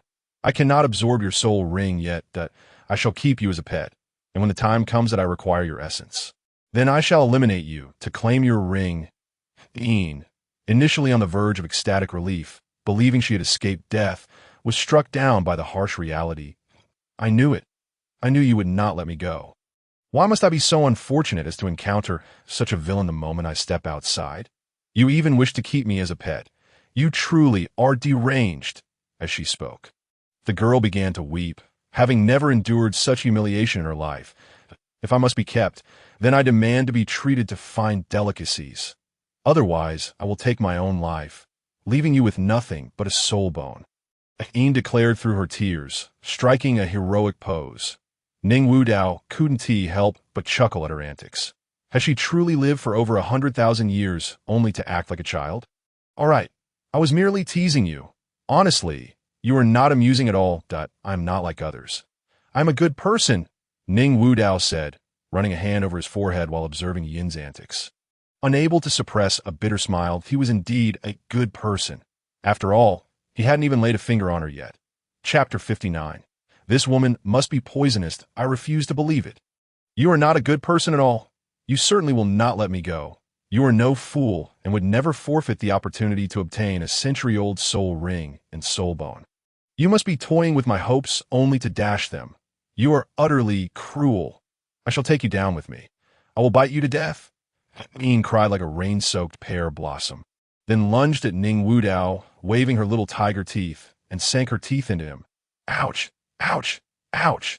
Let go, let go! You truly are like a dog, biting anyone you see. If I said I would release you, why are you biting me?" Ning Wudao exclaimed, feeling the pain radiating from a Yin's bites as he desperately attempted to pry her off. Upon hearing his words, she momentarily released her grip, her head rising slowly from his chest, drool trailing from her mouth. Seeing the uneven wounds on his chest, oozing blood, Ning Wudao shuddered. This woman possesses a wicked heart. She dared to bite his chest. Truly deranged. What sins must I have committed in my past life to have encountered such a being? Is it true? I may not be well read, so do not deceive me," Yin said, her watery eyes fixed on him in disbelief. Ning Wudao couldn't help but smile at her expression that he is genuinely a good person. Why does no one believe him? He truly did not care for a soul ring now. After all, with such a foolish demeanor, it should be easy to mislead her. That wouldn't binding the tenfold enhancement be more appealing? What use is a mere soul ring and soul bone?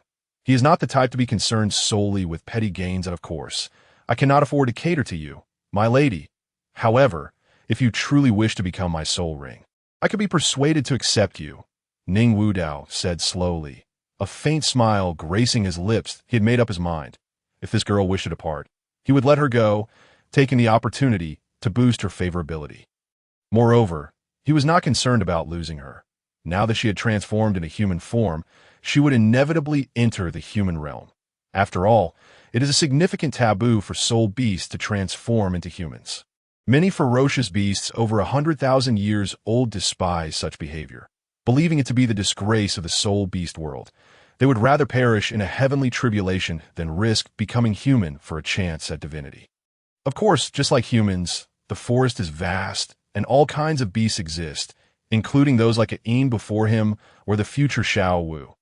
The time until the heavenly tribulation approaches is still far off. She hastily transformed.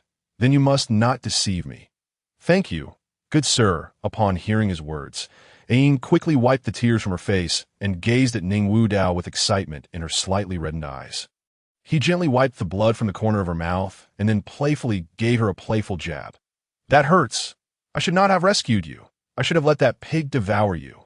You are indeed fortunate to have encountered someone as good as me. Ning Wu Dao lamented, Oh, I am so sorry, kind sir. Next time, I shall treat you to a feast. Ain replied, her face filled with joy. Please, I have no desire to see you again. Ning Wu Dao flatly refused, his expression filled with disdain, yet inwardly, he was overjoyed at 85 points. Her favorability had soared from 80 to 85 points. It was utterly absurd. Wasn't it said that it becomes progressively harder to increase favorability later on? Could it be that she is simply too gullible?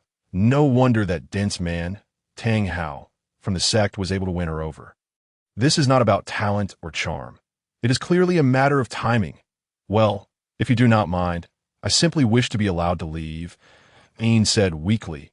Ning Wu Dao, upon hearing her words, felt an overwhelming urge to call her an ungrateful wretch, wishing to give her a couple of hard slaps. Brother, are you awake yet? Uncle Jin is here, waiting for you, in the living room. Hurry and get up. Lazy brother, BBDong's voice suddenly echoed from outside. All right, I got it. I am getting dressed right away. Ning Wu Dao replied. He hastily grabbed the clothing beside him. The efficiency of the sword Douluo is astonishing. They had only enjoyed a peaceful night, and he had already come looking for them. Quickly find a place to hide. He is a titled Douluo. If he discovers you, I cannot save you. Ning Wu Dao said to the exuberant Ain, teasing her. What? Titled Douluo? Quickly hide. Yes, quickly hide. Ain exclaimed, her urgency escalating like ants on a hot pea. In an instant, she darted under the bed like an arrow released from its bow. Coward. Huh. Ning Wu Dao couldn't help but laugh at the sight. However, he paid little mind, as he too would feel quite anxious if the situation were reversed. Now, to change my clothes, originally, he intended to lounge comfortably for a while longer, but now, it seemed that one troublesome matter after another had become incessantly overwhelming. Just as he was about to cast aside his bath towel and don his clothing, Ain reappeared before him. A mouse! There's a mouse! Help me, please! Ain leapt onto the unclad Ning Wu Dao. Clinging to him like an octopus, refusing to budge, it was utterly exasperating. He was currently not even wearing his undergarments. Are you doing this on purpose? Even if you covet my handsome visage, you needn't resort to such antics. This is quite embarrassing. Ning Wu Dao's frustration was palpable. This woman must be toxic. She is clearly feigning fear. How could a 10,000-year-old soul beast possibly be afraid of a mere mouse? Regardless of her desperation, she ought not to behave in such a manner. After all, he was still a child. Get off me this instant, or I shall turn you into soul bones. No, you must throw that mouse out first, or I won't come down. I'm terrified. Ning Wu Dao was left speechless. What was there to be afraid of in a mouse? It wouldn't harm her. Wait, that was incorrect. She seemed to be blue silvergrass. Perhaps it could indeed consume her. With no other option, Ning Wu Dao seized the tiny mouse from the ground and flung it out the window. Can you come down now? All right, fine. Ain slowly descended from him, her gaze fixed intently upon him, causing him to feel somewhat uneasy. He was still unclothed. What are you staring at? Have you never seen a handsome man before? Turn around immediately and stand in the corner as punishment. Ning Wu Dao reprimanded loudly. He was genuinely at a loss for words. How could this woman be so utterly shameless? Pretending to be innocent, as if she were a 1,000-year-old fox. What game was she playing? Why are you different from me? Did I transform incorrectly? Ain pointed at Ning Wu Dao's lower half, her face filled with confusion. Ning Wudao was left dumbfounded. What was this operation? This woman was truly beyond comprehension. He could barely contain himself. Quickly remove your filthy hands. Before coming to the human world next time, do your homework first. You were fortunate to encounter someone as good-natured as I. Had you met someone else, you'd be left in pieces. He forcefully swatted her hand away, then delivered a swift blow to her head. You stay here and reflect on your actions. Otherwise, when I return, I'll turn you into scraps. He firmly pressed a yin's head against the wall, speaking in a menacing tone that he swiftly dressed and headed for the door. Can't we just talk it out? Why are you being so fierce? And Yin looked at him with a pitiful expression, resembling a wronged little kitten. However, was her transformation truly flawed? Why was there a difference in certain aspects? It seemed she would need to investigate this matter thoroughly upon returning. Uncle Jian, you arrived quite early, Ning Wudao exclaimed. We just settled down after wandering outside for over 10 days, and you've come already. How fortunate. Ning Wudao voiced his complaints, for they had nearly starved in the mountains after searching for over 10 days. Now that they had finally found some semblance of stability, Douluo had shown up. Was this a joke? Purely a case of arriving too late?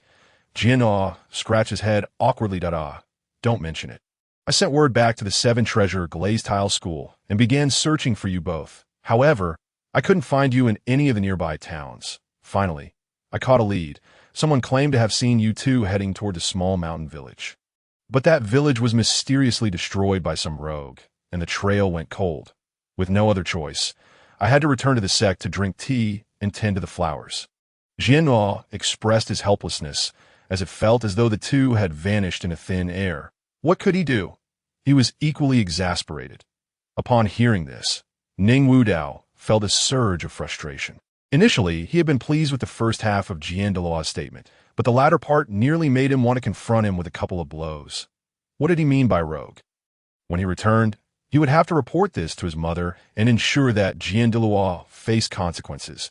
And what was this about returning to the sect to drink tea and tend to flowers? Was that not a bit too casual? Uncle Jian, you truly possess a leisurely disposition. Does your conscience not trouble you? Unfortunately for us, no one came looking for us, and we were left to wander alone in the deep mountains. Ning Wudao spoke in a tone laced with sarcasm, each word dripping with his utter dissatisfaction towards Douluo. How unreliable. Douluo felt somewhat embarrassed at this. I have always believed in your potential. And indeed, my judgment was not mistaken.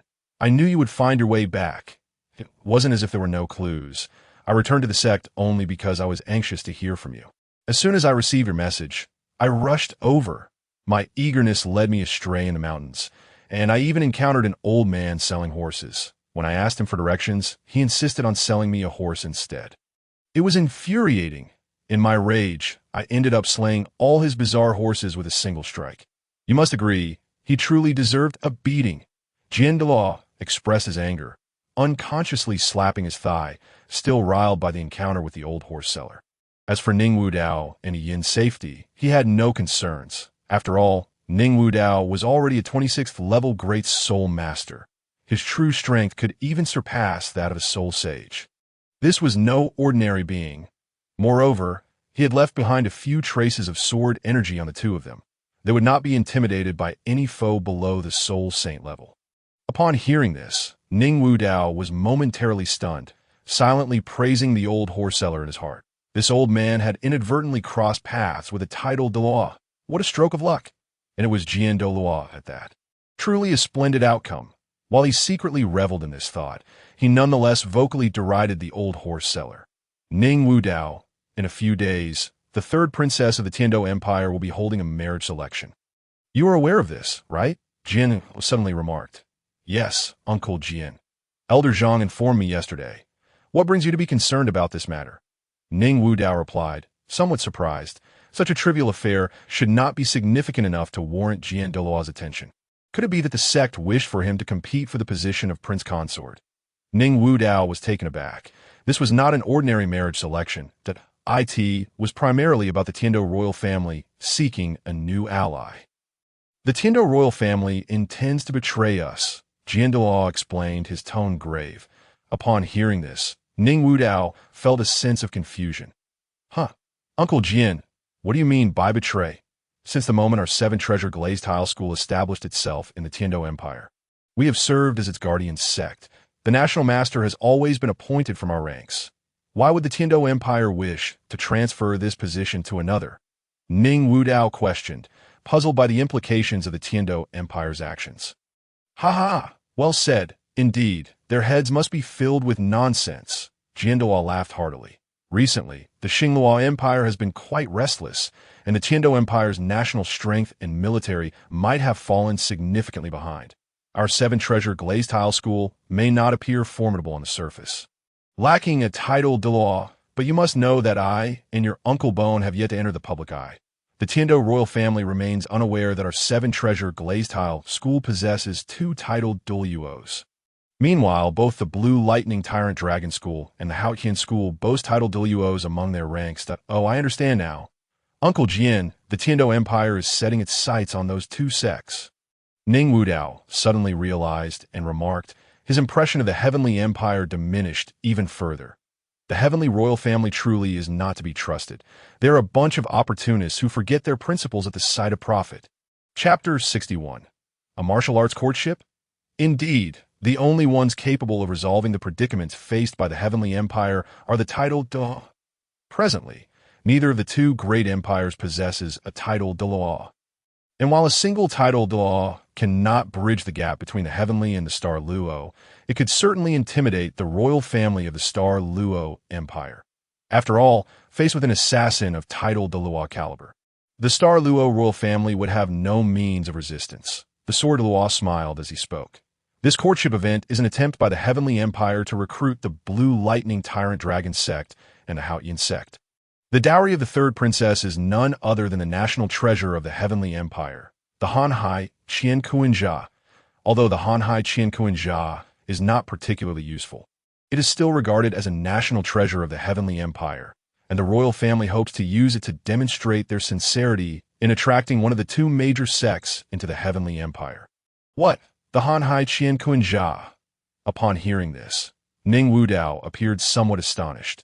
While others merely regarded the Hanhai Qian Kuinjia as a collectible, he understood its true significance. The Hanhai Qian Kuinjia, originally known as the Heart of the Sea God, is one of the vital components of the Sea God's trident and serves as the Sea God's token. Those who pass its trials can enter the Sea God's temple and gain the qualification to inherit the Sea God's legacy. Though the Sea God is not without his faults, having schemed against the sea spirit beasts after attaining divinity through their faith, the artifact he left behind is indeed a rare treasure. It is merely that the denizens of the Heavenly Empire are blind to its worth, lacking the insight to recognize its value, and their talents are average at best, leaving no one capable of earning the heart of the Sea Goddess approval, thus relegating it to mere artistic decoration. Initially, he pondered how to acquire it, knowing well that it would not be easily bestowed. But now, fortune has smiled upon him, presenting an opportunity at his doorstep. Gradually regaining his composure, he found himself intrigued by this courtship event. The Heavenly Royal Family believes that our Seven Treasures Glazed Tile School is eager to establish a presence in their empire. While the other two sects share similar aspirations in fact, this courtship carries an air of command, showing no regard for the top three sections. The less capable and less knowledgeable individuals are often the most blindly arrogant. These noble families are nothing but fools, reveling in their authority over the common folk. Now, they have overstepped their bounds, unwittingly challenging our esteemed sects, yet remain oblivious to the fact that we have never truly regarded them as worthy of our attention. Merely a troupe of jesters. Our Seven Treasures Glazed Tile School's establishment in the Heavenly Empire is merely a matter of convenience for business. These simpletons genuinely believe themselves to be significant figures. The Sword Douluo scoffed. Ning Wudao nodded slightly, acknowledging that the disciples of these major sects had indeed never truly regarded the royal families of these two empires. It is worth noting that with populations in the millions, neither of the two great empires can even muster a single title Douluo. It is utterly ridiculous. The aristocracy of the Heavenly Empire holds sway, leaving talented commoners with no prospects, all of whom are recruited by the Spirit Hall and various sects. While the Star Luo Empire suffers from fierce competition, denying gifted individuals adequate resources for cultivation. The predicament faced by both empires is a result of their own actions. Now, they can only rely on their vast population and extensive territory to vie with the major powers. Title Daw are not divine.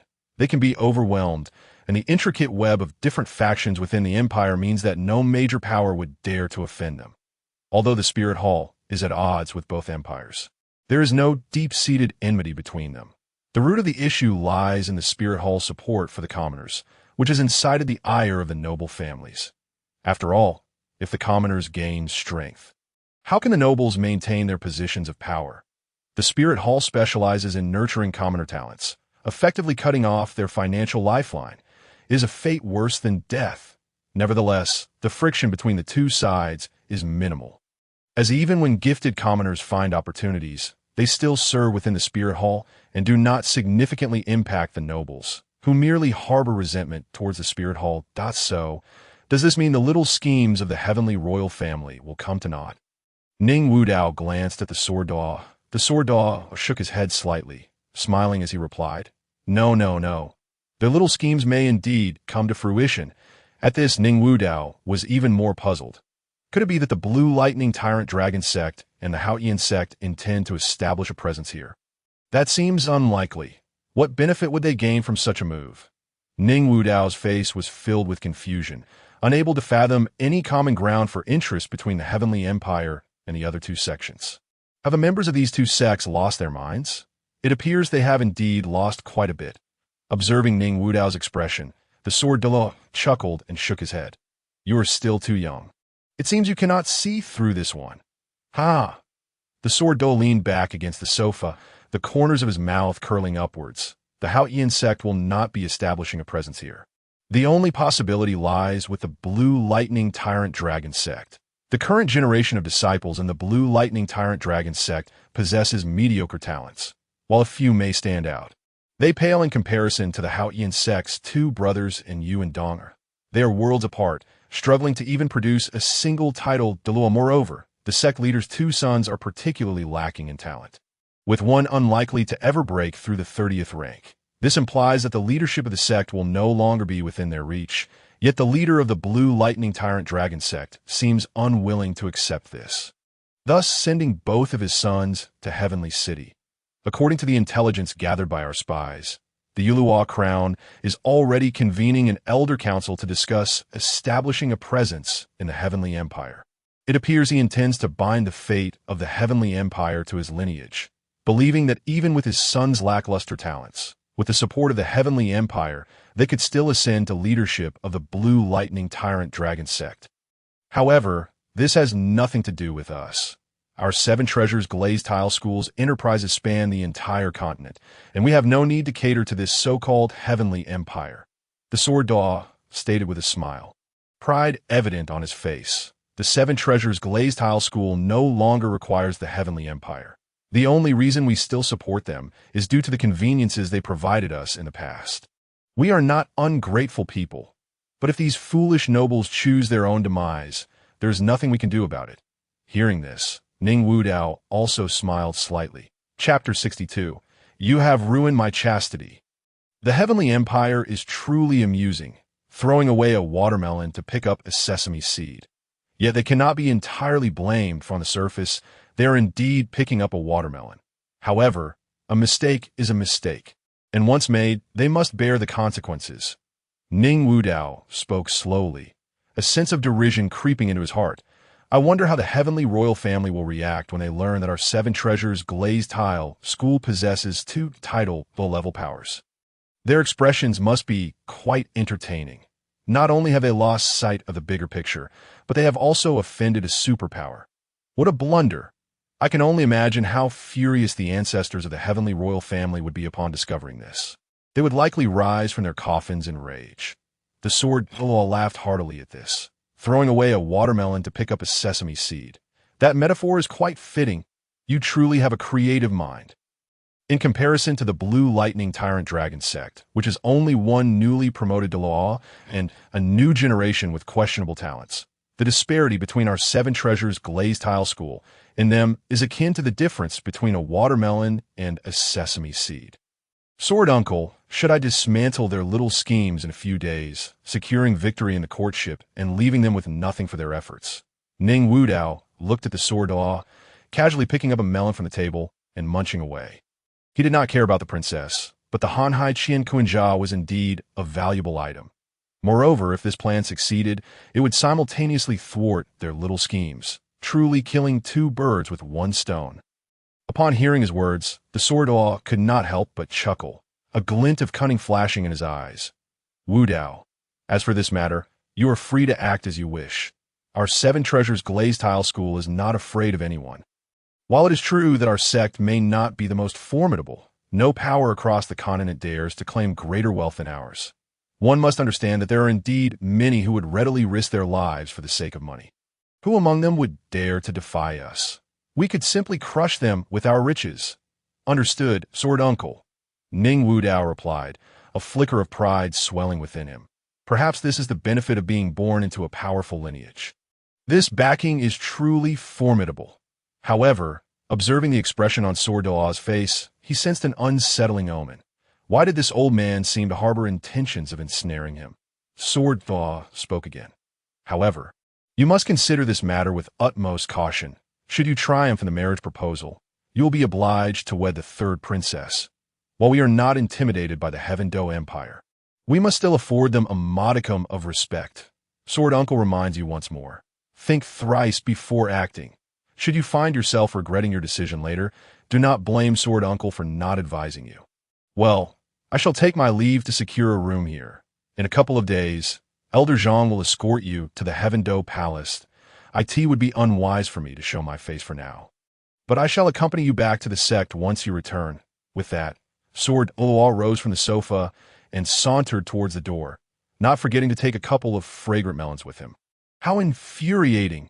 Even the melons are taken.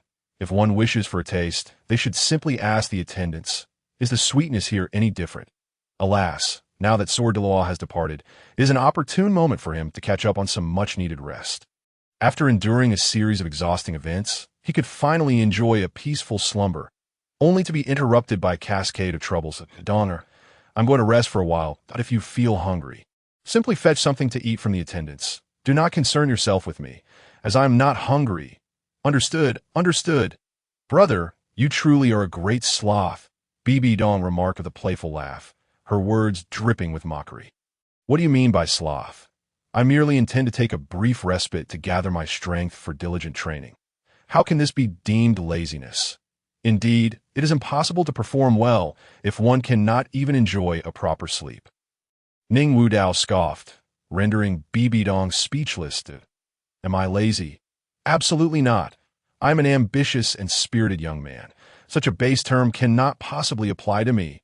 How absurd! Upon returning to his room, Ning Wudao shed his garments and nestled beneath the covers in a state of undress. Indeed, he embraced the freedom of sleeping naked. Ultimately, all other forms pale in comparison to the unparalleled bliss of sleeping in one's natural state. Once one experiences it, they will understand the exquisite comfort it brings. Wearing clothes during the night is simply unbearable. One should embrace nature in their purest form. Yes, as soon as he lay down, his eyelids grew heavy, and in merely a couple of minutes, he succumbed to slumber. He was utterly exhausted after days of travel and the immense pressure he endured the previous night. Had it not been for the cool weather and the hard floor that jolted him awake from the cold, he could have easily slept for 2 days and nights. Indeed, he was profoundly fatigued, and this slumber was exceptionally sweet, albeit accompanied by an unsettling dream. Yet, this dream felt strikingly real. The sensations, the warmth, even the dampness and subtle fragrance of water. What a remarkable dream! What could this be? Why would he experience such a dream? He, who is so kind and upright, how could he be tainted by such impure visions? Ning Wudao thought, this is undoubtedly the finest dream he has ever had.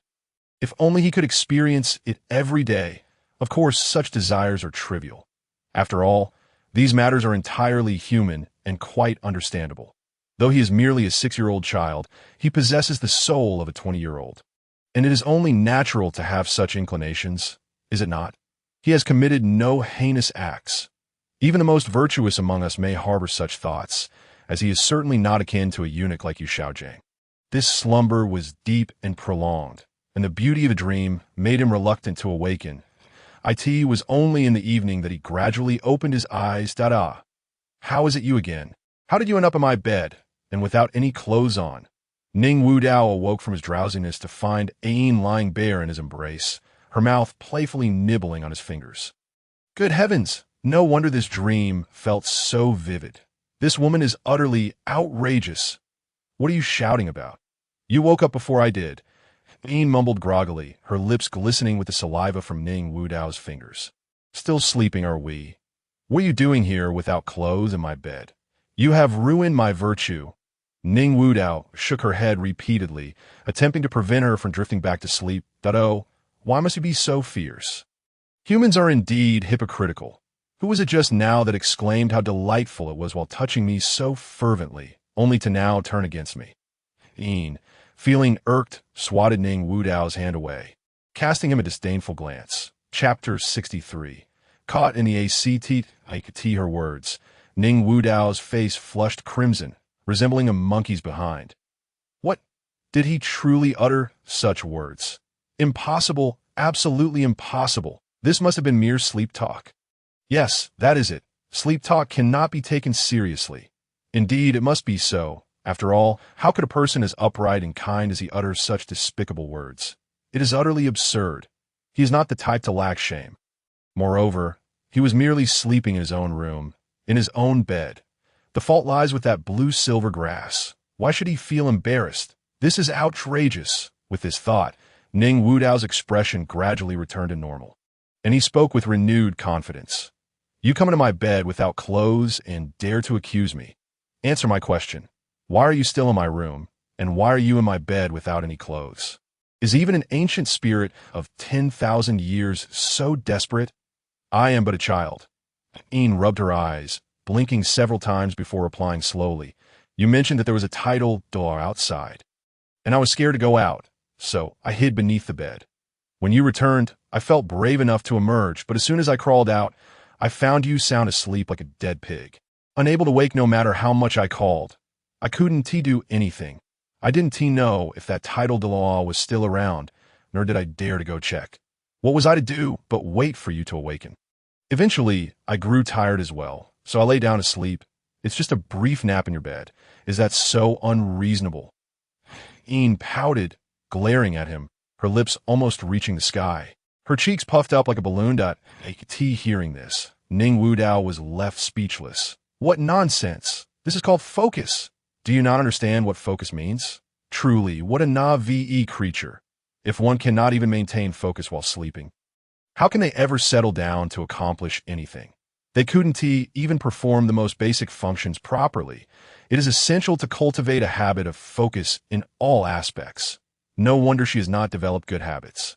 It is no surprise she lives such a lowly existence. At over 10,000 years old, she still cannot defeat a useless fellow like you, Xiaojiang. Why not just find a cucumber and end it all? What meaning is there in living, bringing shame to spirit beasts? Furthermore, can anyone simply sleep in another's bed? How could she be so brazen? It is one thing to sleep, but to do so without clothing. How outrageous! Why must you intrude upon my bed without clothes? Why must one wear clothes to sleep? It is so uncomfortable, and you are not wearing anything either. Humans are truly strange. Why must you wear clothes? We spirit beasts never wear clothes. Ain replied impatiently, her eyes narrowed, feeling wronged. How could she explain this to him when he was not even dressed himself? You truly are. Oh well, enough of this. Stop pretending. You probably don't even remember what you said in your dream, for that is your truest self. Indeed, it is rather perplexing. Why, despite the undeniable comfort, must one display an attitude of wrath and resentment? Humans are truly strange creatures. Ain remarked with a hint of indifference, unable to comprehend why there was any cause for anger. After all, was it not pleasant to cuddle and drift into slumber together? It felt delightful to her, yet she could not fathom why he would be so disingenuous and irritable. Upon hearing her words, Ning Wudao was momentarily taken aback. Indeed, that sensation seemed rather agreeable. So why should he be angry? One would expect joy in such a scenario. Wait, no, that line of thinking was flawed. He was a person of integrity. How could he act so carelessly to be inadvertently exposed by a member of the opposite sex? Merely to share a moment of sleep? Only to be accused of impropriety? Such an absurdity. It was utterly outrageous. Here he was a young man in his prime, being wronged by an ancient enchantress over 100,000 years old. Surely, this was an unfair bargain. We are not the same. I am a clean-cut young man, while you have long since lost count of your progeny, that I am the one at a loss here. Ningwu Dao expressed his grievances, astonished that his esteemed reputation could be tarnished by a being of such advanced age. The humiliation was overwhelming.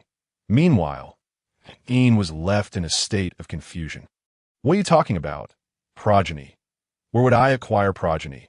Only ordinary blue silvergrasses can reproduce. That I was once the sovereign of the blue silvergrass clan, a born ruler. The blue silver emperor cannot reproduce. Did you not know? Furthermore, I am a noble blue silver emperor. Who could possibly be worthy of me? Truly. You are such a simpleton, it's laughable. Ian mocked him mercilessly, leaving Ningwu Dao feeling quite embarrassed. The blue silver emperor cannot reproduce? Is that true? How utterly ridiculous. How then has their lineage persisted? Wait, indeed, it seems she is the only blue silver emperor in existence. Oh no, this situation has indeed become rather hasty. Yet, even if she is pure, it matters not.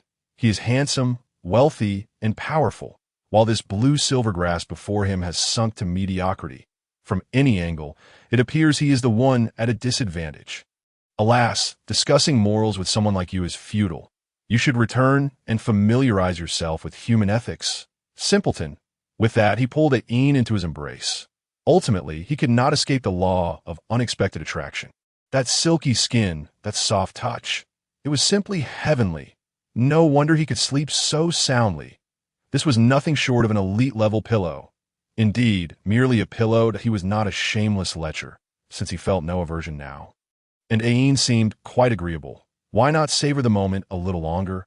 After all, today's events had left a significant scar on his childhood, if he did not accept some form of compensation. Would that not be a great loss? Fortunately, no one could read his thoughts. Otherwise, they would surely accuse him of being shamelessly reckless at such a young age. Meanwhile, Ian felt the strength of his embrace and offered no resistance. Ah, humans so duplicitous. Ian nestled in his arms, blissfully closing her eyes, preparing for a good sleep. Brother, what is the matter? Is something wrong? BBDong knocked on his door from outside, having heard Ningwu Dao shout, and hurried over in concern. I'm fine, really. You should return. Ningwu Dao replied, a hint of guilt in his voice. Oh no, this might truly lead to disaster. He could be caught in the act. Chapter 64. When did she become so astute? What's wrong, brother? BBDong pressed her ear against the door, her face a mask of confusion. Something about his voice seemed off. Could something have happened? BBDong thought, suddenly gripped by a sense of foreboding. Something must have transpired in that room. It's nothing, just go back. I merely woke up needing to relieve myself and accidentally fell while getting up. Ningwu Dao insisted, his heart racing with cold sweat. What a predicament. Why must everything converge at once? He and Ian were completely unclothed, entangled in the same blanket. If BBDong were to discover them, no amount of explanation could suffice. Though this incident would not have substantial repercussions, it could tarnish his upright image. Moreover, he truly had done nothing wrong. If this were to be misconstrued, he would find himself in an inescapable predicament. Upon hearing him, BBDong's brow furrowed, her expression deepening with suspicion. Something is amiss. This is far too strange. Based on her understanding of Ningwu Dao, he always needed to use the restroom before sleeping. So he had no habit of waking up in the night. Furthermore, he consumed much water before bed. Waking up due to a full bladder seemed a flimsy excuse. Coupled with Ningwu Dao's somewhat anxious tone and her own sharp intuition, she was certain something had occurred in that room. Ha! Such petty tricks to deceive me, BBDong. How laughable. Hee brother, let me unveil your little secret. With a slight smirk, she stealthily approached the doorknob and cracked the door open just a sliver. Brother, I'm coming in. Don't come in. Quickly go back. Ningwu Dao exclaimed, his heart racing at the sight of the door ajar. How could he have forgotten to lock it? Oh no. BBDong is truly uncanny, appearing whenever she ought not to. Hearing his words, BBDong paused for a moment, only to feel a surge of excitement. The more he protests, the more I want to open it. BBDong thought, her face adorned with a mischievous grin. She was determined to uncover what her brother was up to. Surely he was engaged in something improper. With this thought, her excitement only grew. Perhaps she could even assist him. Meanwhile, Ningwu Dao was in a frenzy, desperately shoving Ian beneath the covers. He could only hope BBDong would take a quick glance and leave. Otherwise, his entire reputation would be in ruins. Suddenly, with a creak, the door swung wide open, and a small head peeked in. "What are you doing, brother? Why won't you let me in? Are you up to something naughty?" Her cunning eyes fixated on Ningwu Dao, and her small frame squeezed through the door. Ningwu Dao, taken aback, felt bewildered. What naughty business? Wait, surely she couldn't mean that. Regaining his composure, Ningwu Dao nearly flung a slipper at her face. Did she truly think him capable of such behavior? How could a man of his integrity engage in such actions? What on earth was this girl thinking? Was she really just a 6-year-old girl? This is Douluo Continent, after all. It's no wonder they could marry at 12 or 13. Clearly, they mature in every aspect. How utterly absurd. Why are you coming in? Quickly go back out. Ningwu Dao scolded BBDong. Attempting to mask his own anxiety, he was genuinely on the verge of collapse. Ian, that troublesome girl, was still playfully tickling him beneath the covers, making it hard for him to stifle a laugh. What a cunning woman! Observing Ningwu Dao's flustered demeanor, BBDong's eyes sparkled with realization. Now it all made sense. Why else would he hide beneath the covers, too ashamed to come out and scold or leave? After all, Ningwu Dao had never scolded her before. "Brother, there's no need to be shy. Though I'm still young. I can help you too," BBDong said with a grin as she spoke. She made her way toward his bed, slowly reaching into the covers, inching closer to him. Ningwu Dao felt as if he were on the brink of madness. Who would have thought BBDong could be this audacious? Truly, one cannot judge a book by its cover. You, BBDong, whom I considered a sister, now seem intent on seducing me. Ningwu Dao silently pondered. Stay away, hurry back to your room, or I shall become quite irate. It's nothing, brother. I understand that moment. Ningwu Dao's face had turned the hue of liver. You understand? What nonsense! Do you comprehend my embarrassment? What is this? Suddenly, BBDong felt as though she had touched 4 large thighs, causing her to swiftly throw off the blanket. There lay Ian, naked, tightly embracing Ningwu Dao's waist, her little head pressed snugly against his abdomen. "Hello, sister. Would you like to join me for a sleepover? But you must first seek Brother Wu Dao's permission. He could be rather stingy. I merely wanted to take a nap in his bed, yet he scolded me for ages. What a miser!" Ian exclaimed cheerfully to BBDong. Witnessing the intimate contact between the two, BBDong felt her hair stand on end from anger. What utter stinginess! Absurd! She had begun to grasp the situation. This little girl must have become infatuated with her brother's good looks, resorting to despicable tactics to win him over. Such blatant audacity! How dare she employ her tricks before her? After all, she had been by her brother's side for so long and had never experienced such closeness. How dare this girl? Dunga, this is not as you think. I am truly innocent. And oh, need to explain, brother. I've already deduced it. That wretched green tea girl must have sneaked into your bed while you were asleep, attempting to tarnish your purity. She is utterly shameless. Rest assured, brother, I will not let her off lightly. Before Ningwu Dao could finish his words, BBDong interrupted, her face contorted with fury as she glared at Ian, ready to strike at a moment's notice. Ningwu Dao was taken aback by her words. What kind of comprehension was this? Merely glancing at the surroundings led her to such conclusions? Yet, her deductions seemed remarkably accurate. When did this girl become so astute? Chapter 65. The Grudge of Stolen Husband. An Unending Vendetta. Stop. Donger, calm yourself. Let us discuss this rationally. Do not resort to violence. Ningwu Dao hurriedly intervened, for he could not afford a confrontation. If BBDong were to harm Ian, he would have no place to weep. Such an attack would cost him at least 100,000 years of soul rings. Moreover, even if Ian were not killed, Under Bai Dong's first soul skill, her potential would be significantly diminished. What if he could bind this blue-silver grass in the future? A Yin's affection for him had already reached 85 points. The possibility of binding her was substantial. Wouldn't that be a tremendous loss? It would be a disaster. Upon hearing his words, Bibi Dong stood momentarily stunned, scarcely able to believe it. Her brother had actually intervened on behalf of that little girl. What kind of enchantment had this little billion cast upon him to elicit such protection? Why? Why would you defend her?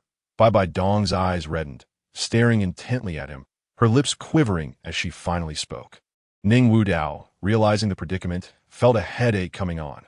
This girl was even feeling jealous. Alas, he had much to manage.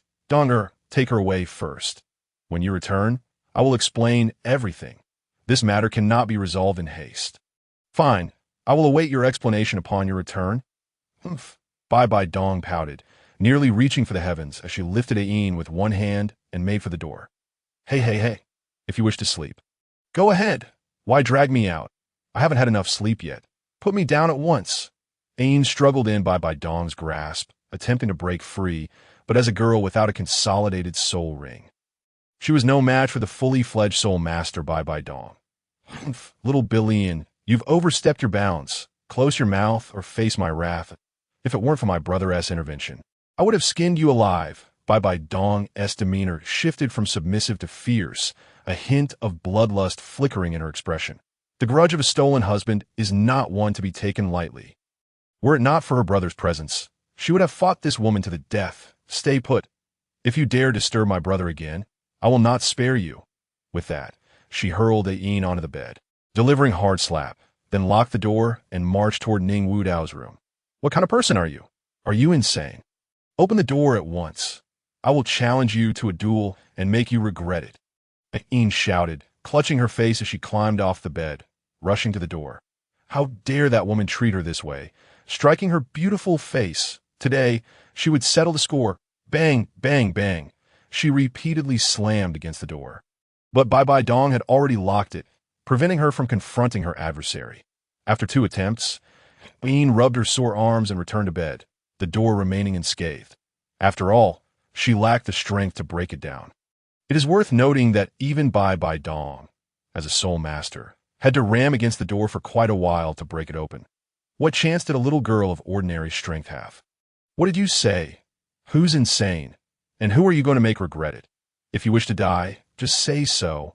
I'll make it quick to spare you the suffering. Bibi Dong returned, her sharp gaze piercing through Ain. She had nearly reached Ning Wudao's room, but to her astonishment, this little billion was still causing a ruckus, daring to make wild threats. Could she endure this? The more she pondered, the angrier she became. If she let this slide, she would surely lose sleep tonight. Ain, seeing that Bibi Dong had genuinely returned, felt utterly embarrassed. She had only intended to act tough. Ah, sister, why are you back? What are you talking about? You must be hearing things. I only said I have an illness and need to relieve myself. Surely you misheard, dear sister. Ain feigned innocence, wearing a rigid smile as she gazed at Bibi Dong. One who knows when to yield is a true sage. She could not possibly best her. Refusing to submit would only invite trouble. Though her education was lacking, she was no fool. Humph, if I catch you speaking ill of me again. Ull regret it? Bang. After delivering her warning, Bibi Dong forcefully shut the door. Oh, you want me to regret it? You little wretch, you infuriate me. How dare you strike my beautiful face? You are doomed. Had she not been stripped of her powers, she would have made her pay dearly that a mere soul master could not possibly intimidate her. She was once the blue-silver emperor, a formidable being. Ain muttered to herself, yet this time, she refrained from voicing her complaints. She had no desire to provoke that madwoman again. This woman was utterly unreasonable and could genuinely inflict pain. Ain gently caressed her stinging face, filled with grievances. Brother, I'm back. If you don't explain yourself today, I won't let you off the hook. I will pester you until you cannot sleep. How could you protect that little billion in front of me? You infuriate me. As soon as Bibi Dong entered the room, she approached Ning Wudao, bombarding him with questions, leaving him utterly flustered. Was this still his little maid? How had she come to question him so boldly? Had he been too kind in his demeanor? Why did they all fail to recognize his other identity? He was a rake, the most notorious rake across the continent. And now, this super rake was being interrogated by his own maid. What on earth was happening? Alas, once again, we are subjected to embarrassment at the hands of the prodigals. All right, Donner, do not be angered. Are you aware that the little girl we just encountered is not human? What? Not human? If she is not human, then what could she possibly be? Surely not a fairy. Ning Wudao's words ensnared her, leaving her too incensed to even express her anger. How do you know she is a fairy? Indeed, she is a fairy. What? How can that be? Is it possible for fairies to exist in this world? Brother, why would you treat me like a fool for no reason? Bibi Dong furrowed her brow, her expression one of indignation. She had expected some sort of explanation. She had almost resolved to forgive Ning Wudao, but to her dismay, he seemed to be toying with her intelligence. Surely, storytelling does not work like this. Chapter 66. I truly wish to cultivate earnestly. This is the truth. Why would I deceive you? It is merely that the definition of a fairy differs from what you might envision. Differ? How so? Are there different types of fairies? Bibi Dong's confusion deepened as she gazed into Ning Wudao's resolute eyes, a flicker of doubt igniting within her. Could it be that fairies truly exist in this world? That seems impossible to... you know, of the 10,000-year soul beasts? Ning Wudao leaned closer to Bibi Dong's ear, speaking in a tone audible only to the two of them. Upon hearing this, Bibi Dong was left utterly astonished. What? A 10,000-year soul beast? Could the girl be a transformed 10,000-year soul beast? That is utterly absurd. While Bibi Dong had once been a mere beggar, she had undergone a month-long rigorous training at the Seven Treasure Glazed Tile School, which encompassed not only physical conditioning, but also foundational knowledge about soul beasts. She was well aware that a soul beast could transform, but when they did so, they retained no power, and their lifespan would diminish to a mere 100 or so years. What sort of blind soul beast would choose to transform? Little did she know that today, she had encountered one. The rarity of 10,000-year soul beasts is astounding, and the transformed ones are even rarer, likely appearing only a few times in a millennium. Yet here they were, face to face with one. What extraordinary luck is this? Is it true, brother? Was that girl truly a transformed 10,000-year soul beast? Bibi Dong's voice quivered slightly. If that girl indeed was a transformed 10,000-year soul beast, then it was evident she had just transformed and possessed no power whatsoever. Precisely. This is also a function of my martial soul, capable of piercing through all illusions. Every disguise is laid bare before my eyes. That girl, I discerned immediately, was not human. She is the transformed form of the 10,000-year soul beast, Blue-Silver Emperor.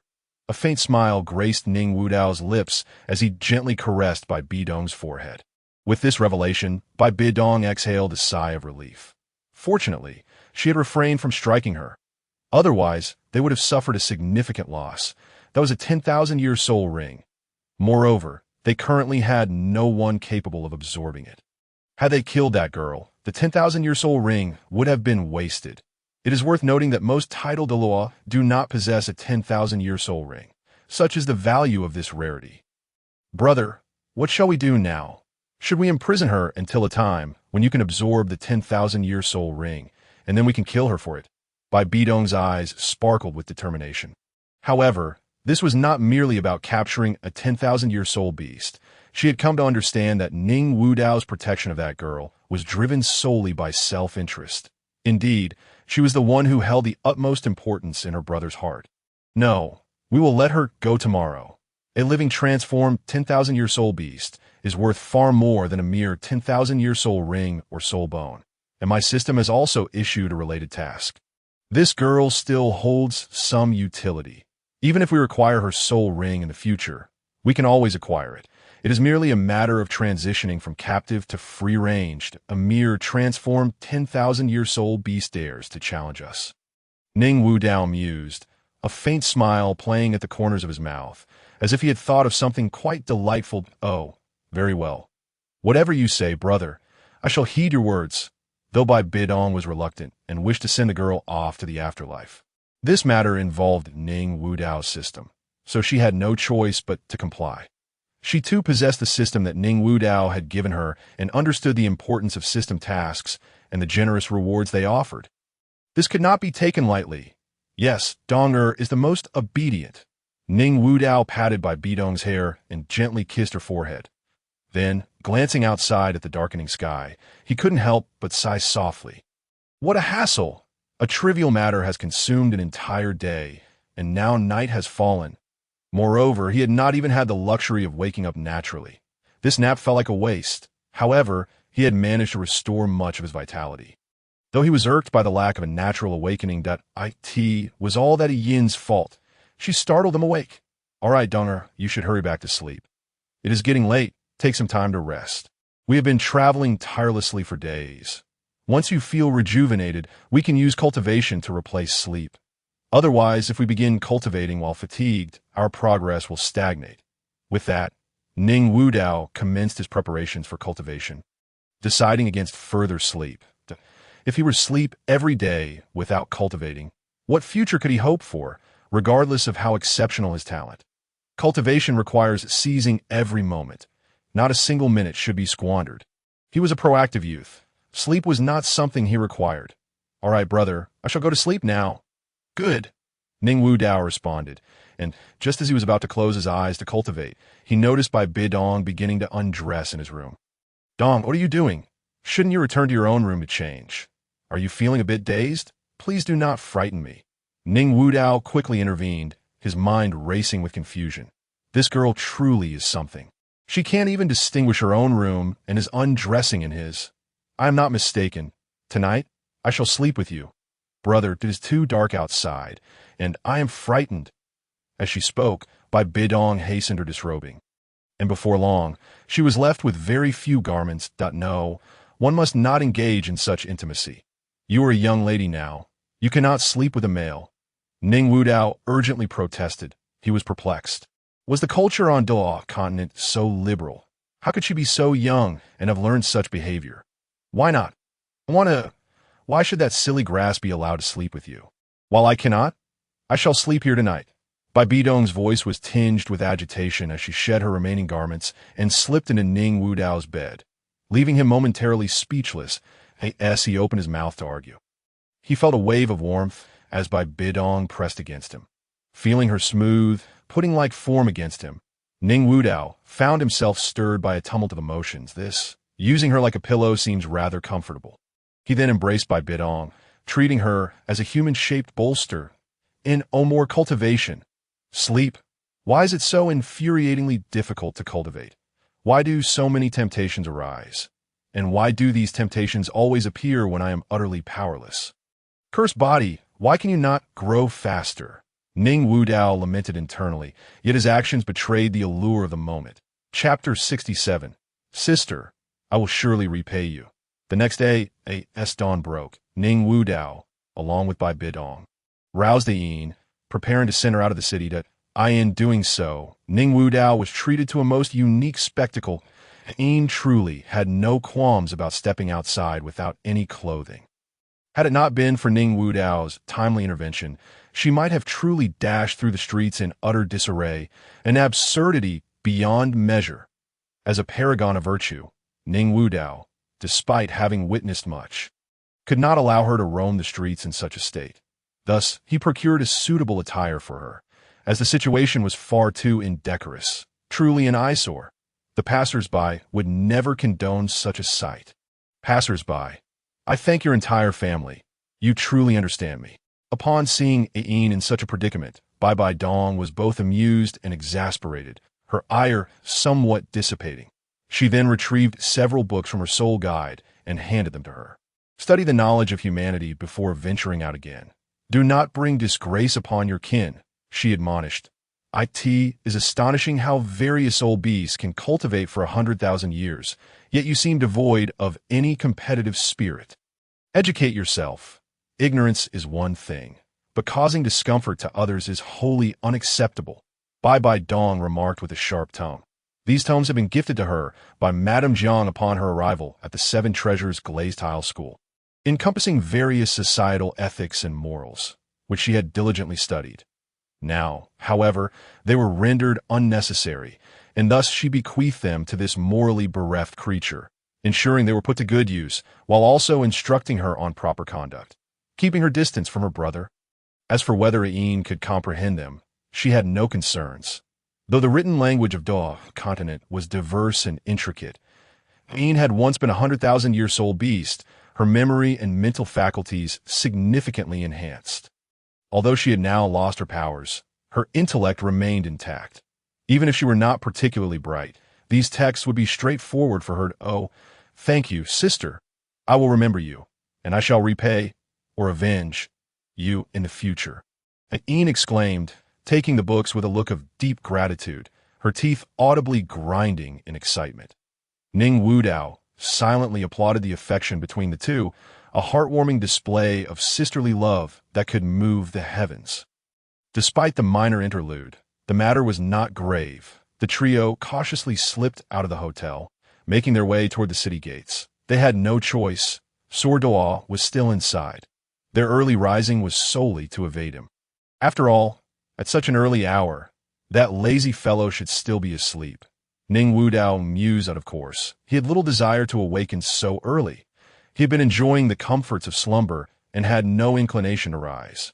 Yet, should Douluo discover Ain, he would undoubtedly seize her and return her to the Seven Treasures glazed tile school for rearing. To that point, forget about a closeness rating of 95. It might very well plummet into the negatives. Binding, what nonsense! He would be left with no choice but to let BBDong absorb the soul rings instead. However, if binding were possible, the rewards would be 100-fold. Directly absorbing soul rings and bones. The thought was exhilarating. In future battles, he would flaunt a million-year soul ring, dazzling his foes. "Brother, why are you grinning like an idiot? You're drooling," just as he indulged in visions of a glorious future. BBDong's voice jolted him back to reality. Nothing. I merely lost my train of thought due to hunger," Ning Wudao replied casually, wiping the drool from the corner of his mouth. "Oh, let us hurry and send her off. Then enjoy a delightful meal." With that, BBDong bounced ahead, pulling Ning Wudao toward the city gates, leaving Ain alone in the process. "Hey, wait for me." Ain hastily followed, her mind racing with confusion. Why did they abandon me? Who is supposed to be sending whom? This is utterly baffling. Are you truly letting me go? You're not playing a trick on me, are you? Ain asked, looking at the two with uncertainty. Although they had reached the city gates, she still struggled to believe it was genuine. How could such foolish people exist? 100,000-year soul beast, simply released without a second thought. What kind of household had such audacity? As a 100,000-year super soul beast, she was experiencing humiliation for the first time. They were discarding a gift of a 100,000-year soul ring.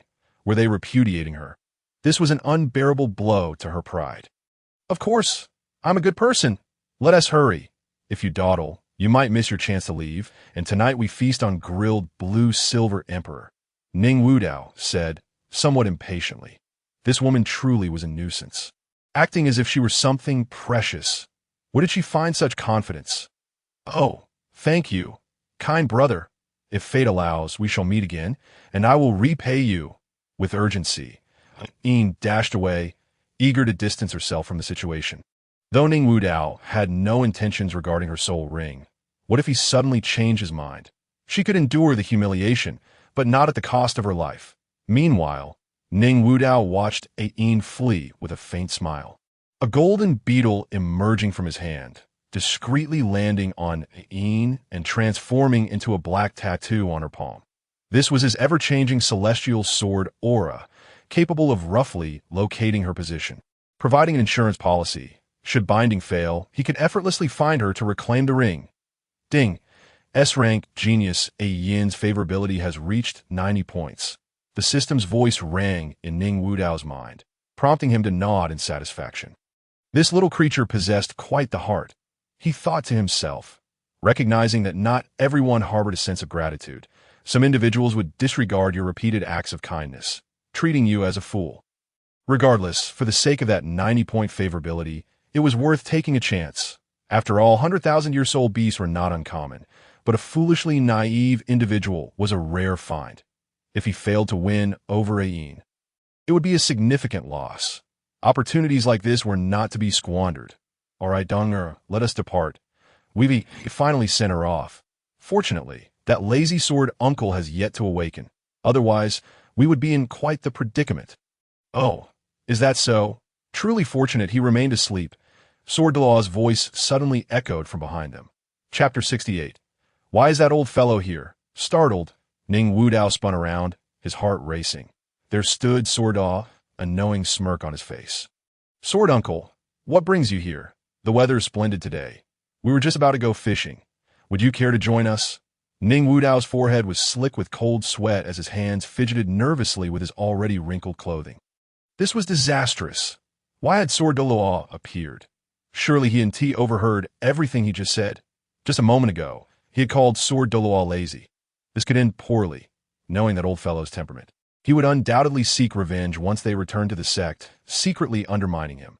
After all, interaction with Sword Douluo was inevitable during future training sessions. The mere thought of him adding extra drills was terrifying. Humph, no need to feign ignorance. I've been here all along, and I heard every word you said, Sword Douluo retorted, disdain evident in his voice. You dare call me lazy? That's not laziness. It's merely a method to replenish my strength for more effective training. You little brat wouldn't understand. This is called gradual progression and the balance of work and rest. Ouch! My apologies, Sword Uncle. I was wrong. Sword Douluo promptly delivered a swift knock to his head, causing Ning Wudao to clutch his skull and scurry about in pain, exclaiming loudly, How dare that old fellow use his soul power? This was unfair. He was indeed ruthless, employing soul power. Otherwise, the pain wouldn't be so intense. Nevertheless, he couldn't entirely blame Sword Douluo, for he had been the one to criticize him first. Humph. This time, I'll let it slide, considering your youth. Otherwise, if I were to take him down directly, I fear he would lose face. Ning Wudao constantly murmured to himself, recognizing that he had lost this round. However, he believed that this was merely a demonstration of respect for the elderly and compassion for the young, as he chose to concede rather than engage in a petty quarrel. Though his heart remained defiant, his words were far less resolute. Truly, my esteemed Uncle Jian embodies profound wisdom in every utterance and action. He is absolutely correct. How can one cultivate without restoring their vitality? Moreover, Uncle Jian, your finger techniques are simply remarkable. It must take an extraordinary talent to achieve such an exquisite level of finesse. Enough of this banter. You certainly have a way with words. Upon hearing this, Jian Douluo's pig liver-like complexion softened considerably. If it weren't for my need to use the restroom, I would never have imagined that you two could encounter a newly transformed, powerless 100,000-year soul beast. What kind of incredible luck is this? Goodness, what divine fortune have you stumbled upon? Furthermore, the most absurd part is that you actually let her go. You two are truly philanthropists. I cannot comprehend your actions. Your decision has left my titanium alloy eyes utterly blinded. Jian Douluo spoke, slightly irked, for he understood the immense value of a 100,000-year soul beast. He himself did not possess a 100,000-year soul ring. Yet they had just let one slip away. How outrageous! Have you lost your senses completely? Jian Douluo sighed softly, gazing at Ning Wudao with a hint of disappointment. Then, Uncle Jian, do you wish to retrieve her? Ning Wudao ventured tentatively. Jian Douluo's words had made him somewhat anxious. His grand plans might be thwarted before they even began. After all, if Jian Douluo intended to bring Yin back to the sect, he would be powerless to stop him. This was no ordinary matter. This was a newly transformed 100,000-year soul beast, undoubtedly a 100,000-year soul ring and a 100,000-year soul bone. The value was immeasurable. If Yin were to be exposed at the Seven Treasures Glazed Tile School, even other major powers would seek to target them. This was no jest. While there may be friction among ferocious beasts, they would unite against humans, and within their territories, countless subordinates would make acquiring a 100,000-year soul ring exceedingly difficult. In contrast, a publicly unrecognized Seven Treasures Glazed Tile School would be their best choice for obtaining a 100,000-year soul ring. No. Why would I want to retrieve her? If I intended to bring her back, I would never have let her go, Jian Douluo replied, a slight smile playing on his lips. Why not? Is she not a 100,000-year soul beast? That is exceedingly precious. Ning Wudao questioned, bewildered by Jiandao's unexpected demeanor. Could it be that he was also a good person? Surely not. Subsequently, Jiandao assumed an inscrutable expression and addressed Ning Wudao. So do you wish for me to pursue her or not? Not particularly. Then why should I pursue her? After all these years, do I still not understand you? You are not one to suffer losses. You know her value all too well. Even so, you chose to let her go, which undoubtedly means you have your own schemes in mind. Moreover, even if she were captured and brought back to the Seven Treasures glazed tile school, her soul ring would ultimately belong to you too. Since you decided to release her, you shall bear the consequences of lacking 100,000-year soul ring. Very well. I shall return to catch up on some sleep. Truly, I expected something of significance, but this is utterly uninteresting, Jin stated nonchalantly as he took flight toward the hotel on his sword. Ning Wudao stood momentarily frozen, contemplating Jiandao's words. When did this old man become so astute? It was genuinely unsettling. Nevertheless, he chose not to dwell on it. Regardless of the process, the objective had been achieved, had it not.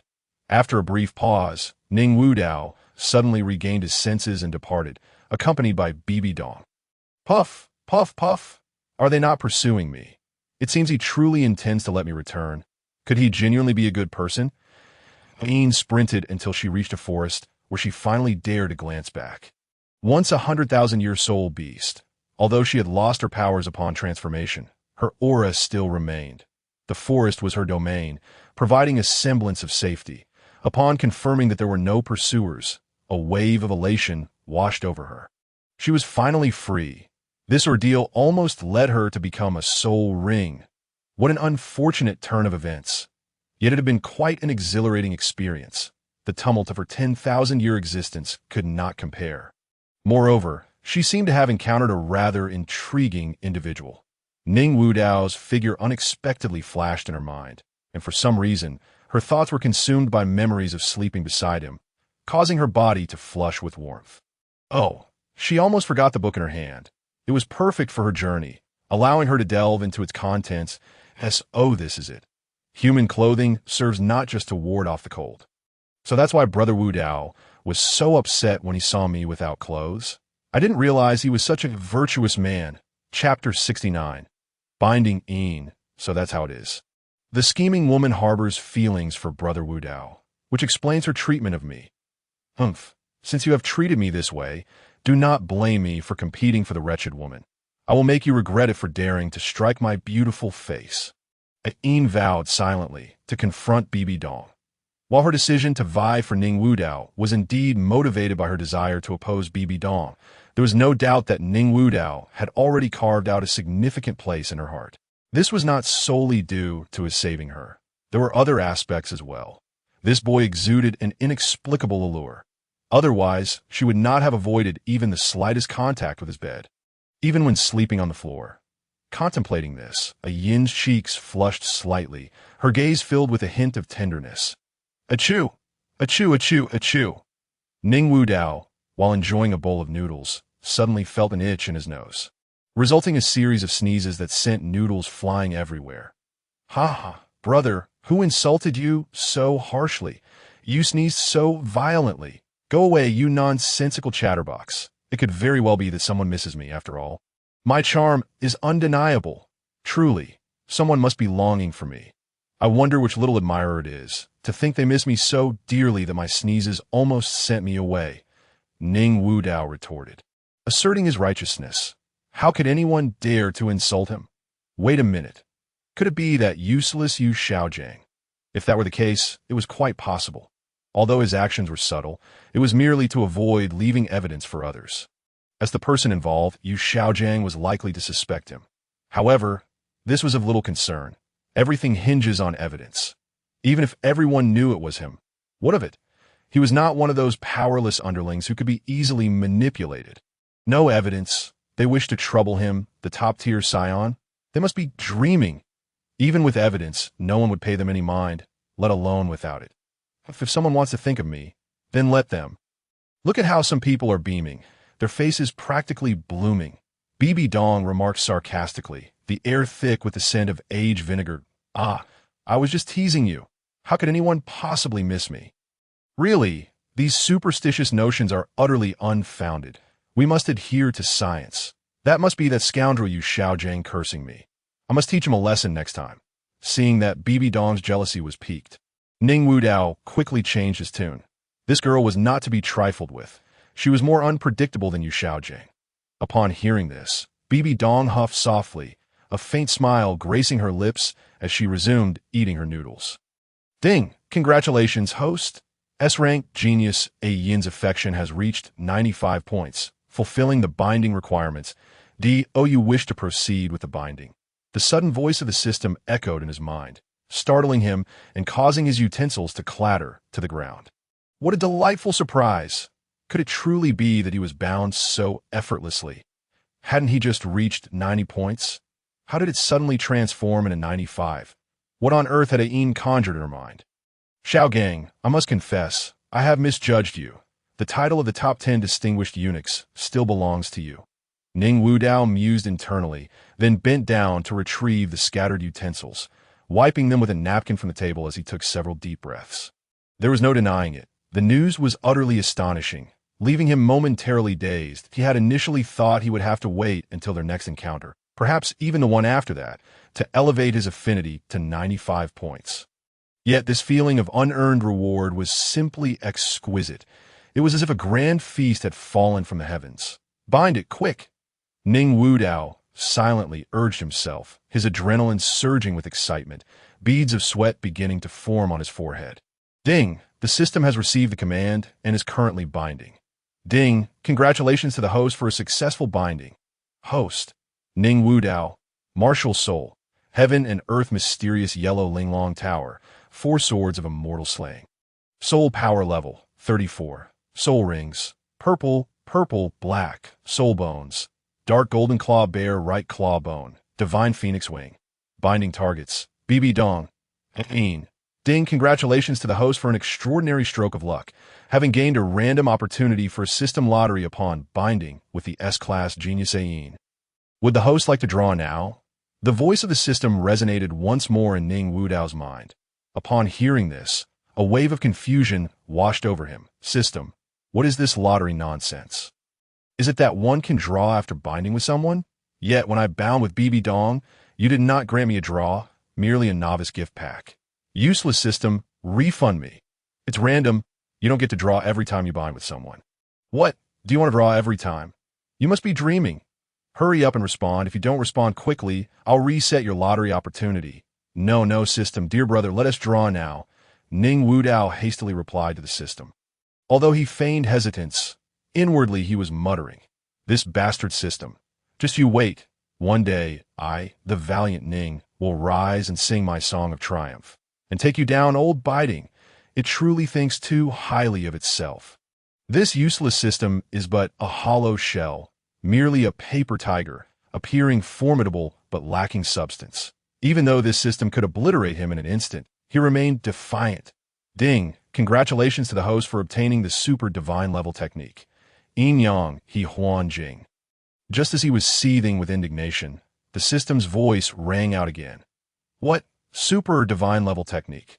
What he needed most was indeed a technique, and surely this super divine level technique must surpass Tang San Xiantian scripture by 100-fold. Wu Tiet. Simply delightful. However, the name of this technique is rather questionable. Yin Yang He Huan Jing. It couldn't possibly be that kind of technique, could it? Although he had an affinity for such techniques, he was still a child and utterly unprepared for cultivation. Life truly is a roller coaster. After finally obtaining an extraordinary technique, it seemed he might be unable to cultivate it. Considering this, Ning Wudao felt a twinge of depression. But soon he reassured himself, at worst, he could cultivate it later. A few years' delay wouldn't matter. In any case, he would use it now. Chapter 70. This technique is not proper. System, load the Yin Yang He Huan technique. Ning Wudao silently commanded. As his thoughts settled, a torrent of information surged into his mind like a dam bursting, accompanied by a wave of discomfort radiating from his head. Thankfully, having become a soul master, both his physical constitution and mental faculties had greatly improved. Otherwise, he feared he might end up as a fool under such an onslaught of information. Even now, at the soul sovereign level, his mind was still momentarily foggy, nearly causing him to topple to the ground. "What's wrong, brother?" Bibi Dong, noticing his distress, quickly set down her utensils, her expression laden with concern. "That I'm fine, really. Just felt a bit dizzy all of a sudden." "Ah, why would your head feel dizzy? Are you unwell? Should we seek a doctor?" "No need, no need. I'm fine now. There is no point in troubling a doctor for such a trivial matter, and besides, true healers have long been recruited by powerful factions. The so-called doctors here are mere novices, perhaps not even as skilled as I am." Ning Wudao firmly declined. "Well then, if you're still feeling unwell, let's find Uncle Jian and have him get you a doctor." Seeing his stubbornness, Bibi Dong had no choice but to comply. After this commotion, she lost her appetite for noodles and simply sat there, staring at him. Meanwhile, Ning Wudao was engrossed in perusing the manual for the yin-yang He-Huan technique. Indeed, it was a manual. How absurd! The world had truly changed. Cultivation had become so user-friendly. Love it. However, what did it mean that the final interpretation rights of this technique belonged to the system? Upon reading this, Ning Wudao exclaimed in astonishment. Yet, it mattered little, even if it were tyrannical claws. Knowing well it was a pitfall, he would still leap into it. Casting aside his distractions, Ning Wudao meticulously examined the technique's manual, and as time passed, joy began to illuminate his face. The more he read, the happier he became. He had been hasty. Despite the technique's somewhat irreverent name, its essence was indeed serious. He had thought it was a super divine technique. How could it possibly be anything less? This technique, known as yin-yang He-Huan Jing, certainly contained the concept of harmony, yet the emphasis on yin and yang was crucial. This was no frivolous technique. It was a celestial scripture that directly pointed to the great way of yin and yang. It was a supreme treasure capable of cultivating the innate yin and yang energy. While others might not understand the significance of this innate yin and yang energy, Ning Wudao, having lived a life on Blue Star, possessed a degree of knowledge about it. Following the dragon and Han calamity, Yuan Feng, gravely injured and entangled in calamity, swore an oath to the heavenly Tao to eternally seal the immortal volcano and refrain from re-emerging into the world. Only then did the heavenly Tao spare its life, granting the Phoenix clan a chance at survival. Before entering the immortal volcano, it bestowed 2 treasures upon its 2 sons. One of these was the innate yin and yang energy, while the other was the innate 5 elements energy. These 2 treasures were claimed by its sons, the golden-winged Great Peng and the peacock Daming Wang. The peacock Daming Wang received the innate 5 elements energy, refining it within himself and achieving a terrifying divine ability, the 5-color divine light. This 5-color divine light could be considered among the pinnacle of divine abilities, reputed to obliterate anything within the 5 elements. Even a saint's treasure could not escape its fate of being devoured. The peacock Daming Wang, Kong Xian, became acknowledged as the foremost figure beneath the saints thanks to this divine ability. Conversely, the golden-winged Great Peng, having received the innate yin and yang energy, had unfortunately squandered it, crafting a worthless artifact known as the yin-yang Tu-Chi bottle. This was a grave insult to the innate yin and yang energy, which was indeed superior to the innate 5 elements energy. In the end, he fashioned it into a useless trinket. Thankfully, Yuan Feng had already been imprisoned. Otherwise, this wayward son would have faced dire consequences. Surely, it would have been a scene of maternal affection and filial piety. However, while the golden-winged Great Peng was a fool, Ning Wudao was not. Furthermore, he now had the lesson of history to guide him. The innate yin and yang energy in his possession would undoubtedly shine brightly. After a moment, he gently refocused his mind and continued reading the manual patiently. Although yin and yang were pivotal, the presence of the term He-Huan signified a deeper meaning. The yin-yang He-Huan technique could be cultivated individually, yet it also permitted dual cultivation, as the saying goes, with a man and a woman working together. The labor is light. This path of dual cultivation, one male and one female, one yang and one yin, could exponentially increase the cultivation speed of the yin-yang He-Huan technique, with both parties reaping significant benefits. This was not akin to those vile techniques of extracting yin to supplement yang, which were unworthy of the name dual cultivation, being merely one-sided plunder. The IT was utterly despicable. The exquisite application of this technique extends far beyond mere cultivation. After engaging in dual cultivation, the two individuals can acquire a remarkable combination of divine abilities, known on the Douluo Continent as the martial soul fusion skill. The magnitude of its power is truly unimaginable, considering that the potency of the martial soul fusion skill is equivalent to a geometric multiple of the wielder's strength. Although this method of dual cultivation is indeed formidable, can the still youthful Ning Wudao truly harness its potential? The answer is affirmative. Dual cultivation does not necessitate the confines of a bed point. One should not regard this transcendent technique as simplistic. As long as there is physical contact, the two can engage in dual cultivation. Naturally, the effects are most profound with intimate contact, for that embodies the true union of yin and yang. The resulting energies will be exceedingly pure, while it may not allow for the optimal state of cultivation. At the very least, one does not have to wait several years to begin their practice. This has already far exceeded his expectations, has it not? With this thought, Ning Wudao felt a wave of elation wash over him, his lips curving into a subtle smile, even erupting into laughter. Brother, what are you grinning about? I've been watching your foolish smile for quite some time now. That you're not ill, are you? Please don't scare me. Let us hurry back and have Uncle Jian find a doctor for you. Seeing Ning Wudao in such a state, BBDong felt a surge of anxiety. Could it be that her brother had lost his wits? Ning Wudao, noticing BBDong's concern, felt his earlier joy dissipate, replaced by a hint of awkwardness. Have I truly gone mad? He mused. This is merely a state of overwhelming joy. Regaining his composure, he leaned closer to BBDong's ear and whispered, Donger, I just completed a task for the system, and as a reward, I received a new technique. With it, we can significantly accelerate our cultivation speed, as well as greatly enhance our soul power and physical capabilities. From now on, engaging in battles beyond our level will be as effortless as eating and drinking, just a matter of having hands. What? That's wonderful. Congratulations, brother. With this technique, you'll become even stronger, BBDong exclaimed, excitement brimming in her voice.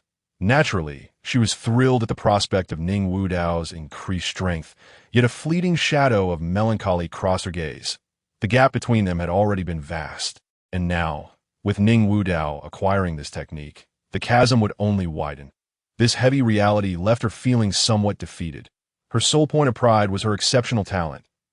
If it weren't for Ning Wudao, with her innate full soul power and dual martial soul talent, no one on the continent could rival her. However, Ning Wudao's potential was simply too astounding, and the opportunities he encountered were beyond compare, putting even a rare genius like her under considerable pressure. They were no longer on the same level. At this moment, she feared she could barely see the light of his tail. How foolish she had been to confidently proclaim her intent to protect him. In retrospect, what was the difference between her and a jester? With this thought, BBDong shook her head in self-mockery. Ning Wudao, perceiving BBDong's demeanor, began to understand the reasons behind her feelings. He recognized her fierce determination to stand in front of him and shield him. It seemed she had misconstrued the situation. With this in mind, he quickly approached to offer comfort. Donger, it's not about me becoming stronger. It's about us becoming stronger together. Together? BBDong inquired, a hint of confusion in her tone. Did her brother intend to share the technique with her? This seemed plausible, as he had always prioritized her well-being, ensuring that she had first access to anything beneficial, while also protecting her at every turn. Realizing this, BBDong's thoughts aligned, and her spirits lifted, a smile gracing her face. Indeed, what was she worried about? Even without the technique, what of it? Even if she struggled to keep pace with him, her focus should be on diligently cultivating to match his strides, exerting every effort to remain by his side. He had already granted her the opportunity, and it was her duty to seize it. Yes, it is indeed about the two of us together. This technique can be cultivated alone, or by a man and a woman together, with the latter yielding even faster results. Ning Wudao continued. Upon hearing this, BBDong's cheeks flushed crimson. So, it required a male and female partner. Wasn't she the best choice for Ning Wudao? After all, There were hardly any girls on the Douluo Continent with talent surpassing hers. The thought thrilled her. Did this not imply that they would be inseparable for quite some time? Just imagining it filled her with joy. Is that so, brother? Then I want to cultivate alongside you. Let us hurry back to practice and grow stronger. Hey, I'm not finished eating yet. Let me have a few more bites. Humph, I've been watching you for ages. Just staring at your noodles without eating. Stop wasting time here. Cultivation is paramount. If you get hungry later, I'll have someone bring food to the room. BBDong paid no heed to his protests. Pulling him along towards the hotel, sighing softly, Ning Wudao pondered how this girl seemed even more jubilant than he was. He did not resist her grip, for he was equally curious about the sensation of practicing this technique. 2 days later, young master. Are you in? Apologies for the interruption, young master. This morning, you are expected at the Tiando Palace for a banquet. The elders have already sent someone to remind us. We have prepared a sumptuous breakfast for you. And your convoy is waiting at the hotel entrance. Understood. I'll be down shortly. Upon hearing the attendant's urging, Ning Wudao slowly opened his eyes. Dong, we should conclude our cultivation here. We still need to attend the performance. Gently lowering his hands, he ended their cultivation session. Indeed, they'd been practicing the yin-yang harmony technique. Although they could not engage in direct cultivation, the results of their palm-to-palm method were still quite satisfactory. Even with this approach, the enhancement was astounding. He could feel his soul power becoming purer, seemingly infused with a hint of yin-yang attributes, with even his soul skills carrying traces of this power. While the increase may not have been monumental, they had only been practicing for 2 days. If they continued for 3 to 5 years, would they not soar to heights comparable to the sun? Truly terrifying, BBDong's gains were even more significant. Her soul power had risen to the 13th level, although part of this was due to the residual soul power from her absorbed soul rings. It could not diminish the power of this technique. The past 2 days had surely equated to 10 days of her own rigorous training, and that was despite their unfamiliarity with the practice. This technique was simply extraordinary. Regaining his focus, Ning Wudao washed up and prepared to head to the palace with Bibi Dong. Time was of the essence. Breakfast was no longer a priority, and he merely instructed the attendant to pack some snacks for the carriage. As he stepped outside, he spotted Elder Zhang waiting at the entrance. Good morning, young master. Good morning, Uncle Zhang. It's good to see you again. Ning Wudao looked up and recognized that the strong man leading the team this time was Elder Zhang, whom he had met at the Qiani Pavilion. While Elder Zhang's soul sage strength was somewhat lacking, it posed no issue. They were not heading into battle.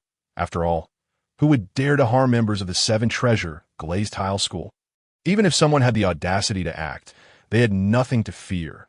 Openly, there was Elder Zhang, and covertly, there was Sword Dong. Please, get into the carriage, young master. This vehicle was specially prepared for you by the sect master. It is truly enviable. All right, Uncle Zhang. This carriage is indeed impressive. I never expected my old man to have such discernment. Only then did Ning Wudao notice that this was no ordinary carriage, powered by 6,000-year-old soul beasts known as flame dragons. It possessed remarkable strength. It could traverse mountains to hunt tigers or navigate through ditches to haul soil. There was no terrain it could not conquer. Regardless of mountains, deserts, or marshes, there exists no terrain that the miraculous Wuling vehicle cannot traverse.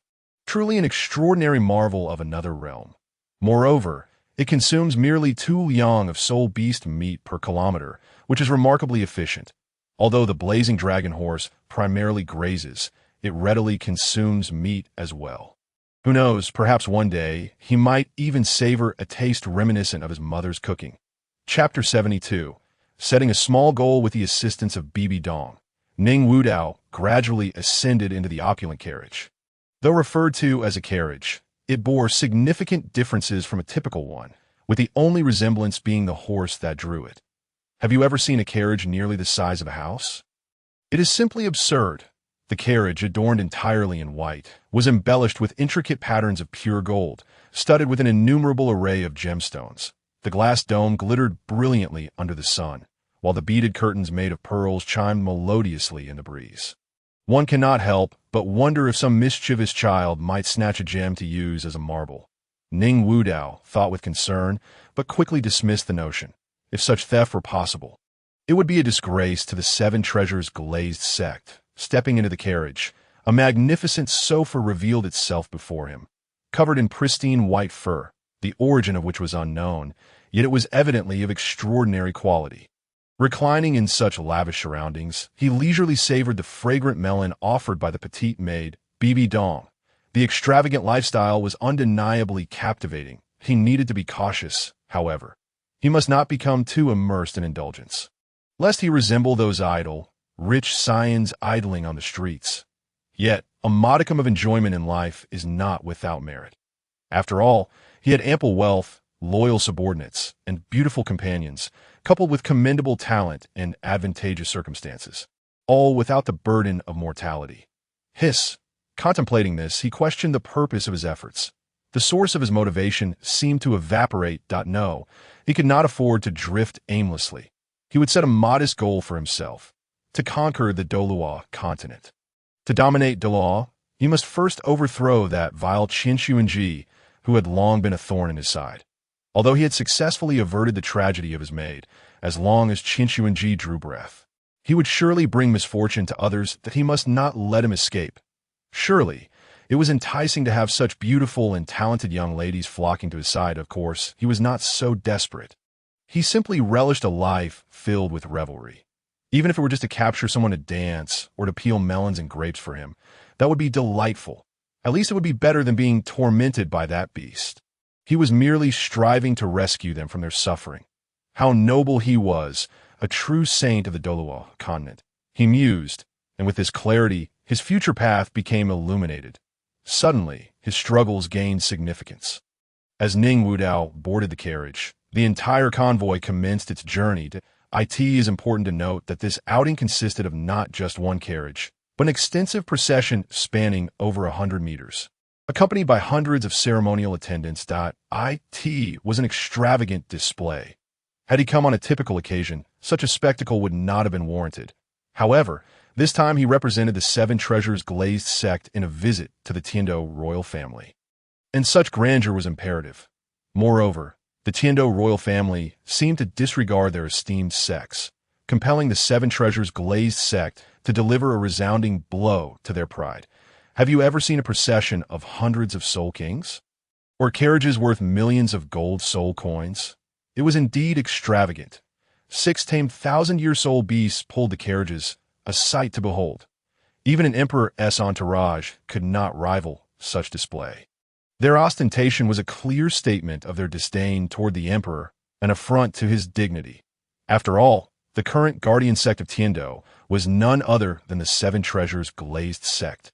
And how dare this contemptible royal family fail to regard them with the respect they deserved, openly soliciting other sects as guardians? Were they not slapping their own sect's face, since the mask had been torn off? Why not go all out? The Seven Treasures glazed sect was not short on funds, nor were they afraid of spending. They would confront anyone who displeased them head-on, shaming them thoroughly, as they strode regally through the streets of Tiando City. They occupied the entire thoroughfare, compelling pedestrians to hastily step aside to observe. Though Ning Wudao and his entourage occupied the entire street, no one harbored resentment. Not a single soul dared to voice discontent. The onlookers cast fearful glances in their direction, too intimidated to complain. My goodness, who are they to command such an impressive presence? Could it be the emperor inspecting his realm? How magnificent! Indeed, in this vast world, aside from his majesty, who else could possess such grandeur? The crowd murmured in hushed tones, their awe deepening, many even kneeling in reverence. However, a small number, though filled with trepidation, refrained from kneeling, and a few others regarded the crowd with disdain. What a bunch of rustic curs! Observing the carriage adorned with a banner embroidered with a pagoda motif, it was evident that this was a procession from the Seven Treasures glazed sect. A collection of unsophisticated hillbillies. One individual scoffed at the surrounding throng, as if he were the center of this commotion. Brothers, this scoundrel dares to call us rustic curs. Can we endure this? Endure? Hell no. Let us take him down. Damn it. If we don't make him pay today, I'll eat dirt. Upon hearing these words, a wave of discontent surged among the crowd, and they surged toward the deriding individual, creating chaos on the scene. Meanwhile, Ning Wudao and his companions gradually departed, soon arriving at the palace gates. Within the palace, they navigated effortlessly, arriving directly at the designated area for carriages. Although present were the core figures of various sects and numerous nobles, they had never witnessed such a spectacle. Even a divine being descending to earth would not rival this display. It was simply outrageous. The formerly illustrious disciples of Haotian sect and Blue Lightning Tyrant Dragon sect suddenly felt utterly humiliated. This was far too ostentatious. As one of the top 3 sects, how could they be so outshone?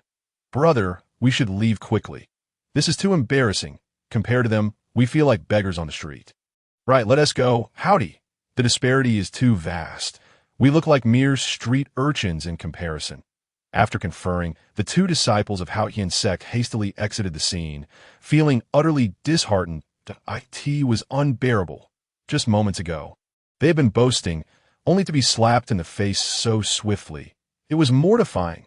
Meanwhile, the disciples of Blue Lightning Tyrant Dragon sect glared at Ning Wudao and his companions with considerable resentment. Just days prior, these ruffians had driven them from their hotel, leaving them without shelter. They had spent half the night searching for a filthy, run-down and that would accept them that it was an egregious insult. Chapter 73 Yu Xiaojiang naturally caught sight of Ning Wudao's entourage, and a surge of anger ignited within him. As the son of a powerful sect leader, why did he bask in such glory while he felt like a defeated dog? Why? Furthermore, the events of the past few days gnawed at him more and more. How did he suddenly become a eunuch? It must have been orchestrated. It had to be the doing of that young lord of the 7 treasures glazed sect. He vowed to tear him apart. Yu Xiaojiang thought furiously. His eyes reddened with rage as they fixated on the procession of the 7 treasures glazed sect, wishing to devour them whole. The lingering pain in his lower regions served as a constant reminder of his humiliation. These individuals had no idea of the profound trauma this incident inflicted on his tender psyche. The young lord of the 7 treasures glazed sect was truly a despicable scoundrel. He showed no mercy whatsoever. Recalling the peculiar glances cast at him by others, he felt a wave of disorientation wash over him, his mental state teetering on the brink of collapse. Had it not been for the inheritance of the evil god, he would likely have met his end right then and there. Indeed, although he had become a eunuch, fortune often lies within misfortune. The otherwise unremarkable him had unexpectedly garnered the favor of the supreme evil god. He had made a sacrifice, and thus he had grown stronger. If he had realized that sacrificing would lead to strength, he would have done it long ago. Why wait for someone else to do it? He would have taken the plunge himself. However, in light of this, he felt compelled to express gratitude toward the young lord of the 7 treasures glazed sect, for he had indeed granted him a taste of hellish suffering. The expression on Yu Xiaojiang's face grew increasingly ferocious. He could endure a personal sacrifice, but he would not allow others to do the same. The party involved, the evil god, stated, "Let me clarify in advance. My intention was to bestow upon him my legacy before his castration. I am not particularly fond of eunuchs, that I merely discovered that this scoundrel possesses the bloodline of the golden holy dragon in his martial soul, and he teeters on the brink of corruption, making him an ideal candidate for my successor. Had I known this rascal would become a eunuch, I would have never entrusted him with my legacy. Alas, what misfortune! Is it merely a matter of possessing a few filthy riches? What audacity! They act as if they're the epitome of grandeur." The elder leading the Blue Lightning Tyrant Dragon sect remarked sarcastically. "Disciples of the Blue Lightning Tyrant Dragon sect, let us depart. We shall not lower ourselves to the level of these nouveaux riches." Unlike the Haotian sect, the Blue Lightning Tyrant Dragon sect truly exhibited a lack of decorum, leaving in an unceremonious manner while still spouting bold words. Little did they know, they had become the laughingstock of all Datha. The Blue Lightning Tyrant Dragon sect is quite amusing, lacking the strength to back their bravado. Yet they continue to flaunt their empty posturing. "Hush, silence," an elderly man quickly admonished the indiscreet disciple beside him. They may be a small sect, but they could never provoke the formidable Blue Lightning Tyrant Dragon sect. If they offend them even slightly, their lives could be in jeopardy. Meanwhile, Ning Wudao, with the assistance of the petite maid Bibi Dong, slowly emerged from the carriage. Upon stepping out, he was captivated by the disciples of the Blue Lightning Tyrant Dragon sect, who were clad in matching uniforms, making them quite conspicuous. This Yu Xiaojiang is rather intriguing. I never anticipated he would be a man capable of both yielding and standing firm. I had thought he would seek death after becoming a eunuch. Yet it seems his so-called pride pales in comparison to the value of his life, Ning Wudao remarked, somewhat regretfully. However, this was within his expectations, as he had long discerned that Yu Xiaojiang lacked true fortitude and merely enjoyed pretending to be formidable. Isn't it only natural, dear brother? Yu Xiaojiang has always been a cowardly soul. I still vividly remember how he prostrated himself before you, pleading for mercy. Enough, Donger. Let us not concern ourselves with him. He is merely a worthless being, unworthy of our attention. Ning Wudao gently patted BBDong's head and prepared to lead everyone away towards the imperial palace. After all, they had already delivered the slap in the face they intended. And there was little purpose in maintaining the charade. As they walked, Ning Wudao couldn't help but reflect. Though the strength of the Tiando royal family was lacking, their indulgence was unparalleled. Every few steps, one would encounter a building adorned with intricate carvings, and the entire palace was paved with pristine white stone, immaculate in its cleanliness. Yet this was to be expected, as these nobles could do as they pleased without spending a dime, merely conscripting labor from the common folk.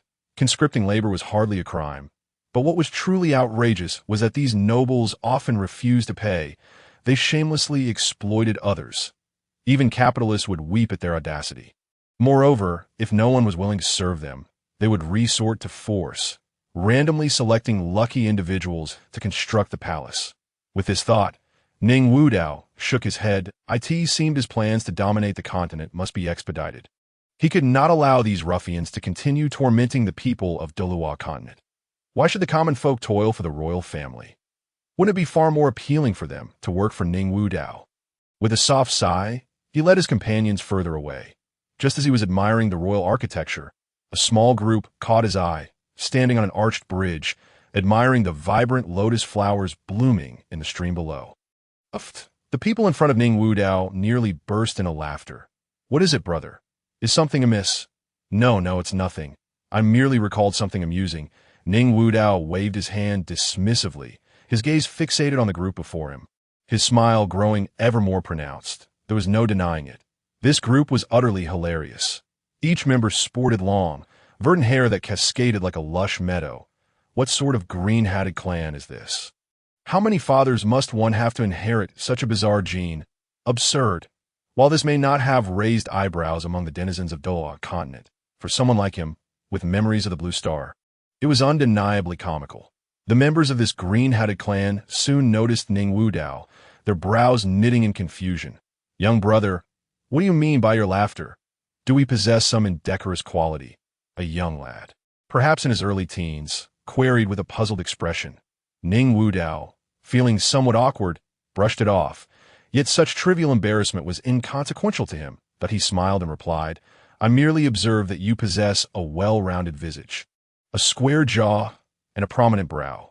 One can only surmise that you are destined for greatness, a rising star in the realm of soul masters, and I could not help but look upon you with admiration. Ning Wudao spoke with a certain smoothness. As the saying goes, those who gain the Tao receive assistance. Those who lose the Tao receive little. There was no profound enmity between them, so there was no need to adopt a confrontational stance. Chapter 74. Divibo. You flatter me, young brother. I see you are the true dragon among men, destined to be a pillar of the soul master community. You too have come to attend the banquet hosted by the third princess. I presume you appear somewhat unfamiliar. You must not be from around Tiando City. It would be a delight for us to meet. How about visiting my home after the banquet? The young green-hatted lad beamed at Ning Wudao's compliment and quickly extended an invitation. Finding a kindred spirit is rare. You, with your handsome visage and charming words, surely many would wish to befriend you. Your discernment is remarkable. However, I am indeed not from Tiando City. As for visiting, let's save that for another time. After the banquet, I must return to my sect with an elder and cannot keep them waiting. Ning Wudao politely declined, recalling that the sword daw was awaiting his return to the sect. He could not afford to delay for several days, lest the elder become overly verbose. Furthermore, he was not particularly familiar with this young green-hatted lad. The young green-hatted lad sighed wistfully at Ning Wudao's words. Ah, very well, young brother. When you have the opportunity next time, you must come to my Douluo family as a guest. It seems we are truly fated to meet. All right, but do not forget who I am and cast me out later. Ha ha! Ning Wudao jested, a flicker of curiosity igniting within him. Douluo, that surname sounds somewhat familiar. Yet after a moment of contemplation, he could not pinpoint the reason, so he decided to dismiss the thought. That cannot be. When you next visit Tiando City, you must seek out the Douluo family and allow me to extend my hospitality. Just mention my name, Douluo Bo, and anyone who dares to disrespect you will find themselves feeding the dogs. The young green-hatted lad insisted, exuding an air of camaraderie. Ning Wudao was momentarily taken aback. He had indeed noted the familiarity of the surname Douluo. So this lad was Douluo Bo. No wonder his hair was so green. With this realization, Ning Wudao regarded the young green-hatted lad with newfound respect. Although Douluo Bo's individual strength may be lacking in the future, as the continent's foremost poison Douluo, his area of effect lethality was unparalleled. Much of the Star Luo Empire's reluctance to challenge the Tiando Empire was due to his influence, fearing he might unleash a deadly toxin. After all, his poison was no ordinary substance. It would be a simple feat for him to poison the capital of the Star Luo Empire. Very well, it is settled then. Ning Wudao quickly regained his composure. Though he had been momentarily astonished, it was hardly more than a fleeting surprise. A mere poisoned Douluo was hardly worthy of his special regard. However, befriending this poisoned Douluo was indeed prudent, for he possessed a legendary treasure located within the Sunset Forest. The ice and fire yin-yang eye. The Sunset Forest was vast, and locating such an artifact would not be easy. Douluo Bo could serve as a valuable lead, and he might even already know the location of the ice and fire yin-yang ey. In any case, having a lead was better than having none. A promise made is a promise kept, the little green hat remarked. Let us proceed to the banquet hall. You may continue without any interruptions to your flower appreciation. With that, Ning Wudao led the group past. A gentleman's friendship is as insipid as water, merely touching upon matters without delving too deep, not due to a lack of affection, but because no profound words are necessary. A mere glance suffices. Just as Ning Wudao brushed past, the system's voice unexpectedly resonated in his mind. Ding! S-Class Genius Douluo Bo detected. Favorability level at 83 points. All right, I get it. I knew it all along. Can we refrain from such after-the-fact notifications in the future? I only received this prompt after I've already departed. Ning Wudao expressed his exasperation, incessantly complaining to the system. Yet, the system remained utterly unresponsive, aggravating Ning Wudao to the brink of cursing. However, he maintained a facade of normalcy in front of others. Otherwise, frequent displays of joy or sorrow might lead them to perceive him as foolish. Ignoring the system, he continued onward with the group towards the banquet hall. Oh no, how careless of me. I completely forgot to inquire about that young man's name. How very hasty of me. Where on earth am I to find him now? Douluo Bo suddenly exclaimed. Not to worry, young master. I once encountered the elder leading their group. He belongs to the Seven Treasures Glazed Tile sect, and that entourage is likely from them. Furthermore, that group is evidently led by a youth, and the lad with whom you just enjoyed a pleasant conversation is most likely the current young master of the Seven Treasures Glazed Tile sect. If we can form an alliance with such a powerful figure, the entire Douluo family will likely no longer have anyone daring to covet your position. The larger green hat interjected, his face alight with joy. What? The young master of the Seven Treasures Glazed Tile sect. Douluo Bo was momentarily stunned. He had merely wished to make a casual acquaintance, yet he found himself entangled with the young master of such a formidable sect. Although the Douluo family was not without strength, they paled in comparison to the vast power of the Seven Treasures Glazed Tile sect, a top-tier force in the continent that even the two great empires regarded with trepidation. After a brief daze, a wave of ecstatic realization surged within him. This was indeed a fortuitous opportunity. Due to the nature of his martial spirit, his father and grandfather had both perished at a young age. While his ancestors had worked tirelessly to establish a significant power, leaving behind a grand family for him. Though this was undoubtedly a blessing, it became a burden for a mere child. How could he command respect within such a large family? Voices calling for his removal from the position of young clan leader had already emerged. Were it not for a few uncles who were on friendly terms with him, he might have been ousted long ago. He had contemplated relinquishing the title of young clan leader, but how could he sever the legacy built by his forebears? Would he not become a historical sinner for his lineage? Yet, he lacked the strength to resist. Now, with a glimmer of hope, if he could befriend the young master of the Seven Treasures glazed tile sect, his position as young clan leader would remain secure. With this thought, an unusual light sparkled in Douluo's eyes. Meanwhile, Ning Wudao and his companions continued their stroll, occasionally pausing to admire the scenery along the path. "Brother Wudao, you finally arrived? I've been waiting for you for several days," a youthful voice called out from ahead, prompting Ning Wudao to instinctively glance forward. Chapter 75. The third princess before him stood a boy of about 5 or 6 years and a burly man whose age was indiscernible, walking side by side. Despite the man's robust stature, his skin appeared remarkably delicate, suggesting he was of a young age. However, his appearance was quite difficult to describe. How can he look so comical? At this rate, how will he ever attract a wife? What girl would be so blind as to take a fancy to such a figure? "Knight, my little brother, what a coincidence to see you here," Ning Wudao replied, recognizing the approaching figures. Indeed, this 5 or 6-year-old boy would become the pathetic emperor poisoned in the future, known as Shui. Their acquaintance was long-standing. After all, one was the prince of the Tiando Empire, and the other the young master of the Seven Treasures glazed tile sect, two heirs of significant factions closely linked. What a coincidence! I was so excited to hear you were coming that I hardly slept for several days. I came early this morning just to wait for you. Is that so? Ha, I'm quite flattered. Ning Wudao rubbed the back of his head. Although relations between the Tiando Empire and the Seven Treasures glazed tile sect were somewhat strained at the moment, his rapport with Shui Yi remained amicable. Furthermore, given the boy's resourcefulness, he could consider supporting him after he dismantled the Tiando Empire. This fellow was quite capable. Although his cultivation talent was lacking, his aptitude for leading forces was commendable.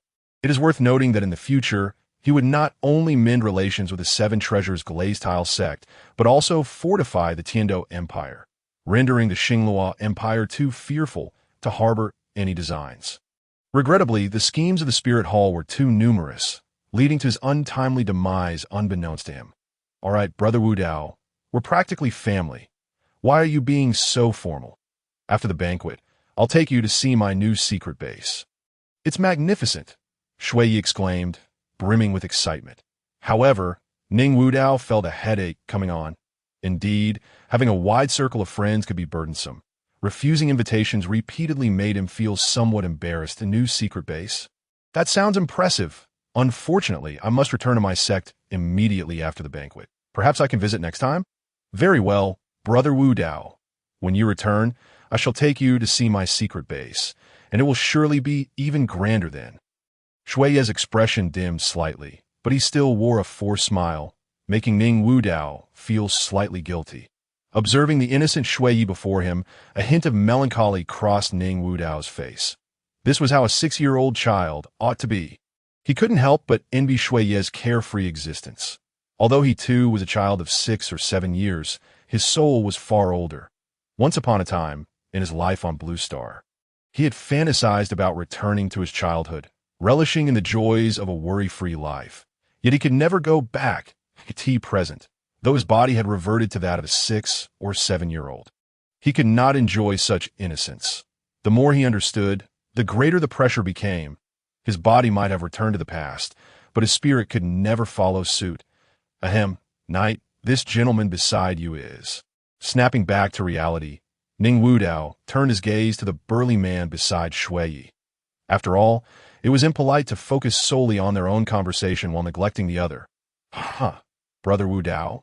Allow me to introduce you. This is my third sister, Shui Yi said with a smile. Upon hearing this, Ning Wudao nodded da.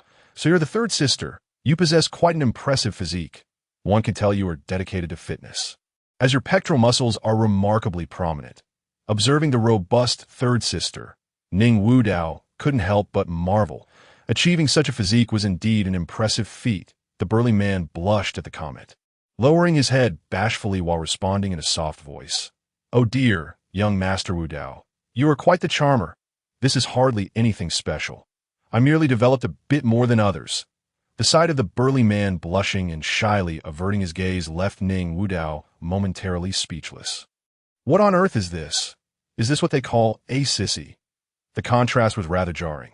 Well, Brother Wu Dao, my third sister is not very eloquent. She gets shy when speaking with others, which is why she's been kept out of the public eye. Heavily protected by my father. Shui Yi sighed slightly, a hint of frustration in his demeanor. On the other hand, Ning Wu Dao was utterly shocked. She's a girl. Moreover, she is the third princess of the martial arts competition. No wonder that when he mentioned his intention to triumph in the contest, that old villain, Jiando Luo, regarded him with such a gaze. That old scoundrel truly infuriates me. Such a significant matter. And he has not even informed him. What if he actually wins? Wouldn't that be disastrous? As for that so-called Hanhai Qingquan Zhao, it can go to hell. He has no need for such a trinket in this circumstance. At worst, after the banquet concludes, he can seize the Hanhai Qingquan Zhao for himself. Victory in the martial arts competition must not be attained. It is imperative that he does not win. One must uphold their integrity. How could that be considered madness? Your father possesses such profound foresight. Since he has acted in this manner, he must have his own intentions. That a smile graced Ning Wu Dao's face as he jested. Is this not profound foresight? This is indeed an exceptional display of cunning. The emperor is clearly scheming his own demise. With this single action, he has thoroughly offended a significant portion of the continent's powers. Could such an effect be achieved without meticulous planning? Alas, profound foresight. My foot? I feel he is merely suffering from senility, entangling himself in matters that yield no benefit whatsoever. I truly cannot comprehend how he ascended to the throne. I have long wanted to topple him from his seat. Honestly, can this emperor still govern?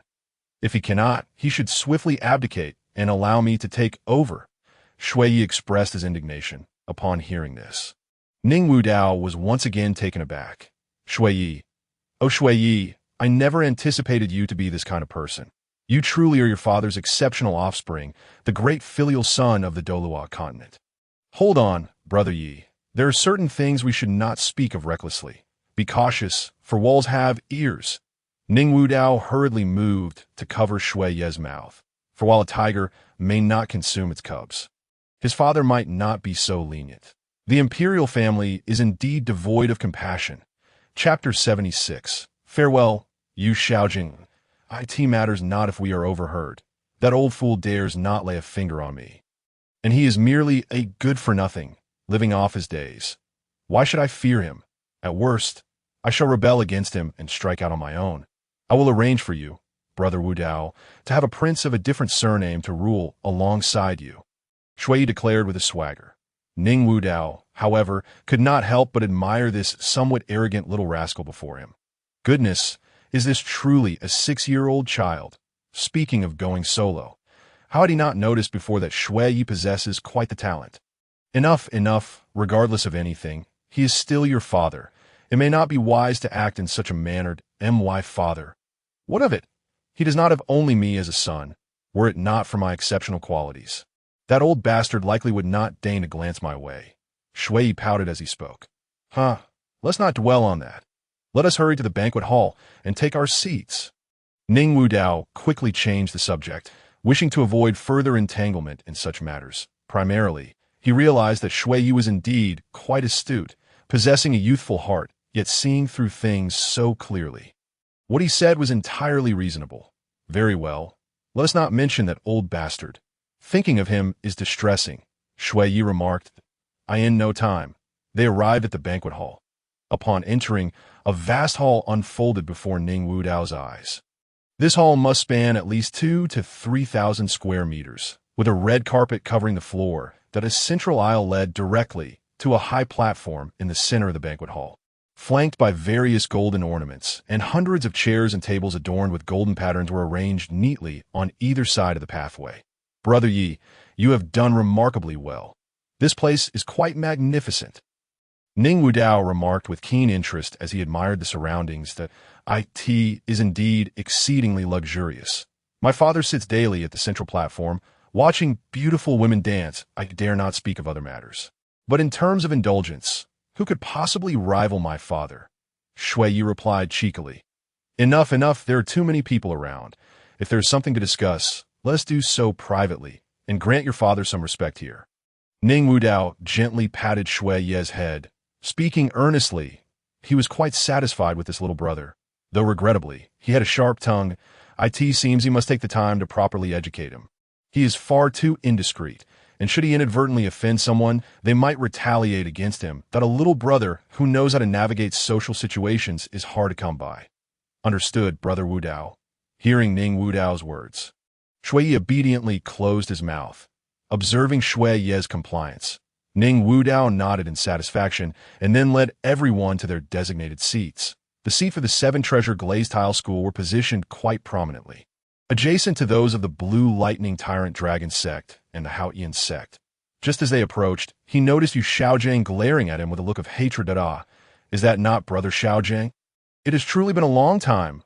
I heard that Brother Xiaojiang was recently, at the entrance of my 7 treasure glazed tile school's hotel, and upon hearing of this incident, I was quite incensed. Subsequently, I severely punished the hotel staff for failing to protect Brother Xiaojiang. What use are they otherwise? Ning Wudao spoke with a sarcastic tone, his eyes glinting with mockery. Upon hearing this, Yu Xiaojiang's face turned a deep shade of purple. He had naturally discerned the sarcasm in Ning Wudao's words, but more importantly, he could confirm one thing. His prized possession had undoubtedly been shattered by Ning Wudao, yet soon after he felt a wave of despair wash over him. What does it matter now? Although he had acquired the legacy of the evil god, this inheritance had yet to translate into his strength. The gentleman avenges himself. 10 years is not too late. He, Yu Xiaojiang, would eventually reclaim this grievance. Yu Xiaojiang thought bitterly, his gaze fixated on Ning Wudao with a hint of madness. Do not pretend to be virtuous with me. You are undoubtedly the orchestrator behind all this. Just wait. I will not let you off the hook, and our conflict is far from over. Yu Xiaojing spat vehemently, casting a heavy atmosphere over the scene, particularly among the disciples of the smaller sects, whose hearts raced anxiously. When gods clash, mortals suffer. They wish to steer clear of this turmoil. So the son of the Blue Lightning Tyrant Dragon sect is quite so arrogant. Is he? What? Do you wish to leverage your status to bully others? I shall not take this blame. I neither provoked nor offended you, and even after your misfortune, I punished those at the hotel on your behalf. Yet this is how you repay me. It seems the Blue Lightning Tyrant Dragon sect is filled with such treacherous individuals. It is utterly disgraceful. Ning Wudao countered with a tone of disdain. Why Yu Xiaojiang was so enraged that his hair almost stood on end, resembling a cornered beast. Indeed, the Blue Lightning Tyrant Dragon sect is filled with treacherous individuals. Just the other day, I witnessed Yu Xiaojiang commit an act of violence in the streets as a soul master, bullying an unarmed young girl. Truly a disgrace to the soul master community. It was his brother who stepped in to rescue the girl. Truly noble, risking enmity with the Blue Lightning Tyrant Dragon sect for her sake, and today it seems he has incurred the wrath of that beast, Yu Xiaojing. Fear not, brother. I, Tang Hao, stand with you. A bystander, Tang Hao, suddenly rose, indignantly addressing the crowd that he had long harbored disdain for Yu Xiaojing. How could that brute lay a hand on such a beautiful girl? Since then, the girl's image had haunted his thoughts, and he now regretted not heeding his brother's advice to intervene on her behalf. If only he had saved her then, what might have been unpleasant images began to surface in Tang Hao's mind.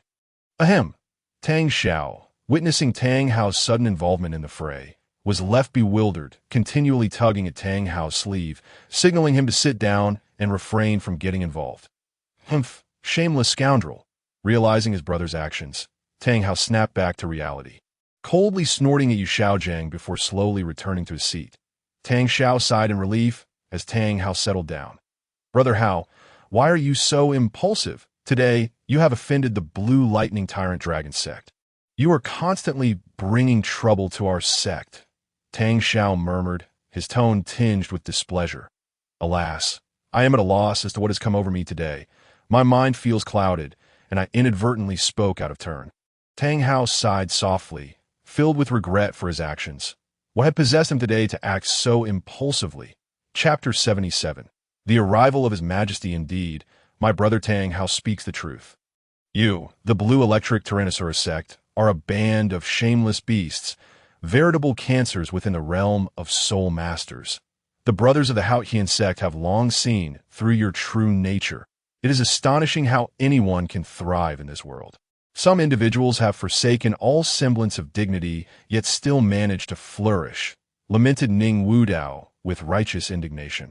With a mere few words, he elevated himself to a moral high ground while dragging the Haotian sect into the mire. This was indeed a masterstroke. Those present sighed in unison, murmuring phrases such as the sun has set on morality and the heart of man has grown cold. Meanwhile, Tang Hao felt a pang of bitterness within.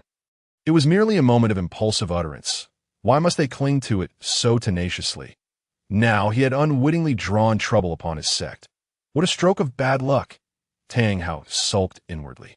You lot of rascals. Very well. I shall remember each of you.